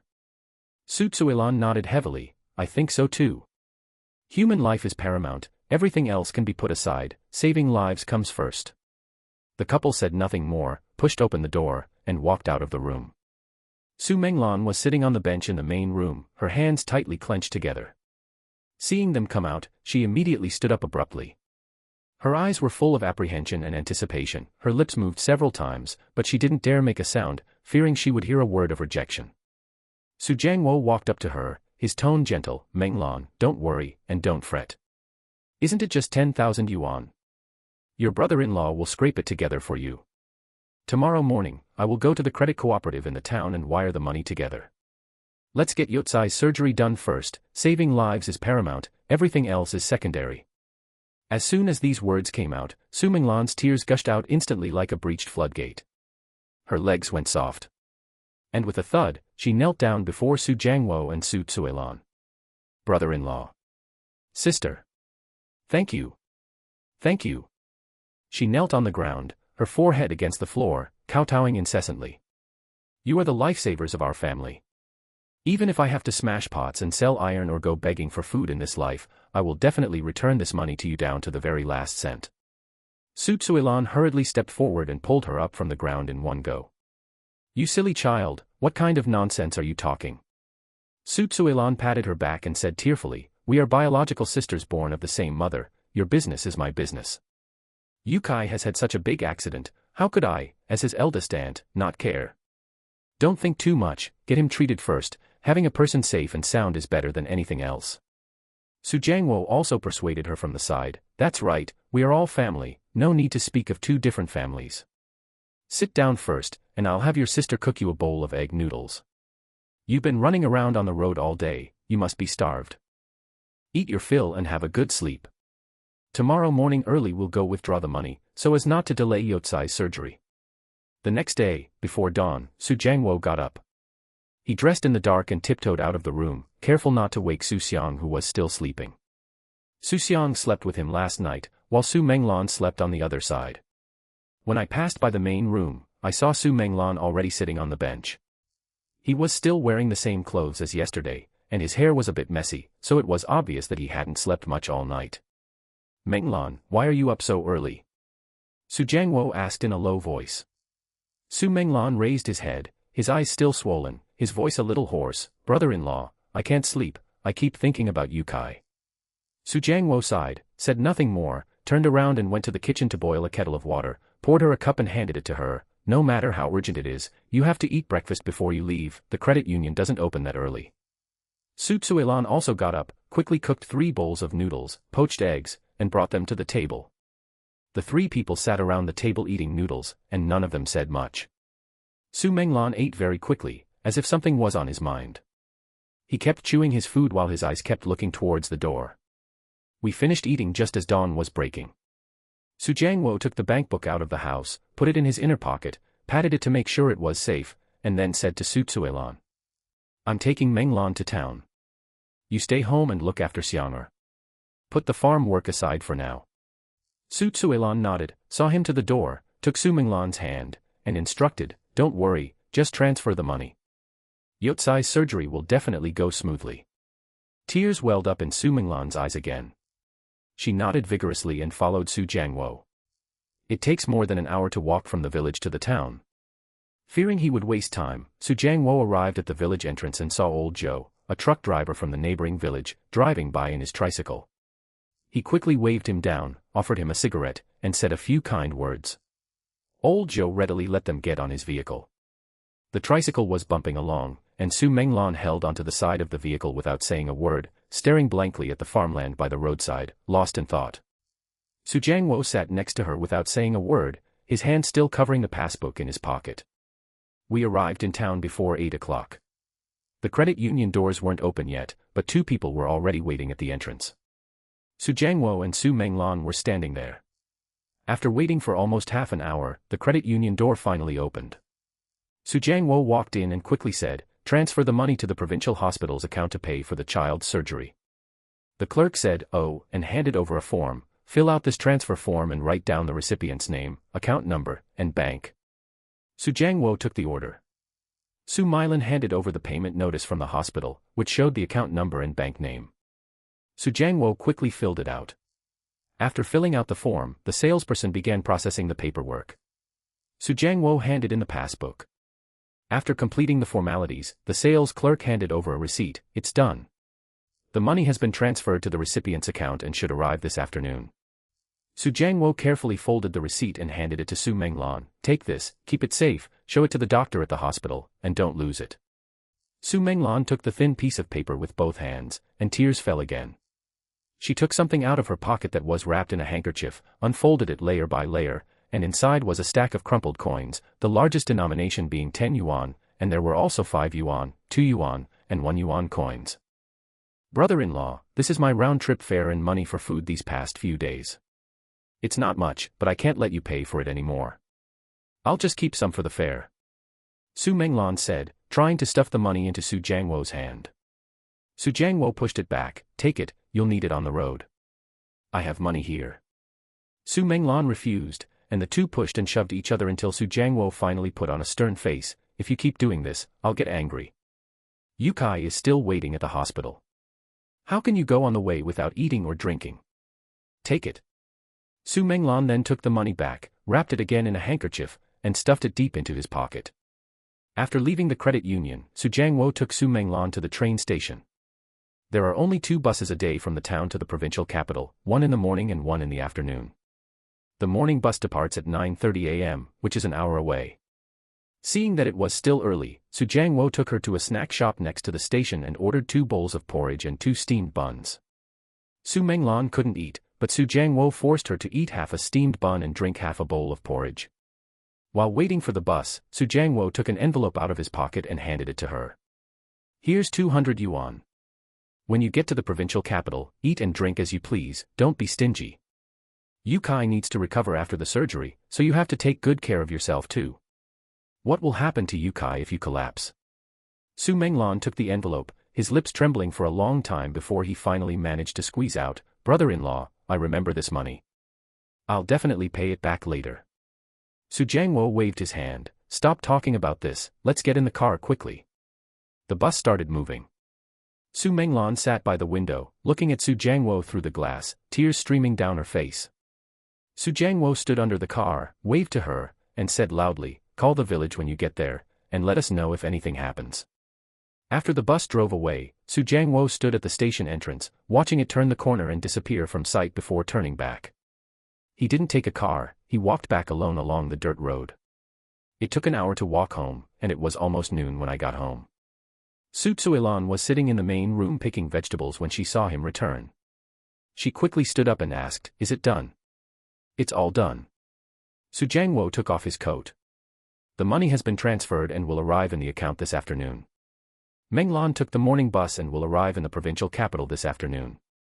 Su Tsuilan breathed a sigh of relief, her eyes reddening again. "That's good, that's good." Xu Xiang came out of the room, looked at Su Jiangwo, and asked, "Grandpa, has the money been transferred?" Su Jiangwo nodded and patted his head. "I called, but your second aunt has already left by car." Xu Xiang didn't say anything more, and breathed a sigh of relief. He knew that once he sent the 10,000 yuan, his uncle's surgery could be done. At least some of the things from his past life could be changed. For the next few days, Su Jiangwo and his family waited for news.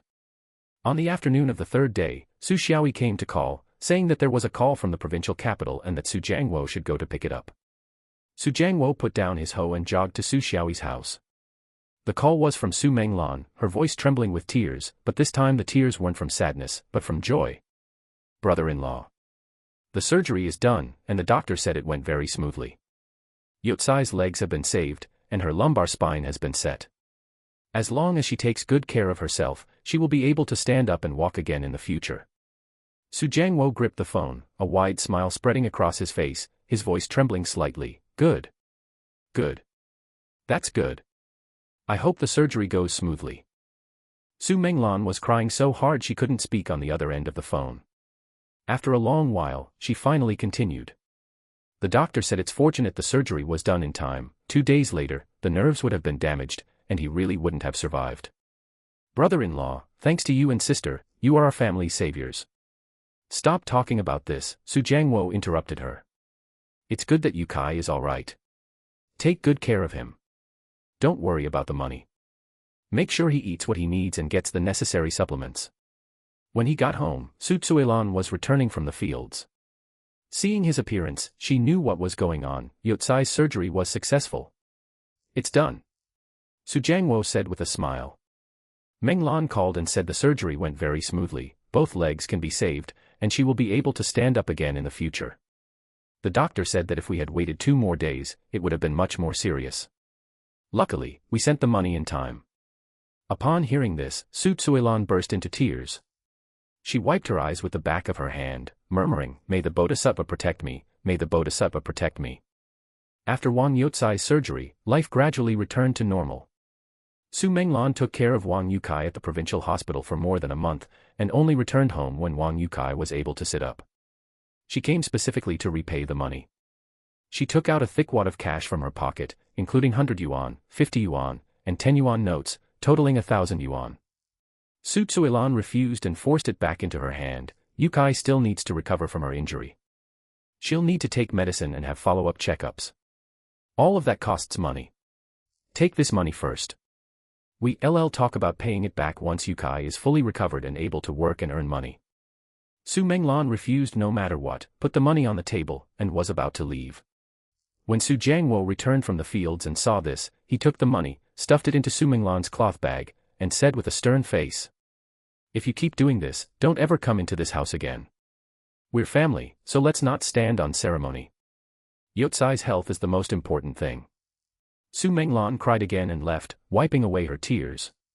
From then on, Xu Xiang's family lived the same life as everyone else in the village, working at sunrise and resting at sunset. Xu Xiang spends his days chasing chickens and dogs in front of his house, or squatting on the ground watching ants move their nest. He's become a child again.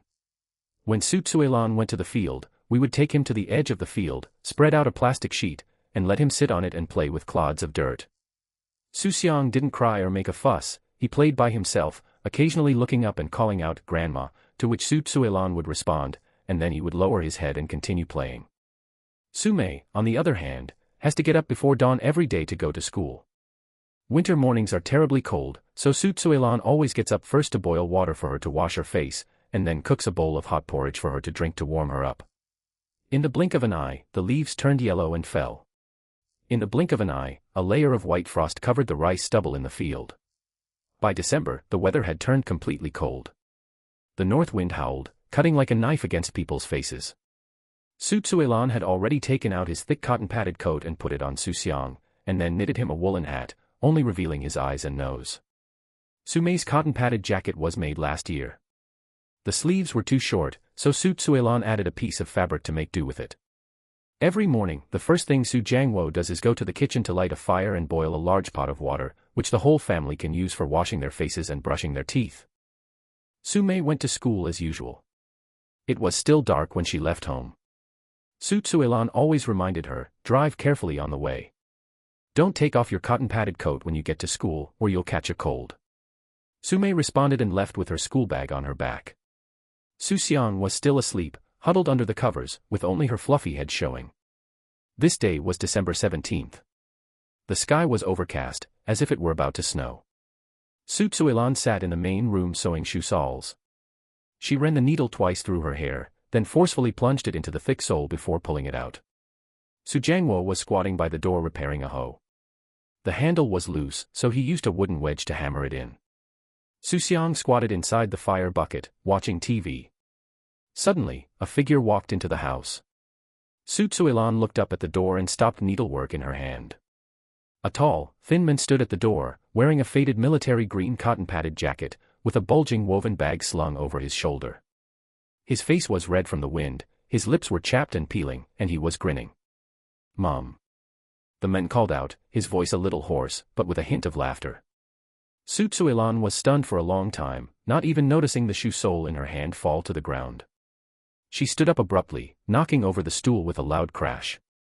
"Xiao Jie." Xu Xiang's voice changed tone, she couldn't believe her eyes. "Why are you back? Why didn't you tell me beforehand?" Xu Xiaojie put the woven bag on her shoulder on the ground and strode into the main room. "Mom, I'm home." Xu Xiang patted his back. "You kid, you didn't even call to come back so your dad could pick you up from town. You walked all that way by yourself." Xu Xiaojie let go of her hand and smiled. "It's okay, it's not far, we'll be there in a little while." Su Jiangwo, who had been squatting by the door, had already stood up, leaning the hoe against the wall. He stood still, his eyes fixed on Xu Xiaojie. His lips moved, but he only managed to utter one sentence. "You're back. You're back, Dad." Xu Xiaojie looked at Su Jiangwo and nodded. Su Jiangwo grunted in response, said nothing more, and turned back to continue repairing the hoe. However, his hands were trembling, and he couldn't drive the wooden wedge in after several attempts. Xu Xiang walked out of the room, looked up at Xu Xiaojie, and happily called out, "Dad." Xu Xiaojie squatted down and pinched his cheek. "Xiangya, did you miss your dad?" "I've thought about it," Xu Xiang said in her childish voice. Xu Xiaojie picked Xu Xiang up and bounced him around in her arms. You've gotten heavy, you little rascal. Su Tsuilan wiped away her tears and turned to walk towards the kitchen. You sit down, Mom will cook for you. You must be starving after the long journey. Mom, don't worry, I ate on the way. Xu Xiaojie put Xu Xiang down and took things out of the woven bag. First, he took out 2 bottles of wine, the kind of ordinary bottled wine, then he took out a bag of candy and a piece of cloth, which were for Su Tsuilan. Dad, here's some wine for you. Xu Xiaojie placed the wine on the table. Su Jiangwo glanced at it, then hummed in agreement, continuing his work without stopping, but the corners of his mouth unconsciously turned up. Xu Xiaojie then pulled out a tin pencil case from the bottom of the woven bag. It was printed with a fairy and handed it to Su Tsuilan. Mom, this is for Mao Mao. Su Tsuilan took it and said with a smile, Mao Mao will be overjoyed to see this when she gets home from school. Xu Xiang stood on tiptoe to look, and Xu Xiaojie took out a small bag of cookies and stuffed it into his hand. This is for you, take it. Xu Xiang took the cookie and smiled happily. Whether he liked it or not, he still had to put on an act, that's called emotional value. Su Tsuilan went into the kitchen, and soon the sound of chopping vegetables could be heard. Xu Xiaojie sat on a bench, Xu Xiang sat next to him, and Su Jiangwo put down his hoe and lit a cigarette. Why are you back now? Is the construction site on holiday? Su Jiangwo asked, taking a drag of his cigarette. Xu Xiaojie rubbed his hands together. There's no work on the construction site. It's getting cold, and many projects have stopped. The foreman said we'll resume work in the spring, so I came back. Have you made any money yet? Su Jiangwo asked again. I made a little money. Xu Xiaojie took out a plastic bag from the inside pocket of her cotton-padded jacket, opened it, and found a wad of cash inside. I've saved 5,000, it's all here. He handed the money to Su Jiangwo. Su Jiangwo didn't take it, waving his hand, just save it yourself, don't spend it recklessly. The family doesn't lack this. Xu Xiaojie put the money back in, looked around the room, and asked, how is Mom? Is she all right? It's fine. Su Tsuilan came out of the kitchen carrying a steaming bowl of noodles topped with 2 poached eggs and a spoonful of lard. The aroma was irresistible. They just keep talking about you, wondering if you're eating well and staying warm while you're all alone out there. Xu Xiaojie took the bowl, lowered her head and took a bite, then mumbled, I'm fine, Mom, don't worry. Su Tsuilan sat across from him, watching him eat, her eyes full of heartache. You've lost weight and gotten tanned. Are you reluctant to eat out? No, I eat meat every day, Xu Xiaojie said with a smile, but her hands were covered in chilblains, cracked and revealing red flesh. As it was getting dark, footsteps could be heard outside the courtyard gate. Su Mei ran in with her school bag on her back, her face red from the cold. As soon as she entered, she shouted, Grandma, I'm back. She froze as soon as she finished speaking. There was a person sitting in the main room, smiling at her. Su Mei blinked her eyes, then suddenly exclaimed, Dad. He threw his school bag on the ground and pounced on it. Xu Xiaojie caught her and picked her up. Su Mei wrapped her arms around his neck and exclaimed, Dad, why are you back? Why didn't you tell me? Can telling you still be called a surprise? Xu Xiaojie said with a smile, freeing one hand to pick up the pencil case from the table. I bought this for you. See if you like it. Su Mei took the pencil case, her eyes lighting up. She examined it from all angles, repeatedly saying, beautiful. Beautiful. Thank you, Dad. Su Tsuilan watched from the side, saying, all right, stop bothering your dad. Go do your homework, and then we'll eat. Su Mei then got off Xu Xiaojie, hugged her pencil case, and sat down at the table to do her homework, glancing up at her dad every 2 words she wrote. Xu Xiang sat down next to her sister, opened the bag of cookies, and handed one to Su Mei. Su Mei took the biscuit and patted his head, good boy. Su Jiangwo stood up, patted the dust off his pants, and said, I'm going to the field to pick a couple of radishes. I'll make radish soup tonight. Xu Xiaojie also stood up, Dad, I'll go. You sit down and rest. Su Tsuilan also went to the kitchen to busy herself, leaving Xu Xiaojie, Xu Xiang, and Su Mei in the main room. Su Mei chattered away to her dad while doing her homework, talking about school, her classmates, and how many eggs the chickens had laid. Xu Xiaojie listened with a smile, occasionally responding. Xu Xiang leaned against Xu Xiaojie's lap, listening to her sister speak, and slowly closed her eyes. When it got completely dark, Su Jiangwo brought back the radishes, and Su Tsuilan stewed a pot of radish and bone soup, and also stir-fried 2 other dishes. The family gathered around the table and ate a hot meal. Xu Xiaojie poured Xu Jiangwo a glass of wine. The father and son clinked glasses, said nothing, and downed their drinks in one gulp. Xu Zuilan put a bone in each of Xu Xiang's and Su Mei's bowls and told them to gnaw on it. The next morning, Xu Xiang was awakened by noises coming from the kitchen.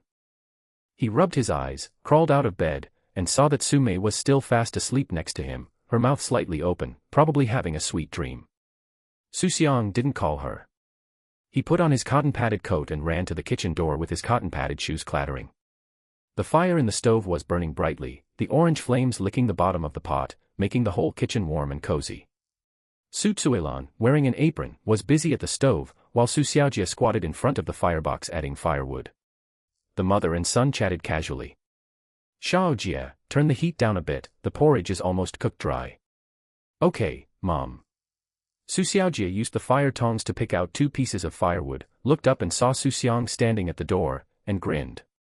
Xiangya, why are you up so early? It's cold outside, come in quickly. As Xu Xiang stepped into the kitchen, a wave of heat hit her. The aroma of porridge mixed with the scent of firewood, a smell that instantly brought comfort. Xu Zuilan ladled out a bowl of white rice porridge and placed it on the stove to cool. She then took a salted duck egg, cut it in half, and the yolk was oozing oil. Baby, wash your face and brush your teeth first, then come and eat. Xu Xiang obediently washed her face, moved a small stool to sit by the stove, and sipped her porridge from her bowl. The salted duck egg yolk was sandy and went perfectly with the white porridge. He ate it with slurping noises. Xu Xiaojie looked at him with a smile in her eyes. Eat slowly, no one will take it from you. Xu Zuilan chimed in from the side. This child has always been easy to feed, unlike his sister, who used to chase you half a block just to feed her when she was little. Xu Xiang thought to himself, Grandma, are you praising me or insulting my sister? While we were eating, Su Mei woke up, walked into the kitchen with her hair all messy, her eyes not fully open, and mumbled something. Grandma, I'm hungry. Xu Zuilan shook her head with a smile. Look at you, and then look at your brother. The older sister is not as worry-free as the younger brother. Su Mei didn't mind. She picked up a bowl of porridge, sat down, peeled another salted duck egg, and took a bite. The yolk almost fell out, so she quickly caught it with her mouth, gasping for breath from the heat. Seeing her greedy look, Xu Xiaojie couldn't help but laugh. Mao Mao, slow down, no one's going to take it from you. The family gathered around the stove, enjoying salted duck eggs and pickled vegetables, and finished off a pot of porridge. After finishing his meal, Xu Jiangwo returned from outside, carrying 2 crucian carp that he had just scooped from the pond, their scales shimmering silver in the morning light. Xiaojie, come with me to the pond later and catch 2 more. We'll make fish soup for lunch. Okay, Dad. During the few days Xu Xiaojie stayed at home, she did all the chores she could. Chopping wood, carrying water, repairing the roof, she was busy all day long. Xu Zuilan felt sorry for him. Can't you take a day off? You're tired outside all year round, and you're still tired when you get home. Xu Xiaojie said with a smile, it's not tiring. Working at home is much easier than working on a construction site. Xu Xiang knew that his father felt guilty. Being away from home for most of the year, I feel I've neglected my parents and children, so every time I come back, I want to do all the chores I can to make up for it. In the afternoon, Xu Xiaojie said she would take Xu Xiang and Su Mei to town to buy New Year's goods. Su Mei jumped up immediately upon hearing this. Really? Dad, I want to buy new clothes. Xu Xiaojie patted her head. Okay, I'll buy it. Xu Xiang didn't particularly want anything, but he wanted to go along and take a look. Xu Jiangwo took out 200 yuan from the house and handed it to Xu Xiaojie. Take this, buy something for the child. Xu Xiaojie didn't answer. Dad, I have money. Your money is yours, this is for the child.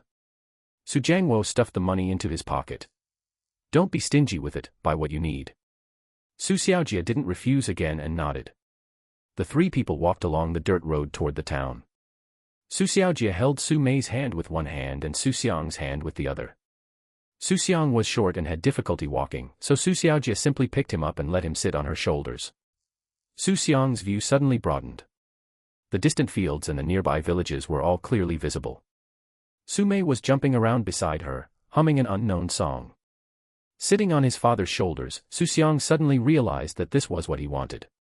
Not great wealth and status, but simply for his family to be together peacefully. We arrived in town after 2 p.m. As the year draws to a close, the town is bustling with activity. Stalls selling New Year pictures and couplets, candies and melon seeds, clothes and shoes line the streets, their calls echoing throughout the town. Su Mei's eyes couldn't take it all in. She kept looking at this and that, constantly asking, "Dad, is this pretty? Dad, is that tasty?" Xu Xiaojie was never annoyed and answered every question. They went to the clothing stall first. Xu Xiaojie picked out a bright red cotton-padded jacket for Su Mei and a navy blue one for Xu Xiang. When Su Mei tried it on, she twirled around in front of the mirror several times, grinning from ear to ear. "Dad, does it look good? She looks good in everything. My daughter looks good in anything." Su Mei ran up to Xu Xiang again. "Brother, do you think your sister looks pretty?" Xu Xiang examined it carefully. "It looks nice, but it looks a bit like a red lantern." Su Mei was stunned for a moment, then chased after him, ready to hit him. "You're the one who's a red lantern. Your whole family are red lanterns." Xu Xiaojie laughed out loud and quickly pulled them apart, saying, all right, stop fooling around. You two are family." After buying clothes, I also bought candy, melon seeds, peanuts, a few couplets, and some New Year pictures. Xu Xiaojie originally wanted to buy firecrackers, but Xu Xiang said, "Dad, buy fewer firecrackers to save money." Xu Xiaojie was a little surprised. "What's wrong? You don't like setting off firecrackers?" Xu Xiang shook her head. "I like it, but it's too expensive, not worth it." He didn't actually dislike it, he just felt it was unnecessary to waste the money. Although the family wasn't short of money, they couldn't afford to spend it recklessly. Xu Xiaojie glanced at him and patted his head. "Okay, I'll listen to you." Su Mei muttered softly beside her, "Brother, why are you acting like a little old man?" Xu Xiang glared at her, and Su Mei quickly shut up. After shopping, it was almost dark. The three of them carried their bags back home. When they arrived home, Su Tsuilan had already prepared dinner and was waiting for them to come back. Upon seeing Su Mei's new clothes, Su Tsuilan picked them up, examined them, and touched the fabric. Not bad, thick." Su Mei quickly put it on and showed it off. "Grandma, doesn't it look good? She looks beautiful, she looks good in anything." Su Mei ran up to Su Jiangwo again. "Grandpa, look." Su Jiangwo was sitting at the door smoking when he glanced at it and said with a smile, "Beautiful, like a bride." Su Mei blushed. "Grandpa, what are you saying?" The family sat around the table, eating, chatting and laughing, creating a lively atmosphere. While eating, Xu Xiang was thinking about something else. Now that his father is back, he doesn't want him to go out again. Now his family doesn't lack the money from working, he already has over 800,000 yuan in his virtual space and is thinking of taking it all out to open a bigger store. The problem is, what kind of store to open, and how to start the conversation. We need to find the right time. Xu Xiang chewed his food while pondering. Xu Xiaojie noticed he was spacing out and asked, "Xiangya, what are you thinking about? You're not even eating properly." Xu Xiang snapped out of her reverie and smiled. "Dad, I was thinking, could you please stop going out to work?" There was a moment of silence at the table after he said that. Xu Xiaojie paused for a moment, then put down her chopsticks. "Why? I want you to stay home with me." Su Tsuilan laughed beside him. "You silly child, if your dad doesn't go out to work, where will he get the money to buy you good food?"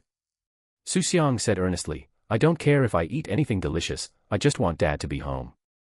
Xu Xiaojie was silent for a while, then reached out and touched his head. "Dad has to earn money. When you grow up, Dad won't go out anymore." Xu Xiang didn't say anything more. He knew that talking was useless, he had to produce something tangible. This year, he needs to think carefully about how to put opening a shop on the agenda. It wasn't until the third day after Xu Xiaojie returned that the family finally settled down. With everything that needed tidying up done and everything that needed fixing repaired, Xu Xiaojie suddenly found herself with some free time. After breakfast, he moved a chair and sat in the doorway to bask in the sun. Xu Xiang squatted next to him playing with pebbles. Su Mei had already gone to school. Xu Xiaojie squinted, feeling warm all over from the sun, and was just getting sleepy when he heard someone call him. "Xiaojie. Xiaojie."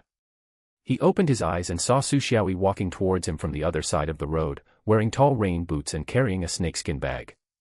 "Brother, what's wrong?" Su Xiaojie stood up. Su Xiaoyi walked up and said with a smile, "Do you still remember that lotus pond behind the village?" "I remember, so what? The water's been drained, now we can go down and dig for lotus roots." Quite a few people from the village went. "Do you want to go?" Su Xiaojie perked up immediately upon hearing this. He had worked on construction sites for a year, doing all sorts of dirty and strenuous jobs, so digging lotus roots was nothing to him. Besides, I'm just idling at home anyway, so it's good to find something to do. Go. Let me change my shoes. He turned and went inside, found a pair of old rain boots to change into, and took a snakeskin bag from the kitchen. When he came out, Xu Xiang was already following behind him. Dad, I want to go too. Xu Xiaojie looked down at him. The pond is full of mud and very dirty. You should stay at home. I'm not afraid of getting dirty, I'll go and take a look. Xu Xiaoyi laughed from the side. If Xiangya wants to go, just take him. We're not going to let him go down. We can just watch him from the shore. Xu Xiaojie thought for a moment and nodded. Okay, then you can watch from the shore, but you're not allowed to go down, understand? I heard you. Xu Xiang replied quickly. The three of them walked together towards the back of the village. The lotus pond is not far from the village, less than a 10-minute walk. Before we even got there, we could see a lot of people standing on the pond bank and in the pond, bending over and feeling around in the mud. This lotus pond is the village's public property. In winter, when the water is drained, villagers can go down and dig for lotus roots for free, taking as much as they can dig. In previous years, the lotus pond was always bustling with activity at this time, with adults and children alike coming to join in the fun. When Xu Xiang arrived at the pond, he looked down and saw that the water in the pond had been almost completely drained, leaving only a shallow layer of water at the bottom. The exposed silt was dark and made a squelching sound when stepped on. More than a dozen people have already gone down, both men and women, mostly older than young. Most people wore rain boots, and a few were barefoot, with their trousers rolled up to their thighs, bending over and groping in the mud. There were still quite a few onlookers standing on the embankment, including women holding children, elderly people leaning on canes, and several teenagers running around. Xu Xiaoyi put the snakeskin bag on the ground, rolled up his trousers, and started walking down. Xu Xiaojie followed her down, while Xu Xiang squatted on the bank, resting his chin on his hands and looking down. The mud was soft and yielding underfoot, sinking up to her calves with each step. Xu Xiaojie walked slowly, cautiously making her way forward, her eyes fixed on the mud, searching for traces of lotus roots. Harvesting lotus roots is a skilled job, it's not just about having strength. Lotus roots grow in the mud, so you can't see or touch them, you have to rely on experience to find them. Those who know how to dig can roughly tell where the lotus root is by looking at the cracks and bubbles on the mud surface, and dig down along the mud, and they will find a whole lotus root in one go. Those who don't know how to dig will just shovel here and there, digging for ages, and all they'll find are broken pieces and get themselves covered in mud. Xu Xiaojie has been doing this since she was a child. When he was a teenager, he would go with Su Jiangwo to dig lotus roots every winter. His family was poor then, and the lotus roots they dug up could be eaten as vegetables, saving them money on groceries. Later, he went out to work and stopped digging them. He stood in the mud, looked down for a few seconds, bent down, stuck his hands into the mud, and dug downwards in one direction. The muddy water was icy cold. Even though I was wearing rain boots, my hands were directly in the mud, and my fingers turned red with cold in no time. Xu Xiaojie didn't care about any of that. She had done much tougher jobs on construction sites, so this little bit of cold was nothing to her. He searched for a while and found something hard. He felt around and realized what it was. This is a good lotus root, it's quite large. He carefully followed the shape of the lotus root, scooping out the mud from both sides to loosen the mud around the root, and then gently lifted it upwards. A plump, white lotus root emerged from the mud, a complete root, unbroken and intact, with 4 or 5 sections still attached. Someone on the embankment saw it and shouted, "Xiaojie, what great skills! The first one is so beautiful." Xu Xiaojie looked up and smiled, handed the lotus root to Xu Xiaoyi on the bank, and continued digging. Xu Xiang squatted on the bank of the pond, watching with great interest. He remembered that in his past life, his grandfather and father often went to dig lotus roots. Back then, my family was poor, and there weren't many vegetables to eat in winter, so lotus root was the best thing we had. Stir-fried lotus root slices, lotus root soup, fried lotus root sandwiches, it was delicious no matter how you cooked it. Later, when the family's financial situation improved, no one went to dig for lotus roots anymore. If they wanted to eat lotus roots, they could just buy them from the street, which was very convenient. But the lotus roots I bought always seemed to be missing something.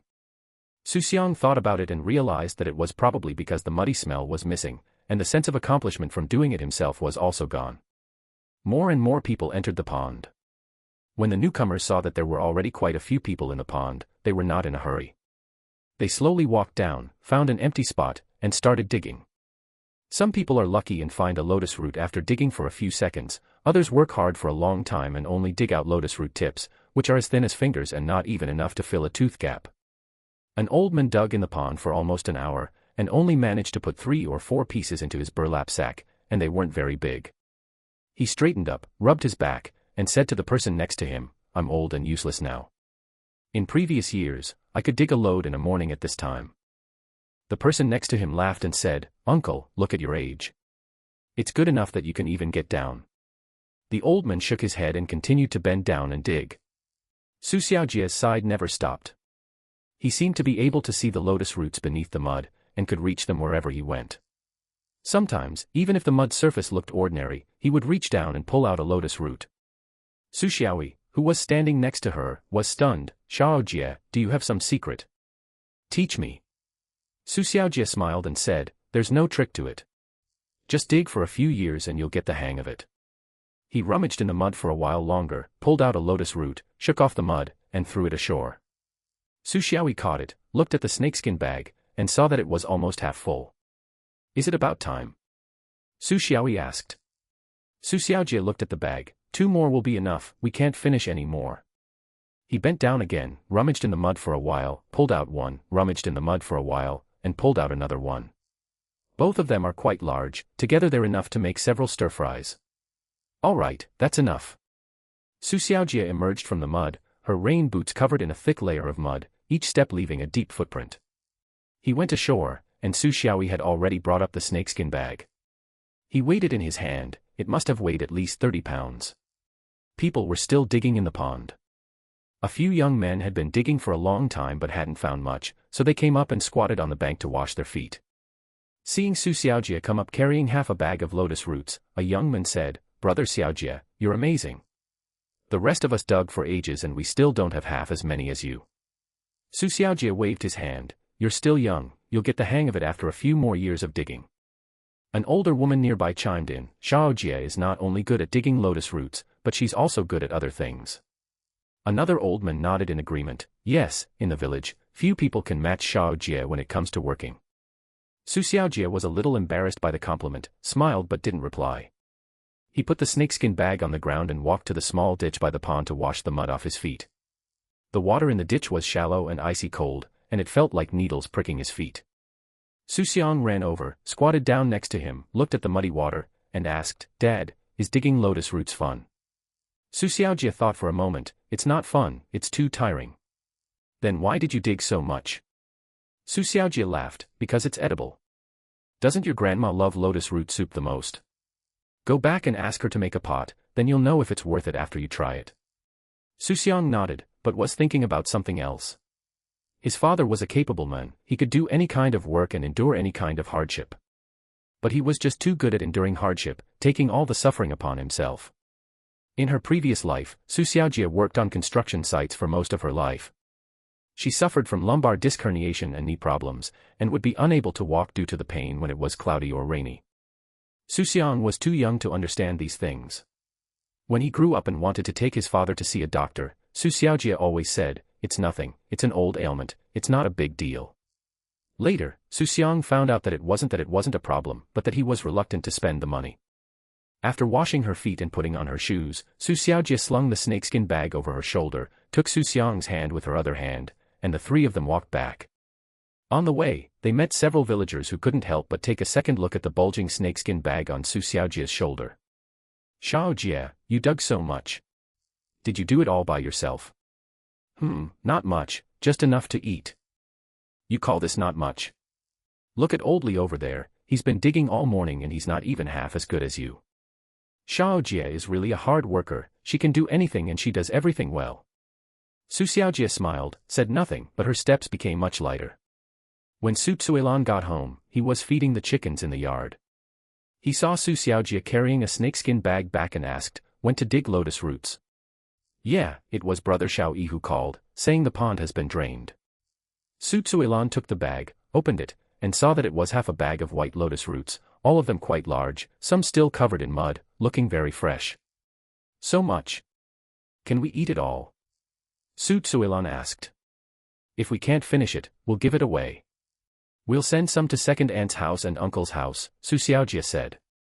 Su Tsuilan nodded, okay, I'll stew a pot of lotus root soup for lunch first, and then stir-fry some lotus root slices. She carried the bag into the kitchen. Xu Xiaojie was washing her hands in the yard, and Xu Xiang moved a small stool to sit next to her, watching his father. After washing her hands and shaking off the water droplets, Xu Xiaojie turned around and saw Xu Xiang staring at her. She asked, "What are you looking at?"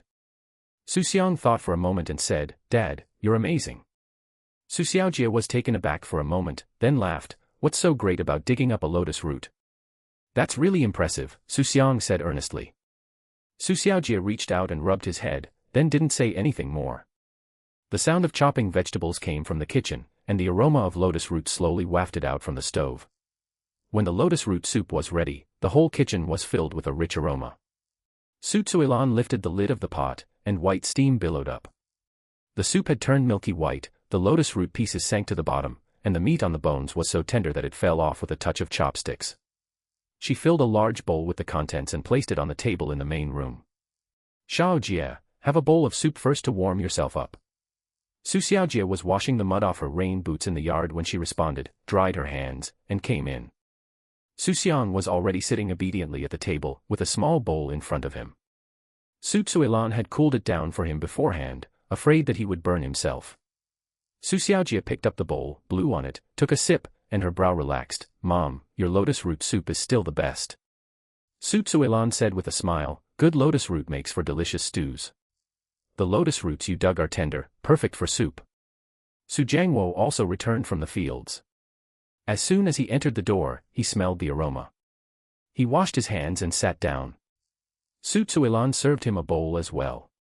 The family sat around the table drinking soup, and the hot soup warmed them up instantly. Xu Xiang sipped the water slowly. The lotus root was stewed until it was soft and tender, melting on the tongue with a hint of sweetness. He looked up at Xu Xiaojie, then at Su Jiangwo, and suddenly felt very at ease. This is what he wanted. In the afternoon, Xu Xiaojie divided the remaining lotus root into several portions, and had Xu Xiang deliver one portion to Su Jianwa's family and another portion to Su Yunhui's family. Xu Xiang carried a small bag and ran to Su Jianwa's house. Su Jianwa was sitting in the doorway basking in the sun when she saw Xu Xiang arrive, and her face lit up with a smile. "Oh, Xiangya's here? Come over here, let granduncle take a look." Xu Xiang handed over the bag. "Granduncle, my dad dug up some lotus roots and asked me to bring some over for you to try." Su Jianwa took the bag and glanced inside. The lotus roots were washed clean and white, clearly good quality. "Did your dad dig this?" "How much did he dig?" "Grandma emptied half a snakeskin bag, made soup, and it was delicious." Su Jianwa smiled and patted his head. "Your dad is really capable, he can handle any job. You have to study hard so you can be like your dad when you grow up." Xu Xiang nodded obediently. "I understand, granduncle." Su Jianwa took 2 more pieces of candy out of his pocket and stuffed them into Xu Xiang's hand. "Take these and eat them. Don't tell your dad, or he'll say that granduncle spoils the child again." Xu Xiang took the candy, laughed, and ran away. When I got home, Xu Xiaojie was chopping firewood in the yard. He swung his axe, and with one blow, the firewood split neatly in the middle with a crisp sound. Xu Xiang squatted down to watch and thought his dad looked particularly strong as he chopped wood. Xu Xiaojie chopped a few sticks, stopped to wipe her sweat, and saw Xu Xiang squatting there. She asked, "Finished delivering?" "After I finished delivering them, granduncle gave me 2 pieces of candy." Xu Xiang took out the candy to show him. Xu Xiaojie smiled and said, "Keep what granduncle gave you. Don't eat it all at once, it's bad for your teeth." Xu Xiang nodded and put the candy into his pocket. At this moment, Su Xiaoyi arrived again. He walked into the courtyard and saw Xu Xiaojie chopping wood. He laughed and said, "Xiaojie, you're always busy." Xu Xiaojie put down the axe and wiped his hands. "Brother, what's up?" "Nothing much, just came over to talk to you." Su Xiaoyi pulled up a stool, sat down, took out a cigarette, and offered one to Su Xiaojie. Su Xiaojie took the cigarette, lit it, and took a drag. Su Xiaoyi asked, "Are you going out again after the new year?" Su Xiaojie paused for a moment. "What can we do if we don't go out? We can't make much money farming at home. Isn't your family's situation much better now? I heard from my dad that your family has saved some money over the past few years." Su Xiaojie shook her head. Xiangya and Mao Mao will still have to go to school in the future, and there will be many places where money will be spent. Xu Xiaoyi nodded and didn't try to persuade her further. Xu Xiang listened from the side, his mind already wandering back to the idea of opening a shop. Xu Xiang thought that instead of letting him go out to work, it would be better to find him something to do at home. Opening a small shop selling daily necessities and general merchandise may not make you a lot of money, but it's better than farming or going out to work. At least you don't have to leave your hometown. The question is, how do you get this idea to come up naturally? After thinking for a moment, Xu Xiang decided to start by finding a breakthrough with Xu Xiaoyi. He ran up to Xu Xiaoyi, looked up at her, and asked, "Uncle cousin, how much do you earn a month as a teacher at the school?" Xu Xiaoyi was taken aback, not expecting a 3-year-old to ask this, and said with a smile, "Not much, a few hundred yuan." Xu Xiang then asked, "Is that better than farming?" "That's definitely better. Farming doesn't earn you much all year round, and it's tiring too." Xu Xiang nodded and then asked, "What about opening a small shop? The kind that sells things. Can you make money from that?" Xu Xiaoyi was stumped by the question. She looked at Xu Xiaojie, then at Xu Xiang, and said with a smile, "Xiangya, you're only 3 years old, and you're already thinking about these things." Xu Xiang said innocently, "I'm just curious." Xu Xiaoyi thought for a moment and said, "Opening a small shop is definitely better than farming, but the capital required is larger. You need to spend money on goods and also need a place to put them." Xu Xiaojie listened without interrupting, but Xu Xiang noticed that his father's eyes twitched. Xu Xiang felt more confident. During dinner that evening, Xu Jiangwo suddenly brought something up. "Xiaojie, did you know that the Ridge, the shop owned by old Lu, is closing down?" Xu Xiaojie paused, her chopstick still holding food. "I don't know, why is it closed?" "Old Lu is getting old. His son is doing well in the city, so he took him to enjoy a comfortable life there, and the shop was closed." Xu Jiangwo said, "It's not convenient for villagers to buy things anymore. Now, if they want to buy salt or soy sauce, they have to go to the town." Su Tsuilan chimed in, "Yes, I wanted to buy a bag of salt a few days ago, so I had Xiao Yi bring it back from town. It would be great if there was a shop in the village." Xu Xiaojie didn't say anything and kept her head down while eating. Xu Xiang's heart skipped a beat. Xu Xiang was too young in his previous life to remember this incident, but he knew that there was still a shop in the village later, which must have been taken over by the village. Later, this was the only shop in the nearby villages. While it didn't make them rich overnight, it did make a considerable amount of money. People from the nearby villages would buy everything from this shop, so it was bound to be profitable. "Isn't this an opportunity delivered right to our doorstep?" He glanced at Xu Xiaojie, then at Xu Jiangwo, and decided to add fuel to the fire. "Grandpa, why don't we open a shop together? My dad can stay home and run the shop, then he won't have to go out to work." There was a moment of silence at the table after he said that. Xu Jiangwo glanced at Xu Xiaojie, and Su Tsuilan also glanced at Xu Xiaojie. Xu Xiaojie put down her chopsticks and remained silent for a while. Opening a shop requires capital. Shelves, inventory, storefront, all of these cost money. Xu Jiangwo said, "You don't need to worry about the capital, the family has saved some money over the years." "Dad, that's your money. Why are you calling this my money? This is our family savings." Xu Jiangwo's tone was somewhat displeased. "Besides, if you can really open the shop, not only will you not have to go out to work, but it will also be convenient for your mother to buy things, and for the villagers as well. This is a good thing." Su Tsuilan also advised, "Xiaojie, your dad is right. If you're willing to do it, the family will support you." Su Xiaojie was still hesitant. Xu Xiang knew what his father was thinking. His father had never run a business in his life and was afraid of losing money and losing the family savings. Xu Xiang thought for a moment and said, "Dad, if you're worried about losing money, you can start small.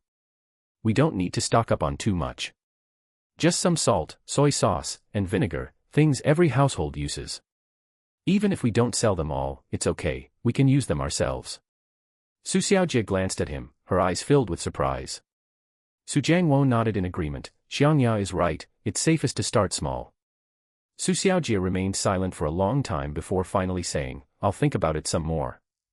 Xu Xiang didn't urge him any further. He knew that this matter couldn't be rushed, his father had to figure it out himself. After saying, "I'll think about it some more," Su Xiaojie didn't mention opening a store again for 2 days. Xu Xiang knew his father wasn't unwilling to do it, he was just unsure of himself. Anyone would think twice before suddenly becoming their own boss after a lifetime of working for someone else. Xu Xiang wasn't in a hurry. On the morning of the third day, Xu Xiaojie was squatting in the yard sharpening his sickle, and Xu Xiang moved a small stool to sit next to him, watching him sharpen his sickle while basking in the sun. After sharpening for a while, Xu Xiaojie stopped, tested the blade with her finger, and then continued sharpening. Xu Xiang spoke up, "Dad, have you thought it through? What have you decided? About opening a shop?" Xu Xiaojie paused for a moment, then remained silent. Xu Xiang didn't urge him, she just sat there, resting her chin on her hands, staring at him without blinking. After a long while, Xu Xiaojie finally said, "Xiangya, you said you'd open a shop, but where? This place is in the middle of nowhere, who's going to pass by?" Xu Xiang's eyes lit up. His father had relented, he wasn't refusing but rather considering specifics. "Dad, you're right, this place won't do." Xu Xiang continued, "If we're going to drive, we have to go to the ridge." Xu Xiaojie put down her sickle, turned to look at him, and asked, "The ridge?" "Yes, the ridge is a necessary route. The surrounding villages all have to pass through there to get to the town or the county seat.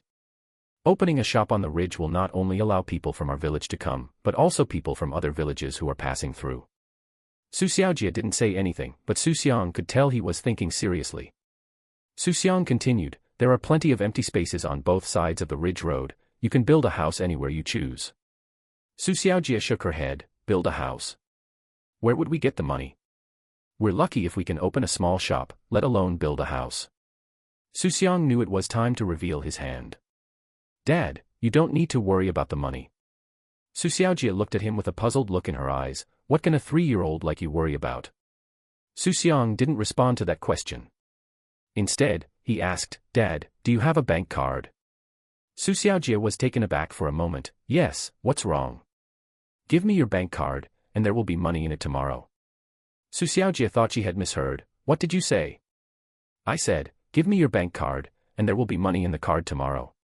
Xu Xiang repeated it again. Xu Xiaojie stared at him for a long time, then reached out and touched his forehead. "You don't have a fever, so why are you talking nonsense?" Xu Xiang pushed his hand away. "Dad, I'm not talking nonsense. Think about it, where did all that money I took out before come from?" Xu Xiaojie fell silent. Of course he had thought about this. Xu Xiang would find money every now and then, sometimes 200, sometimes 300, sometimes more. Over 3 years, he had taken tens of thousands of yuan from Xu Xiang alone. He had spoken privately with Su Jiangwo and Su Tsuelan, and none of them could explain where the money actually came from. Su Jiangwo said that Yu Xiaowei might have been reluctant to part with the child and secretly came back to give it to him. Su Tsuelan believed this, while Xu Xiaojie was skeptical but couldn't find any other explanation. Now that Xu Xiang has said this, he's even more confused. "Xiangya, tell Dad the truth, where did all that money come from?" Xu Xiang thought about it and decided that instead of making up a lie full of holes, it would be better to tell a truth that no one could verify. "Dad, I can't explain it clearly. I just know that if you give me the bank card, there will be money in it tomorrow." He paused, then added, "Do you trust me?" Looking into his bright, sparkling eyes, Xu Xiaojie suddenly remembered the time when Xu Xiang was just born, and how she had someone take him to see Yu Xiaowei for the last time. Xu Xiang was less than a day old when he was born. He could understand human speech and obediently put his hands down so that his mother could hold him and see her one last time. Thinking about it this way, this child has been extraordinary since he was little. Xu Xiaojie gritted her teeth. "Fine, Dad believes you." He stood up, went into the room, pulled a bank card from under the cabinet, walked up to Xu Xiang, and handed it to him. "Here, this is Dad's card." Xu Xiang took the card, looked at it, and put it into his small pocket. "Dad, you'll find out tomorrow." Xu Xiaojie squatted down, put her hands on Xu Xiang's shoulders, and looked at him seriously. "Xiangya, tell Dad, how much money will be in the card?" Xu Xiang held up one finger. 10,000. Xu Xiang shook his head. 100,000. Xu Xiang shook his head again.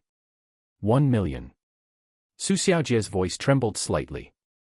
Xu Xiang smiled and said, "Dad, don't ask any more. Go see for yourself tomorrow."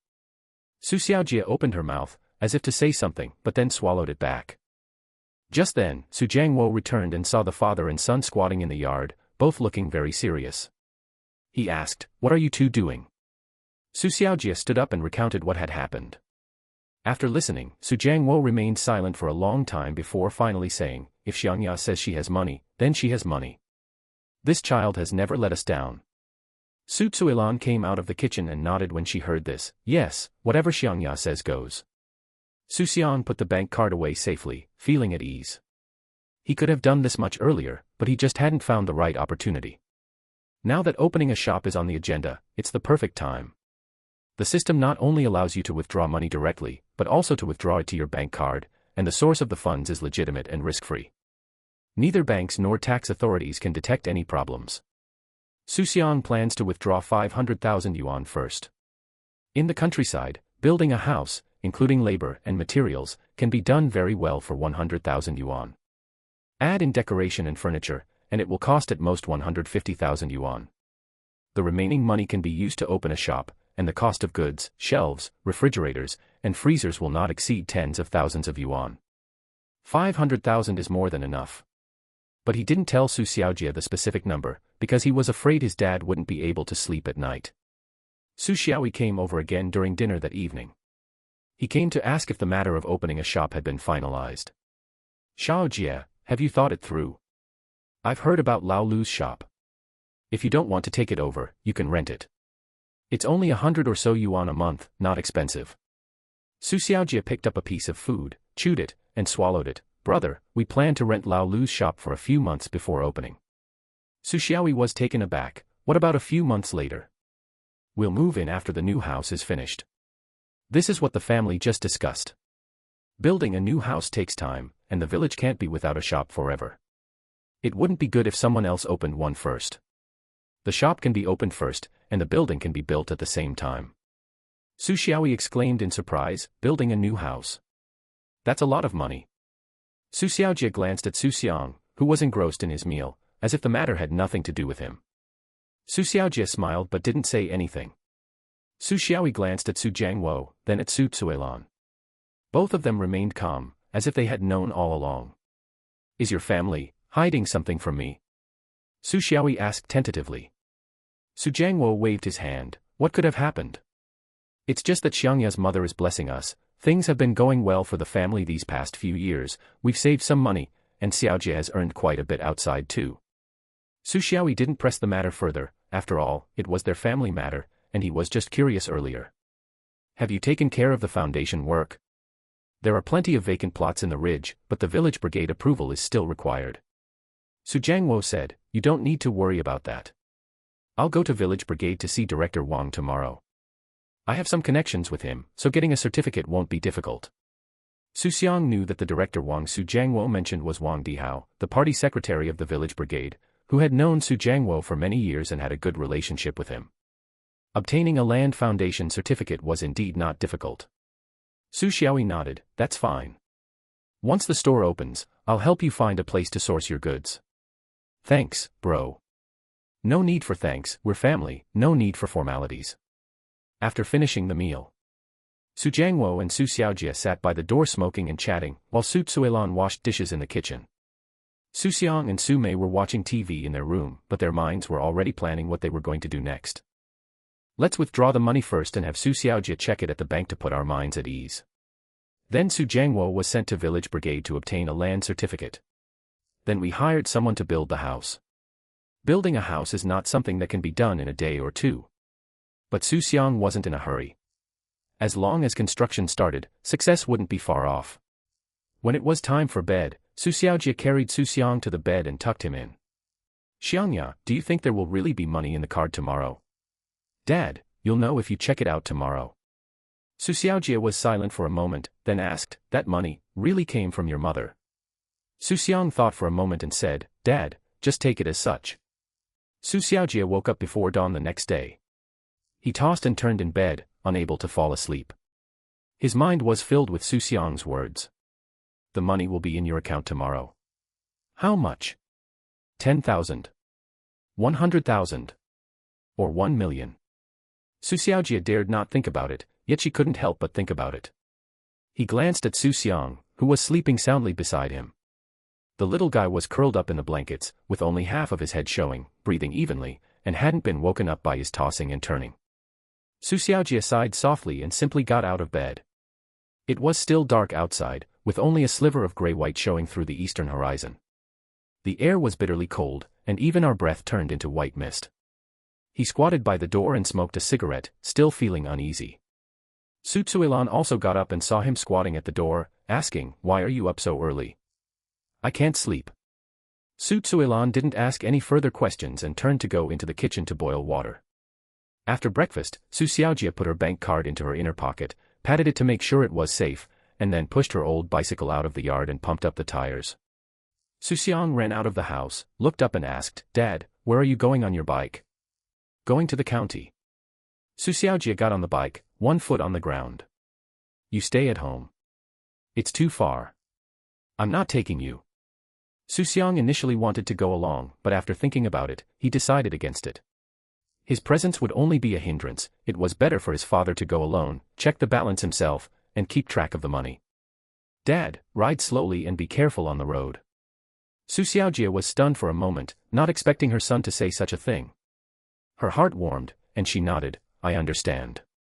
He got on his bike and rode along the dirt road out of the village.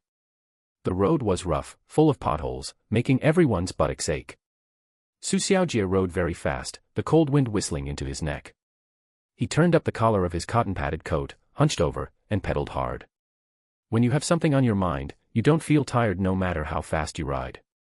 Upon arriving in the county town, he first found a roadside newsstand and asked where the nearest bank was. The old man at the newsstand pointed in a direction and said, "Go 2 blocks ahead, it's right next to the intersection." Xu Xiaojie rode her bike over and indeed saw a bank. The storefront wasn't large, but there was an ATM standing at the entrance. He parked his bicycle on the side of the road, locked it, walked to the ATM, and took out his bank card from his pocket. My hands were shaking a bit, and it took me 2 tries to insert it. Several options popped up on the screen. He clicked check balance and entered his password. The screen spun around a few times. Then, a string of numbers popped up. 500, 300. 500,300. Xu Xiaojie stared intently at the screen, his eyes unblinking, as if afraid of misreading. He counted the digits again, ones, tens, hundreds, thousands, 10,000s, 100,000s. That's right, it's 500,000. He stood frozen in place in front of the ATM for a long time without moving. There were people waiting in line to withdraw money, and one of them, growing impatient, called out, "Sir, are you done yet?" Xu Xiaojie then came to her senses, quickly pressed the card eject button, put the bank card in her pocket, and turned to leave. He walked to the bicycle, but instead of getting on, he stood by the roadside, took out a cigarette, and lit it. "My hands are still shaking. 500,000. He had never seen so much money in his life. Working on a construction site for a year, even if he lived frugally, he could only save a few thousand yuan. 500,000 yuan was enough for him to work for a lifetime. After finishing one cigarette, he lit another. My mind is in a mess. One minute I'm wondering where the money came from, the next I'm wondering if I can spend it, and then I'm thinking about what Xu Xiang said. Don't worry, the money is fine. After finishing his second cigarette, he threw the butt on the ground and stomped it out before getting on his bicycle and riding back. I rode much slower on the way back, my mind preoccupied with thoughts. It was almost noon when I got home. Su Jiangwo and Su Tsuilan were waiting in the main room, while Xu Xiang sat on a small stool, holding a book and pretending to flip through it. Upon seeing Xu Xiaojie enter, Su Tsuilan was the first to speak. "Have you investigated? How many are there?" Xu Xiaojie propped up his bicycle, walked to the table, sat down, took a big gulp of water, and then said, 500,000. How much? Su Jiangwo thought he had misheard. 500,000, the whole amount. The main room remained quiet for a while. Su Tsuilan was the first to react, raising her hand to the sign of the cross and muttering, "May Buddha protect me, may Buddha protect me." Su Jiangwo didn't say anything, took out a cigarette, lit it, and took a deep drag. The smoke billowed out of his nose, obscuring his face. After a long pause, he finally spoke, "Xiangya, this money." Xu Xiang knew what he was going to ask, and said first, "Grandpa, the money is fine, don't worry about using it." Su Jiangwo looked at him, then at Xu Xiaojie, and finally nodded, "Okay, then we'll use it." He paused, then said, "This is something only our family knows about, don't tell anyone else." "I understand." Xu Xiaojie nodded. Xu Xiang nodded. I won't tell, I'd rather die than tell. Xu Xiaojie glanced at Xu Xiang, hesitating to speak.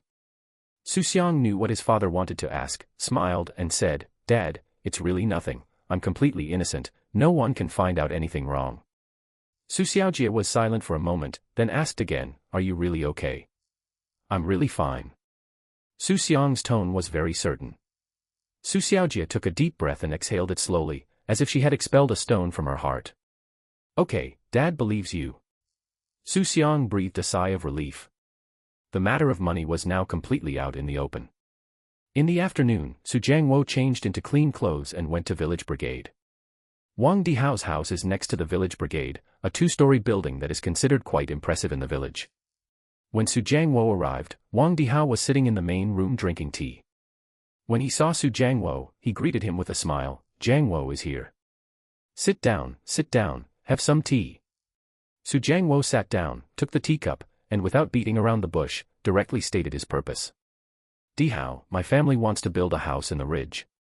What do you think about the foundation? Wang Dihao put down his teacup and thought for a moment. The ridge has plenty of empty seats, but we still have to follow the rules. You choose your spot first, tell me, and I'll just go through the process. Wouldn't that be troublesome? No trouble at all. Your affairs are my affairs, Wang Dihao said with a smile. I've always remembered the help you gave me back then. Su Jiangwo waved his hand. That happened so many years ago, why bring it up? We still need to raise the issue. Wang Dihao stood up and took out a form from the cabinet. Fill this out first. Once the location is chosen, I'll take someone to measure it, and it will be approved very quickly. Su Jiangwo took the form and looked at it. Okay, I'll go back and choose a place first, then I'll come find you. No rush, take your time and choose a good spot. When Su Jiangwo got home, he put the forms on the table, and his family gathered around to look at them. Su Xiaoyi happened to be there too. She took the form, glanced at it, and said, This is easy, I'll fill it out. The key now is choosing a location. The ridge is so long, where should we choose? Su Jiangwo thought for a moment and said, Tomorrow morning, the whole family will go to the ridge to check out the best spots. The next morning, just as dawn broke, the family set off. Su Jiangwo, Su Zuilan, Su Xiaojie, Su Mei, and Xu Xiang, a family of 5, walked towards the ridge in a grand procession. Xu Xiang was being held by Su Xiaojie, with Su Mei following beside her, her little face flushed, whether from the cold or excitement, it was hard to tell. Upon arriving at the ridge, Su Jiangwo stood by the roadside and looked in both directions. He had walked this road for decades, he knew it intimately. Heading east from here leads to the town. Heading west leads to the county seat. All the surrounding villages, whether going to the town or the county seat, have to pass through here. Let's do it here.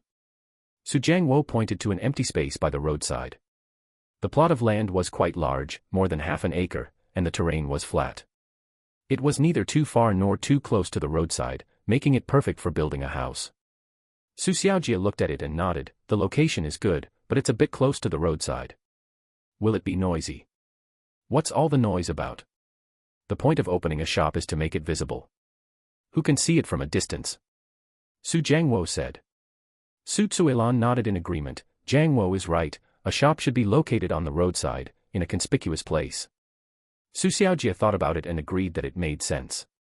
Su Mei held Xu Xiang's hand, pointed to the piece of land, and whispered, Brother, we'll live here from now on.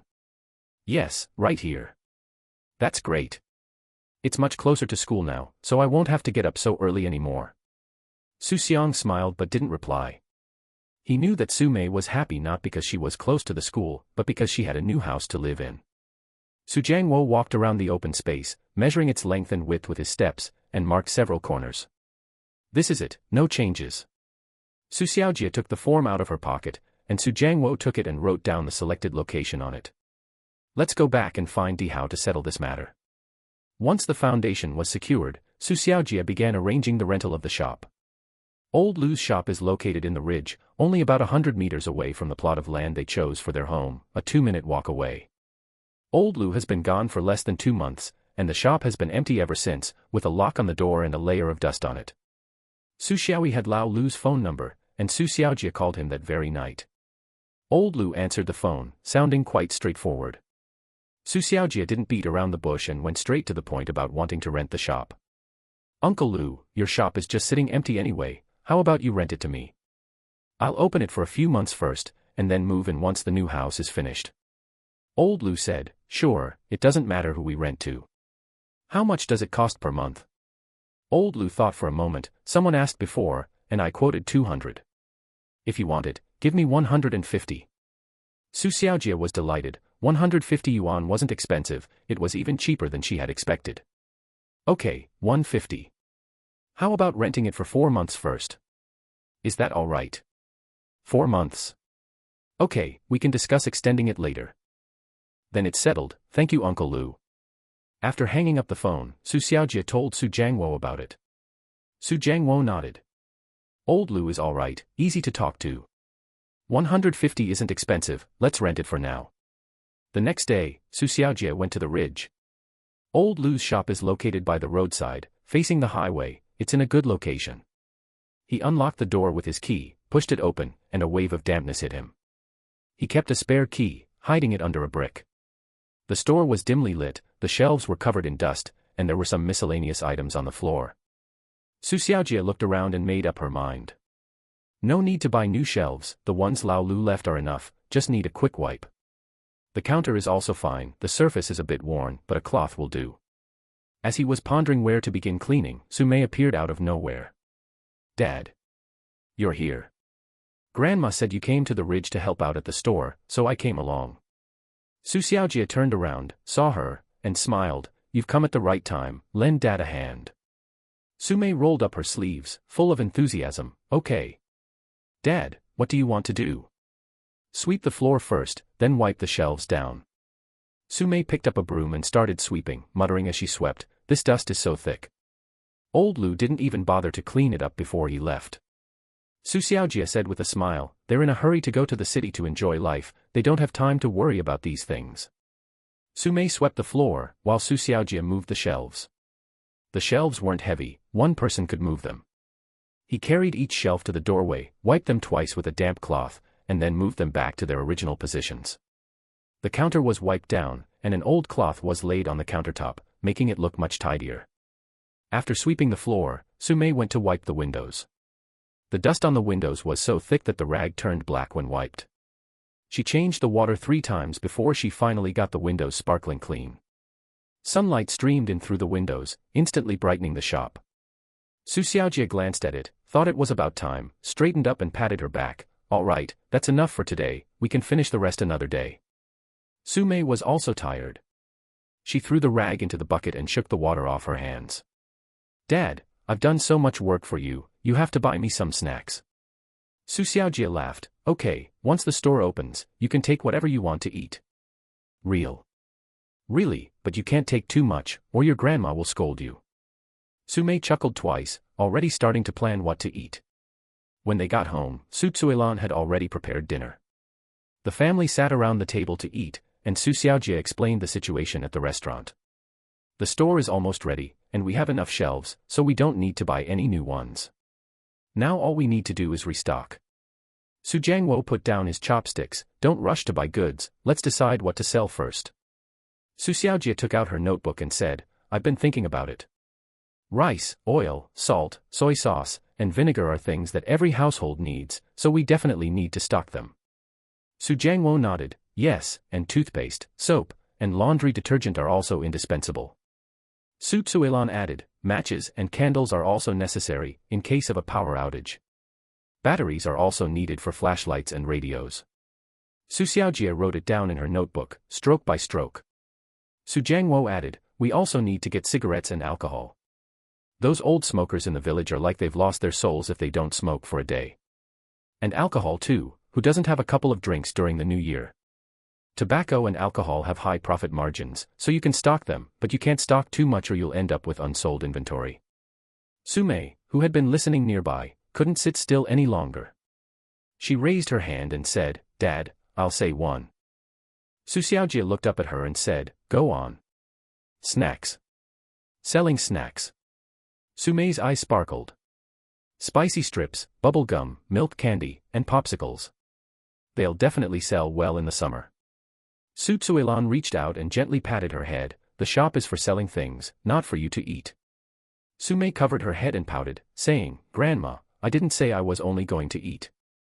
My classmates all have pocket money, and they love to buy snacks after school. Really, I'm not lying to you." Xu Xiang smiled, "Okay, I've noted down the snacks, but I'll order a small amount first to see if they sell well." Upon hearing this, Sume was so happy she almost jumped up, "Yay! Dad, you're the best." Xu Xiang glared at her, and Sume quickly shrank back, no longer daring to cause trouble.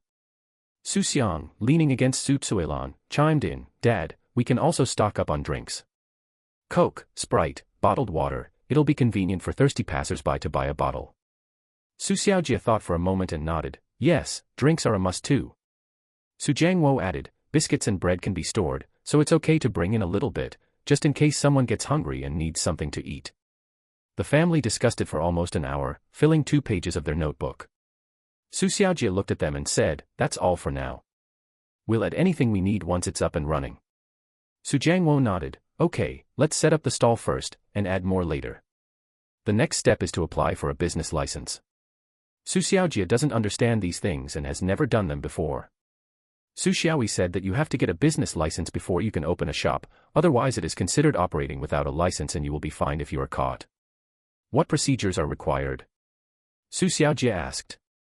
Su Xiaoyi thought for a moment, "We need to go to the business registration office to verify the name first, then fill out the form, and we also need our ID card and lease agreement. I'm not entirely sure about the specifics either, you can ask the county's administration for industry and commerce." The next morning, Xu Xiaojie rode her bicycle to the county. This time he didn't bring Xu Xiang with him, and rode fast by himself, arriving in the county town in an hour and a half. He first went to the Industry and Commerce Bureau, where the gatekeeper told him that he had to go to the government service hall in the south of the city to apply for a business license. He then rode his bicycle to the Qingnan Government Affairs Hall, where there were many people and more than a dozen windows open. He looked at them one by one and found the sign for business registration. A young female staff member wearing glasses sat behind the window. Xu Xiaojie walked over and gently tapped the counter. "Comrade, I'd like to apply for a business license." The staff member looked up, took a form from a drawer, and handed it over. "Fill out this form first. We can only proceed after your name is approved." Xu Xiaojie took the form, looked at it, and didn't know how to fill in some parts. "Comrade, how should I fill in this business scope?"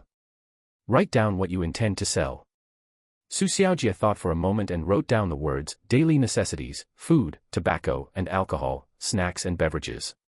After filling out the form, the staff told him that the name verification would take 3 business days, and he should come back to check the results then. Xu Xiaojie made 3 trips to the county. The name was approved on the first try. He chose the name, Shaojie Store, using his own name, simple and easy to remember. The staff said the name wasn't duplicated and could be used. The second trip was to submit the documents.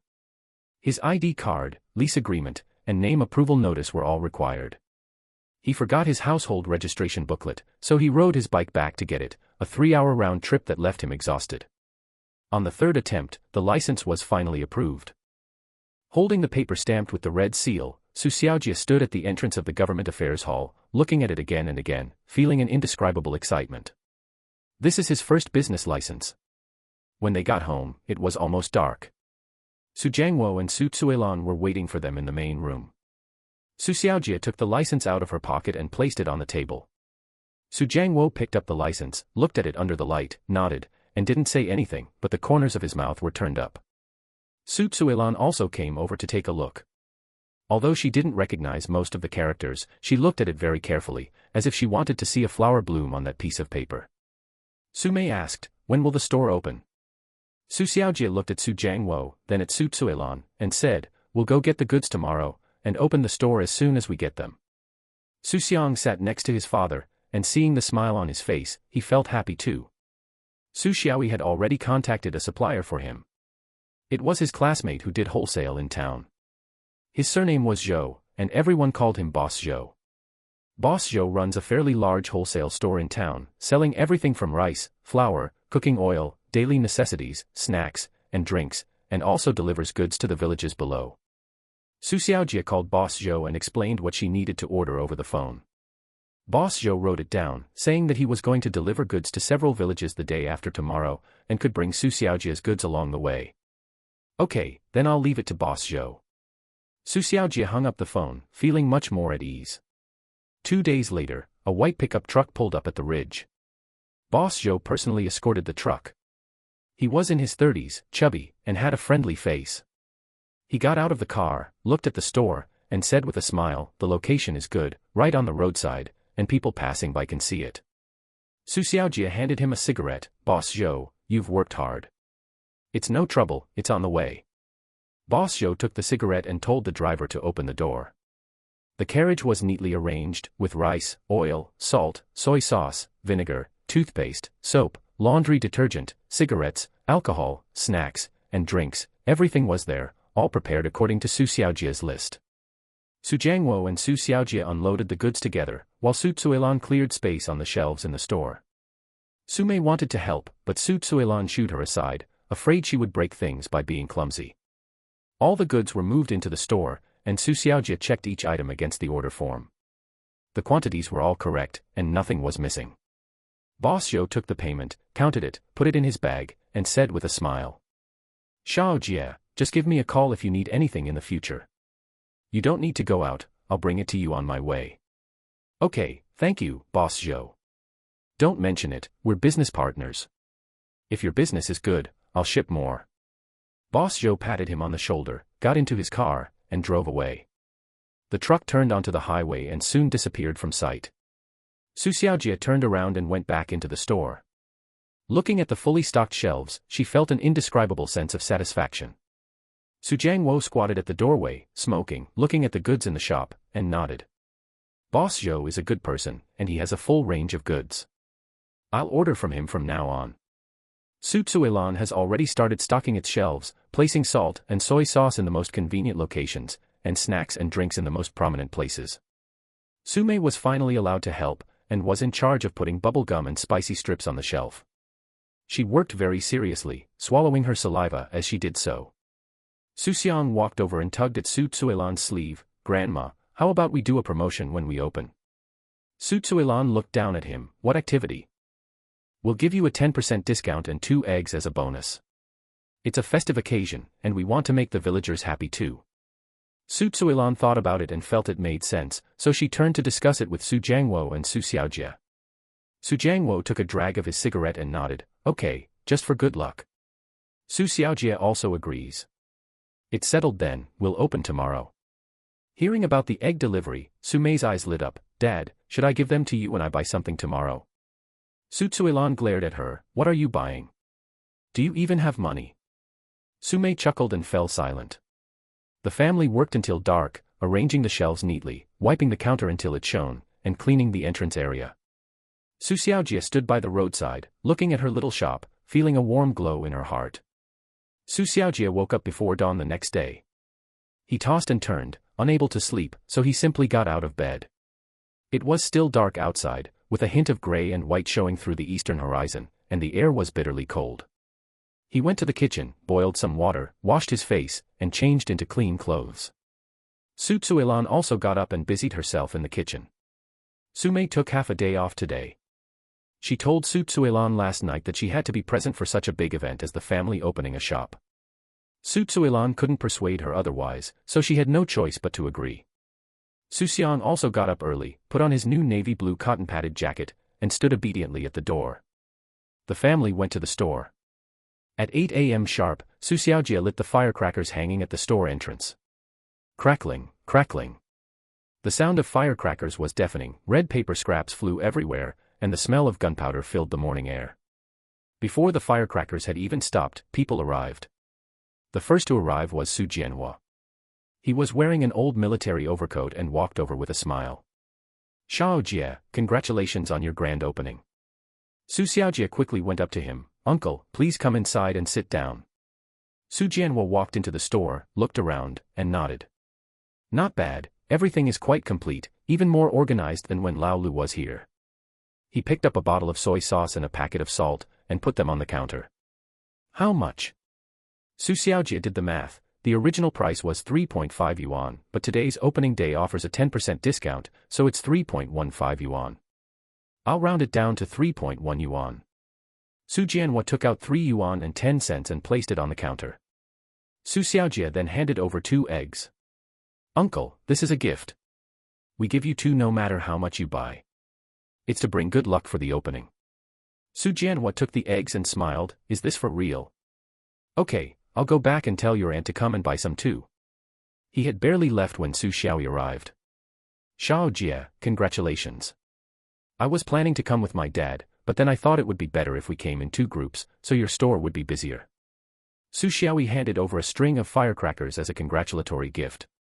Xu Xiaojie took it and said with a smile, brother, you came all this way, why did you bring anything? Of course. Xu Xiaoyi walked into the store, looked at the shelves and then at the counter, and said with satisfaction, the things are arranged neatly, which is pleasing to the eye. He bought a pack of cigarettes and a bottle of wine. Xu Xiaojie gave him a 10% discount and handed him 2 eggs. Holding the eggs, Xu Xiaoyi laughed and said, I've really struck gold. I smoked and drank, and I even got 2 eggs for free. Next, villagers arrived one after another. Xu Xiaohua carried a shopping basket and bought 2 bags of salt, a bottle of vinegar, and a bag of laundry detergent. Looking at the 2 eggs that came with the package, she smiled and said, Grandma Tsuelan, your business is excellent. I will buy all my products from you from now on. Su Tsuelan laughed and said, that's great, it saves you the trouble of going to town. Su Qing also came, bringing a bag of rice, a bottle of soy sauce, and several bags of snacks for the 2 children. Su Wenwan came with her mother, Zhou Yan. As soon as she entered, she ran to the snack shelf, grabbed a bag of spicy strips and a bag of bubble gum, and ran to Su Mei, saying, Mao Mao, now that your store is open, it will be so much more convenient for me to buy things. Su Mei puffed out her chest, looking proud, of course, you're my best friend. I'll save some good food for you from now on. Su Wenwan chuckled twice. Zhou Yan bought a lot of things, including cooking oil, salt, soy sauce, vinegar, and 2 bottles of wine, saying it was to support Su Xiaojie. Su Tsuilan insisted on giving Zhou Yan 4 extra eggs, and Zhou Yan, unable to refuse, accepted them with a smile, okay, then I'll take advantage of you. By noon, the store was even more crowded. Some of the people were from out of town who were passing by the ridge. They heard the firecrackers and saw the commotion at the entrance, so they stopped to come in and take a look. Seeing that the selection was complete and the prices were reasonable, they bought some things on the spot. An uncle on a motorcycle, returning from the county town, stopped and bought a bottle of mineral water and a pack of cigarettes. Su Xiaojie gave him a discount and gave him some eggs. The uncle smiled and said, your store has really good service. I'll come again next time I'm passing by. There was also a middle-aged woman riding a bicycle with her child, who bought 2 bags of salt and a bag of laundry detergent. When she took the eggs, the child reached out to touch them, but she quickly stopped him, smiling and saying, don't be silly, this was a gift from someone. I'll cook it for you when we get home. Su Xiaojie was so busy she barely had time to breathe. She was constantly getting goods, doing accounting, and greeting customers, with a smile always on her face. He used to work on construction sites, exposed to the wind and sun, and had never dealt with so many people before, but he didn't feel tired at all today. Su Jiangwo helped greet the elderly in the village, bringing them stools, pouring water, and chatting with them. He can talk to anyone, he knows where everyone's child is working and how well their harvest is this year. Su Tsuilan was in charge of the eggs, she would hand out 2 to anyone who came to buy them. By the end of the morning, most of the eggs in the several basins had already been given away. She said she felt sorry for the customers, but she was actually happy because it meant there were many customers and business was good. Su Mei was also busy, helping to hand out bags and carry small items, running around like a little girl, even more enthusiastic than when she usually goes to school. When children come to buy snacks, she can even recommend which ones are delicious, just like a seasoned shop assistant. Xu Xiang sat on the bench by the door, watching people come and go, listening to the sounds of conversation and laughter, and felt an indescribable sense of comfort. The number of people gradually decreased. Su Xiaojie took a break to do the math and found that she had made over 200 yuan in sales that morning. It's not a lot, but for a small rural shop like this, and it being the first day, it's already quite good. The key is that a lot of people came, almost half the village had come, and even several people from other villages had come. Su Tsuilan brought food from home, and the whole family ate at the restaurant. Su Xiaojie held her bowl, eating while looking outside, worried that no one would greet the guests if they came. Su Jiangwo said, stop looking, just eat properly, there's no one here right now. No sooner had he finished speaking than someone else came in. It was a young man passing by who bought a bottle of Coke, tossed down $1, and left. Xu Xiang quickly put down her bowl to greet them, and when she returned, the food was already a little cold. Su Zuilan said with concern, "Why don't you reheat it? Cold food is bad for your stomach." Xu Xiang smiled and said, "It's okay, it's not cold." Several more groups of people arrived in the afternoon. Some were villagers who hadn't come in the morning and came specifically to check on things. Some are just passers-by who see the store is newly opened, come in for a look, and buy something on the way. Su Jianhua came again, this time to buy things for Li Hohat, a bag of laundry detergent and a tube of toothpaste. He smiled and said, "Your aunt didn't come this morning, so she asked me to take it back for her this afternoon." Xu Xiaojie packed it up for him and handed him 2 eggs. Su Jianhua waved his hand, "I already took some this morning, I don't need them." "Uncle, no matter how many times you come, I'll give you a free gift as long as you buy something." Xu Xiaojie insisted on stuffing it into his hand. Su Jianhua smiled, shook her head, and left with her things. As evening approached and darkness fell, the shop finally quieted down. Xu Xiaojie went through today's accounts from beginning to end, and the total sales amounted to more than 430 yuan. He counted the eggs he gave away, there were about 200. Looking at the number of over 200 eggs, Su Zuilan still felt a pang of pain in her heart. Over 200 eggs, how much money does that cost? Xu Xiang said from the side, "Grandma, look how many people came today. They will all remember our shop from now on. Eggs are not worth much, but popularity is." Su Zuilan laughed at his words, "You little rascal, you always have a whole set of theories." Xu Xiaojie handed today's earnings to Su Zuilan, "Mom, you keep this." Su Zuilan took the money, smoothed out each bill, folded it neatly, put it in his pocket, and patted it. "Great, a good start, a good omen."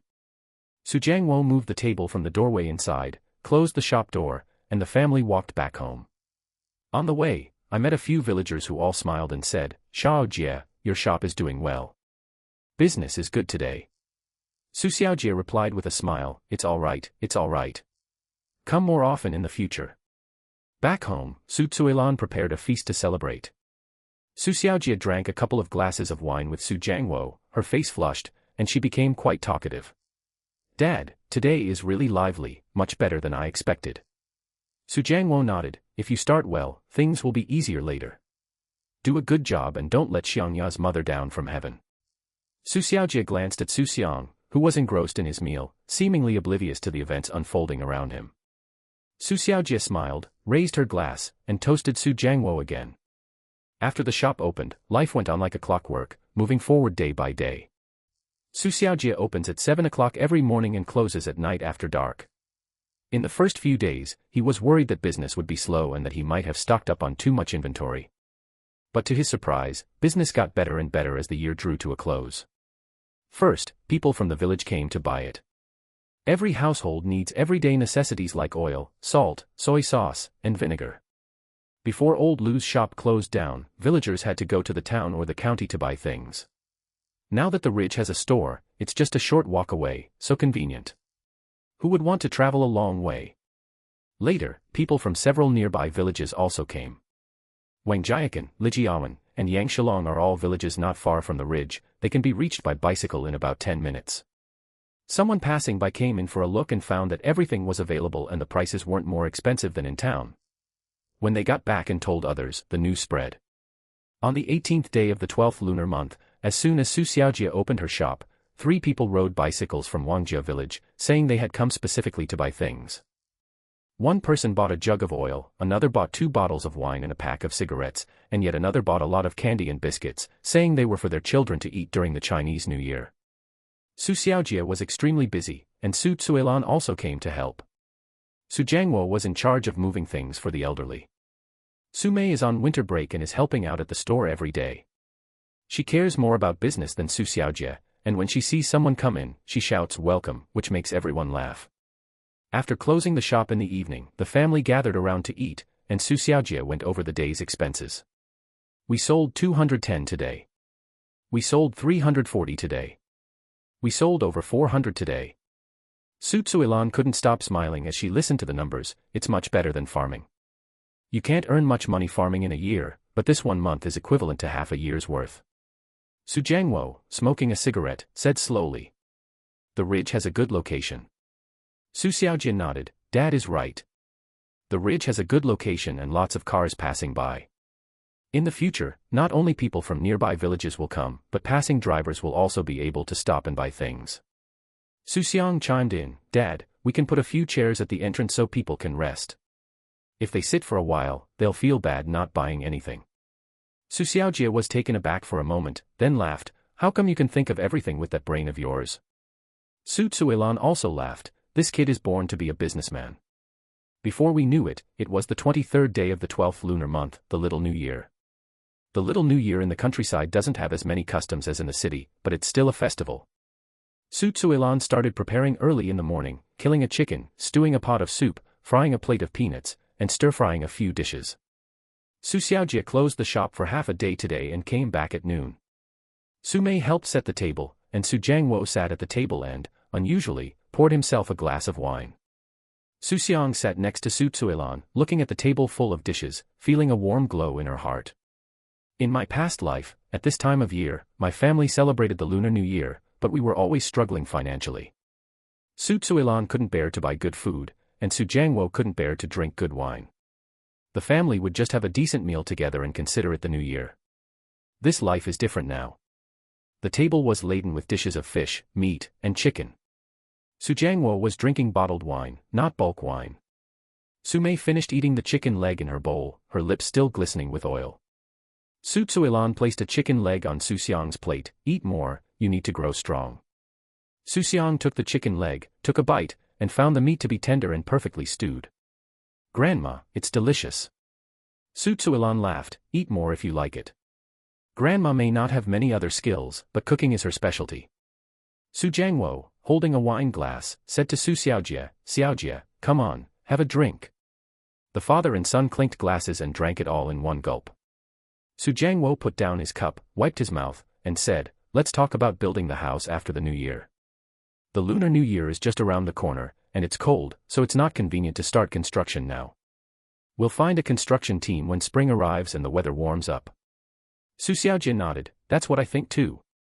Let's get the store up and running first, and then talk about it after the New Year. Su Tsuilan chimed in, the land has already been approved, the house will be built sooner or later, there's no rush. Let's have a good New Year first, and work hard next year. After finishing their meal, Su Tsuilan cleared the table, while Su Xiaojie went to open the shop.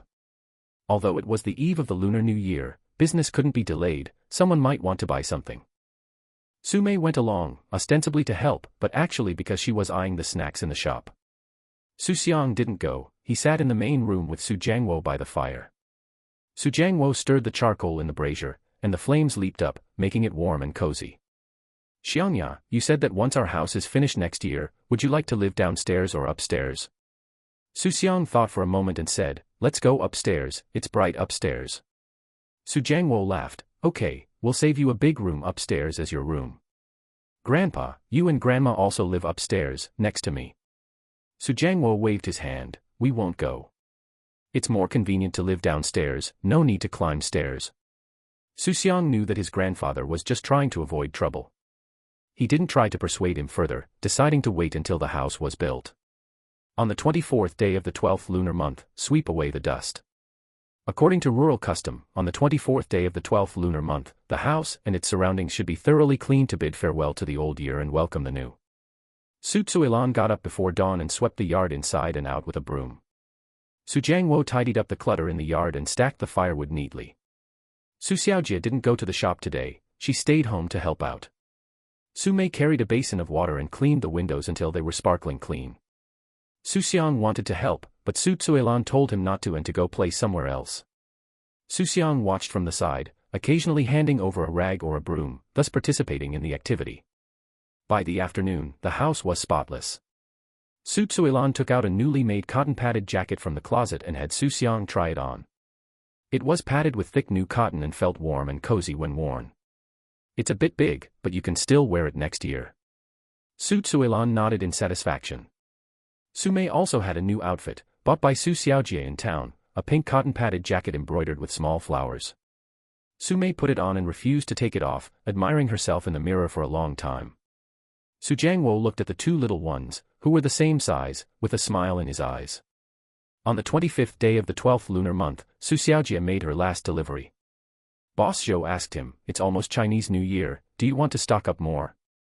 Xu Xiaojie thought for a moment and said, let's stock up more, there are a lot of people buying things during the Chinese New Year. Looking at the store full of goods, Su Cuilan said, with so much stockpiled, will we be able to sell it all? Xu Xiaojie said, don't worry, Mom, everything will sell well during the Chinese New Year. Sure enough, starting from the 26th of the 12th lunar month, the shop was always packed with people. People from nearby villages came to buy New Year's goods. Candy, melon seeds, peanuts, alcohol, beverages, and cigarettes are the fastest-selling items. A young man from Lijiawan bought 4 cartons of cigarettes and 2 cases of liquor in one go, saying he would use them to visit relatives during the Spring Festival. Xu Xiaojie's hands were sore from calculating the accounts, and Su Cuilan's hands trembled from collecting the money. Su Mei was in charge of packing the bags. She was in a flustered state and packed the wrong things several times. She was scolded by Su Cuilan, but she didn't get angry and just happily repacked them. Xu Xiang also came to the store today, sitting behind the counter and watching people come and go. An aunt from Wangjia village bought a lot of things. When she was paying, she saw Xu Xiang and asked with a smile, is this your child? He's so handsome. Xu Xiaojie nodded and smiled. The aunt said again, this child looks smart, he'll definitely amount to something in the future. Xu Xiang thought to himself, you have good taste. On the 28th day of the 12th lunar month, the shop was so busy that it didn't close until 8 p.m. Xu Xiaojie calculated the day's accounts and found that she had made over 800 yuan in sales. Su Cuilan was stunned when she heard the number, over 800. A day. Xu Xiaojie showed her the ledger, look, we sold over 200 yuan worth of cigarettes and alcohol, over 100 yuan worth of drinks, over 100 yuan worth of candy and biscuits, and with the rest, it comes to a total of 830 yuan. Su Cuilan held the ledger, looking at it again and again, muttering to himself, this is much better than farming, much better. Su Jiangwo smoked silently beside him, but the smile on his face was impossible to hide. Su Mei asked from the side, Grandma, can I still come to help tomorrow? This time, Su Cuilan didn't scold her.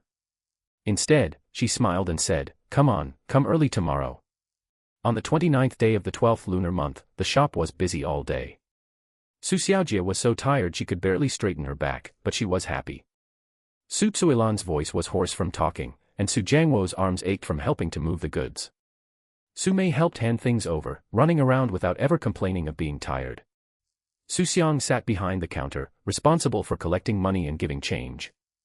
He's quick-witted and accurate with his calculations, while others are still taking out their money, he's already calculated the change. A customer bought something for 3.6 yuan and gave 5 yuan. Xu Xiang blurted out, here's your change of 1.4 yuan. The customer paused for a moment, then laughed, this child is really quick at calculating. Xu Xiaojie watched from the side, feeling both surprised and delighted. His son is truly a child prodigy. The 30th day of the 12th lunar month, Lunar New Year's Eve. Xu Xiaojie closed the shop for half a day and came back at noon. Su Cuilan started preparing early in the morning, stewing chicken, cooking fish, frying meatballs, and steaming cured meat. The aroma wafting from the kitchen made Xu Xiang's mouth water. Su Jiangwo posted a couplet that read, may your business prosper across the 4 seas, and your wealth flow abundantly to the 3 rivers, with the horizontal inscription, may all your wishes come true. Su Mei helped put up paper-cut window decorations. She cut out the character, fortune, and chubby babies, all bright red, which looked very festive. Xu Xiang joined in the fun, standing on tiptoe to try and stick a Fu character on the window, but he couldn't reach it, so Su Mei picked him up and he was able to stick it on. The family worked all morning and the house was completely transformed, both inside and out. In the afternoon, Su Jiangwo took Xu Xiang to the mountain to burn incense and welcome their ancestors home for the new year. They were originally supposed to go in the morning, but there were many things to do at home this year, so it was postponed to the afternoon. The mountain path was difficult to walk, so Su Jiangwo carried him on his back and climbed up step by step. Xu Xiang lay on his grandfather's back, looking at the distant village and fields, feeling an indescribable peace in his heart. He had walked this road countless times in his past life and never felt that it was anything special. Throughout his life, he has felt that every inch of land is precious. Upon reaching the mountain, Su Jiangwo lit several incense sticks, placed them in front of the grave, and burned some paper money. He squatted down and said to the grave, shall we, don't worry, everything is fine at home. The children are all obedient, and Xiangya is especially smart. Don't worry, we will raise him well. Xu Xiang stood to the side, watching her grandfather's back, her eyes welling up with tears. He wanted to say something, but he opened his mouth and no sound came out. He silently said to himself, "Mom, we're doing well, you don't need to worry." After burning incense, Su Jiangwo carried him down the mountain. Around 5 p.m. Su Tsuelan has already set the New Year's Eve dinner on the table. The table was laden with dishes, more abundant than in any previous year. The family sat together. Su Jiangwo poured a glass of wine, Su Xiaojie poured a glass as well, Su Tsuelan and Su Mei drank beverages, and Xu Xiang had a bowl of chicken soup in front of him. Su Jiangwo raised his glass and said, "Come on, family, let's have a drink." The cups clinked together, making a crisp sound. Su Mei shouted, "Happy New Year." Xu Xiang also said, "Happy New Year." Su Tsuelan said with a smile, "May you be happy every year and may your family be safe and sound." "That's better than anything else." Su Xiaojie didn't say anything, picked up her wine glass, and drank it all in one gulp. Outside the window, firecrackers went off sporadically, and fireworks exploded in the distant sky, their colors reflected on the windowpane. Xu Xiang took a sip of chicken soup, it was warm, spreading from her throat all the way to her stomach. He looked at his grandparents beside him, then at his father and sister, and thought to himself. This is the life he wants. A simple, peaceful life, with the family together. The second day of the Lunar New Year is a day for visiting relatives. According to tradition, one should visit their maternal uncle's house on the second day of the Lunar New Year. In previous years, Xu Xiang was too young and the journey was too far, so Su Xiaojie didn't take him. This year, Xu Xiang is over 3 years old and can walk and run, so Su Xiaojie decided to take him along. Su Mei went too. The siblings were waiting in the main room early in the morning. Su Mei was wearing her new pink cotton-padded jacket and had her hair tied in 2 small braids. Xu Xiang was wearing a dark blue cotton-padded jacket, and Su Tsuelan put a hat on him so he wouldn't get cold on the way. Su Tsuelan carried 2 bags of pastries, 2 bottles of wine, a piece of meat, a pack of cigarettes, and a bag of candy from the kitchen, put them into a snakeskin bag, and handed it to Su Xiaojie.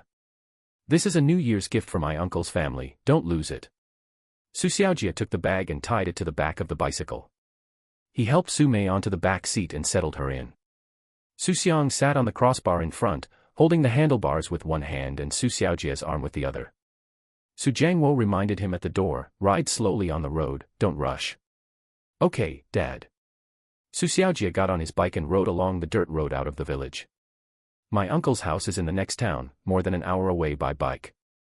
The road is rough, full of potholes, so Su Xiaojie doesn't ride fast, afraid of jolting the 2 children. Su Mei sat in the back, holding onto Su Xiaojie's clothes with both hands.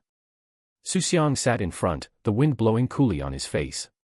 He buried his face in the collar of his cotton-padded coat, only his eyes showing as he looked at the road. After riding for almost an hour, we got onto the main road, which made the ride a bit easier. Su Xiaojie sped up, the bicycle clanging loudly. Xu Xiang sat on the crossbeam, his bottom bouncing a little, but he didn't say a word. He knew they were almost at his uncle's house. After riding for another 20 minutes or so, Su Xiaojie turned into a small road, at the end of which was a row of houses. The houses are made of blue bricks and tiles, 3 buildings connected together, with a courtyard in the middle. My uncle's house and my 3 aunts' houses are right next to each other. It was agreed when they were built that the families would live together and look after each other. All of the concubines married men from the same village. Su Xiaojie parked the bicycle at the gate, carried Su Mei and Xu Xiang off, picked up the snakeskin bag, and walked into the yard. As soon as I entered the courtyard, someone came out of the house. It was a woman in her 40s, wearing an apron, her hands still covered in flour. She paused for a moment when she saw Su Xiaojie, then smiled. "Xiaojie is here. Oh my, is this Mao Mao and Xiangya? They've grown so much. This is my aunt, Yu Xiaowi's older sister." Su Xiaojie said with a smile, "Happy New Year, big sister." "Happy New Year. Happy New Year." Auntie came over, squatted down, and looked at Xu Xiang and Su Mei. "Mao Mao, do you still remember your aunt?" Su Mei nodded shyly, "I remember." The aunt looked at Xu Xiang again, reached out and pinched his cheek. "This must be Xiangya, right? He's really handsome, just like your mother." Xu Xiang obediently greeted, "Hello, Auntie." "Oh, good, good." Auntie grinned from ear to ear, then turned and called into the house, "Second brother, third brother, Xiaojie is here, come out quickly." No sooner had he finished speaking than two more women came out of the house. Second aunt and third aunt look somewhat like the eldest aunt, they both have round faces and look very friendly. Second aunt carried a plate of melon seeds and peanuts, while third aunt held a handful of candy. As soon as they came out, they surrounded Xu Xiang and Xu Mei. "Oh my, this is Xiangya. Let me see, let me see." Second aunt squatted down, cupped Xu Xiang's face in her hands, and looked at it again and again. "She's really good looking, with fair and clean skin." Third aunt stuffed candy into Xu Mei's hand. "Mao Mao, have some candy, third aunt has plenty here." Xu Mei took the candy. "Thank you, third aunt." Xu Xiang was also given a handful of candy and a handful of melon seeds, so much so that he couldn't hold them all in his hands.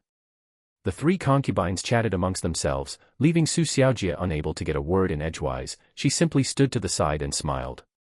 At that moment, a man in his 50s came out of the house. He was wearing a gray Zhongshan suit, his hair was gray, and his back was slightly hunched, but he was in good spirits. "This is Xu Xiang's maternal grandfather and Yu Xiaowi's father." Xu Xiaojie quickly stepped forward. "Dad, Happy New Year." Grandpa nodded and said in a low voice, "It's good that you're here. Come in and sit down." Xu Xiang looked at her maternal grandfather in front of her, feeling a little unfamiliar with him. His maternal grandfather passed away early in his previous life, so he didn't have much contact with him and only had a few vague fragments in his memory. But he still obediently greeted, "Hello, Grandpa."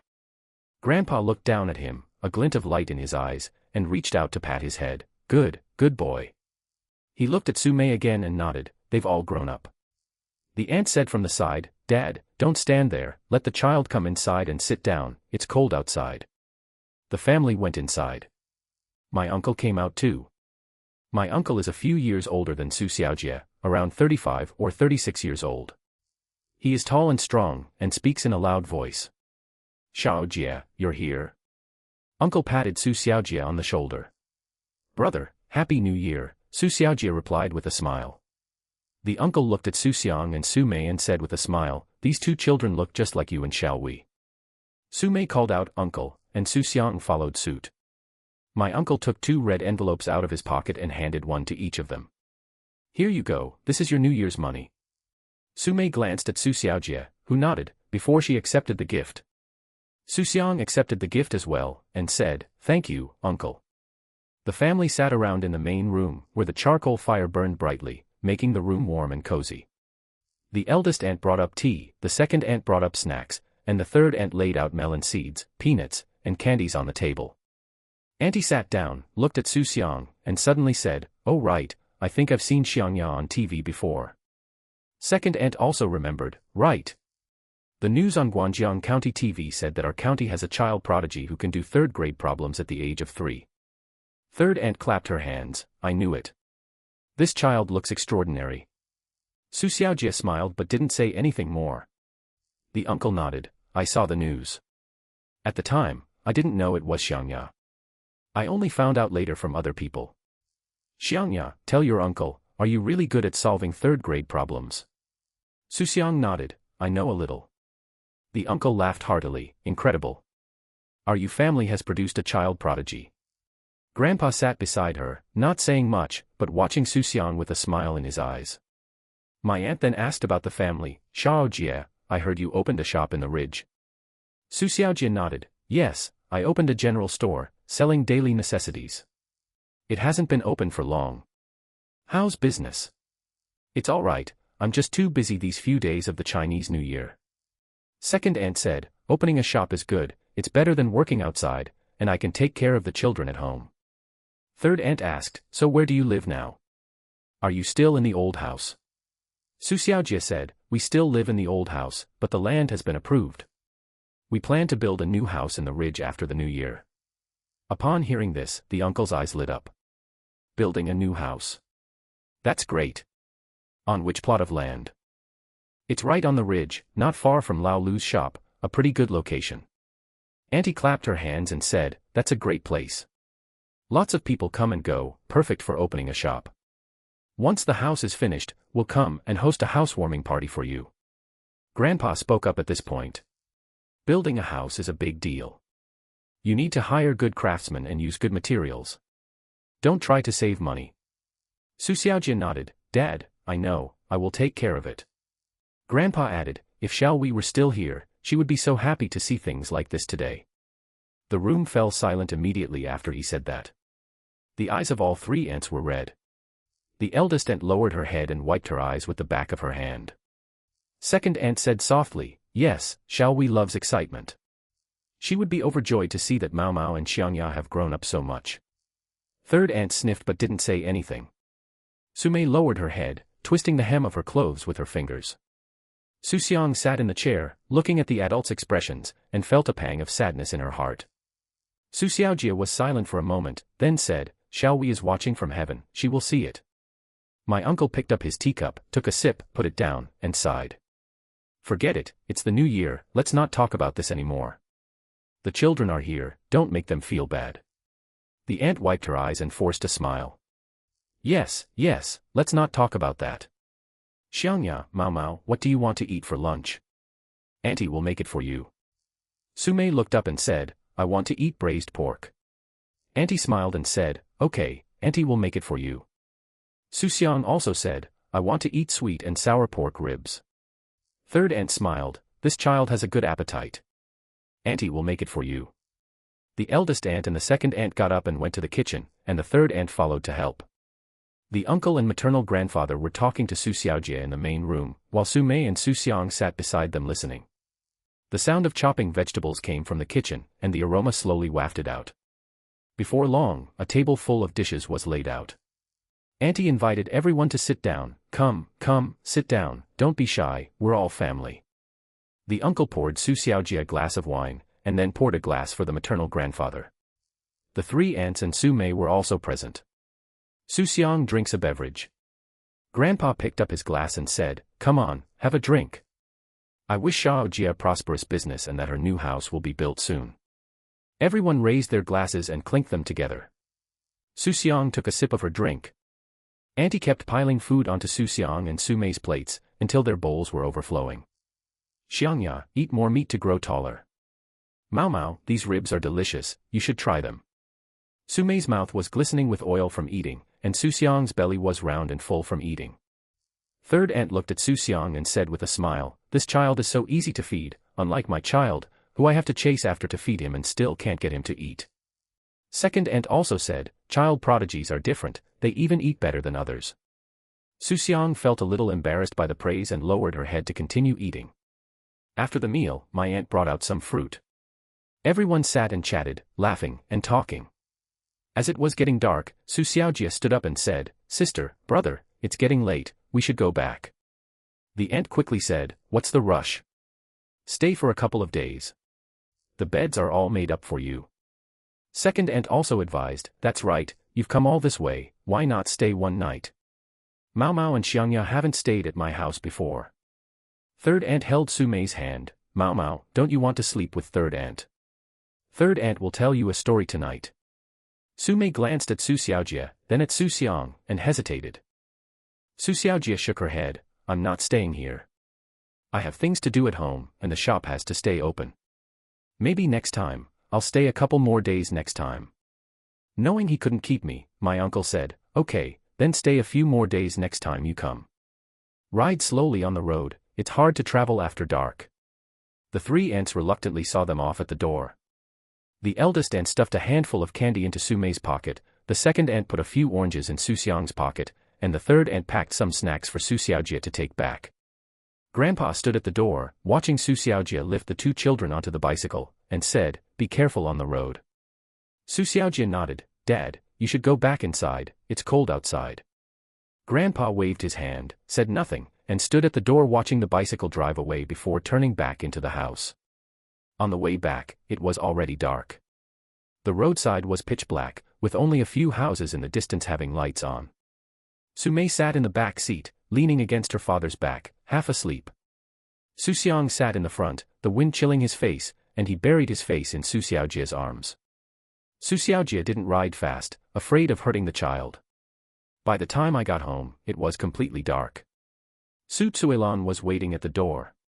When she saw them return, she breathed a sigh of relief, why are you so late? I thought something had happened.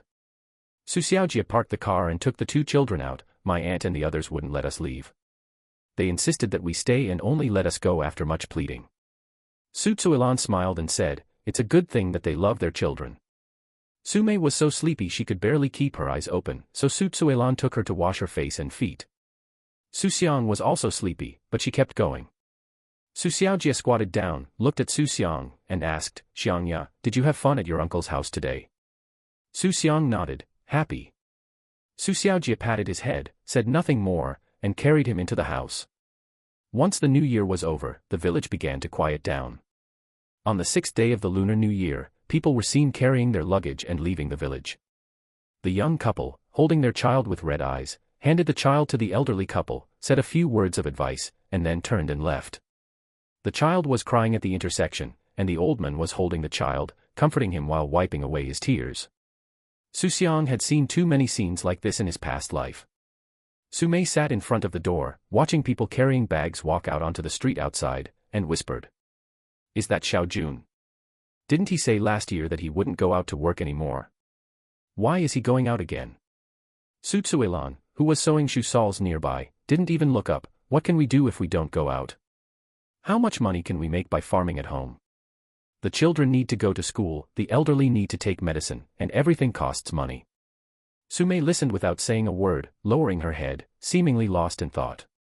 Xu Xiang knew what she was thinking. She was afraid her father would go out too. Xu Xiaojie has been busy at the store these past few days, leaving in the morning and not returning until evening. Su Mei asks her every day. Dad, you're not going out today, are you? Xu Xiaojie didn't pay attention at first and casually replied, I'm not going out. Later, when I realized she asked every day, I understood that the child was afraid he would leave. Before we knew it, it was the Lantern Festival, the 15th day of the first lunar month. Xu Xiang started making glutinous rice balls early in the morning. The glutinous rice flour was ground yesterday, and the filling was black sesame mixed with lard, which was cloyingly sweet. Xu Xiang squatted down beside him and watched. Xu Xiang pinched off a small piece of dough and stuffed it into his mouth. He chewed it and found it to be soft and chewy, with a mouthful of rice flavor. Su Mei also came over to help, making several glutinous rice balls of different sizes, some round and some flat. Xu Xiang looked at her and laughed, are you making glutinous rice balls or stones? Su Mei retorted, as long as it's edible, what it looks like doesn't matter. Xu Xiang smiled and said nothing more. The glutinous rice balls were cooked, and the family gathered around the table to eat. Xu Xiaojie didn't go to the shop today, she stayed home for the holiday. Su Jiangwo ate a few glutinous rice balls, put down his bowl, and lit a cigarette. Su Mei took a couple of bites, then suddenly looked up at Xu Xiaojie. Dad, you're not going out this year, right? She had asked this question many times, but each time she asked it, her eyes held a cautious look, as if she was afraid of hearing a different answer. Xu Xiaojie put down her chopsticks, looked at her, and said seriously, don't go out. Su Mei then asked, you won't be going out anymore, right? Xu Xiaojie smiled and said, I won't go out anymore. I'll run the shop at home and stay with you and your brother. Su Mei's lips curled up little by little, her eyes shone brightly, and her voice rose a half octave. That's great. Daddy can stay with me all the time now. Xu Xiaojie reached out and touched her head, smiling as she said. How can I stay with you forever? I may not go out anymore, but you will grow up. When you go to junior high school in town, high school in the county seat, and university in another city, it will be difficult for me to see you even once. Su Mei got anxious, put down her chopsticks, and said, how could it be difficult? Dad said you missed me, so I'll come back right away. Xu Xiaojie's eyes welled up with tears at her words. She smiled and said, okay, I'll call you back when I miss you. Xu Xiang ate glutinous rice balls beside him, listening to the conversation between the father and daughter without interrupting, but he was also thinking about something. In her past life, Su Mei dropped out of school after junior high. At that time, Xu Xiang was also in school, but her family couldn't afford to support him. Su Mei went out to work at a young age, and later got married. She could only come home a few times a year. Xu Xiaojie was working on a construction site at that time and only came back once a year, so he had very few opportunities to meet Su Mei. This life is different now. The shop is open, the house is under construction, and life is getting better every day. Xu Xiaojie no longer needs to go out, and Su Mei can study hard and apply to any university she wants in the future. However, when Xu Xiang thought of what Xu Xiaojie said, she still felt a little sad. Where there is a home, there is no money, where there is money, there is no home. In her past life, Xu Xiang was the same. After starting university, she gradually returned home less often and spent less time with Su Jiangwo and Su Tsuelan, mostly just hearing their voices on the phone. However, Xu Xiang in his previous life was not a good talker. He would run out of things to say after a few sentences. Many people leave their hometowns to make a living, and can only return home a few times a year. Adults miss their children, and children miss their parents. Separated by hundreds or thousands of kilometers, they can only make a phone call to hear each other's voices. His father will never have to live that kind of life again. This is the one thing Xu Xiang most wants to change. With the Lantern Festival over, the New Year celebrations are officially over. Xu Xiaojie starts working on building her house. He first made a list. Cement, sand, yellow bricks, steel bars, lime. I wrote down each item clearly, and went to town twice more to order all the materials. Cement and sand were hauled back from town and piled up in 2 high heaps next to the foundation of the ridge. The yellow bricks were also brought over truckload by truck, stacked neatly, looking like a low wall from a distance. Su Jiangwo looked at the materials and said, "That's enough, don't buy too much, it's a waste." Xu Xiaojie took out the list and checked it. "Don't worry, Dad, it's all calculated, there won't be any extra. You don't need to hire a professional construction team to build a house. There are many talented people in the village, including carpenters, bricklayers, and plasterers. There are all kinds of trades." Xu Xiaojie is a carpenter himself, and his skills are among the best in the village. He can also do some bricklaying, but not as well as a master craftsman. Su Jiangwo walked around the village and found a few suitable people. Su Jinqiu is a bricklayer who has been doing this for over 20 years, and his skills are impeccable. Su Shengli is a bricklayer, skilled in both bricklaying and plastering. There's also Su Changhe, who specializes in foundations and concrete work. He's strong and a reliable worker. Xu Xiaojie had already made arrangements with them. Meals would be provided, and they would be paid daily wages. All of them are from the same village, so they don't have to travel far. They come to work in the morning and go home for dinner in the evening, which is very convenient. Upon hearing this, Su Jinqiu smiled and said, "Xiaojie, don't worry, I built half of the houses in our village, and none of them have had any problems." Su Shengli added from the side, "I helped your dad build the old house back then, so I'll make sure it's done perfectly for you this time." Su Jiangwo nodded after hearing this, feeling much more at ease. The day construction began was an auspicious one. Just as dawn broke, Xu Xiaojie set off a string of firecrackers on the foundation, hoping for good luck. Many villagers came to see it.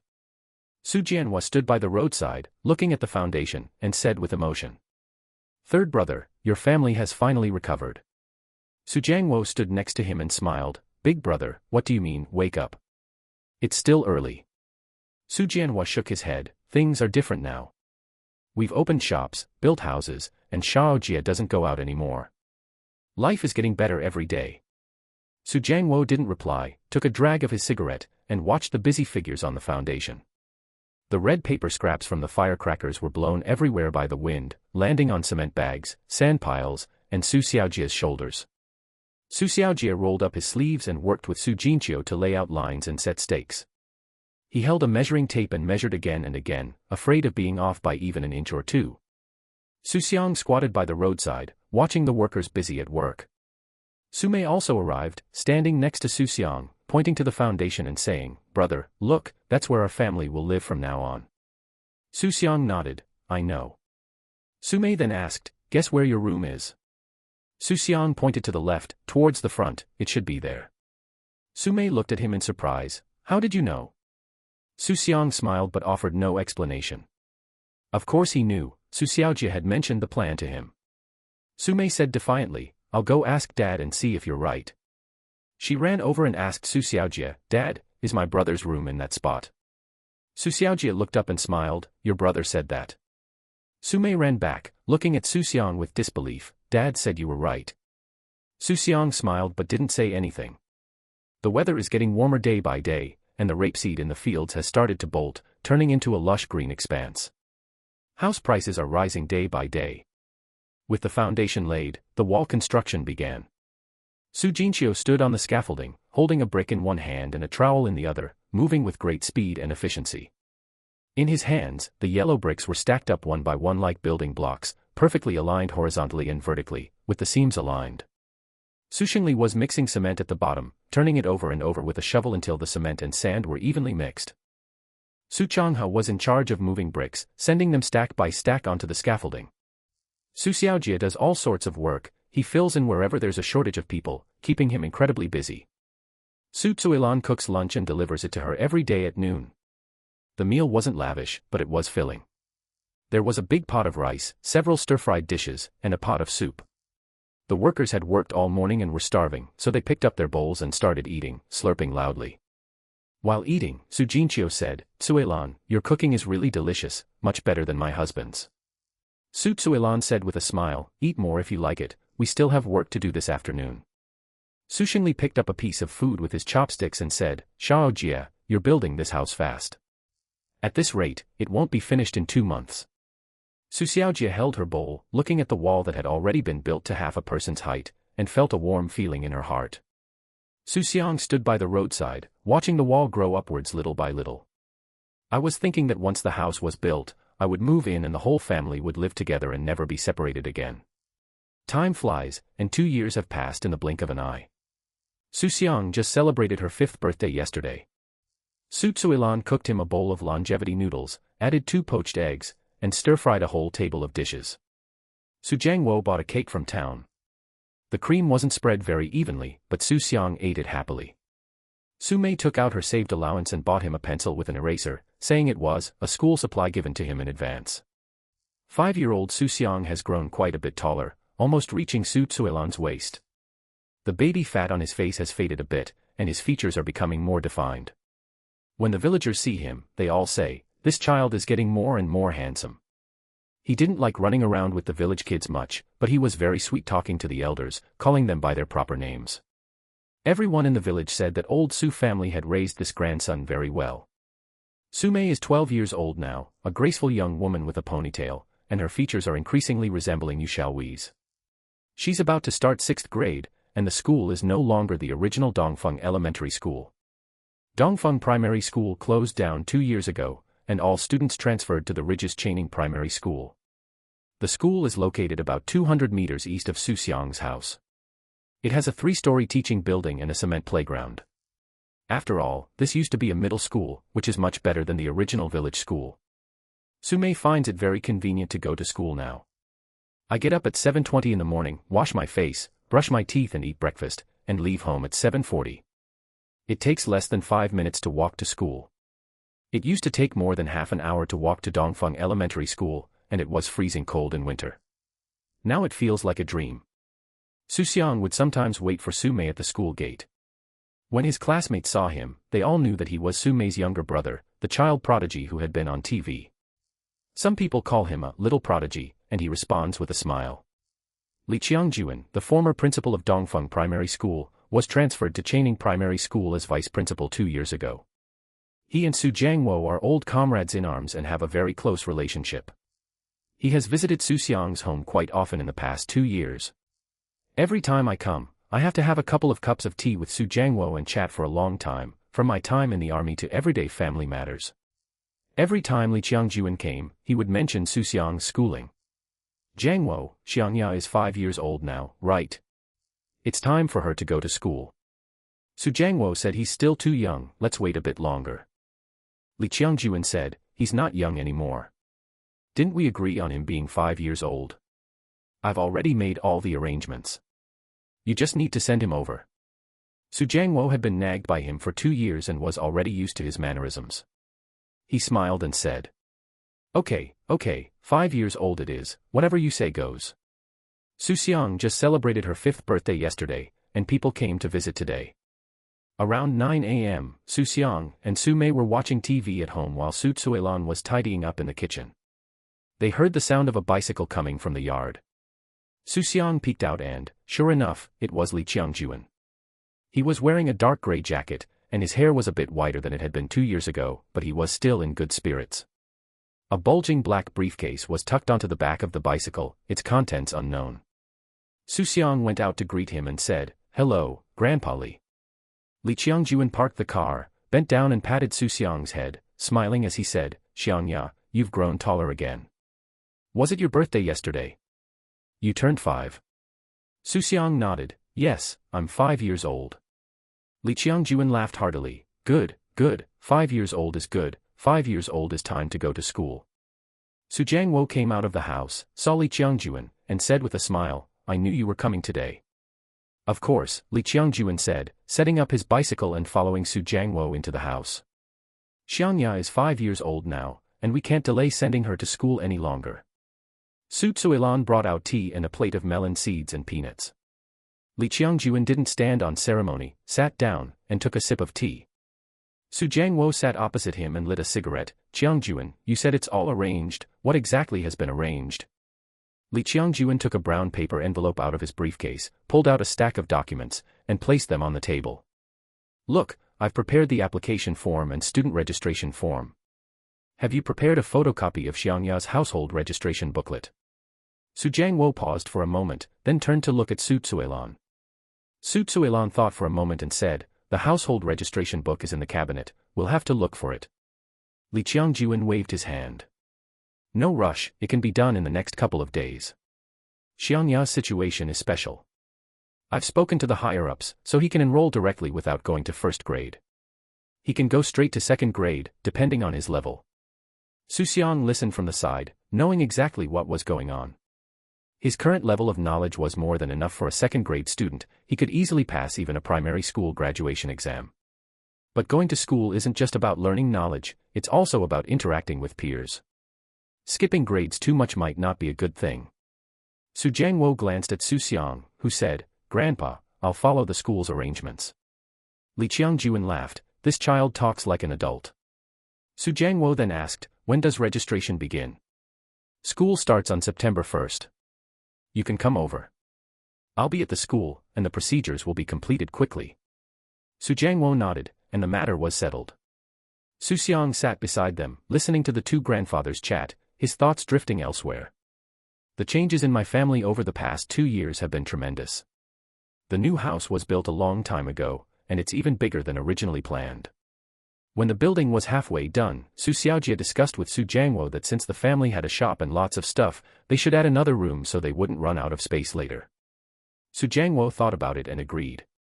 The house that was finally built was as wide as 3 main rooms, plus a side room used as a kitchen, making it one of the largest houses in the village. The entire first floor is used for shops, with large storefronts and ample space for shelves, so customers don't feel crowded when they come in. The second floor is for living. Su Jiangwo and Su Tsuilan share one room, Su Xiaojie shares one room, and Su Mei and Xu Xiang each share one room. Xu Xiang's room faces south and gets plenty of sunlight. Su Mei's room is next to Xu Xiang's. She put her desk in front of the window, saying that she can see passers-by while doing her homework, so it won't feel boring. Su Xiaojie later bought Lao Lu's shop directly. Old Lu was doing well in the city and didn't plan to come back. After agreeing on a price, he transferred the house to Su Xiaojie. That shop is now used as a warehouse for storing goods, so we don't have to worry about not having enough space to store large quantities of inventory. Business has been getting better and better in the 2 years since I opened the store. Not only do people from nearby villages come to buy things, but even passing drivers and pedestrians often stop. There are also students who go to school. Chailing Primary School has a lot of students, more than 400, who come to buy snacks after school.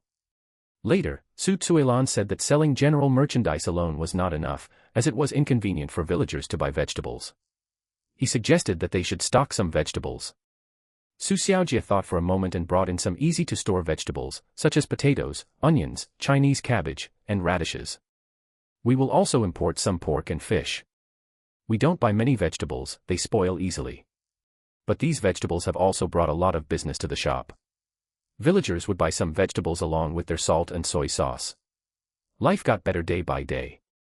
In the past 2 years, Xu Xiang has stopped sending money home. The shop's income is enough for the family to live comfortably. Su Xiaojie reviews the accounts every month, and after deducting the cost of goods and daily expenses, the net profit is 2,000 to 3,000 yuan. In rural areas, this is already a fairly good income. The money in Xu Xiang's system just quietly accumulated, growing larger and larger. His guaranteed daily bonus has now increased to 500 yuan. There are 365 days a year, and the daily bonus alone is 182,500 yuan. Including the birthday gift package, it was 400,000 when I was 4 years old, and 500,000 when I was 5, which was yesterday, so the total for the 2 years is 900,000. Xu Xiang did the math before going to bed last night and found that he now has a total of over 1.3 million in his online space. This sum of over 1.3 million is neither a large nor a small amount. In rural areas today, 1 million is an astronomical figure. Let alone 1 million, any family that can come up with 100,000 is considered wealthy. But Xu Xiang knew that money left idle was dead money. It needed to be put into circulation to generate more money. He's only 5 years old and can't do many things on his own. Whether it's opening a shop or setting up a factory, adults need to be involved. He can offer suggestions, but he can't be the one leading the way. Xu Xiang thought about it and decided to divide the money into several parts. Keep the big one, it'll definitely be useful later. The small amount can be used to start another business at home. A small shop has limited profit margins and a low ceiling. To earn more money, we need to find other avenues. There is another way, investment. Although he wasn't particularly successful in his past life, he still knew the important things that needed to be known.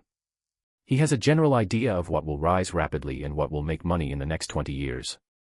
But that's too far off, he's only 5 years old right now. Xu Xiang shook her head, deciding not to think about it anymore and to focus on school first. Anyway, the money is stored in the system, so it can't run away. By this time, Li Qiangjuan had finished his third cup of tea and stood up to leave.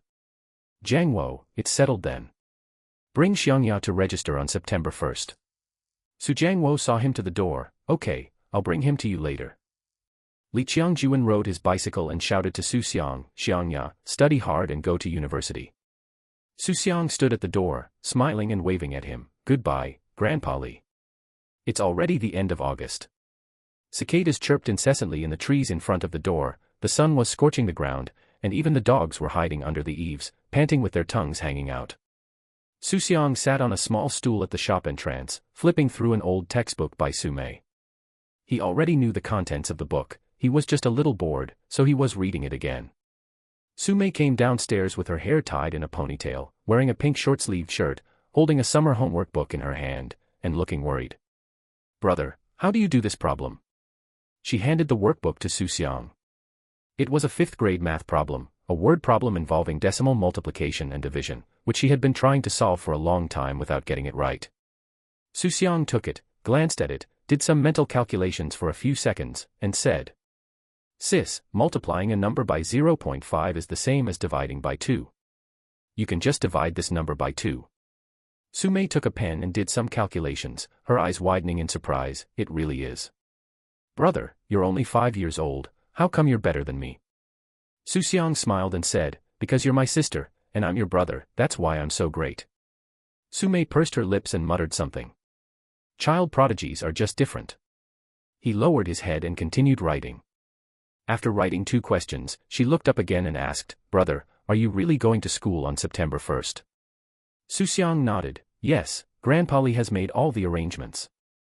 He will go directly to Chaining Primary School for 1st grade. Su Mei blinked, then suddenly smiled, then when you see me at school, you have to call me senior sister. I'll be in my 6th grade next semester. Xu Xiang glanced at her, Sis, you're on the 3rd floor, I'm on the 1st floor, we can't touch. Su Mei thought about it and agreed. The lower grades of the elementary school were on the 1st floor, and the upper grades were upstairs, so they wouldn't run into each other. She was a little disappointed, but quickly cheered up again. Anyway, you're my brother, so you have to listen to me at school. Xu Xiang didn't reply and continued reading with her head down. After writing for a while, Su Mei started to get restless. She fidgeted in her chair, her eyes constantly glancing towards the stairwell. Xu Xiang knew what she was thinking. Downstairs in the shop, there were freshly arrived mung bean popsicles and her favorite spicy strips in the freezer. Sis, if you want to get some food, go ahead. Don't dawdle. You still have to do your homework tomorrow if you don't finish it. Su Mei's thoughts were exposed, and she felt a little embarrassed, but she still stood up and chuckled twice. I'll just take a look, I won't take anything.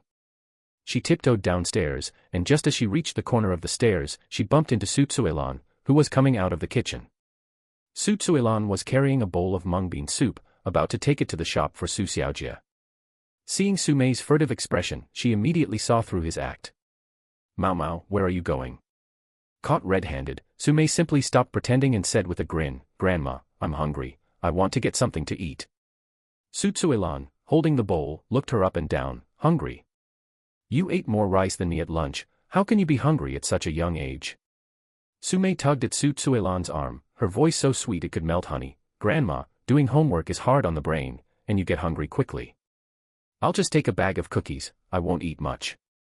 Xu Xiang's heart softened at her shaking, but he still said, you haven't done your homework for 2 months, who can you blame now that you're in a hurry? Su Mei continued to sway, Grandma, I'll definitely write earlier next time, really. Xu Xiang sighed, you said the same thing last year. Go ahead, take 1 bag, don't take more. Eating too many snacks will give you a toothache. You screamed in pain from a cavity last time, remember? Su Mei nodded quickly, I didn't forget. I'll only take 1 pack of cookies, I definitely won't take more. Grandma is the best. After saying that, he ran downstairs. A moment later, Su Mei came upstairs with a bag of biscuits and a bag of spicy strips. She opened the biscuits and stuffed 2 into Xu Xiang's hand. Here you go, bro. Xu Xiang took the biscuit, took a bite, and found it to be crispy and a bit too creamy, but still quite delicious. When Xu Xiang came back, he glanced at it and muttered, it's just 1 pack. We agreed not to take more. With her mouth full of biscuits, Su Mei mumbled, just 1 pack, Grandma, look, the biscuits and spicy strips count as 1 pack, so it's 1 pack in total. Xu Xiang laughed at her twisted logic and gently patted her on the head, eat your food and stop being so glib. Su Mei chuckled and continued eating. Downstairs in the shop, Xu Xiaojie was organizing the goods. It's almost the end of August, and summer vacation is coming to a close. There are more people coming to buy things than before. Parents are preparing school supplies for their children, pencils, erasers, notebooks, and school bags. These stationery items are selling very quickly. Xu Xiaojie squatted on the ground, unpacking a newly arrived box of exercise books and arranging them in stacks on the shelf. Pencils and erasers were placed in the most conspicuous position for easy access by parents. Su Jiangwo was sweeping the floor at the entrance. A bicycle was parked in front of the shop. It belonged to a woman in her 30s, with a little boy sitting on the back, carrying a school bag. Boss, do you have pencil cases? The woman asked. Xu Xiaojie stood up, took a tin pencil box from the shelf and handed it over. Yes, I have this kind, it's 3 yuan. The woman looked at it and asked, do you have other colors? Xu Xiaojie then took a blue one and a pink one from the shelf. The woman let the boy choose, and the boy chose the blue one. The woman bought 2 more notebooks and a pack of pencils, paid the bill, and left with her child. After sweeping the floor, Su Jiangwo leaned the broom against the door and went inside to sit down. Xu Xiaojie poured him a cup of iced tea, which he picked up and took a big gulp. Xiaojie, has Xiangya prepared everything for school? Su Jiangwo asked. Xu Xiaojie nodded, backpack, pencils, erasers, and notebooks are all ready. Su Jiangwo nodded and said, that child is smart, he'll definitely learn quickly once he starts school. Xu Xiaojie smiled and said, of course. Xu Xiang walked to the store entrance, looked at the bright sun outside, and squinted. When Xu Xiaojie saw him, she asked, Xiangya, has your sister finished her homework? Not yet, soon. Xu Xiaojie shook her head, it's the same every year. They don't write at the beginning and then they rush to finish at the end. Next semester is the 6th grade, and it's still the same. Xu Xiang didn't reply. He squatted by the door, watching the people coming and going on the roadside. August is almost over, and school starts on September 1st. He thought to himself that in this life, he would study hard and get into a good university. It wasn't about getting into a good university or finding a good job, he had the system, so a job didn't matter to him. He just wanted to make up for the regrets of his previous life.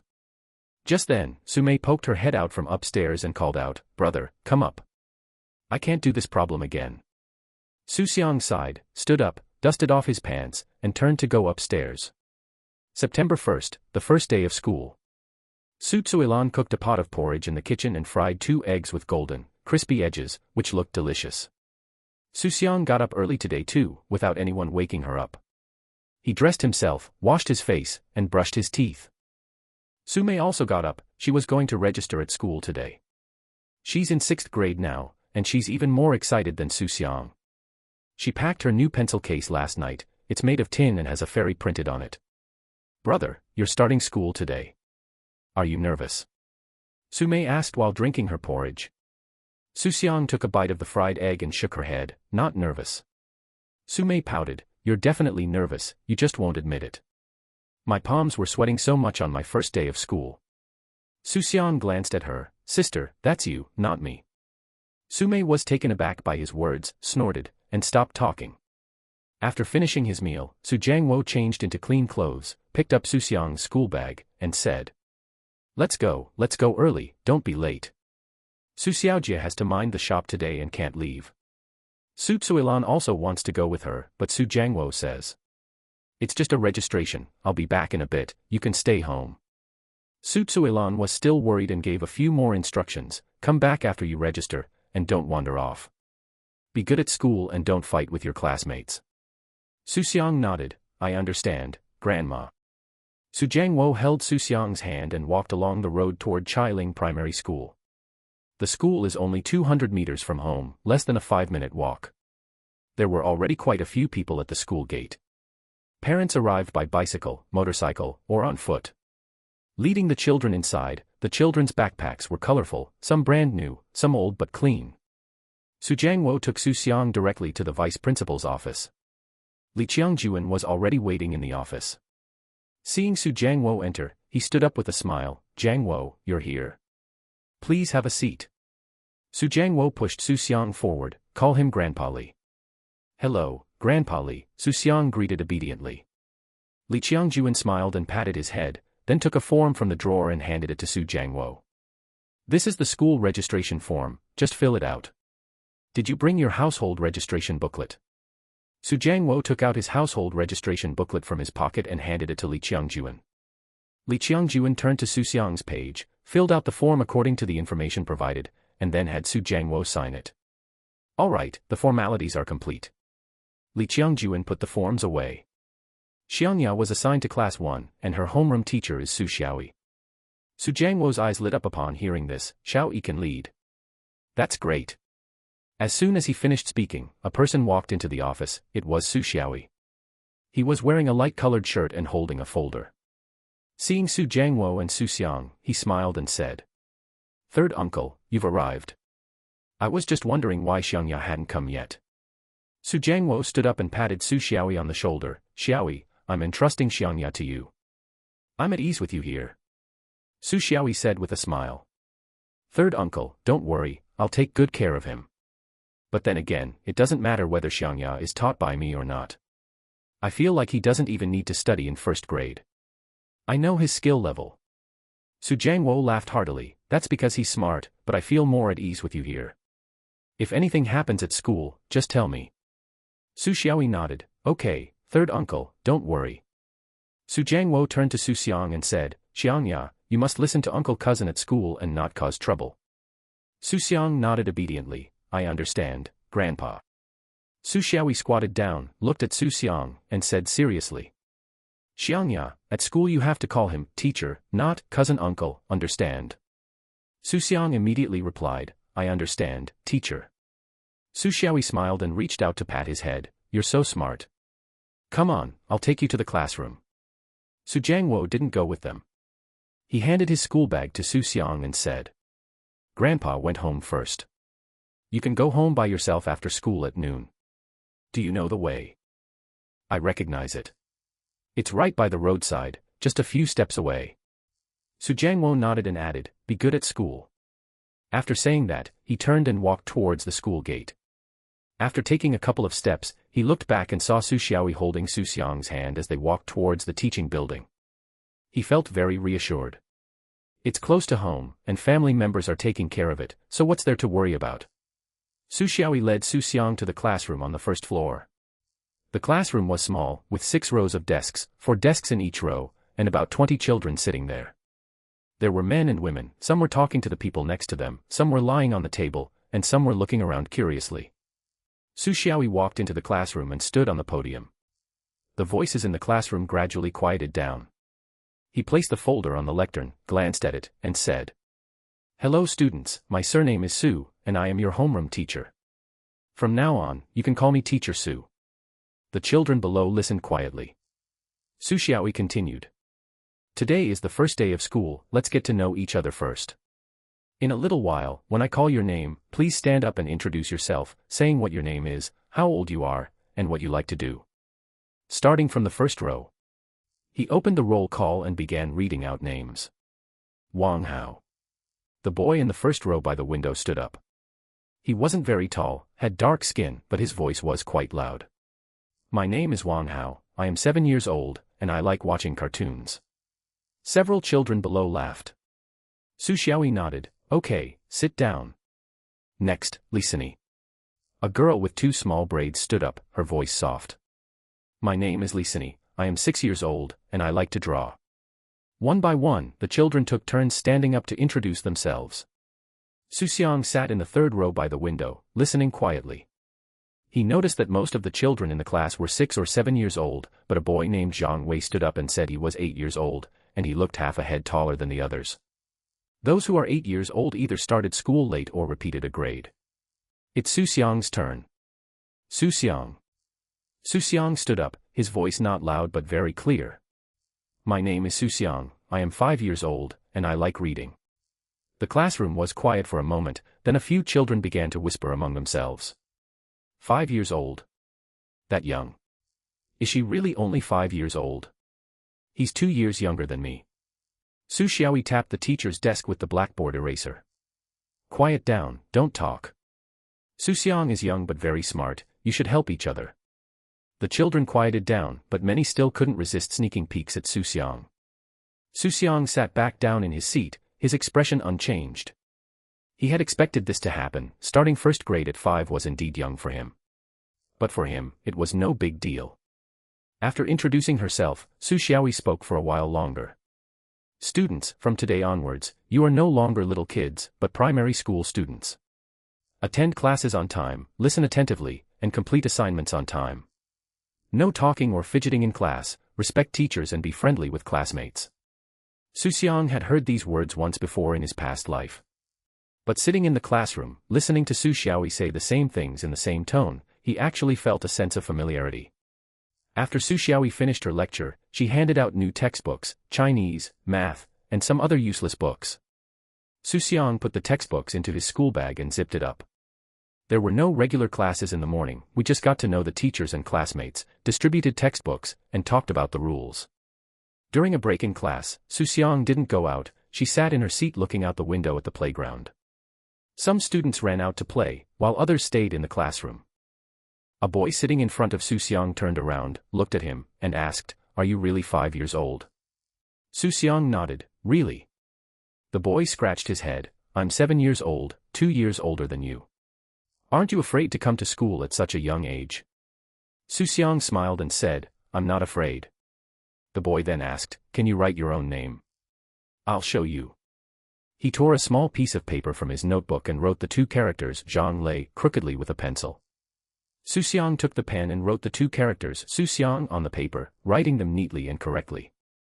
Zhang Lei glanced at it, then scratched his head, "You write better than me. Are you really 5 years old?" Xu Xiang couldn't help but laugh. At 11:30 a.m., the school bell rang to signal the end of the day. Xu Xiaoyi stood on the podium and said, "You don't need to come in this afternoon. Classes will officially begin tomorrow. Be at school at 8 o'clock tomorrow morning, and don't be late." The children packed their school bags and chattered as they walked out. Xu Xiang walked out of the school gate with his school bag on his back and headed home along the road. When he reached the store, Xu Xiaojia was doing accounts behind the counter.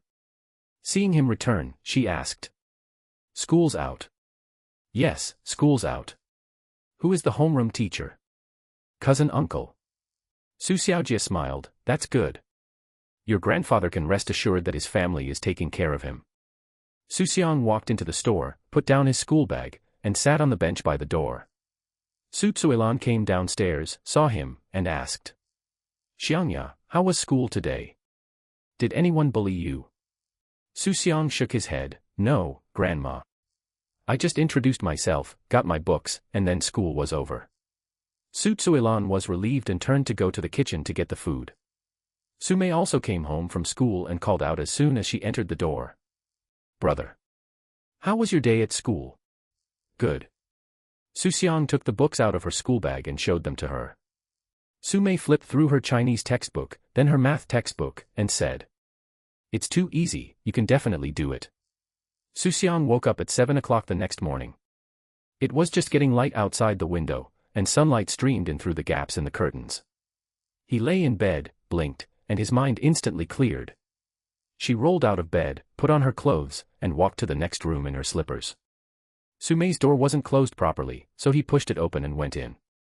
He saw Su Mei sleeping with her limbs outstretched, her hair spread out on the pillow, and her mouth slightly open, sleeping like a little pig. The alarm clock was on the bedside table, the hands had just passed 7. Xu Xiang walked to the bedside and called out, "Sis, get up, it's time for school." No response. Su Mei smacked her lips twice, turned over, and went back to sleep. Xu Xiang had expected this to happen. Su Mei is a heavy sleeper, she's always been. When he was a child, Su Mei kicked him off his cradle and onto the floor. She didn't wake up even with such a loud noise, so calling him now is useless. Looking at Su Mei's unguarded face, he suddenly had a wicked thought. He pinched Su Mei's nose with one hand and gently covered her mouth with the other. Before long, Su Mei started to frown. She couldn't breathe, her mouth was covered, and she could only make woof-woof sounds through her nose. After struggling for a moment, she suddenly opened her eyes. Seeing Xu Xiang standing by the bed, pinching her nose with one hand, Su Mei sat up abruptly, her voice changing tone. "Xu Xiang. What are you doing?" Xu Xiang let go of her hand, took a step back, and said without changing her expression, "Sis, get up and go to school." Su Mei took a breath, grabbed the alarm clock, and glanced at it. It was 7:05. She looked speechless. "It's only 7 o'clock, why get up so early? Class doesn't start until 8. Xu Xiang didn't reply, turned around and walked out, leaving behind the words, "Early to bed and early to rise makes you healthy." Su Mei was so angry that she threw a pillow at him, but it missed and fell to the ground. Xu Xiang has already come downstairs. In the kitchen, Su Tsuelan was busy at the stove. The fire in the stove was burning brightly, and the porridge in the pot was bubbling away. She was a little surprised to see Xu Xiang come downstairs. "Xiangya, up so early. Why didn't you sleep a little longer?" Xu Xiang moved a small stool and sat down. "Grandma, I can't sleep." Su Tsuelan laughed. "First day of school, excited, huh? Where's your sister?" "Still not up." "She's awake, she should be downstairs soon." Su Tsuelan was somewhat skeptical. Mao Mao would get up this early. With her personality, she won't get out of bed unless you call her 3 times. Xu Xiang smiled and said, "I woke him up." Su Tsuelan was taken aback for a moment, then burst out laughing. "You think you can wake her up? She's such a sleeper, even thunder wouldn't wake her." Xu Xiang didn't explain, but took the bowl of porridge handed to him by Su Tsuelan and sipped it slowly. Sure enough, a short while later, footsteps could be heard on the stairs. Su Mei dragged herself downstairs in her slippers, her hair casually tied in a ponytail, her face still showing signs of morning grumpiness. She glanced at Xu Xiang and muttered, "You brat, you've kept me up all night." Xu Xiang didn't even look up. "Early to bed and early to rise makes you healthy." Su Mei snorted, sat down at the table, picked up the porridge, and took a big gulp. After finishing their meal, the two of them went out with their school bags on their backs. The morning air was very fresh, and dewdrops still clung to the grass blades by the roadside. The sun had just risen. Su Mei walked in front with long strides, while Xu Xiang followed behind, his short legs moving incredibly fast. Upon arriving at the school gate, the two parted ways on the first floor. Su Mei walked upstairs, took 2 steps, then turned back and called out, "Brother, wait for me at the school gate after school at noon, let's go home together." Xu Xiang nodded and turned to walk towards the first grade classroom. Quite a few people had already arrived in the classroom. The children chattered away, some flipping through their textbooks, others exchanging snacks with their desk mates. Xu Xiang found her seat and sat down. Zhang Lei arrived earlier than him and was drawing on the table. When he saw Xu Xiang arrive, he handed her the notebook. "Xu Xiang, look at my drawing." There was a crooked Ultraman drawn on the paper, with a big head and a small body, but you could roughly tell that it was humanoid. Xu Xiang nodded, "It's well drawn." Zhang Lei was pleased and took out a bag of spicy strips from his backpack, tore it open, and handed it over. "Want some?" Xu Xiang shook his head. "I just had breakfast, I'm not hungry." Zhang Lei didn't stand on ceremony and pulled one out and put it in his mouth. Before the school bell rang, Su Xiaoyi walked into the classroom and looked around from the doorway. Once everyone had arrived, they took attendance and then went outside. The bell rang. Classes officially begin. The first lesson was Chinese. The Chinese teacher was a woman in her 30s, surnamed Wang, with short hair that reached her ears. Her voice was not loud but very clear. She stood on the podium, opened the textbook, and the first lesson was on pinyin. Class, today we're going to learn Chinese pinyin. First, repeat after me, dot.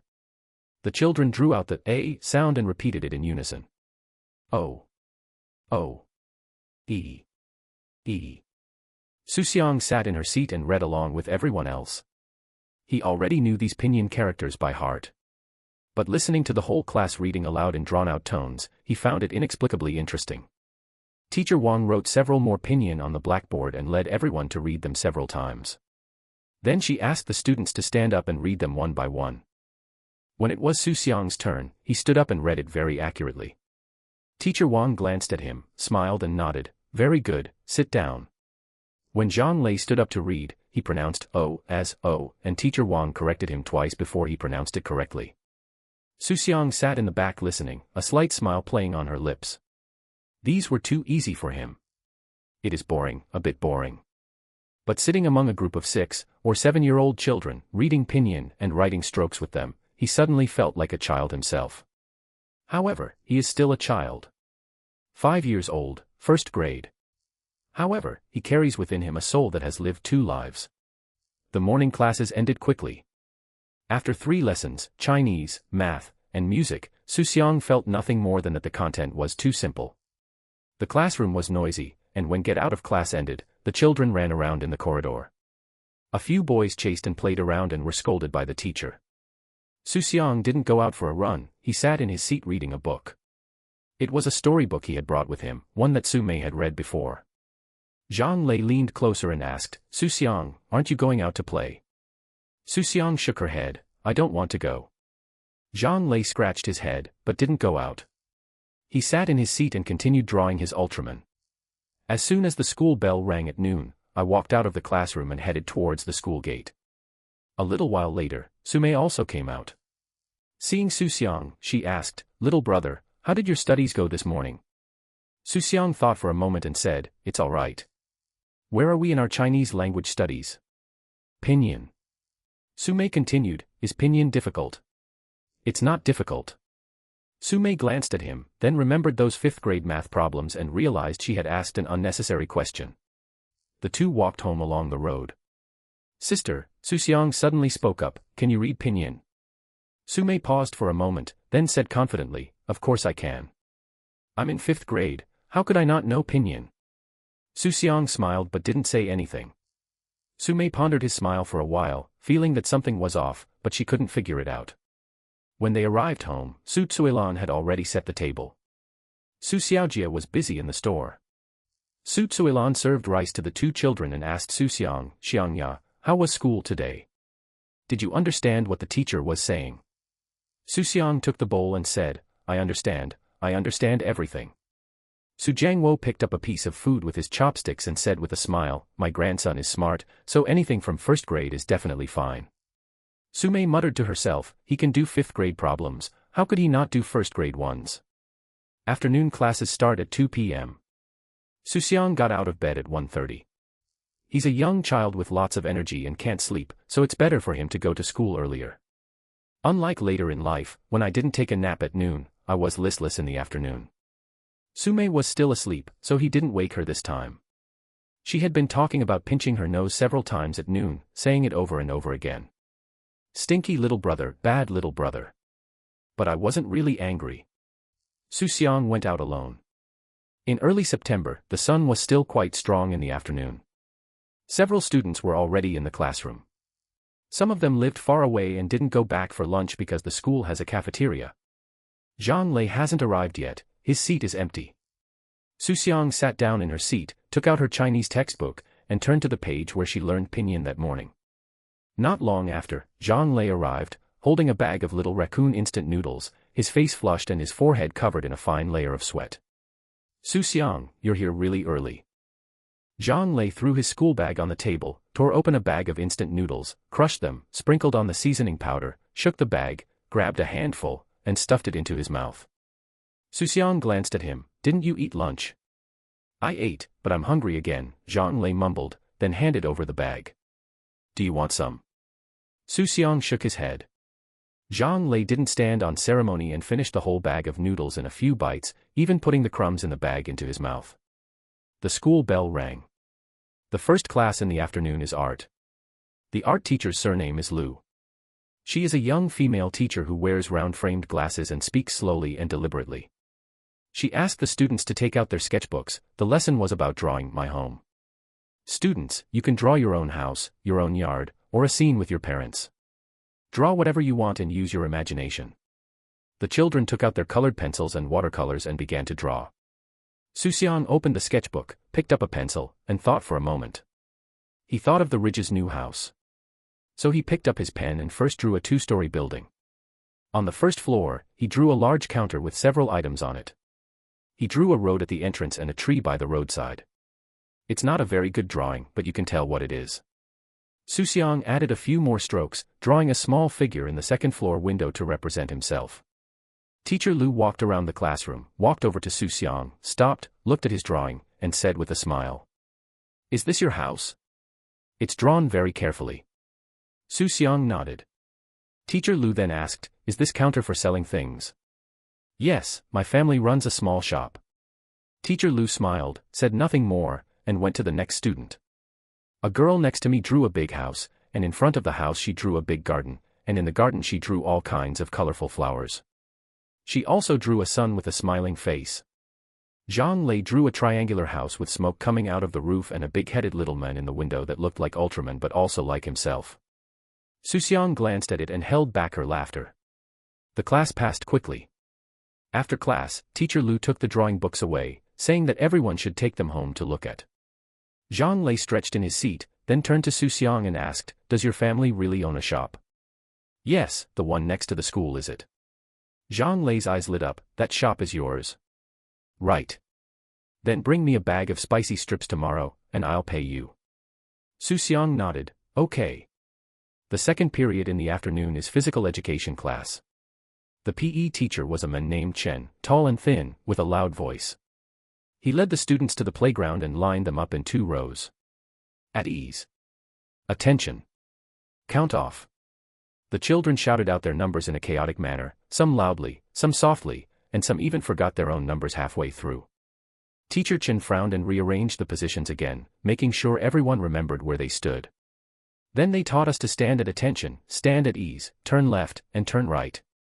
These movements are not too difficult for 6- or 7-year-old children, but it is not easy to do them in unison. Some people turned right when they were supposed to turn left, and some people took the wrong step when they were supposed to stand at ease. Teacher Chen had to call out several times before they were finally able to get everyone in line. Xu Xiang stood in the middle of the second row, and these actions were no challenge for him. After completing these basic cue training exercises, Teacher Chen allowed everyone to move around freely. The boys scattered like birds released from their cages. Some climbed the horizontal bar, some chased each other around the playground, and some squatted on the ground watching ants. Xu Xiang didn't want to run, so he walked to a big tree by the playground and sat down. The shade of the trees was cool, and the wind carried the smell of dust rising from the playground. Looking at the classmates running around on the playground, Xu Xiang suddenly felt that this kind of life wasn't so bad after all. Although the course was simple and his classmates were all a year or 2 older than him, he didn't need to deliberately show off. Stay quietly, read books, attend classes, go home after school, and help out at the family shop. When the school bell rang, Xu Xiang walked to the school gate with his school bag on his back. Sumei was already waiting there. "Brother, what classes did you have this afternoon?" Sumei asked as they walked. "Art and sports." "What did the artist depict?" "I drew my house and my shop." Sumei said, "Oh," and then asked, "Do you think going to school is interesting?" Xu Xiang thought for a moment and said, "It's all right." Sumei laughed and said, "You've only been here for 1 day. You'll know how tiring it is after half a month. You have to do homework, memorize, and take exams every day. It's so annoying." Xu Xiang didn't reply. Compared to being treated like a beast of burden, going to school was already a very happy thing. When I arrived at the store, Su Xiaojie was unloading goods at the entrance. Boss Zhou had delivered another truckload of goods that afternoon, and they were being stacked box by box at the entrance, waiting to be moved inside. "Dad, I'm back, Xu Xiang called out. Xu Xiaojie looked up and wiped her sweat. How was today? Fine. Su Mei had already slipped into the store and headed straight for the snack shelf. Su Tsuilan came out of the kitchen, saw her like that, and called out. Mao Mao, you're eating snacks right after school. Grandma, I'm hungry. Su Mei grabbed a bag of biscuits and ran upstairs with a grin. Su Jiangwo returned from the fields, leaned his hoe against the wall, washed his hands, and sat on the bench by the door.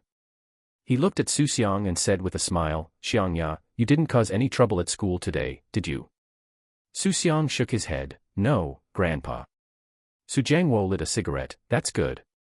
Your uncle-cousin said you don't need to worry about your studies, so I'm relieved. But don't get into fights with your classmates, and don't let anyone bully you. Okay, Grandpa. After moving all the goods, Su Xiaojie stacked the cardboard boxes at the door, tied them with rope, and put them in the warehouse. Su Tsuilan brought the food to the table, and the family gathered around to eat.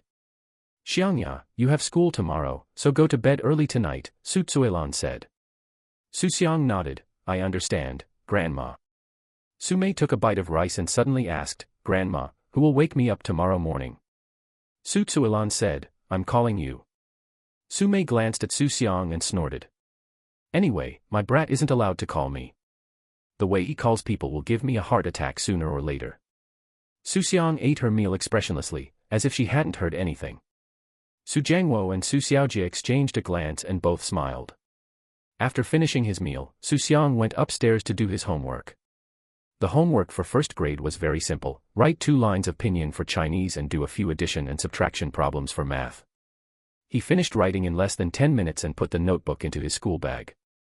Su Mei was hunched over her desk doing her homework, her brows furrowed and her pen nib clenched in her mouth. She was clearly facing another difficult problem. But this time she didn't ask Xu Xiang, probably because she felt it would be too embarrassing for a 6th grade older sister to ask a 1st grade younger brother. Xu Xiang ignored her, washed his face and feet, and lay down on the bed. This is a math class. Before the bell rang, Su Xiaoyi walked into the classroom with his textbook and lesson plan. He put his things on the teacher's desk, turned around and wrote a problem on the blackboard. Xiaoming had 8 apples. He gave 3 to Xiaohong and 2 to Xiaojiang. How many apples did Xiaoming have left? After finishing writing, he turned around and looked at the students below. Who can answer this question? There was a few seconds of silence, then 7 or 8 hands were raised. Su Xiaoyi pointed to a boy in the front row. The boy stood up and said, 8 minus 3 equals 5, 5 minus 2 equals 3, there are 3 left. Very good, sit down. Su Xiaoyi nodded and wrote another problem on the blackboard. This question is different from the previous one. Take a closer look. The blackboard says, there were some birds in the tree. 5 flew away, and 7 are left. How many birds were originally in the tree? After this question was asked, far fewer people raised their hands. Some children were counting on their fingers, some were writing and drawing in their notebooks, and some were frowning as they stared at the blackboard. Su Xiaoyi waited for a while and then called on a girl who raised her hand. The girl stood up, hesitated for a moment, and said, so there were 12. How was it calculated? 5 flew away, leaving 7. So it was originally 7 plus 5 equals 12. Correct, sit down. Su Xiaoyi nodded again, then turned around and wrote the 3rd question on the blackboard. The question on the blackboard is, there are 10 lights in the classroom. If 3 lights are turned off, how many lights are left? One child blurted out, 7. Su Xiaoyi ignored the voice and scanned the classroom. Think carefully before you answer, don't rush. The children started counting on their fingers again, some writing, 10 minus 3 is equal to 7, in their notebooks. After a while, several more little hands went up. Su Xiaoyi called out to Zhang Lei. Zhang Lei stood up and shouted, there are 7 left. Su Xiaoyi neither nodded nor shook her head, and asked again, are there any other answers? No one raised their hand. Su Xiaoyi's gaze fell on the 3rd row by the window. Xu Xiang sat there, holding a pencil, drawing little figures in the blank space of her textbook, without even looking up. Xu Xiang. Xu Xiang raised her head, her eyes calm. Tell me, how do you answer this question? Xu Xiang stood up. Teacher, there are 10 lights left. 3 lights were turned off, but they are still there, they weren't taken away. The question is how many lights are left, not how many lights are still on. The children exclaimed, oh, as if they suddenly understood. Xu Xiang smiled and said, Xu Xiang is right. Even though we turned off 3 lights, the lights are still on, they're just not working. So the answer is 10 lamps, not 7. This question doesn't test your subtraction skills, it tests whether you read the question carefully. The children whispered among themselves. Oh, I see. I didn't think that much about it. How did he come up with that idea? Xu Xiang tapped the teacher's desk with the blackboard eraser. All right, quiet down. Remember this question. In the future, make sure you read the question carefully to see what it is asking. The bell rang, signaling the end of get out of class. Xu Xiang packed up her textbooks and glanced at Xu Xiang. Xu Xiang, come out with me for a moment. Xu Xiang followed him to the corner of the corridor. Xu Xiang squatted down and looked into his eyes. You knew the answer to that question just now, so why didn't you raise your hand? Xu Xiang thought for a moment and said, Teacher, it's too easy, I don't want to answer. Xu Xiang was both amused and exasperated. It is simple, but if you don't raise your hand, how will the other students know that you know it? The teacher calls on you to answer so that they can demonstrate for everyone. Xu Xiang said earnestly, but teacher, after I answer, the other students will be even less able to answer. They will feel that they could never have thought of this answer, and they will be even less likely to raise their hands in the future. Xu Xiang was momentarily speechless after his words. After a few seconds of silence, she stood up and patted his head. All right, go back now. Next time, I won't need you for the easy ones, but you can help with the harder ones. Understood, teacher. Xu Xiang turned around and went back to the classroom. Xu Xiang stood there, looking at that small figure from behind, shook her head, and then smiled. At lunchtime, Xu Xiang walked to the school gate with her school bag on her back. Su Mei was already waiting there. The two walked home together. Xu Xiang walked into the shop and saw Su Jianhua sitting on a stool next to the counter. Su Jianhua sat opposite him, with a cup of tea in front of each of them. More than 2 years have passed, and Su Jianhua has aged considerably. His hair is completely white, the wrinkles on his face are much deeper than before, and his back is more hunched. He was wearing a faded gray cloth jacket, his trousers rolled up to his ankles, and a pair of old liberation shoes. Xu Xiang called out, "Hello, granduncle." Su Jianhua turned around, saw Xu Xiang, and smiled, "Xiangya, you're out of school. Come here, let granduncle take a look at you." Xu Xiang walked over, and Su Jianhua reached out and patted his head, then pinched his arm, and said with a smile, "You've grown taller and stronger. Going to school really makes a difference." Xu Xiang smiled and said, "Granduncle, have you eaten yet?" "I've eaten, I ate at home." Su Jianhua glanced at him again, her eyes full of affection. Su Mei came in and called out, "Granduncle," before running upstairs. Xu Xiang didn't rush upstairs. Instead, she moved a small stool to the side and sat down, listening to the two grandfathers talk. Su Jianhua refilled Su Jianhua's teacup and asked, "Brother, is there something you need today?" Su Jianhua picked up his teacup, took a sip, put it down, and remained silent for a while before speaking. "There is something I need to say." He glanced at Xu Xiang, then hesitated, as if he wanted to say something but didn't. Su Jianhua said, "Brother, just say it. Xiangya is not an outsider." Su Jianhua nodded, his voice lowering slightly. "Jianhua, Wang Qiujiu is about to be released." Su Jianhua's expression didn't change. He paused for a moment while holding the teacup, then continued drinking. "When?" "In the next few days." Su Jianhua sighed. "She should have been released last year. Who knew she'd cause trouble in there, getting into fights and getting another year added to her sentence. Now that her sentence is over, the prison notified the village so her family could pick her up." Xu Xiang listened from the side, and a thought struck him. Wang Qiujiu, Su Jianjun's wife, the woman who stole from him with Su Jianjun back then. Su Jianjun was sentenced to 5 years in prison. He later died of illness in prison, while Wang Qiujiu remained incarcerated. Su Jianhua put down his teacup, remained silent for a long while, and then spoke. "Let her go if she's out. As long as she doesn't bother us, we don't want to get involved." Su Jianhua nodded, "That's what I think too. She's been locked up for several years, she should know she was wrong. After she left, she was all alone in the village, with no one to rely on.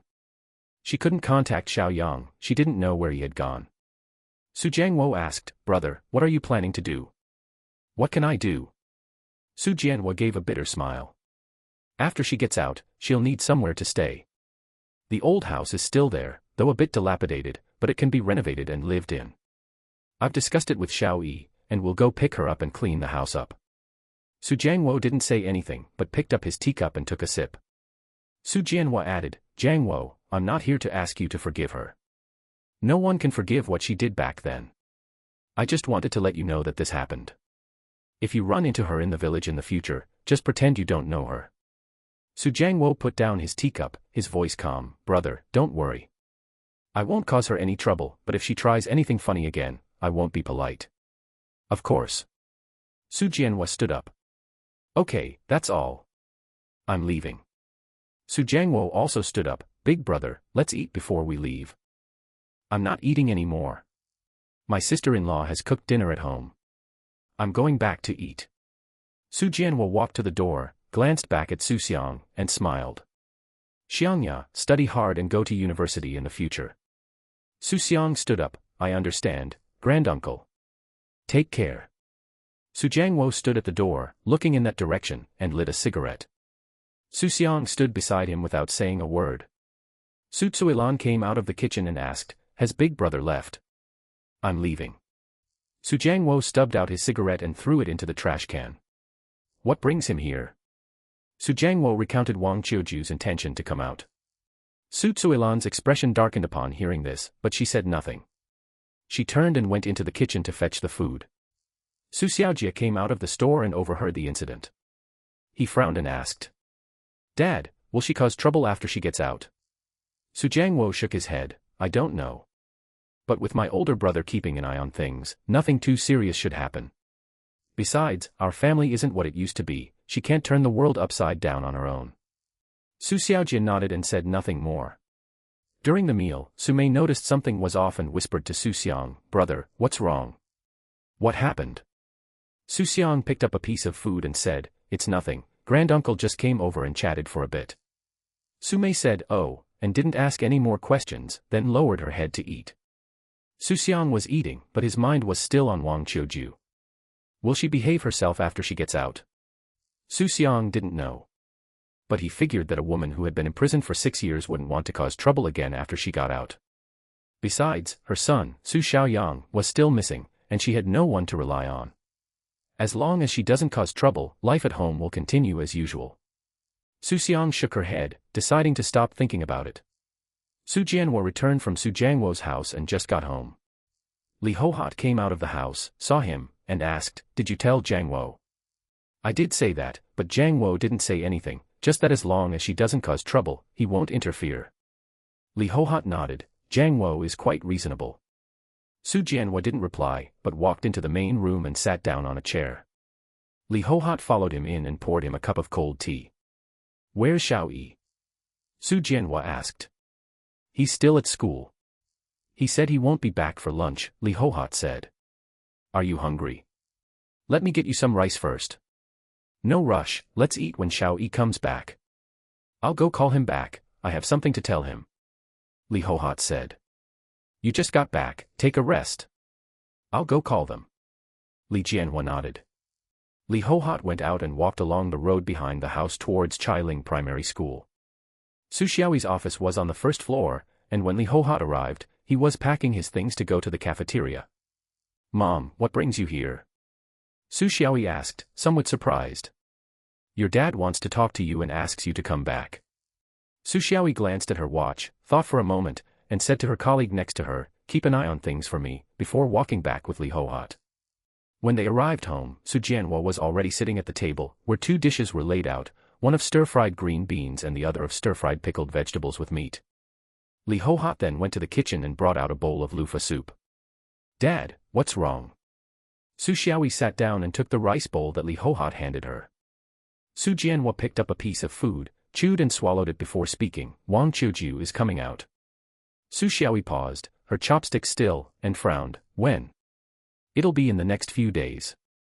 The prison notified the village to have someone from the family pick them up. Su Xiaoyi didn't rush to speak, but lowered her head and ate a mouthful of rice. Su Jianhua added, I just spoke to your third uncle about this. He said that as long as she doesn't cause trouble, he won't interfere. Su Xiaoyi put down her chopsticks and looked up, Dad, what do you think? What I mean is, go pick her up. After all, she's your second uncle's wife. She's out now, we can't just let her walk back by herself. Xu Xiang was silent for a moment before speaking, her voice soft but decisive. Dad, I can pick her up.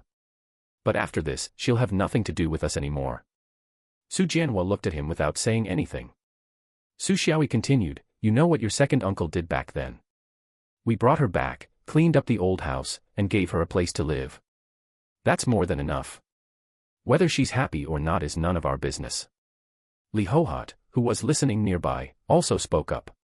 Xiao Yi is right. We brought her back, done what we could, and now it's up to her. If she behaves herself and stays in the village, we won't kick her out. But if she tries anything funny again, she shouldn't blame us for being ruthless. Su Jianhua picked up the teacup and twirled it in his hand twice. After a long while, he finally sighed. I'm only doing this because of your second uncle. He's all gone, leaving only this wife, all alone. Although she was a terrible person back then, your second uncle appeared to me in a dream before he died, asking me to look after her. Xu Xiang said, Dad, a dream is a dream, and a fact is a fact. If Uncle is watching from heaven, he should know what she did back then. We've done this much, Uncle won't blame you. Su Jianhua put down her teacup and nodded, okay, let's do it that way. Go pick her up, and after you bring her back, tidy up the old house and let her live there. From now on, she is her, and we are us. Okay, Dad. Xu Xiang picked up her bowl and continued eating. Li Hohat placed a piece of food on Su Jianhua's plate and added a spoonful of soup to Xu Xiang's bowl. As she served the food, she said, that house has been uninhabited for a long time. I passed by and took a look last time it rained, and the roof seemed to be leaking. It needs to be repaired first, otherwise no one can live there. Xu Xiang said, I'll take the afternoon off and go upstairs to check. If the leak isn't too serious, I can fix it myself. After finishing her meal, Xu Xiang went to school and asked for half a day off. When she came back, she brought a hammer and a bundle of tarpaulin. Xu Xiang carried a ladder up to the roof and inspected it. Several tiles were broken, and rainwater seeped through the leaks, soaking the mud floor inside the house and creating a small pit. He cleaned up the broken tiles, laid down tarpaulin, weighed them down with new tiles, and tamped them down firmly. Li Hohat was tidying up inside. A layer of dust covered the floor, and cobwebs clung to the corners of the walls. She swept the floor with a broom and then wiped the table and stove with a rag. This house is barely habitable. Li Hohat stood at the door, looking inside. But it's better than having nowhere to live. Xu Xiang climbed down the ladder and dusted off her hands. Mom, that's enough, no more leaks. We don't need to add too much stuff inside, just a bed and a table will do. She lives alone, she won't need much. There is a bed, the one she used to sleep in is still there, it's just dusty, but we can wipe it off. We need to bring a blanket over, the blankets in the old house are all moldy. Just take an old one from me, no need to buy a new one. Li Hohat nodded, okay, I'll go back and look for it first. The mother and son tidied up for a while longer, putting the usable items aside and throwing the unusable ones outside. Xu Xiang locked the door and went home with Li Hohat. In the evening, Xu Xiang went to Su Jianhua's house again. When he arrived, Su Jianhua was squatting at the shop entrance smoking. Third uncle, Xiao Jie. Xu Xiang walked over and pulled up a stool to sit down. Su Jianhua stubbed out his cigarette and asked, what's wrong? I've discussed Wang Qiuju with Dad. I'll go pick her up and clean up the old house. From now on, she'll be her, and we'll be us, Xu Xiang said directly.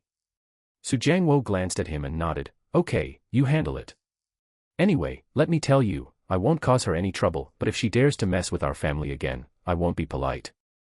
Xu Xiang said, third uncle, don't worry. If she dares to have any more wicked ideas, you don't need to lift a finger, I'll deal with her first. Xu Xiaojie spoke up from the side, brother, when you go to pick him up, do you want me to go with you? In case anything happens, it'll be good for the two of us to look after each other. Xu Xiaoyi shook her head, no need. It's just picking someone up, what could possibly happen? Besides, she's just been released, what kind of trouble could she possibly be trying to cause? Xu Xiaojie thought about it and didn't insist anymore. Su Jianhua stood up, dusted off his pants, and said, all right, it's settled then. It's getting late, Xiao Yi, you should go home now. Su Xiaoyi turned and left. Su Jianhua stood at the shop entrance, watching his back, and lit another cigarette. Su Jianhua finished his cigarette, turned around, and went inside. Su Tsuilan brought the food out of the kitchen and called out, dinner's ready. Su Mei's reply came from upstairs, Grandma's here. The last period this afternoon is a class meeting. Xu Xiang announced during the class meeting that class officers would be elected. When Xu Xiang entered the classroom, he wasn't carrying any textbooks, only a folder. He placed the folder on the lectern and glanced at the students below.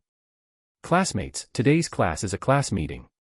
We've all gotten to know each other pretty well after so many days of school. Today, we're going to elect class officers. People below were whispering to each other. Xu Xiang ignored the voices and continued. Who are the class officers? There are representatives for Chinese, math, art, music, and physical education, as well as the labor committee member, the study committee member, and finally the class monitor. He wrote down these positions one by one on the blackboard. What do these class officers do? The class representatives are responsible for collecting and distributing homework for the teacher. The labor committee member is in charge of daily cleaning duties. The academic committee member is in charge of the class's studies. Anyone who doesn't understand something can ask the academic committee member. The class monitor is the highest ranking person in the class besides the teacher. If there's anything you're too embarrassed to tell the teacher, you can tell the class monitor, and they'll pass it on to me. After finishing writing, he turned around and looked at the students below. Anyone who wants to be a class officer? Raise your hand. The classroom was quiet. The children looked at each other, but no one raised their hand. A few girls lowered their heads, drawing circles on the table with their fingers. A few boys pretended to flip through their textbooks, but their eyes secretly glanced at the teacher's podium. Xu Xiang waited a while, then smiled and said, "No one raised their hand. Then I'll start calling roll." He first selected the class representative for Chinese language. Li Sini, you will be the class representative for Chinese. The class representative for Chinese is responsible for collecting and distributing homework for Teacher Wang, and going to the office before each class to ask if there is anything you need to take. Li Sini, sitting in the second row with two small braids, blushed immediately upon hearing this, whispered, "Oh," and nodded. Xu Xiang then called on the math class representative. Wang Hao, you will be the math class representative. Wang Hao sat in the first row by the window. He had dark skin but a generous personality. He stood up, said, "Okay," and then sat down again. The art class representative is a girl named Xu Xiang. She draws very well. Last time, when she drew My Home, Teacher Lu gave her an excellent grade. The music class representative is a girl named Chen Sisi, who sings beautifully. The physical education class representative is Zhang Lei. When Zhang Lei heard his name called, his mouth dropped open, and he shouted, "Thank you, Teacher Su," which made the whole class laugh. The labor committee member was a tall and strong boy named Lu Zhuang. Xu Xiang said he was suitable to lead everyone in doing chores. The class monitor is Li Xiaomeng. She is very attentive in class and often stands up to answer questions. Xu Xiang went through all the positions, and finally looked at the last name left on the list. Xu Xiang, you will be the class monitor. Xu Xiang was lost in thought with his head down when he heard his name called. He looked up and paused for a moment. He really didn't want to be the class monitor.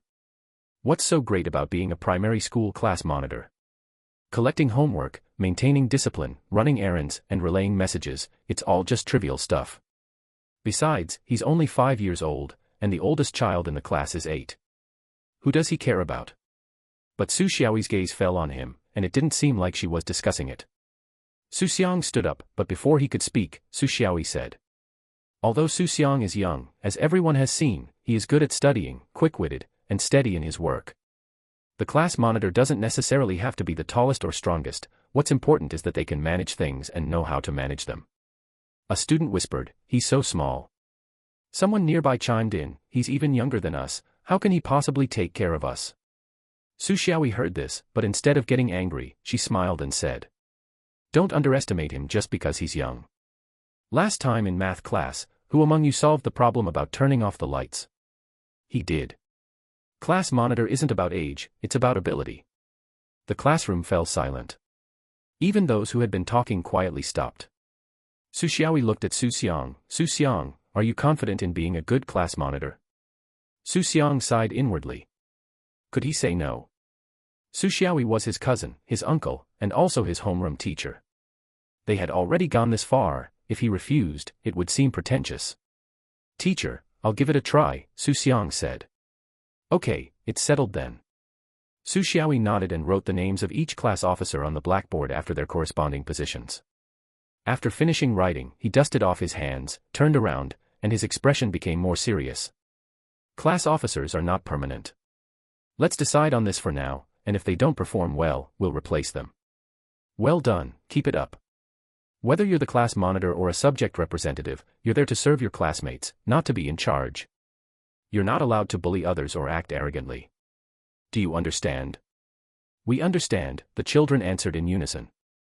Xu Xiang nodded in satisfaction, glanced at her watch, and saw that there were still 10 minutes left before class ended. All right, that's enough about the class officer matters. There's no homework today, and classes will proceed as normal tomorrow. As soon as he finished speaking, some people started packing their school bags. When the bell rang, Zhang Lei was the first to turn around, leaning on Xu Xiang's desk with an envious look on his face. Xu Xiang, you've become the class monitor. You're amazing. Xu Xiang packed his textbooks into his school bag and zipped it up. What's so great about it? It's just that I've had more work to do. Zhang Lei didn't understand and scratched his head. What job? Xu Xiang didn't explain, slung her backpack over her shoulder, and walked out. Zhang Lei followed behind, still muttering. Does the class monitor oversee the whole class? Does that mean I have to listen to you from now on? Xu Xiang didn't even turn his head, just listened to the teacher.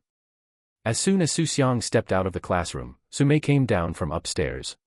She shouted. Younger brother. Xu Xiang also replied. Sister. Brother, did you have a class meeting today? Su Mei asked casually. It's open. What exactly did they say? Electing class officers. Su Mei became interested, so what did you choose? Class monitor. Su Mei paused, turned to look at him, sized him up twice, her expression complex. You. Class monitor. You're only 5 years old and you're the class monitor.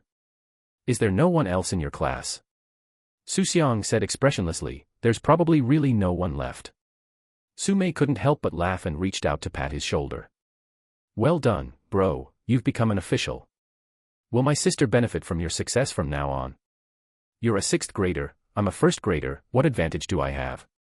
Su Mei thought about it and agreed, so she just pouted and said, fine, let's talk about it when you reach 6th grade.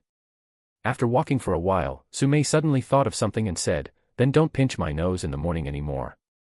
As the class monitor, you should set an example and not bully your older sister. Xu Xiang glanced at her, this has nothing to do with being the class monitor. How can it be unrelated? You're the class monitor, you should be even more reasonable. I'm reasonable. Then why did you pinch my nose? That was to wake you up, not to bully you. Su Mei was speechless at his words, snorted, and quickly walked past him, ignoring him. Xu Xiang followed behind. After arriving home, Xu Xiang put down her school bag and went to the store as usual.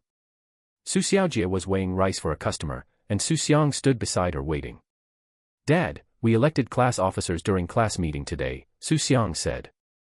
Xu Xiaojie tied the rice bag, handed it to the customer, took the money, and then turned around to ask, what did you choose? Class monitor. Xu Xiaojie paused for a moment, then smiled and reached out to pat his head. Great, my son's become class monitor. Do a good job, don't embarrass him. Su Jiangwo came in from outside and his eyes lit up when he heard this. Xiangya became the class monitor. Xu Xiang nodded. Su Jiangwo laughed heartily and slapped his thigh. My grandson is amazing. He became class monitor at the age of 5. I can't even imagine what he'll become in the future. Su Tsuilan poked her head out from the kitchen. What's got you so happy? Xiangya's become the class monitor. Su Jiangwo shouted towards the kitchen. Su Tsuilan smiled, a smile tinged with pride, but said, being class monitor is good, but don't let it interfere with your studies. Grandma, no, that won't happen, Xu Xiang said. Su Mei came downstairs and heard everyone praising Xu Xiang. She pouted and said, I was also the class representative for Chinese language back in the day, why don't you praise me then? Su Jiangwo thought for a moment, when did you ever serve as one? During 3rd grade. I was stuck there for 2 weeks. Su Jiangwo and Su Xiaojie exchanged a glance and both laughed. Su Tsuilan also laughed out loud in the kitchen. Su Mei felt even more aggrieved, you all don't remember. Xu Xiang stood to the side, watching her sister's expression, and a slight smile appeared on her lips. At dinner, Xu Xiang cooked an extra dish to celebrate Xu Xiang becoming class monitor. The family gathered around the table, chatting and laughing, creating a lively atmosphere. After dinner, Xu Xiang went upstairs to do his homework. The homework for first grade was the same as always, and he finished it quickly. He then took a shower and went to bed. Xu Xiang closed his eyes, thinking about the day's events. He didn't think being a class monitor was anything special. But seeing his grandfather's happy face, the extra dish his grandmother cooked, and his father's words of, "Do a good job," when he patted his head, he felt that he was doing a pretty good job as a class monitor. It's okay to do more things that make your family happy. Xu Xiang regretted his decision after only 2 days as class monitor. It's not that I can't do it, it's just too annoying. Every morning when he arrives at the classroom, before he has even put down his school bag, someone comes looking for him. "Class monitor, could you please ask Teacher Su to add a spicy snack to the classroom?"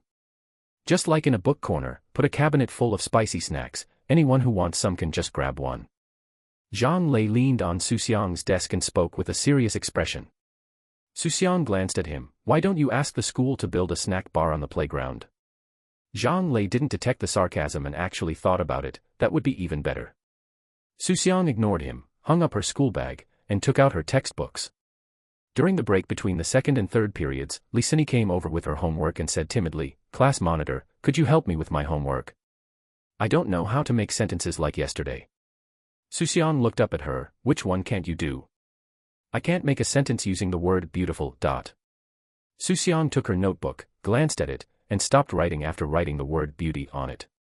He handed the notebook back to her. "Beautiful flowers. Beautiful sky. Beautiful school. 3, is that enough?"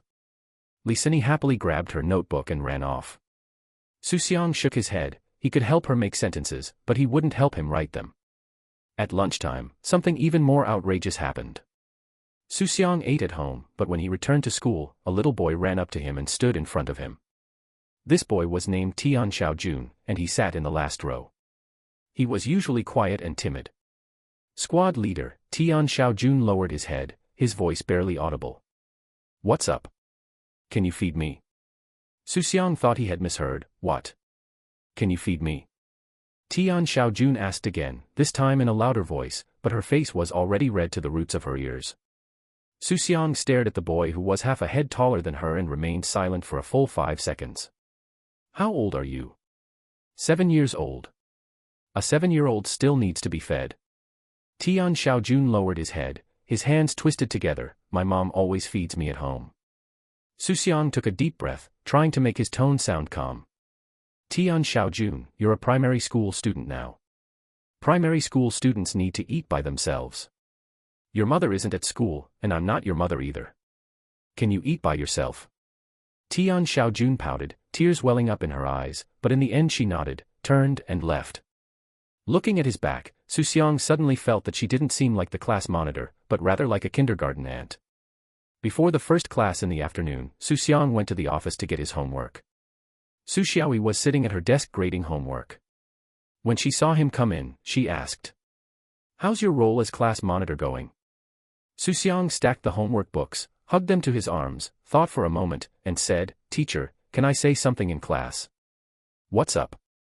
"Let the students do things for themselves. Today, I've already been asked if I can help them with their homework or feed them. I'm afraid that in a couple of days, someone will ask me to help them go to the toilet." Upon hearing this, Su Xiaoyi was taken aback at first, then laughed. "Someone really asks you to feed them?" "Tian Xiaojun."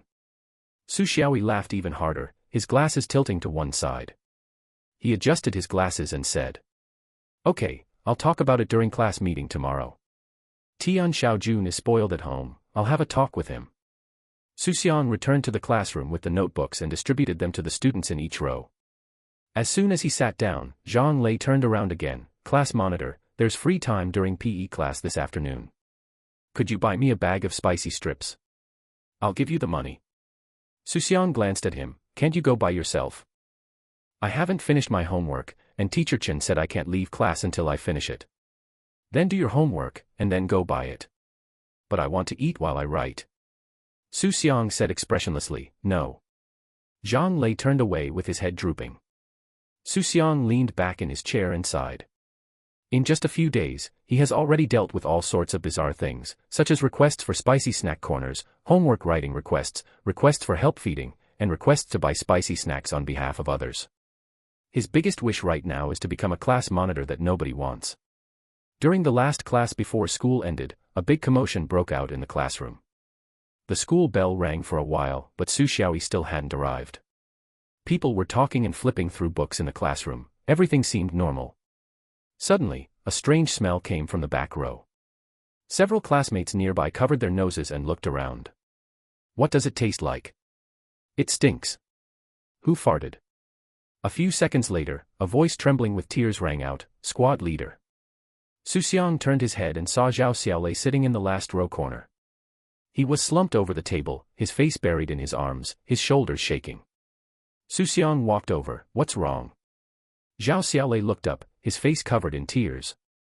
His lips trembled for a long time before he finally managed to stammer out, "Squad leader, I wet my pants." Several classmates nearby heard this, some covered their mouths and laughed, while others pinched their noses and hid to the side. Xu Xiang stood there, watching the boy, who was 2 years older than her, cry his heart out, with a dark stain on the back of his pants. He was starting to panic. He really had never dealt with this before. But he quickly calmed down. "Don't move, stay seated." After saying that, Xu Xiang turned and ran out of the classroom, heading straight for the office. Xu Xiaoyi was drinking water when she saw Xu Xiang run in. She put down her cup and asked, "What's wrong?" "Teacher, Zhao Xiaolei wet his pants." Xu Xiaoyi paused for a moment, then stood up, rummaged through the cabinet for a pack of tissues, found a black plastic bag, and followed Xu Xiang toward the classroom. When they got to the classroom, the smell was even stronger. Some children ran to the window for fresh air, some covered their mouths and laughed, and some stood outside the door, too afraid to come in. Xu Xiaoyi walked quickly to Zhao Xiaolei's side, bent down, and said softly, "Zhao Xiaolei, it's okay, come with the teacher." He took Zhao Xiaolei's hand and led him out of the classroom toward the restroom. When he left, Zhao Xiaolei's posture was strange. His legs were spread wide apart, and he moved step by step. His back looked both pitiful and comical. Xu Xiang stood at the classroom door, watching them walk away, then turned to the students inside and said, "Go back to your seats and stop laughing." Everyone has moments when they can't help but laugh. The classroom gradually quieted down. Students returned to their seats one after another, but the smell lingered. All the windows were opened, and the wind blowing in dissipated some of the odor. About 10 minutes later, Xu Xiaoyi returned. Zhao Xiaolei didn't come with him. Xu Xiaoyi said he had changed his pants and was washing up by the toilet, and that his parents would come to pick him up later. Xu Xiaoyi stood on the podium, glanced around the classroom, and said calmly, "No one is allowed to tell anyone about what happened today. If classmates are in trouble, they should help each other, they shouldn't laugh at others. Do you understand?" "We heard you," the children answered in unison. Xu Xiaoyi nodded and continued the lesson. When Su Mei saw Xu Xiang after school, she asked, "Bro, I heard someone in your class wet their pants." Xu Xiang paused in his steps. "How did you know?" "It's all over our class. They're saying that a boy in first grade wet his pants during class and the class monitor went to find the teacher." Xu Xiang took a deep breath. The news travels really fast. Su Mei laughed so hard she almost fell over. "As the class monitor, you even have to meddle in things like this." Xu Xiang ignored her and walked quickly forward. Su Mei caught up, still laughing. "Brother, tell me, did he ask you to clean up his mess?" Xu Xiang stopped and turned to look at Su Mei. "Sis, if you keep laughing, I'll find a different way to wake you up tomorrow morning." Su Mei immediately shut her mouth. After arriving home, Xu Xiang put down his school bag, sat on the bench in front of the shop, and let out a long sigh. Su Xiaojie saw him like this from behind the counter and asked, "What's wrong? Is something going on at school today?" Xu Xiang thought for a moment and said, "Dad, I feel like I'm not the class monitor, I'm the nanny." Su Xiaojie laughed and said, "A nanny is a nanny, do a good job. Your grandfather was a class monitor when he was a child." Su Jiangwo happened to come in from outside and heard this, asking, "Who will be the class monitor?" Xiangya said he was like a nanny, Su Xiaojie said. Su Jiangwo laughed and said, "Being a squad leader means serving the people. If you serve well, everyone will respect you." Su Xiang felt that his grandfather's words made sense, but something still seemed off. Does serving the people include interfering with things like peeing in one's pants? He didn't ask, because he already knew the answer. During dinner, Su Tsuilan put an extra piece of pork rib on Xu Xiang's plate, saying, being the class monitor is hard work, eat more. Su Mei muttered to herself, the class monitor gets to eat ribs, but when I was the Chinese class representative, I didn't even get an egg. Su Tsuilan glared at her, you were removed from your position as class representative after only 2 weeks, and you still have the nerve to say that. The next morning, Su Jiangwo took a broom and swept the floor in front of the shop. As I was sweeping, I heard the clanging sound of a tricycle coming from afar. He straightened up and saw Su Xiaoyi riding a tricycle up from Lingxia, his forehead already covered in a thin layer of sweat. Good morning, third uncle. Su Xiaoyi rode up to him, stopped his bike, and greeted him with a smile. Su Jiangwo leaned the broom against the wall and replied with a smile. Good morning, Xiaoyi. Where are you going so early? Su Xiaoyi's expression softened, and her voice lowered slightly. I got a message from the prison, I'm going to pick up my second aunt. Su Jiangwo paused for a moment. He nodded, his tone calm. Okay, go ahead then, be careful on the road. Su Xiaoyi responded and rode off on her tricycle. Su Jiangwo stood at the doorway, watching the tricycle turn the corner at the intersection, before picking up the broom again. He didn't tell his family that Wang Qiuju was coming back today. Su Tsuilan brought a basin of water out of the kitchen, poured it into the flower bed by the door, and casually asked. Who came just now? I heard someone talking. Xiaoyi, say hello as you pass by. Su Jiangwo put down the broom and went into the shop. Su Tsuilan said, oh, and didn't ask any more questions. She turned around and went back to the kitchen to continue her work. Su Xiaojie was organizing the goods in the store. When Su Jiangwo came in, he was putting newly arrived soy sauce on the shelf. Xu Xiang and Su Mei are still sleeping upstairs. It's Saturday, no school today, so the two kids are enjoying a rare chance to sleep in. Su Xiaoyi rode his tricycle towards the county town. The road wasn't too difficult, but there were many uphill sections. By the time he was halfway there, his shirt was soaked with sweat. He rode leisurely, his mind unmoved. He wouldn't have come to pick up Wang Qiuju if it weren't for his father's sake. He remembered everything that happened back then very clearly. Second uncle Su Jianjun stole Xu Xiang to sell, and Wang Qiuju was an accomplice. If Su Jianhua hadn't intercepted him on the way, Xu Xiang would have no idea where he would be now. Su Xiaoyi is not a saint, he despises people like his second aunt from the bottom of his heart. But Dad said that out of respect for second uncle, we should take him in. Once he's back, it's fine. When I arrived at the prison gate, it was not yet 9 o'clock. Su Xiaoyi parked the tricycle on the side of the road and leaned back in the seat to wait. After waiting for about 10 minutes, the small door on the side of the main gate opened. A prison guard in uniform came out, glanced outside, and then turned back and said something. A woman came out. Su Xiaoyi straightened up and looked at her. Wang Qiuju. Several years have passed. He almost didn't recognize him. The woman in front of me had mostly white hair, which was haphazardly tied back.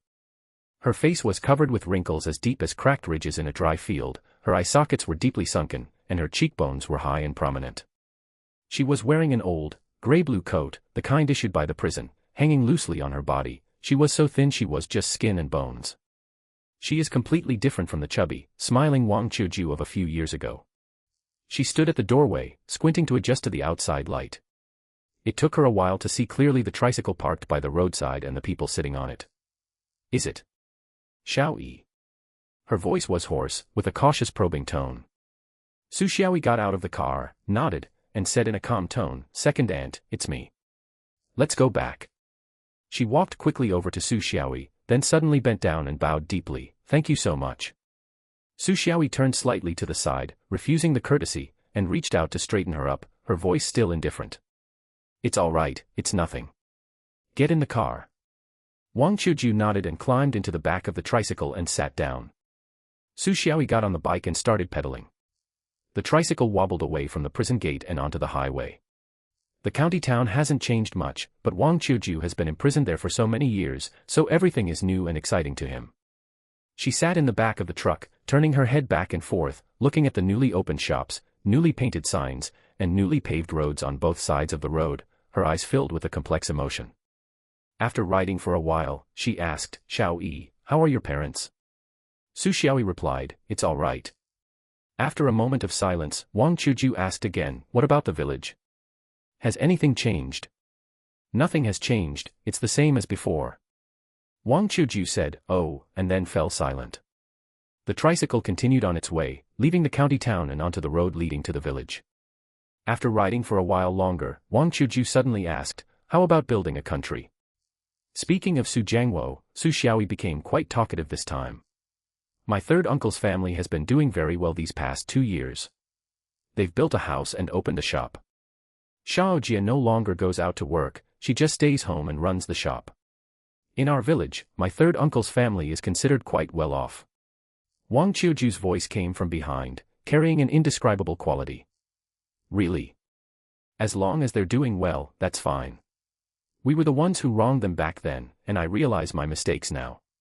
She spoke very sincerely, in a soft tone, with regret and self-reproach. Most people would probably think she was truly repentant after hearing that. Xu Xiaoyi didn't turn around, so she naturally couldn't see the fleeting resentment deep in her eyes. Second aunt, it's good that you recognize your mistake. Xu Xiaoyi said. Live your life well from now on. Your second uncle's matter is in the past.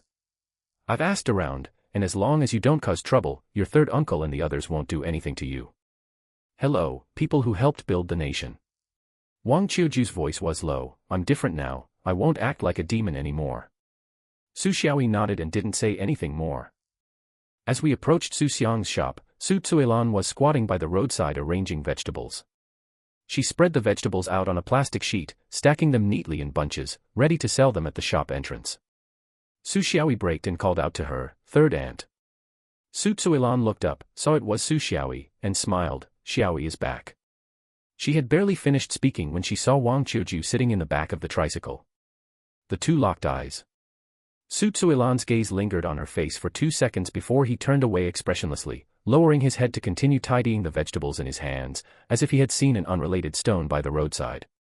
Wang Qiuju also lowered her head. Xu Xiaoyi didn't linger and rode away on her tricycle. Wang Qiuju only spoke after they had ridden quite a distance. The country is really getting better now, they've built such big houses. Xu Xiaoyi's tone carried a hint of pride, that's right. The tricycle arrived at the door. Su Jianhua and Li Hohat were chatting at their doorstep. Xu Xiaoyi parked the tricycle, and Wang Qiuju got off. She stood there, looking at Su Jianhua and Li Hohat, her lips trembling for a long time before she finally managed to utter. Big brother, sister-in-law. Su Jianhua looked her up and down, his gaze lingering on her gray hair and thin face for a moment, then he nodded. It's good that you're out. Be a good person from now on and don't do those despicable things again. Wang Qiuju lowered her head and nodded obediently. Understood, brother. Su Jianhua continued. We've cleaned up your old house, it's ready for you to live in. Here's 200 yuan and 100 jin of rice for you to tide you over. He paused, then emphasized his words. Remember, this is a loan, and you have to pay it back later. Also, your land hasn't changed, it's still the same. Clean it up yourself. Li Hohat picked up a snakeskin bag from the side, which was filled with rice, and handed over a cloth bag containing 200 yuan. Wang Qiuju took the things and bowed slightly. Thank you, brother, thank you, sister-in-law. Su Jianhua waved her hand, her tone cold. All right, you can go back now. Wang Qiuju glanced at them again, said nothing more, picked up her things, and turned to walk towards her home. Her figure was lonely, her back hunched, and one leg seemed to be limping when she walked. It was unclear whether she was injured inside or something else. Su Xiaoyi stood beside the tricycle, watching that figure from behind, feeling nothing in her heart. Su Jianhua watched Wang Qiuju walk away before sighing and turning to go back inside. Li Hohat followed behind him, muttering something under his breath. What a tragedy. Wang Qiuju carried a snakeskin bag and walked home along the road. They hadn't walked far when they ran into someone. It was Xu Xiang from the same village. She was about the same age as Wang Qiuju, and they used to call each other sister-in-law and younger sister when they met. Xu Xiang was carrying a basin of clothes and was about to go to the pond to wash them. She looked up and saw Wang Qiuju, and her step stopped abruptly. You are Wang Qiuju. Wang Qiuju stopped, glanced at her, and nodded. Without saying anything, she continued walking. Xu Xiang stood by the roadside with a basin in her hand, turned her head to look at her back, and stared blankly for a while before she came back to her senses. After Wang Qiuju walked away, Xu Xiang didn't go to wash the clothes. Instead, She picked up the basin, turned around, and walked back, her pace twice as fast as when she came. Before long, the news spread throughout the entire village. Did you know? Wang Qiujiu has been released. Xu Xiang spoke to several women at the village entrance. They've been released. So quickly. What's so quick about it? It's been over 5 years, it's about time you came out. The group huddled together, their voices hushed. She's back, so we'd better keep a close eye on the kids at home.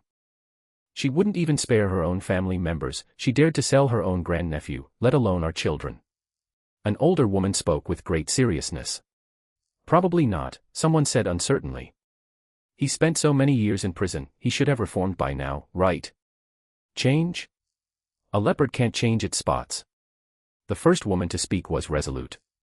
This kind of person is bad at heart, don't expect her to change for the better. The crowd chimed in with their opinions, some expressing fear, some cursing, and some sighing that it was a terrible mistake. Under the old locust tree at the village entrance, several old men were discussing this matter. One old man, smoking a pipe, shook his head. Xu Jianjun is dead, she's out, and this family is broken up. They've broken up, so be it. If they hadn't done those despicable things back then, they wouldn't be in this state today, another old man chimed in. You can't say that. He's already been arrested and sentenced. Once he's out, you should let him live a good life. Live a good life? That depends on whether she's willing to live a good life. Everyone had their own version of events, but one thing was the same, Wang Qiujiu was back, and the village had another topic of conversation. Wang Qiujiu did not go to the village entrance, nor to any crowded places. She knew that if she came back, the villagers would definitely gossip about her behind her back. This is normal. If it were someone else being released from prison, she would say a few words too. But she didn't care. She walked alone to her front door and stood outside. The house is still the same house. But after so many years of no one living here, it looks different. The moss at the base of the wall had grown thick, and a large patch of paint had peeled off the door frame, revealing the blackened wood underneath. A piece of glass was missing from the window, and it was covered with a plastic sheet. The plastic sheet had a hole blown by the wind, and it was billowing in the wind. Wang Qiujiu stood outside the door and watched for several minutes. She has lived in this house for almost 20 years. She moved in when she got married, her son was born here, and Xu Jianjun played cards, drank, smashed bowls, and argued with her here. What happened later also began in this room. Standing in front of the door now, she felt both familiar and strange. She took a breath, took out her keys, and opened the door. The door creaked open, and a musty smell wafted out. The room was dimly lit, and the floor was covered with newly laid gravel. Li Hohat and the others had laid a layer of it when they were cleaning up so that it wouldn't be too damp. The 8 immortal table in the main room is still there, with a thin layer of dust on its surface. On the small table sat an old teapot and 2 chipped teacups. In the corner lay several farm tools, hoes and shovels, all rusted. She pushed open the door to the room. The room has been cleaned. The bed is the old wooden bed, with an old cotton quilt folded neatly on it. On the bedside table sat a small round mirror and a comb, both old but clean. Wang Qiujiu's gaze shifted from the bed to the wall, and then suddenly stopped. A photograph is framed on the wall. Xu Jianjun's. In the photo, Xu Jianjun is still young, wearing a Zhongshan suit, his hair is slicked back and shiny, and the corners of his mouth are slightly upturned, as if he is smiling. She personally selected this photo back then, thinking it was well taken and captured her spirit. Wang Qiujiu's eyes immediately reddened. She walked to the wall and reached out to touch the glass of the picture frame. Jianjun. She called out, her voice choked with emotion. She may be a bad person, but she still has feelings for Xu Jianjun. They've lived together for so many years, even with a dog, you develop feelings, let alone a person. After standing for a while, she slowly squatted down by the wall, covered her face with her hands, and burst into tears. Jianjun, you're gone, leaving me all alone. How am I supposed to live? The crying wasn't loud, as if she was afraid of being heard by people outside. He curled up into a ball. She cried for about 5 or 6 minutes, then her voice gradually subsided. She looked up and wiped her face with her sleeve. Her tears were still wet, and her eyes were red and swollen. But his eyes suddenly turned fierce. She turned her head and looked at Xu Jianjun's photo, making a series of soft sounds, as if talking to herself, or as if speaking to Xu Jianjun. Xu Jiangwo. If it weren't for him, how could we have been arrested? Jianjun, how could you have died? It's all their family's fault. Her voice was so low that only she could hear it. They're doing well. They've opened shops, built houses, and their son doesn't have to go out to work anymore. Humph, they're living a really comfortable life. She stood up, walked to the window, and looked out through the broken pane of glass. You just wait. Wang Qiuju clenched her fists, her nails digging into her palms, her voice forced out through clenched teeth. I have nothing left now, so I'm not afraid of anything. She took a deep breath, turned around, and walked to the mirror. The mirror reflected an aged face with gray hair, heavy eye bags, and high cheekbones. She was stunned for a moment, as if she didn't recognize the person in the mirror. After staring for a while, she slowly and forcefully pulled at the corners of her mouth, forcing a smile. The smile was forced, but after a few more tries, it gradually became more natural. I have to be patient, she told herself. I can't rush things. She learned so much in prison over the years. What she learned most wasn't physical labor, but endurance. Those who can't tolerate things won't last inside. She learned to bow her head, to be obedient, and to put on a docile act in front of others. She just wants others to think that she has changed for the better. Be honest, well-behaved, don't cause trouble, and don't be disliked. Only then will others lower their guard. Then, wait for an opportunity. Xu Jiangwo's family, of course, had no idea what Wang Qiuju was thinking. They were eating around the table. The selection of vegetables is very diverse. Since we started stocking vegetables, there has never been a shortage of them, and there are always vegetables left unsold every day. Braised pork belly, stir-fried green beans, tomato and egg soup, and a dish of pickled vegetables made by Xu Xiang himself. Xu Mei ate quickly, taking a couple of bites of rice and picking up several pieces of meat, while Xu Xiang ate slowly without rushing. Xu Xiang picked up a piece of green bean with her chopsticks, chewed it twice, then suddenly put down her chopsticks and said, I just saw Wang Qiuju come back. Xu Jiangwo was drinking soup when he heard this. He put down his spoon, wiped his mouth, and said, I know. Xiao Yi told me this morning, but I didn't pay attention and didn't say anything. Xu Xiang nodded, picked up her bowl and continued eating without saying anything more. She's back, so what? What business is it of hers? We'll each live our own lives and not bother each other. Xu Xiaojie didn't respond. He didn't want to talk about Wang Qiuju's matter. So much time has passed since that incident, their family has long since moved on and is now living a good life. There's no need to let this upset them. The family continued eating, and the lively atmosphere at the table returned to normal. Just then, footsteps came from the courtyard. Grandma Tsuelan. Are you home? You can tell it's Xu Xiaohua just by hearing her voice.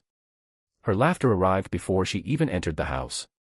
Xu Xiang put down his chopsticks and peeked out. Xu Xiaohua was wearing a floral short-sleeved shirt, her hair was neatly combed, and she had a smile on her face. Aunt Xiaohua, Xu Xiang and Xu Mei called out together. Hey, that's good. Xu Xiaohua replied with a smile, walked to the table, and scanned everyone's faces before finally landing on Xu Xiaojie, her smile widening. Xu Xiaolan stood up and pulled up a stool. Xiaohua, have you eaten yet? Sit down and have something to eat. You guys eat, don't worry about me. Xu Xiaohua waved her hand and sat down on the bench next to her. Seeing her expression, Xu Xiaolan sat back down in her chair and asked. Little flower, are you here to buy something? No, no. Xu Xiaohua smiled and shook her head. I'm here today because I have some very good news. Oh. What's the good news? Xu Xiaolan also became interested, put down her chopsticks, and leaned forward slightly. Xu Xiaohua didn't answer directly. Instead, she turned to look at Xu Xiaojie, sized her up, and then asked a seemingly irrelevant question. Xiaojie is only 33 this year, right?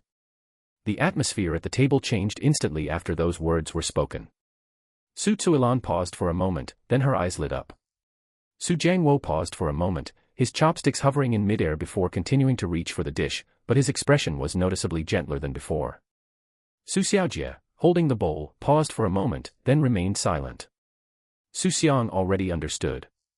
Only Xu Mei was still confused. She tilted her head, looked at Xu Xiaohua, then at Xu Xiaojie, and muttered something under her breath. What's wrong with 33? Xu Xiaohua continued. Xiaojie is only 33, and Xiao Hui has been gone for 5 years now. It's time for her to find a partner, she can't stay single forever. Su Tsuilan immediately chimed in, her tone tinged with urgency. Yes, Xiao Jie is still young and needs to find someone else. I told him to look for someone before, but he kept saying that his 2 children are still young and there's no rush. Mao Mao is 12 now, and Xiangya is 5. They're both in school now, so it's time they found someone. Xu Xiang thought to himself, sure enough, they're going to find him a stepmother. He experienced these things in his past life, so he knows them very well. Su Xiaojie dated 2 other people after that. She stayed with the first one for a few years, but he was a bad person with a bad temper and wasn't very nice to Xu Xiang and Su Mei. They eventually broke up. The second one is alright, he's honest and reliable. While we're not particularly close, at least we get along peacefully. It's unclear who Su Xiaohua introduced this time, but it probably won't be one of the 2 he knows, because things have changed a long time ago now that his family is well off and Su Xiaojie doesn't need to go out to work anymore. Xu Xiang does not object to Su Xiaojie finding someone else. He's only 33, he can't spend his whole life alone. He only has one requirement, that the person be a good person. Su Mei finally realized what was happening. She reached out and tugged at Xu Xiang's sleeve, leaned close to his ear, and whispered. Brother, is Aunt Xiaohua going to introduce a stepmother to Dad? Xu Xiang nodded. Su Mei didn't say anything more. She lowered her head and twisted her hands together. There was still more than half a bowl of rice left, but she didn't eat any more. Xu Xiang knew what she was thinking about her mother. When Yu Xiaowei left, Su Mei was 7 years old and remembered everything. So many years have passed. Except for a short period at the beginning, she never mentioned missing her mother to her family afterward, but Xu Xiang knew that there was always an empty space in her heart. Su Xiaohua, oblivious to Su Mei's odd behavior, continued speaking animatedly. The one I'm introducing is absolutely great. She's only 30 years old this year, she's a cousin of one of my relatives, she's very beautiful, and she's also very honest and hardworking. She paused for a moment, then continued. Her previous husband died in a car accident, and she remained a widow for 2 years. She married late and only has a 4-year-old daughter.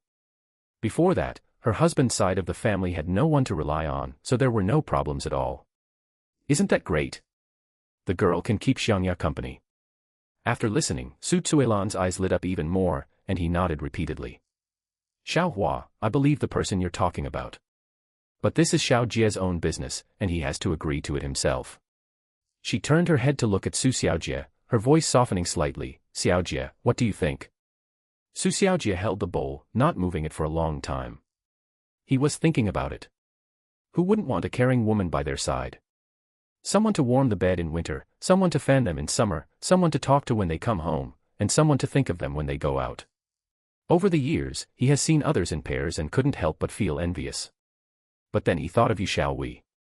He was still at the construction site the day Yu Xiaowei left. When he received the call, he was completely stunned. He took a train for a whole day to rush back, only to find her lying in the coffin, her face as white as paper and her lips completely bloodless. He didn't get to see her one last time.